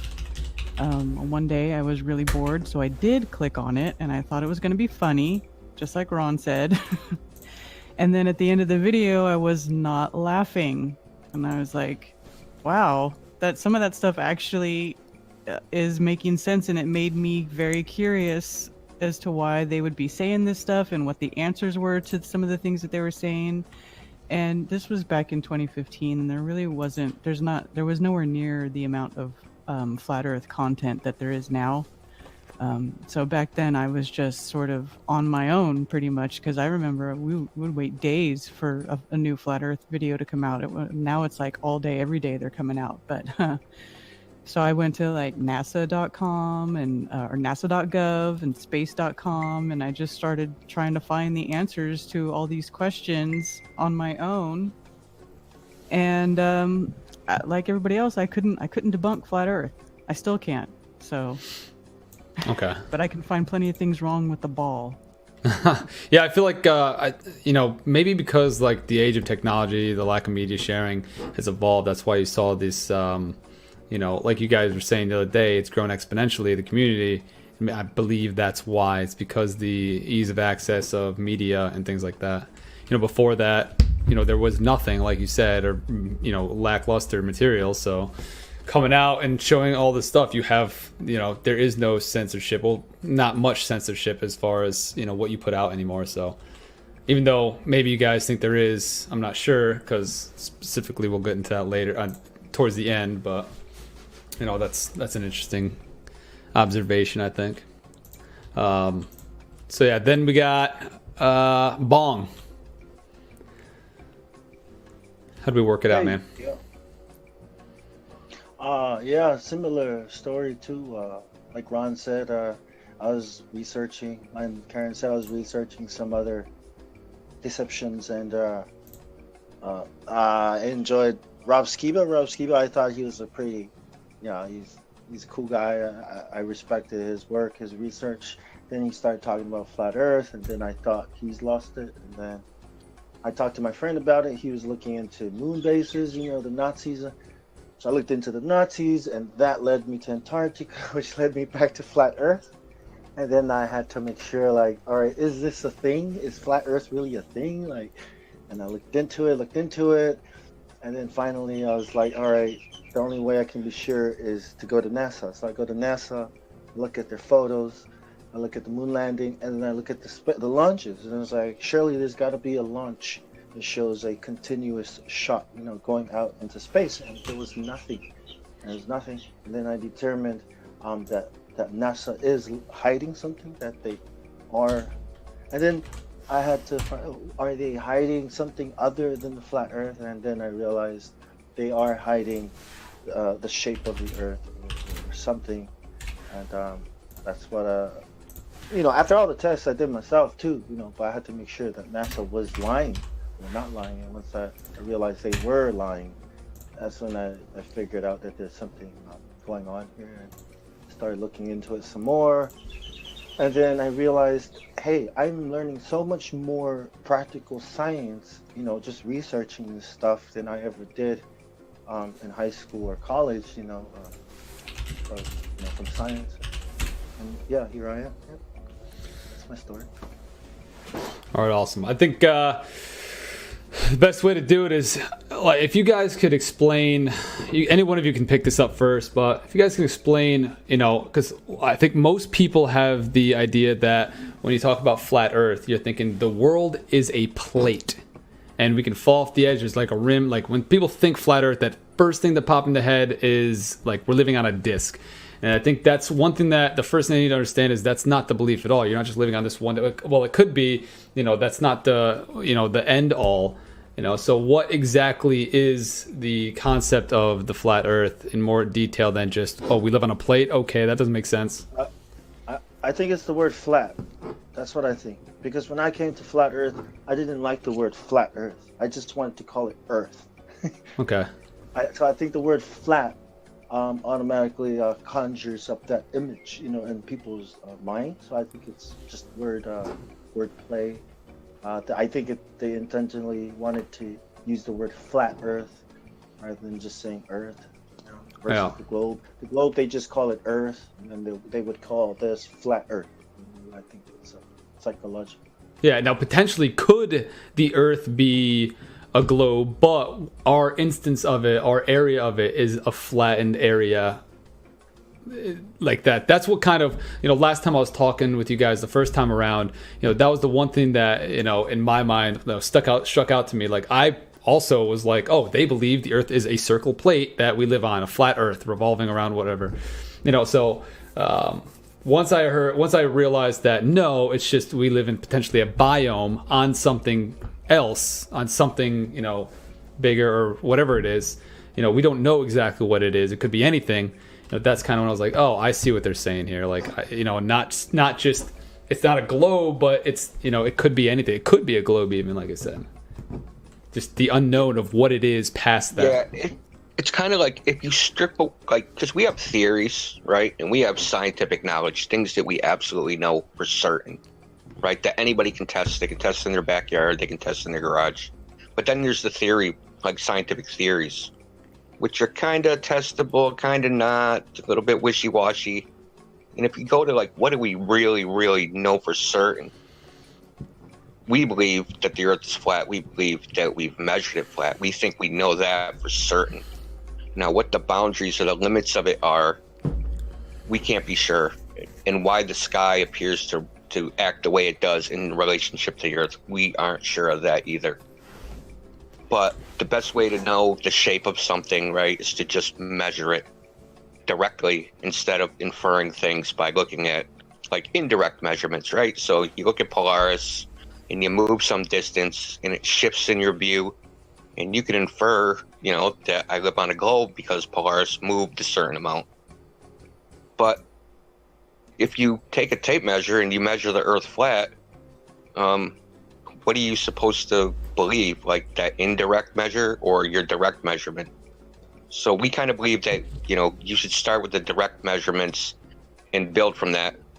You know, it could be a larger globe, I guess, but everything else would be messed up. So like all their distances of all the stars, planets, the orbits, the masses, all that stuff would all have to be like reworked or re-engineered. You know, I also want to talk about the flat dinner plate thing. Yeah. I think that's part of the, like, kind of like part of the propaganda, right? So when you're a kid, they tell you, well, them idiots then in the past, man, sailors used to thought they'd sail over the edge of the earth or run into sea monsters or something, right? So that's kind of like part of it, to convince children that that idea is stupid. You know, no one's going to sail up the edge of the earth. No one's ever done that. That's ridiculous. So if you think the earth is flat, you're ridiculous too. That idea comes as part of teaching the globe in the first place. It's not like an idea that people originated out of their mind, right? If you take the universe, even in like the standard model, no one knows the bounds of that. And we don't claim to know the bounds of the earth. Is it infinite? Is there even such a thing as infinity? Is there an edge? All those things. We hear these questions every day. And we're not going to sit here and say we know everything and we know the exact dimensions of the earth.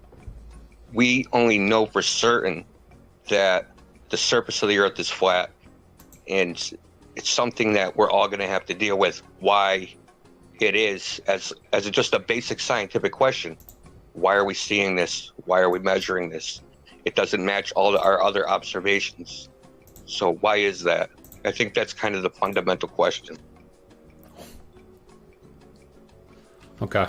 Yeah, that's the kind of like I said, that's one of the biggest things that is automatically assumed is the dinner plate.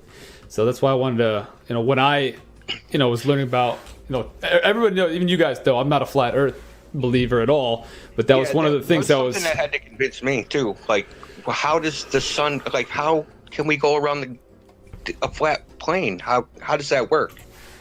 You know, and if you look at the map in a little different way, you know that north is in the center, and you know you travel east and west in a circle, but not in around a sphere, around a surface, the same way you'd like go around your house. As soon as I realized that it was possible to do it that way instead, it opened up, you know, the rest of the possibilities, because that's like the first hurdle people have to overcome is how do you go like from New York to China? How does that work? You know, yeah, a simple question like that. Mm-hmm. So what about these tests? What are the tests that you guys, like the backyard tests that you guys are talking about, that were brought up? Like, what are these tests that you're talking about that can be tested? I know we've talked about them before, but I just want to like hit back on them because I know one of them has to do with like distance and light and line of sight and stuff like that. So, Karen, you want to cover that? If you like. Well, distance, that sort of thing, that all sort of depends where you are geographically and how, what sort of line of sight that you can have. Like, stuff like that is really good to do over bodies of water, large bodies of water, or on the coast, because then, we have charts that tell you, how much curvature there should be in X amount of miles. And so past a certain point, things should just not be visible due to it being on the other side of the curve. So if you can find a spot that that allows you to see, the farther the better, 20, 30, 40 miles, and you get, a high zoom camera, or even if you just go on a clear day, even with a regular, like a pair of binoculars or something, you'll be able to see things that you shouldn't be able to see. Other things you can do in your backyard, you can, when there's a full moon, you can measure the temperature of the moon, and you'll find that the moon light is actually colder in temperature than the moon shade. And if the moon is supposed to be reflecting sunlight, well, that doesn't really make sense, does it? So that's sort of a thing that you can do on your own to see for yourself that, the moon and the light from the moon is not behaving the way that they tell us that it does. Okay, I got a question coming. If the Earth the Earth is flat, does that mean there are no other planets behind us? I don't know if that has any any ability to even answer that. Yeah. See, the whole thing with the flat Earth model and the heliocentric model is like when you start thinking about how the things work on a flat Earth, you really have to, as hard as it is, sort of disregard that whole ball Earth model, because we're not in the flat Earth model. It's like the Earth is around, it's a round, well, we think it's round plane, right? And then that's like the floor of the universe, like the Earth, like where the ground you're standing on, that's the floor, and everything is up above us, okay? And then all of the luminaries in the sky, instead of being really big and really far away, they're actually small and local and, in our atmosphere. So we have a sun and a moon that are small and about the same size, just as they appear to be. And then you have the wandering stars, which orbit around the sun. They seem to orbit around the sun, not necessarily going behind us. They just get into certain areas where we can't see them. And then you have the stars rotating above us behind that, all rotating around the north. Everything goes around the north, the center, the geographic center of the plane. Okay. I think another, to clarify that, with planets and things like that, everything past us looks round. Why are we any different? That's for anybody. I know that's another question that comes up a decent amount, and I like the way you guys explain that. That's what we call a logical fallacy, right? Because you can't just look up at the sky and assume that what you're seeing is what you're standing on. It's like, if you're on a basketball court and you have a round basketball in your hand, the ball is round, but is the court flat or is it round? If you're playing pool, you have round pool balls, but then the table's flat. Okay, it's like you can't just assume that what you're seeing up there is what you're standing on, because the Earth is the Earth, and then the things in the sky are the things in the sky. Okay, but that's probably what leads into that belief and that question all the time, is because they're seeing the other, they're playing that, and that comes into play for this. But do you guys know if it comes in, just a off question, do you guys know if it comes into play in any other situations? Can I say something about that? Yeah, real of quick? course. Go ahead. So, obviously, to determine something, okay, are these two things similar, right? So you look at them or measure them or do some tests and take notice of similar properties, right? So if you look in the sky and you see a planet or star or a galaxy or whatever, then you look at the Earth, to us or to anybody, there's no real similar properties that you can say, yeah, this looks the same, so maybe we're the same thing. It's kind of like a leap of logic, right? So you just look at something and say, hey, I'm going to pick out that arbitrary thing. That's what we're like. And, it's round, so we're round. I mean, there's galaxies, nebula, asteroids. I mean, it's kind of like an arbitrary choice that you're picking planets to be like, because there is no similar properties. It could be anything in the sky. You know, if that's gonna be your standard of proof or your rational reasoning, you know, it's like a non sequitur fallacy. Okay. Yeah. That's what I mean. That makes sense. Just like something like Johnny Flack said, like, you know, doesn't, or who has said that? It's just Missy said that. Yeah, Johnny Flack makes a valid point. It's a fallacy. You know, I agree. It doesn't mean you have to believe, but that's like one of those points that, you know, you can't always assume just because you see it. That's what it is below. I guess you're right on that one. For Yeah, sure. I mean, if we had like more, like some sort of similar properties, we could say that these are definitely the same. But the planets and the stars, they're intangible to us. And I know people probably believe that we went to Mars or Jupiter or whatever.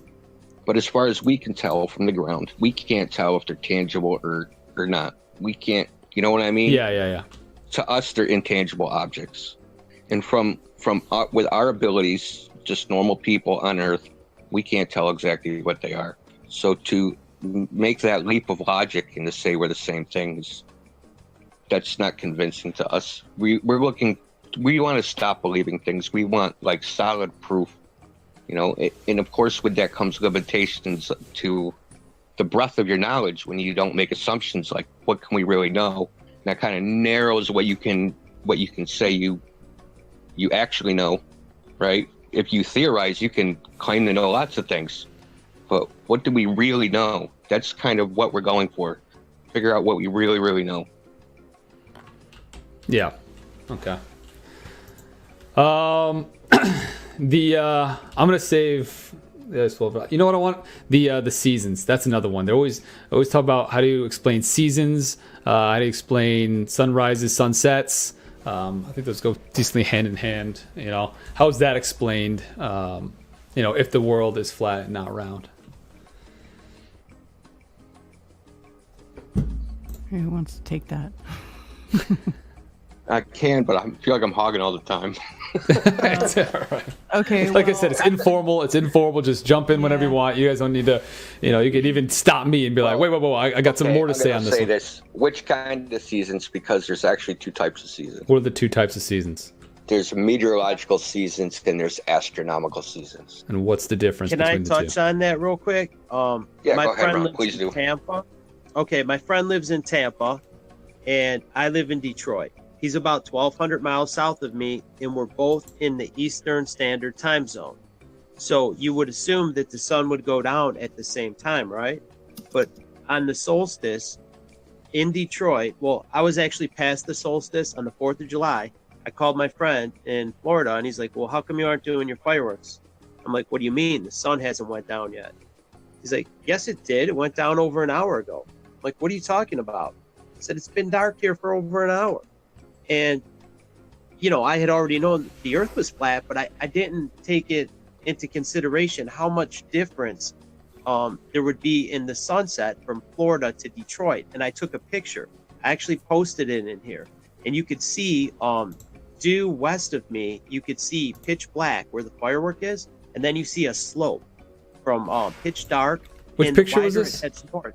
The wider the band of light gets.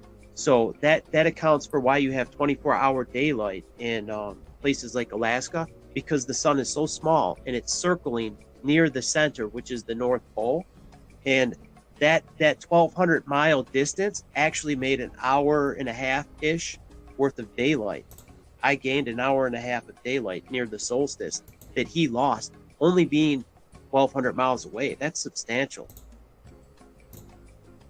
So that kind of accounts for the seasons. Same thing. In the wintertime, the sun is further to Antarctica in the flat earth model. It's circling a 60,000 mile lap once per day. So we have shorter hours of daylight in the northern hemisphere, if that makes sense. If you could see the picture, you'd have to scroll up. Can you just re-grab that image and post it like to the first one so I can pull it up real quick? I'll pull this up real quick, yeah.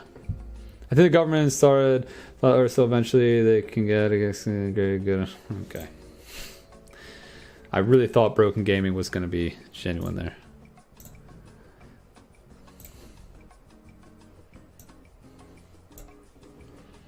Okay, you can see the firework. It's straight ahead of me. That would be due west, and you see how it tapers. It gets wider and wider the further you head to the right. That would be toward the north, and then the orange is obviously the sun. But if you extended this all the way to Florida, you could see why he's losing time. Picture the sun doing a circle around picture a vinyl record where the center, where the pin goes, is the North Pole, and then the sun is circling around this record. And then Florida being maybe a few inches outside the label, and then Detroit being like right where the label on a 12-inch vinyl record would be. That would be like where the sun is circling. So being that it's so small, and you could see the angle that it comes in at. If the sun was going over the edge of a globe, you'd see a uniform left to right sunset. Across the horizon, you'd see this nice uniform line, like NASA depicts it. You wouldn't see a sloping angle from pitch dark to sunlight. Okay. And that's why. Do you think that they know what a record is? I'm just kidding. A vinyl record. It's an ancient artifact. Did they come back into trend though? I thought they came back. I thought those were starting to be things that everybody's. Yeah, but you can't find a record player, so. Yeah, true, I don't have a record player, but I've got stacks of vinyl. I got. Compasses. Are they pointing to the center? Well, and east. that's you know what? Not even. I'll get a little more detailed. North, south, east, and west. You know, what we think north is obviously moving towards the North Pole. South is moving towards the South Pole. East and west is around the equator. What is that, and why is that wrong? Right. So the North Pole is still in the center. I mean, it's basically just like a flattened out ball. But instead of south being at the South Pole, the south would be the outer edge, and the north would be the center, and then east is going, one way around the circle, and west is going the opposite way around the circle. But if you, put a compass on with like a magnet in the center, and the compass will always point to the magnet in the center, you can move that compass around, and it still always points north, and you'll still know which way is east and west. Yes, just like that GIF you're showing. Okay. Hey, Karen, have you touched on the laser test that you did? No, not yet in this chat. No. Yeah, that would be probably be a home run for people that are kind of on the fence. Jose wanted you to mention it. Is that picture that you posted in the beginning that was used for the slide? It was the FE Core experiment. They did it over a frozen lake in Hungary. Yeah, the lake wasn't frozen when we did the test, but it was really cold. Oh, okay. Yeah, it's even better. Is it the blue and the green laser one? Yeah, we went to Lake Balaton in Hungary, because it's a really, really large lake over there in Europe, and we had a custom laser built, a high-powered laser with a highly collimated lens built, and then they also, the other guys in the group, they built a mount for the laser. It's called a SALAD, a super accurate laser aiming device.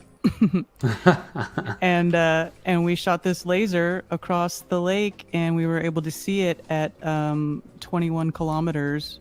We did a few different measurements over there. We did 12 and 21 kilometers there. Which and you can see right there in that picture. Well, I don't know. Are you showing it? I'm not. I better. Yes. Yeah. Okay. So they are right next to us. It's dark, but you can't see it. But the lake is right there. Like the laser is barely, not even 2 meters above the surface of the water, right?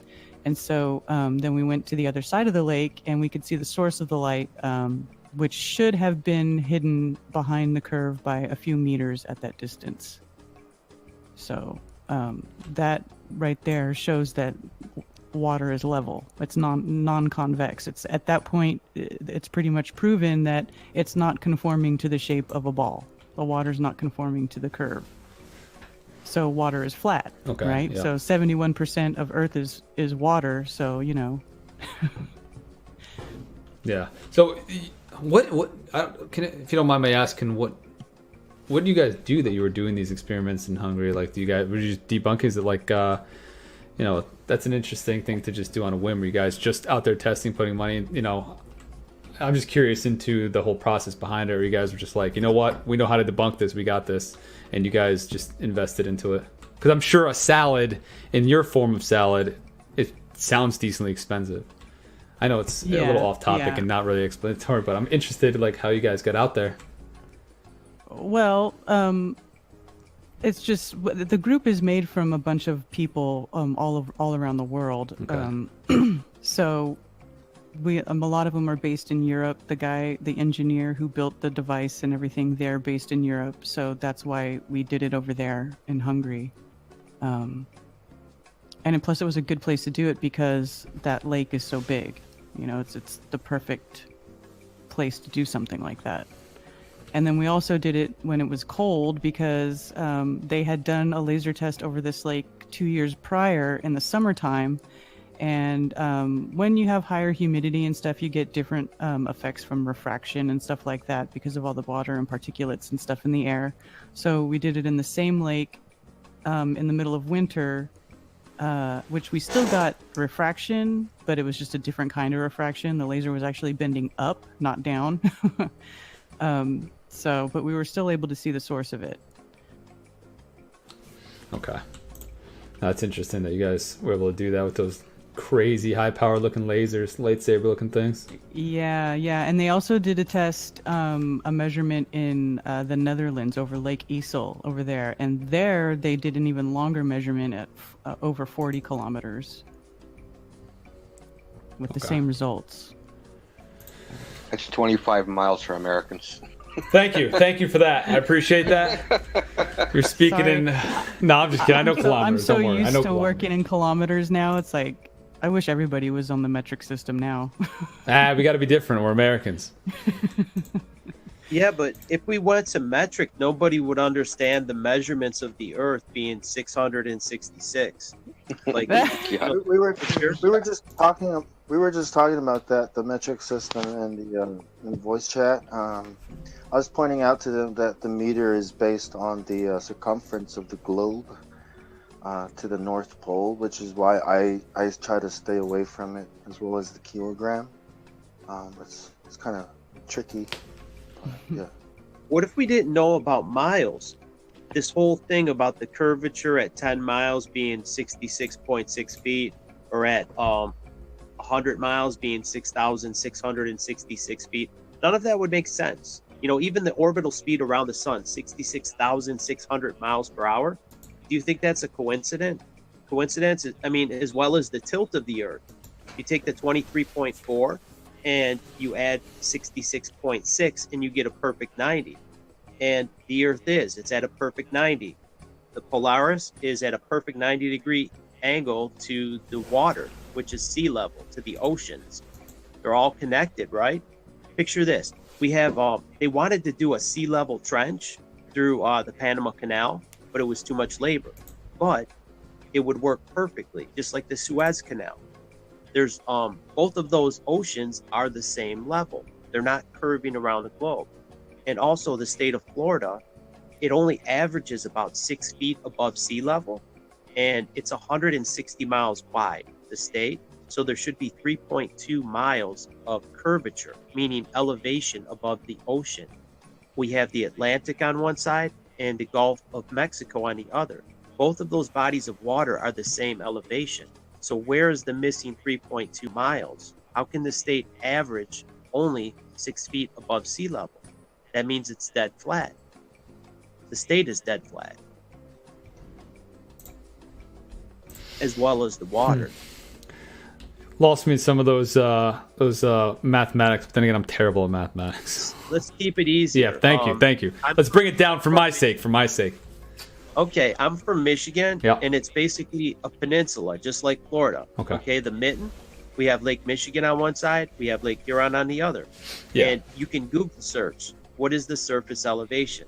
577 feet for Lake Michigan and 577 feet for Lake Huron. That means they're the same. So across the state of Michigan, it's 240 miles wide, right? So at 240 miles, there should be 38,400 feet of curve between those 2 points. So that's over 7 miles of curve between those 2 points. Yeah, okay. I got you. So where is it? The average height above sea level for the whole state is probably around maybe 200 feet above the lakes. Most of it's within 100 feet of the surface of the lakes, most of it. And in Florida, most of the state is only 6 feet above sea level. So where is the missing 3.5 miles of curve? It's over 17,000 feet of curve there should be, over 160 miles, which is the width of Florida. We know the 2 sides of it are surrounded by ocean, and that's why they call it sea level. The state is very flat, but so the oceans are dead flat. Water never bends. Water never shows convexity, and that's proven by what I said earlier, the 2 lakes. How could 2 lakes, Lake Michigan and Lake Huron, be the exact same surface elevation? If you measure diagonally from Chicago all the way to Canada, you're talking over 500 miles.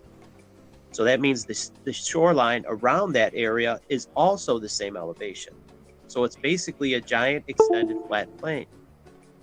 Just like Lake Baikal in Russia, when that lake freezes, it's about 400 miles long, and it becomes the longest flat surface on Earth. When it freezes, there's 0 curvature. We also have salt flats. There's one in Bolivia. I posted a link to a video. There's a salt flat in Bolivia. It's over 4,000 square miles, and it's also 12,000 feet above sea level. And you're like, well, how did this get there? I guess it was like a salt lake that evaporated.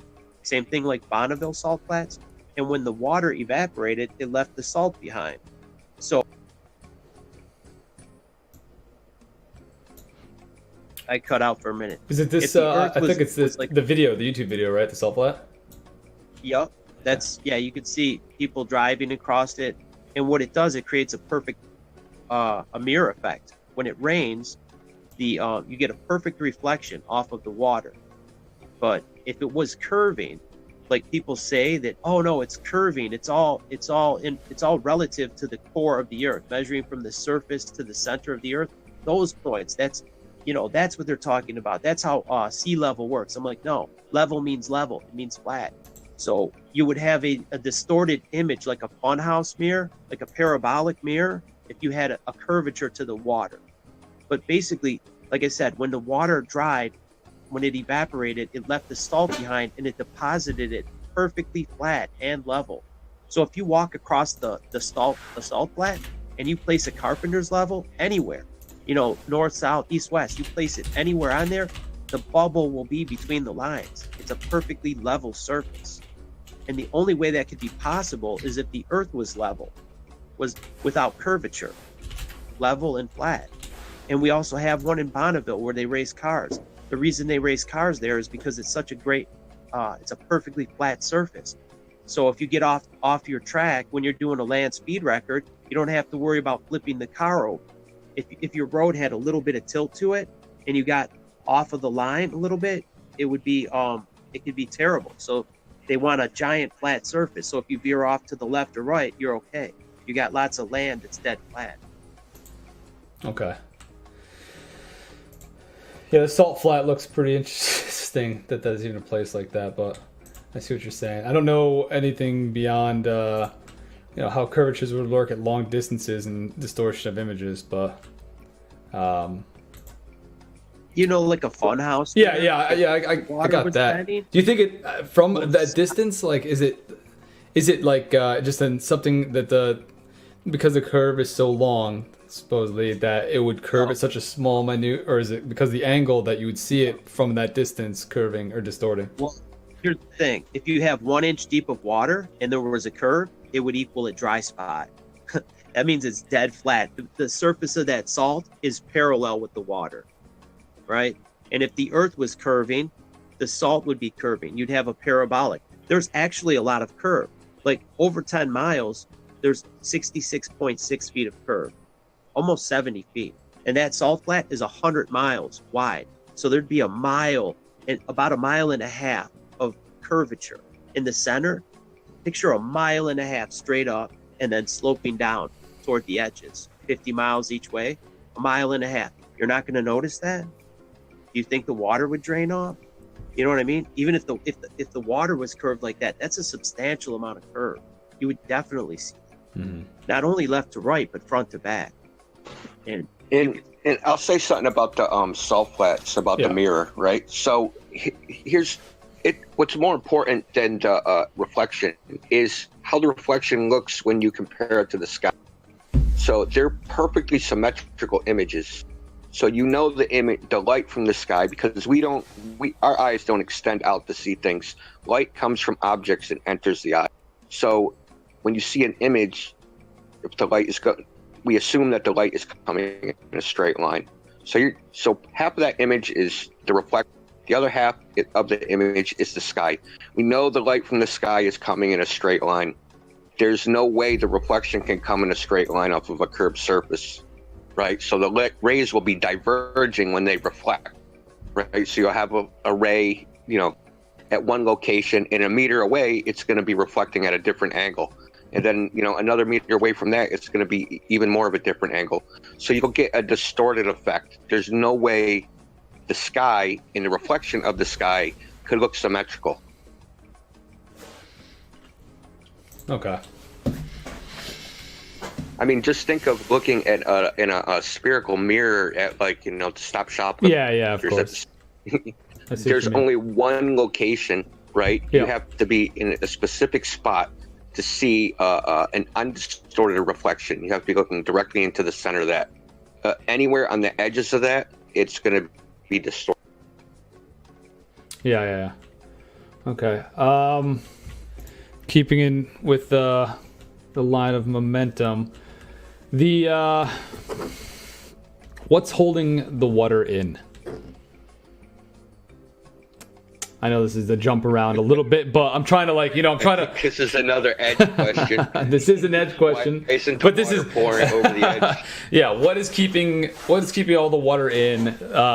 Dipping into the ice wall probably a little bit.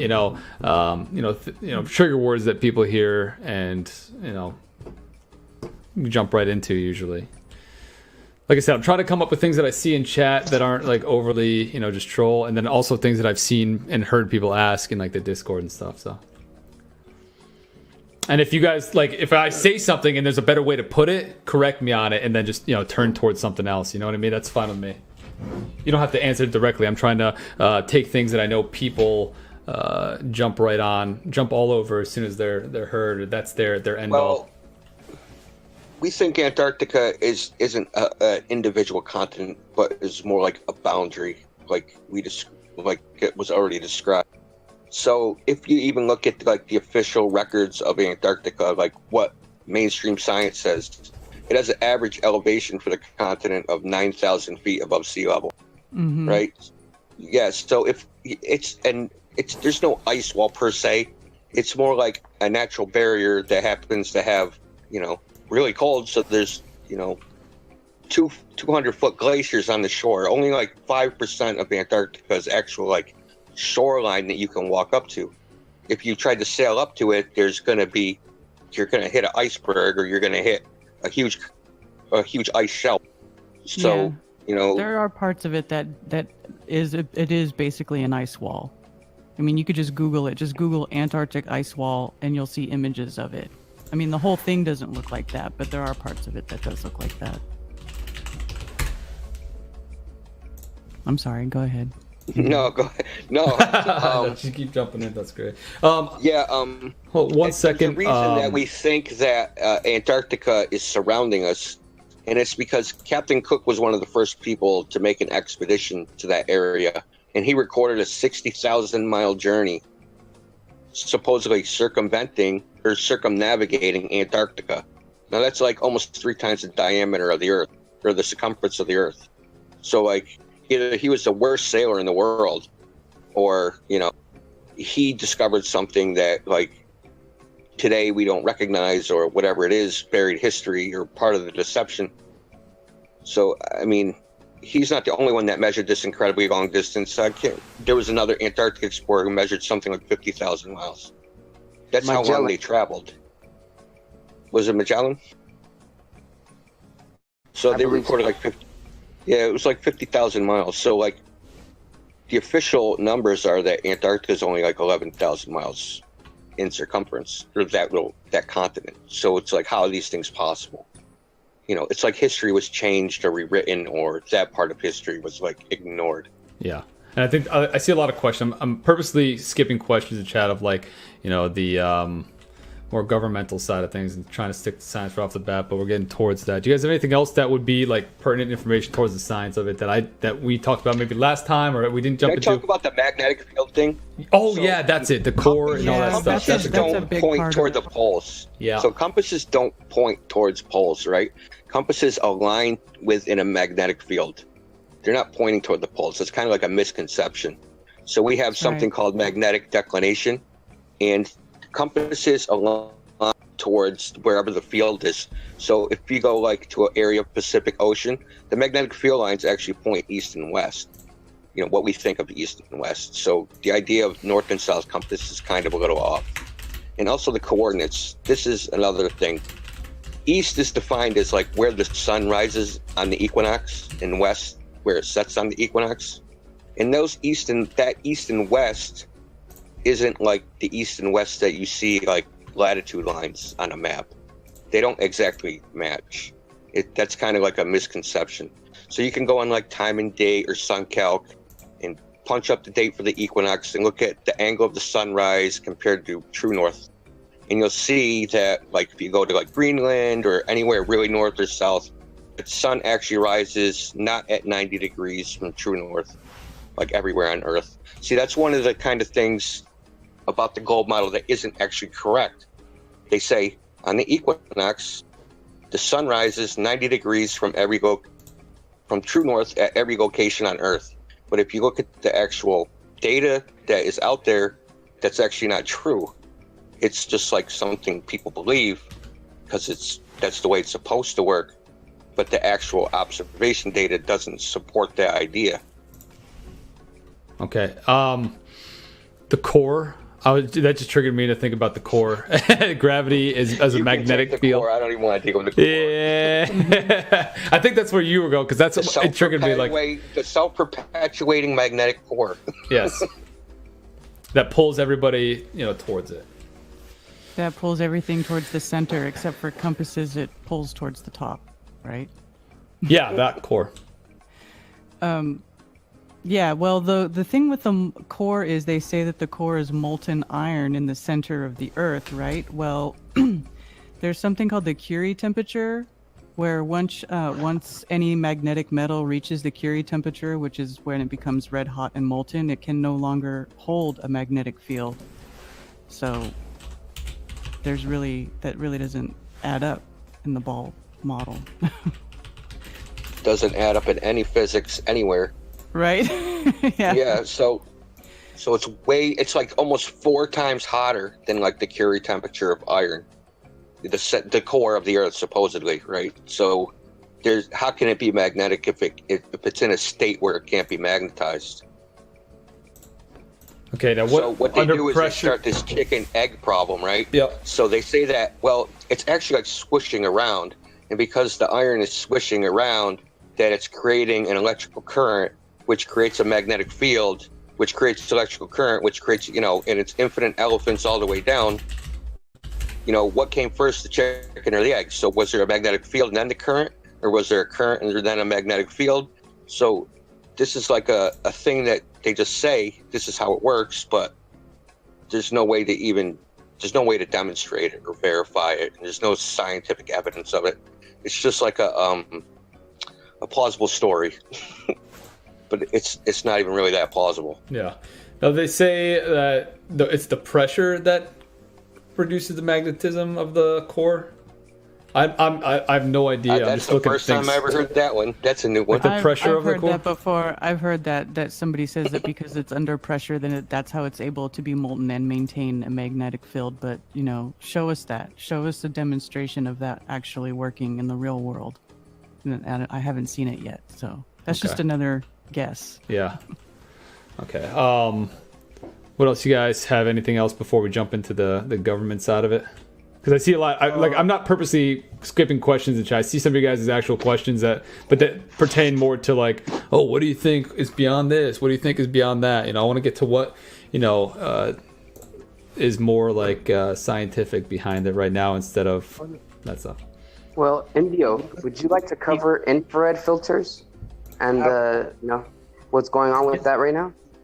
I just posted that, Jose, that video. I was going to touch on that. We're just thinking the exact same. There's a guy on YouTube. I posted his video, and he was flying over Lake Ontario, and he could see Hudson Bay, Canada, from like 1,000 miles. I think it was 1,000 or 1,200 miles. He's not exactly sure, but you can see vast distances with infrared. It seems to cut through all the clouds and stuff. And he also had one coming from like California to Orlando, where he could see mountain ranges 500 miles away, and somewhere around Vegas or something.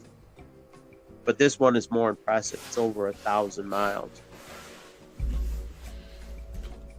Okay, I see Yeah, that. the thing about infrared is that it isn't absorbed by water vapor. So it can just penetrate through haze and fog and clouds and all that stuff. So if his observation is correct, because it's hard to see obviously at a distance so far. So he took a camera with an infrared filter, 950 nanometers, and he took a commercial flight, and he was at 33,000 feet, and he probably caught like the edge of Hudson Bay. That's like 1,200 miles. And if you do the math of 8 inches per mile squared, 1,200 miles, Hudson Bay should be like 120 miles beyond the horizon, like around the curve of the earth, under the horizon. So it's these types of observations that are like unexplainable. And this isn't the only one. This is just an example. 500 miles to the Colorado Rockies he took with infrared. I think it was like 500 miles to the Sea of Cortez from Las Vegas. So this guy, he's an engineer. He happens to fly a lot as part of his work. So he's been taking that opportunity to make these observations. And it's coming back that he can see incredibly far distances with this particular filter.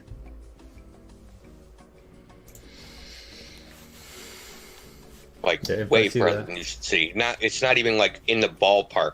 Like, you know what I mean? It's not like maybe there's some refraction. 110 miles beyond the curve of the earth is far.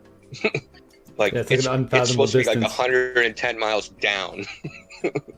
I thought it was 125 at 1,000 miles. Yeah, it's something like that. Yeah, it's something like that.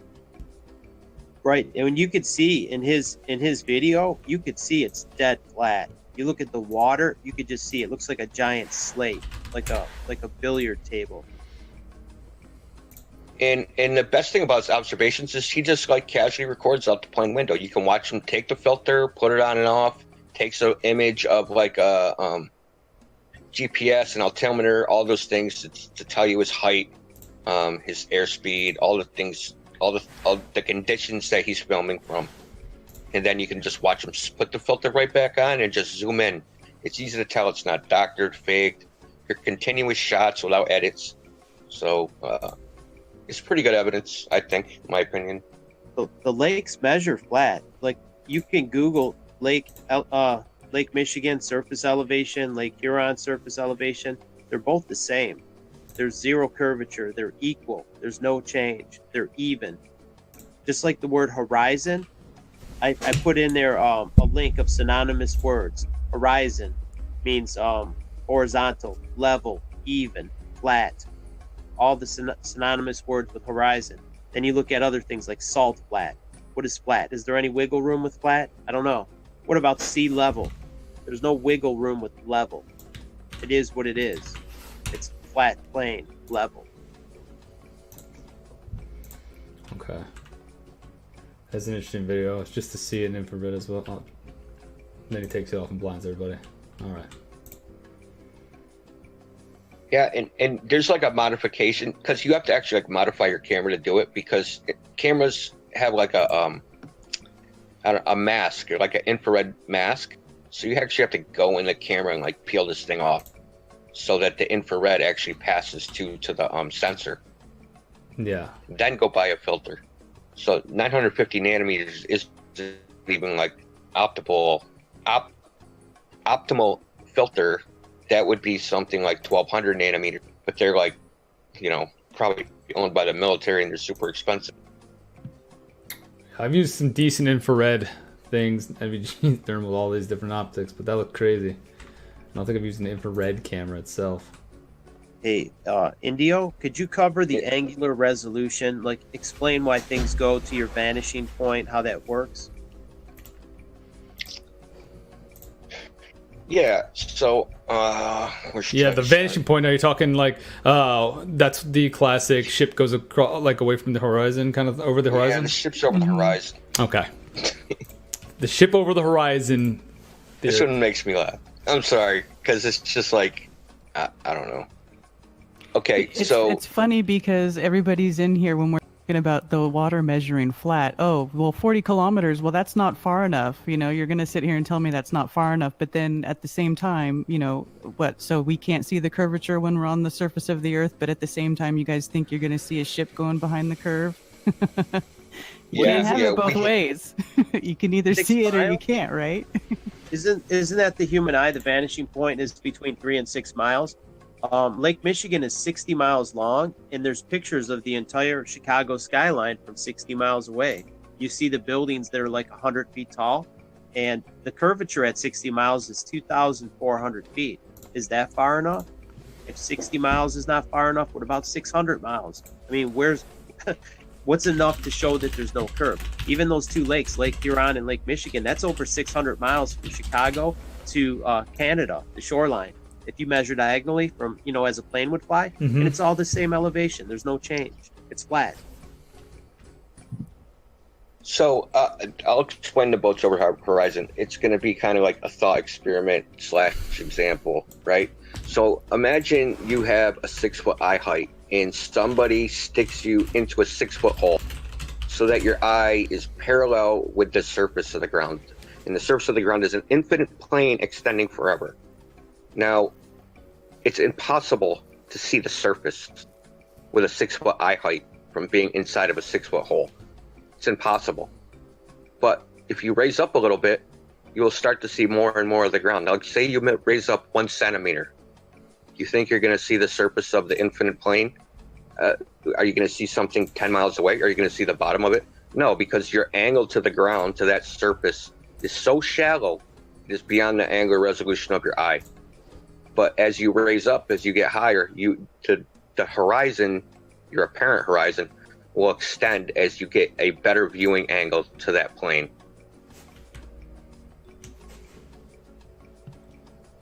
Is that understandable? Yeah. So this is the shallow angle of view.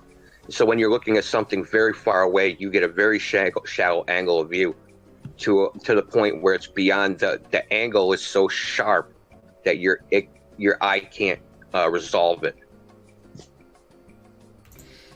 Okay. So I'm looking at this apparent horizon, basically, and anything beyond that apparent horizon looks like it's obstructed, like obscured by things. It doesn't even matter whether it's a plane or a globe. It's just a fact of vision that this would happen. It would happen on a globe. It would happen on a flat surface. It would happen on any shape.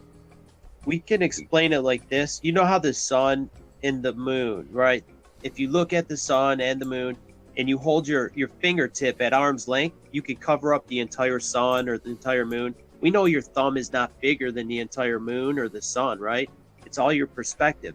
So what he's saying, like the angular resolution, the further you get it away, it's going to be looking like 1 pixel. Yeah. As the sun is vanishing, say you're at the equator, you see the sun just getting smaller and smaller and smaller. So it looks like 1 dot, and then that dot just disappears. It just fades away. So if you had like a monitor, it would look like 1 little pixel, and then it just gets too small for your eye to see. It's like the size of a tick, or even smaller, like microscopic. It just vanishes. Yeah, because scale and stuff. Rod's talking about linear perspective. So objects, you double the distance, it halves an angular size. So if it's one size at 100 feet, it's going to be half that size at 200. and it will happen again at 400. That's called a linear perspective. So it's a combination of these two effects. This object is shrinking smaller and smaller. But in our vision, things, the ground, we know it's below our feet, but it appears to rise up to eye level. So this thing's shrinking, the ground is rising up, and eventually they meet at some point.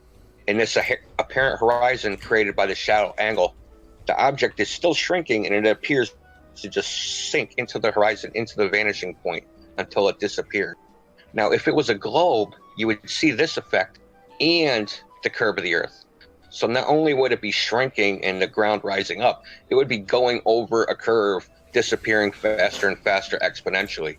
We don't see that. When we see this ships over the horizon phenomenon, they slowly fade away, right? They slowly, over time, with distance, disappear.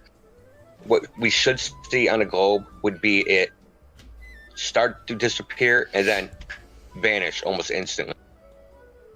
And then no magnification, no amount of magnification would bring it back, because essentially it went around the corner. If it goes over the curve of the Earth, that would be like if you're in a city and you walk around the corner of a building, I can't pull out my telescope and make you reappear. You're around the corner. So that argument goes out the window. Well, you use the telescope, yeah, and okay. Yeah, and Karen brought up a big point. The conundrum of the Earth is too big to see the curve, and we can see the curve at 3 miles on a ship. I mean, we're gonna see that in a second. It can't be both ways. It has to be one or the other. It's in Alaska. Okay. And we could see Chicago from 60 miles. If 3 miles is where ships disappear, what about 60? That's unthinkable. Yeah. That's from like ground. And this is all stuff like, because obviously talking about it, people are gonna be like, yeah, okay, like unfathomable distances, things like that. These are all easily searchable via like YouTube and things like that. Mm-hmm. Yeah, Well- you can search up Earth Curve Calculator. Yeah. And there's a GitHub Earth Curve Calculator. I mean, because the Earth, they do give us a finite size for the ball Earth, and just by the very nature of the shape of a ball, and if everybody is technically or theoretically on top of the ball, you're always on top of the ball, right? So from your point of view, just how a ball works, at some point things need to start going around the curve of the ball, and they need to start disappearing out of the view. So there is a finite size of the Earth. There is a mathematical equation that gives you how much distance and how much you should see at that distance. So these are things that you can go test for yourself. Just need to go somewhere where you can see far enough. Okay. And just to give you a little heads up on the curve calculator she's talking about, I haven't seen one that accounts for angular resolution, as in like objects reducing in size. Because we all know when you use a curve calculator, it works like with an orthographic view, meaning it deals with absolute sizes. So like if a mountain is, let's say, 1,000 meters high, on the calculator, it assumes it's 1,000 meters high regardless of the distance. But we know that things with distance shrink in size. So there's no curve calculators that account for this reduction of size, which can also explain why things look lower in height because they're reducing in size. It could also explain why things are being obstructed. India just kind of gave you a little example of the boats. It applies to the sun. It applies to why the sun sets. It applies to like boats. It all coincides with things disappearing bottom up. It's the same thing. Just wanted to chime in on that real quick. Yeah. Like we see in angular sizes. We don't see in absolute sizes, right? So yeah, we can't see something like that, say a 10-foot wall a mile away. You wouldn't measure that wall that way, right? You couldn't tell it's 10 feet tall. You would actually have to go physically up to it and measure it with something like a tape measure. So a lot of these calculators are what Jose said, orthographic view. So they deal in orthographic sizes, but it doesn't accurately represent how we see things and how we visualize things. Okay. Yeah, I see what you mean. We Like, can get obviously, an at idea, distances, but you things are actually have smaller. to work out the angles of how much of an object is visible. Yeah. Just going by absolute heights and sizes, that isn't really going to give you the information you need. Yeah. Well, I mean, that's why, like, say, take scopes, for example, like an ACOG scope. It has smaller lines going down, segmented for distance, and that's, they're smaller as they go, but that's still the width of human shoulders. You know what I mean? 'Cause what's they're further out, interesting? obviously. The vanishing point of your horizon, it's always even with your eye. It's always a level plane with your eyeball. So if you stand or you sit down, it moves. It stays right where your eye is. So if you go up 120,000 feet, it's still level with your eye. And someone did a calculation. He was in an airplane, and from his angle, the horizon should have dropped about 4 degrees. He did all the calculations. I'll drop the video right here. He did it all scientifically. And according to this, if we're on a globe, the horizon should drop down. It shouldn't just remain level with your eyeball. Okay. Yeah, I know what you mean, because that's exactly why, like, from distances, like I said, I took in the scope example because that's what I can relate to specifically.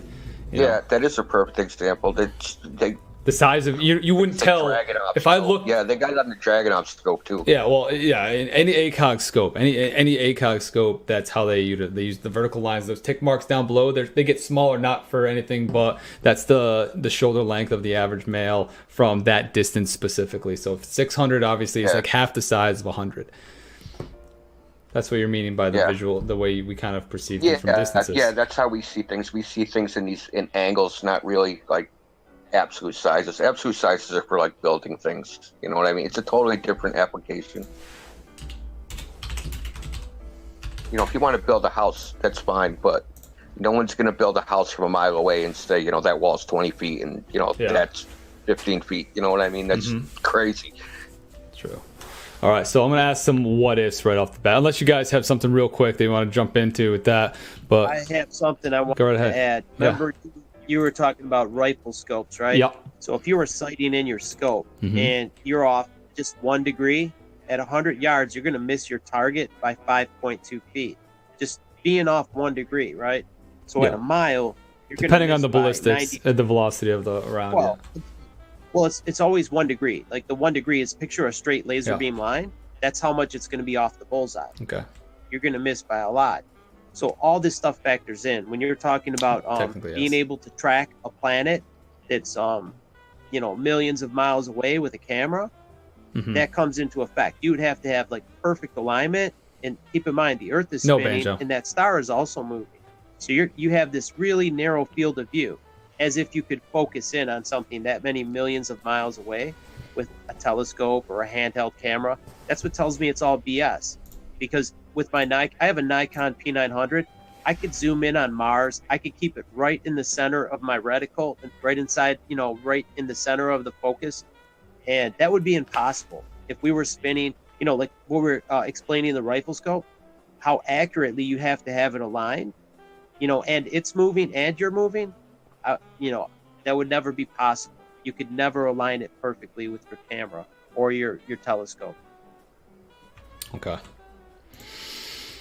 All right, well, I'm going to jump into the what ifs that keep getting spammed in chat and all over the place. These are the more, not what ifs, but like why, or, you know, like, for example, the why lie. Why lie? Why lie? Why would they pull the shades over our head about, you know, the Earth being round? Why is there somebody out there keeping us from, you know, going past a certain point south? Why? I think you'll find that everybody has their own opinion on that. I mean, it's kind of like the ultimate question, right? Yeah, that's the one that's probably the most. This is like, it's like you find a body. We also often think of it as like a murder, right? So it's a crime scene. We got a smoking gun on the floor. There's a hole in the dude's head. He's dead. There's nobody around. And, but you know you have a crime. You know there's a murder. But you don't know the motive, right? So. What are the most popular ones out there? I know that this is way too like ridiculous. Like you can't, obviously if you knew why, then it'd probably be a lot more easy to portray to the mass. My personal one is something I read in a book about when they decided there was like a contest to measure the equator, and basically they said was to save their reputations, because they had come up with this globe model.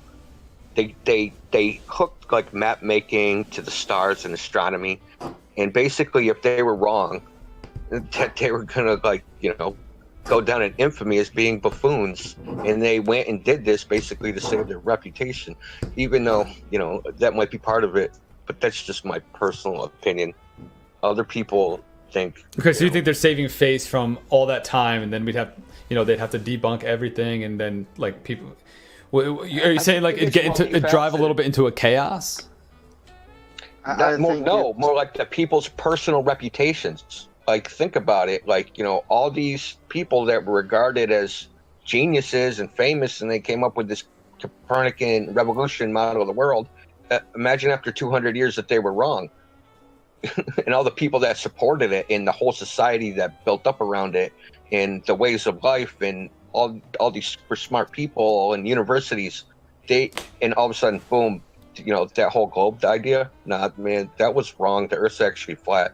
I mean, they would have hung those people. It's true. Yeah. Hey, real quick, Zunit, I'll answer it for you in a different way, just for your audience. Yeah, I appreciate it. I want to hear a little bit more. Yeah, I want to hear more. Exactly. aspect. Right. So, for your audience, I'm not saying I believe this because I'm not 100% sure of this, but it's an idea. There's a Navy admiral, which his name is Admiral Richard E. Byrd. He's I believe he was an admiral in the late 1940s, 1950s, early 1960s, maybe. This guy, what he did was he was our Indiana Jones, our best explorer for the Navy. He did a couple expeditions to Antarctica. He did Operation High Jump, Operation Deep Freeze, and Operation Fishbowl. And what he did in these explorations was obviously explore Antarctica. Obviously, the names are kind of encoded if you think about it. Operation High Jump. I mean, flat earthers already think there's like a wall of ice or, something like that. So it just kind of goes with the names too. Like you got an Operation High Jump. That sounds like they went over this wall, right? And then you got Operation Deep Freeze. That sounds like they're already inland. And then you got Operation Fishbowl, which correlates to some flat earthers will say that has to do with the dome, where they found the perimeter. But not just that, this guy actually came out on live television on this show from I forget what year it was, but it was called the Longines Chronoscope. And he gave this speech about, they asked him, hey, is there anything new to discover? And he said, strangely enough, there's a place the size of the United States on the other side of the South Pole from Middle America. And it is astonishing, a continent this size that hasn't been discovered. He claimed that there was uranium, enough coal to fuel the earth for years, just a lot of resources. And guess what happened after this speech? A couple years later, Antarctic Treaty is formed, the UN is formed, and we start space exploration with NASA. So there's for anyone that wants to hear the conspiracy story side of it. I'm not saying that this is 100% fact and I believe everything he's saying, but it gives an idea of there's possibly more land that they're hiding, resources, etc. Yeah, I have a simpler answer, but it has to do with because when you ask why lie, it is assuming that government or these people who are in authority never lie. So the question is, have they ever lied to us, right? I mean, I posted a link to the Royal Society, and so you have to be a fellow of the Royal Society. And what is the Royal Society? And you start going back, and then you'll start running into these esoteric, like these people were religious. They were like, science is the study of physical reality so we can understand how it works. And that traces back to religion, back to a creator, back to a God, if you want to call it that. This thing that we've been given called the globe is not the real knowledge that they know. So we're given some kind of arbitrary systems so that we can do the work that is required of us, but not the thinking. So I mean, just looking into this Royal Society, you'll see they say science, they use the word science, but what does that word mean anyway? You know what I mean? So there's a lot of deception going on when you ask that question. Why would they lie? And the simple answer is, why would anybody with knowledge lie? And the answer is for power and control. And everywhere you go, this is how knowledge is handed out. You have to keep coming to me for a certain amount of years, and then you can earn this degree that says you are knowledgeable in this area of science, in this body of science. But in order for you to get this degree, you have to learn this and learn that. You have to, like evolution and the globe. and only then are you considered a learned a person who has the authority to speak on science. It comes from these people. All this regurgitating that people are doing comes from school, and that knowledge comes from these people. I mean, it gets even deeper. Yeah, and even, it gets way deeper than like this thing we call quantum physics and quantum mechanics, what CERN is doing, there's a statue of Kali there. I mean, we see all these symbolic rituals and the things that they're doing. They're calling it science. They can't explain it in layman's terms, right? But they're still developing these theories in secret. But look at the Royal Society, and you can determine if these people are actually scientists like we think they are, or something else. Just wanted to add that in. Okay. Yeah, I think that's one of the that's probably the most interesting portion for me is like why would that be thing, like we can dig deep into why they lied about going into space, or why whether or not they did, or whether or not you guys believe they did, why they would take pictures and manipulate fisheye lenses, why they are holding onto potentially something out past the wall that's pertains to power, money, whatever, greed. But at the end of the day, that's not the non-science portions of all of that. So those are always going to be the, this is what we think, this is what it is kind of scenarios until, there is a motive that's identified. Yeah, there's always a motive. Like before we were able to sail the oceans, right? We used land to transport, to move, to trade things, right? And if there's a trade route, if there's a road where a lot of traders are moving through, we want to control this route. You know what I mean? We want to protect this route, if you want to call it that, protection. You know what I mean? And then we discover how to sail the ocean and explore. Well, we want to control those routes as well. We want to control everything that moves on the ocean. So that's been controlled, right? And then when the airplane came out, people are now going to have the freedom to explore the sky, right? No, we want to control that too, so we're going to lock it down. And then a little later after that, there's a space program. We never had the opportunity to explore the skies the way we did the land and the oceans. And even if we did explore the oceans, that knowledge was kept, was protected. We don't want people to. This is how power works, like knowledge is the power. Like if I tell you the truth, then I lose my power. You know what I mean? If I tell you, if I give you all the information, you won't come back to me for anything. So knowledge, by controlling knowledge, you control the world, you control people. And this is true. I mean, we all understand that, right? Like mom and dad. We rely on them for information to give us.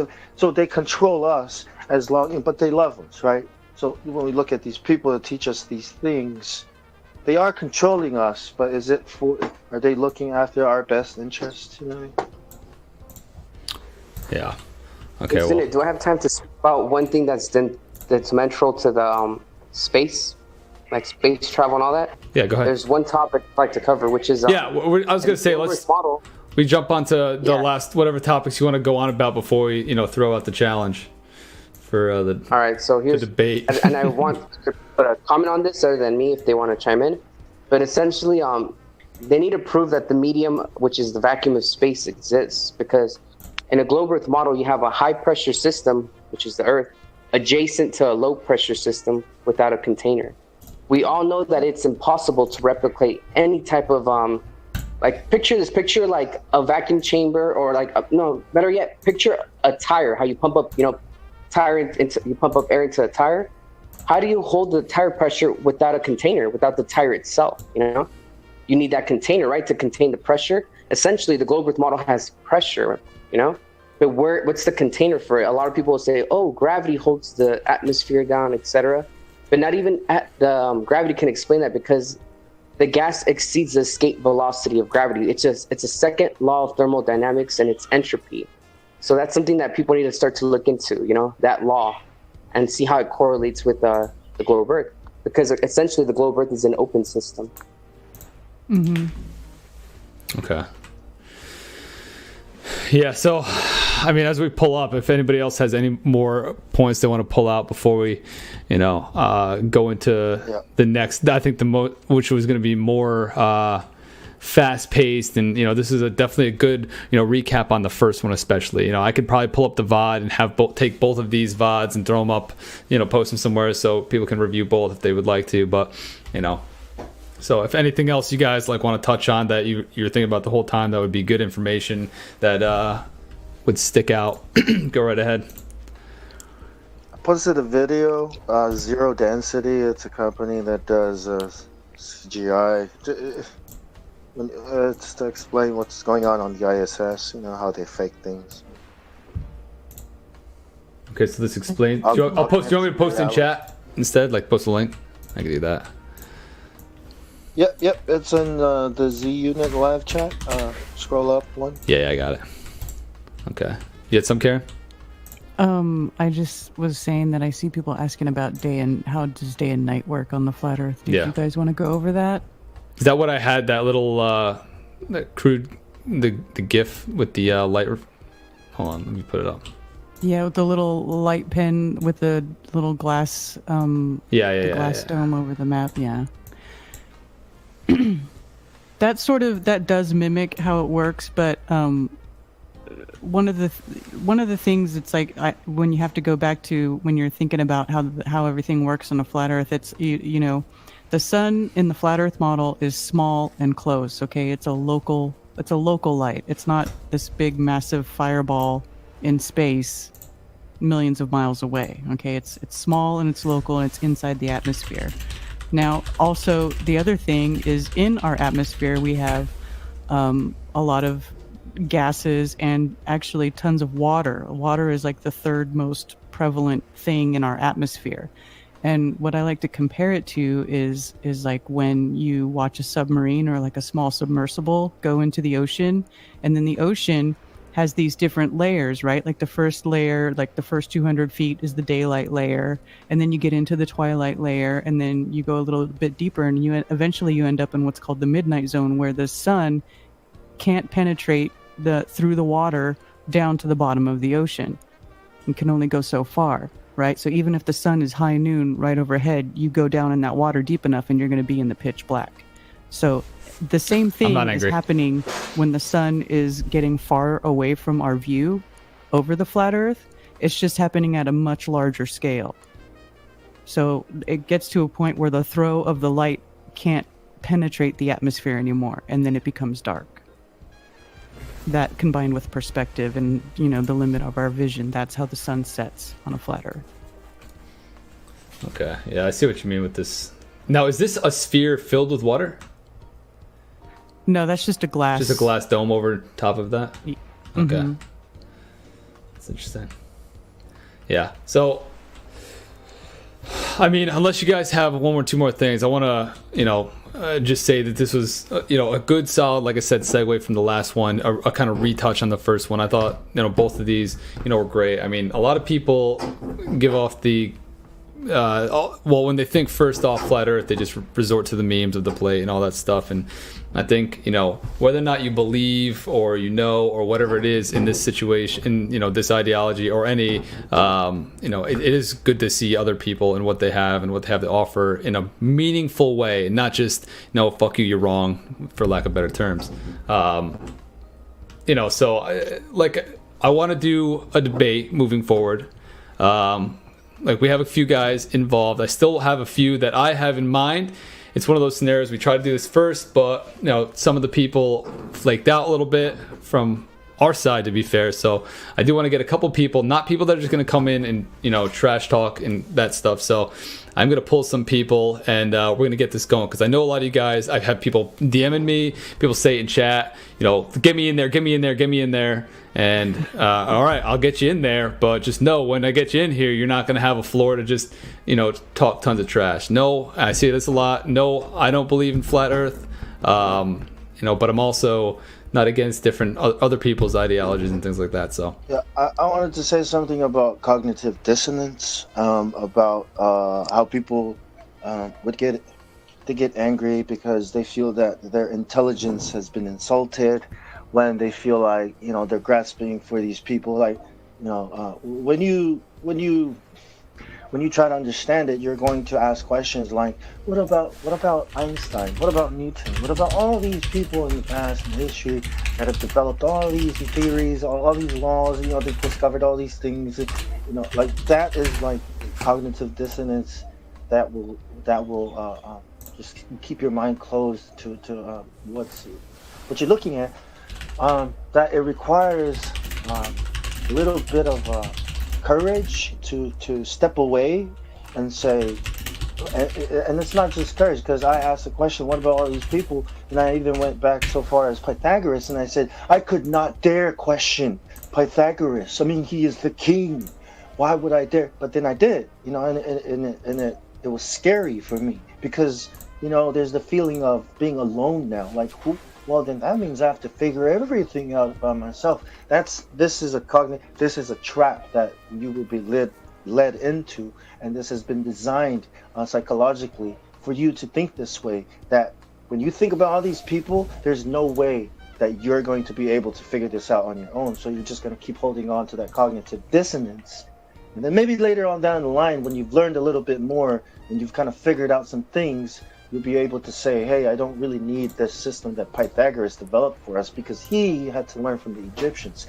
He had to learn from the Chinese and the Indian and all these other cultures around him.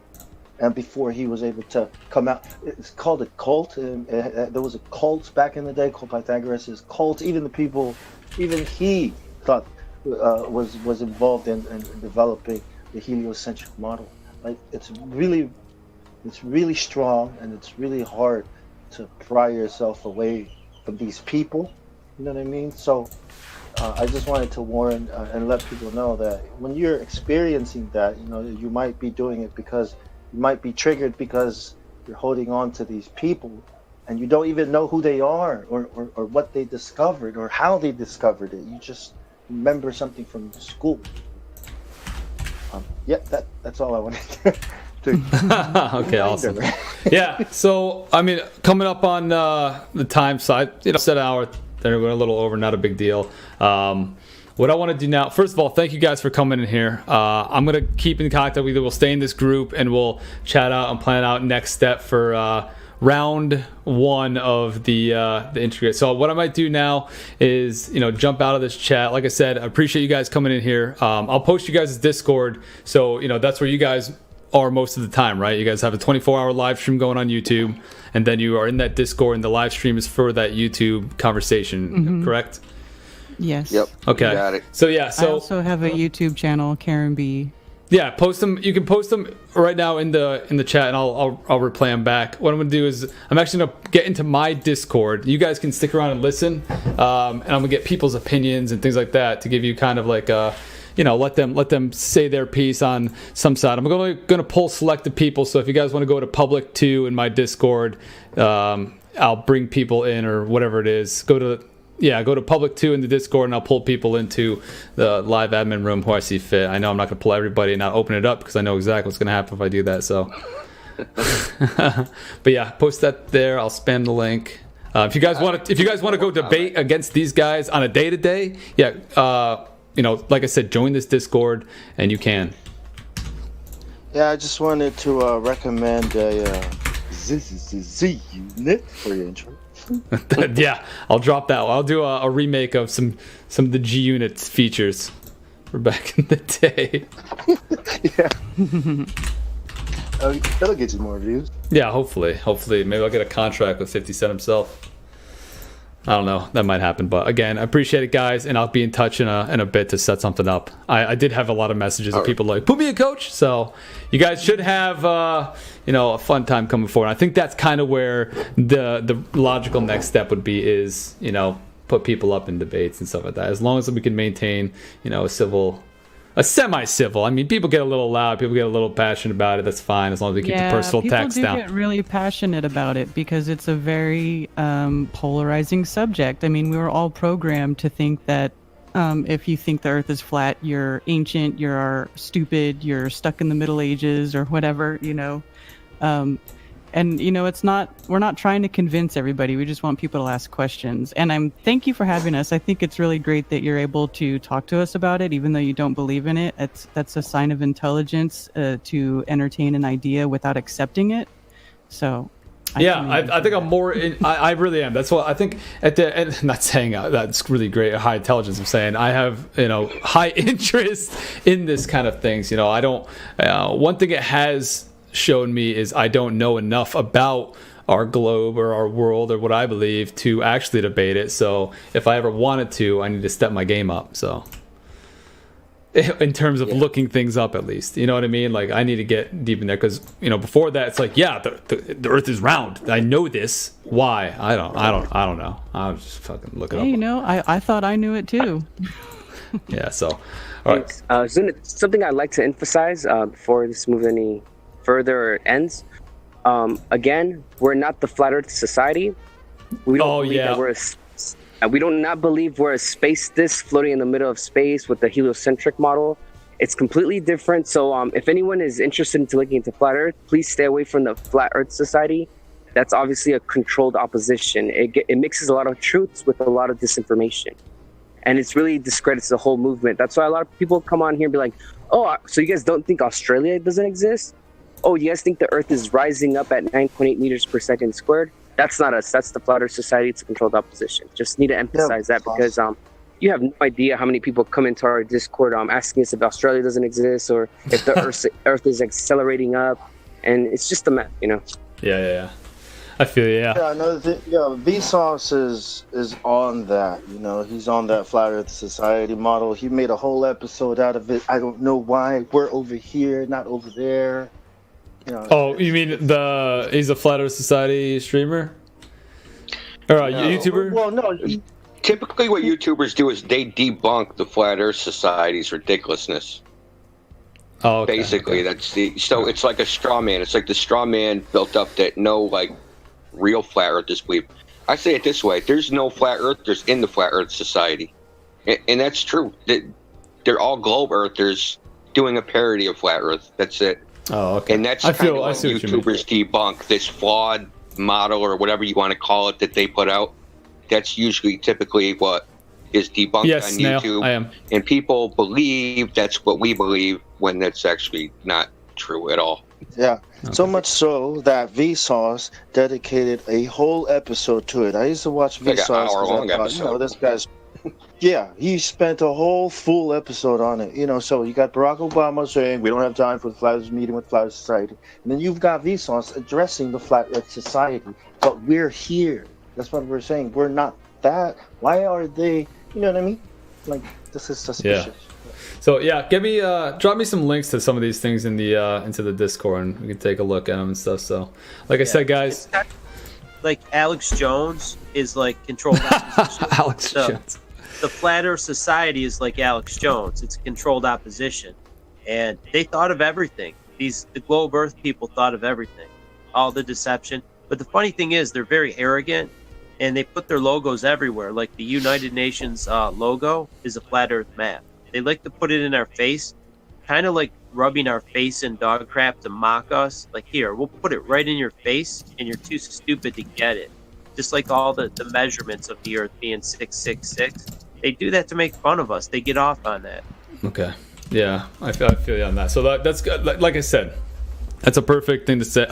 The Flat Earth Society, when you look into Flat Earth Society, is not the same as Flat Earthers and the guys in the Discord doing their thing. So, like I said, get into that Discord. If you really want to, you can't wait for or want to be on a live debate and you want to get in there and try to state your case, go right ahead. They have people coming in there all the time doing that. Like I said, it's pretty much 24/7 running. So you can jump in there now, later, tomorrow. Just join the Discord and you guys can jump in there with that. So, again, I appreciate it, guys. I'll be talking to you guys again. And, thanks for coming on here today. Hey, you're welcome. Thank you for having me. No problem. Anytime. All right, guys. I'll catch you. See ya.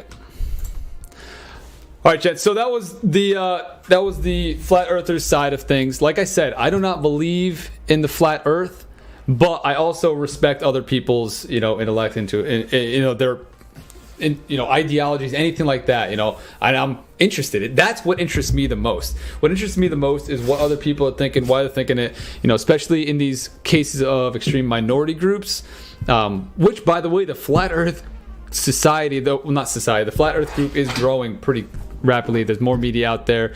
It is one of those things that it's not going down, it's going up. And take it for what it is. But yeah, be sure to guys, follow the freaking stream. What the hell? I had so many people jumping in and out, dude. I didn't want to, stop the debate and be like, what's wrong with you guys? I see a lot of you guys coming in and not following. Jesus Christ. Coming at me all ridiculous. This is zero stream, goddamn. All right, I'm going to jump into Discord real quick and talk to some guys that, I pulled in my Discord into a channel, and we'll chit-chat for a second.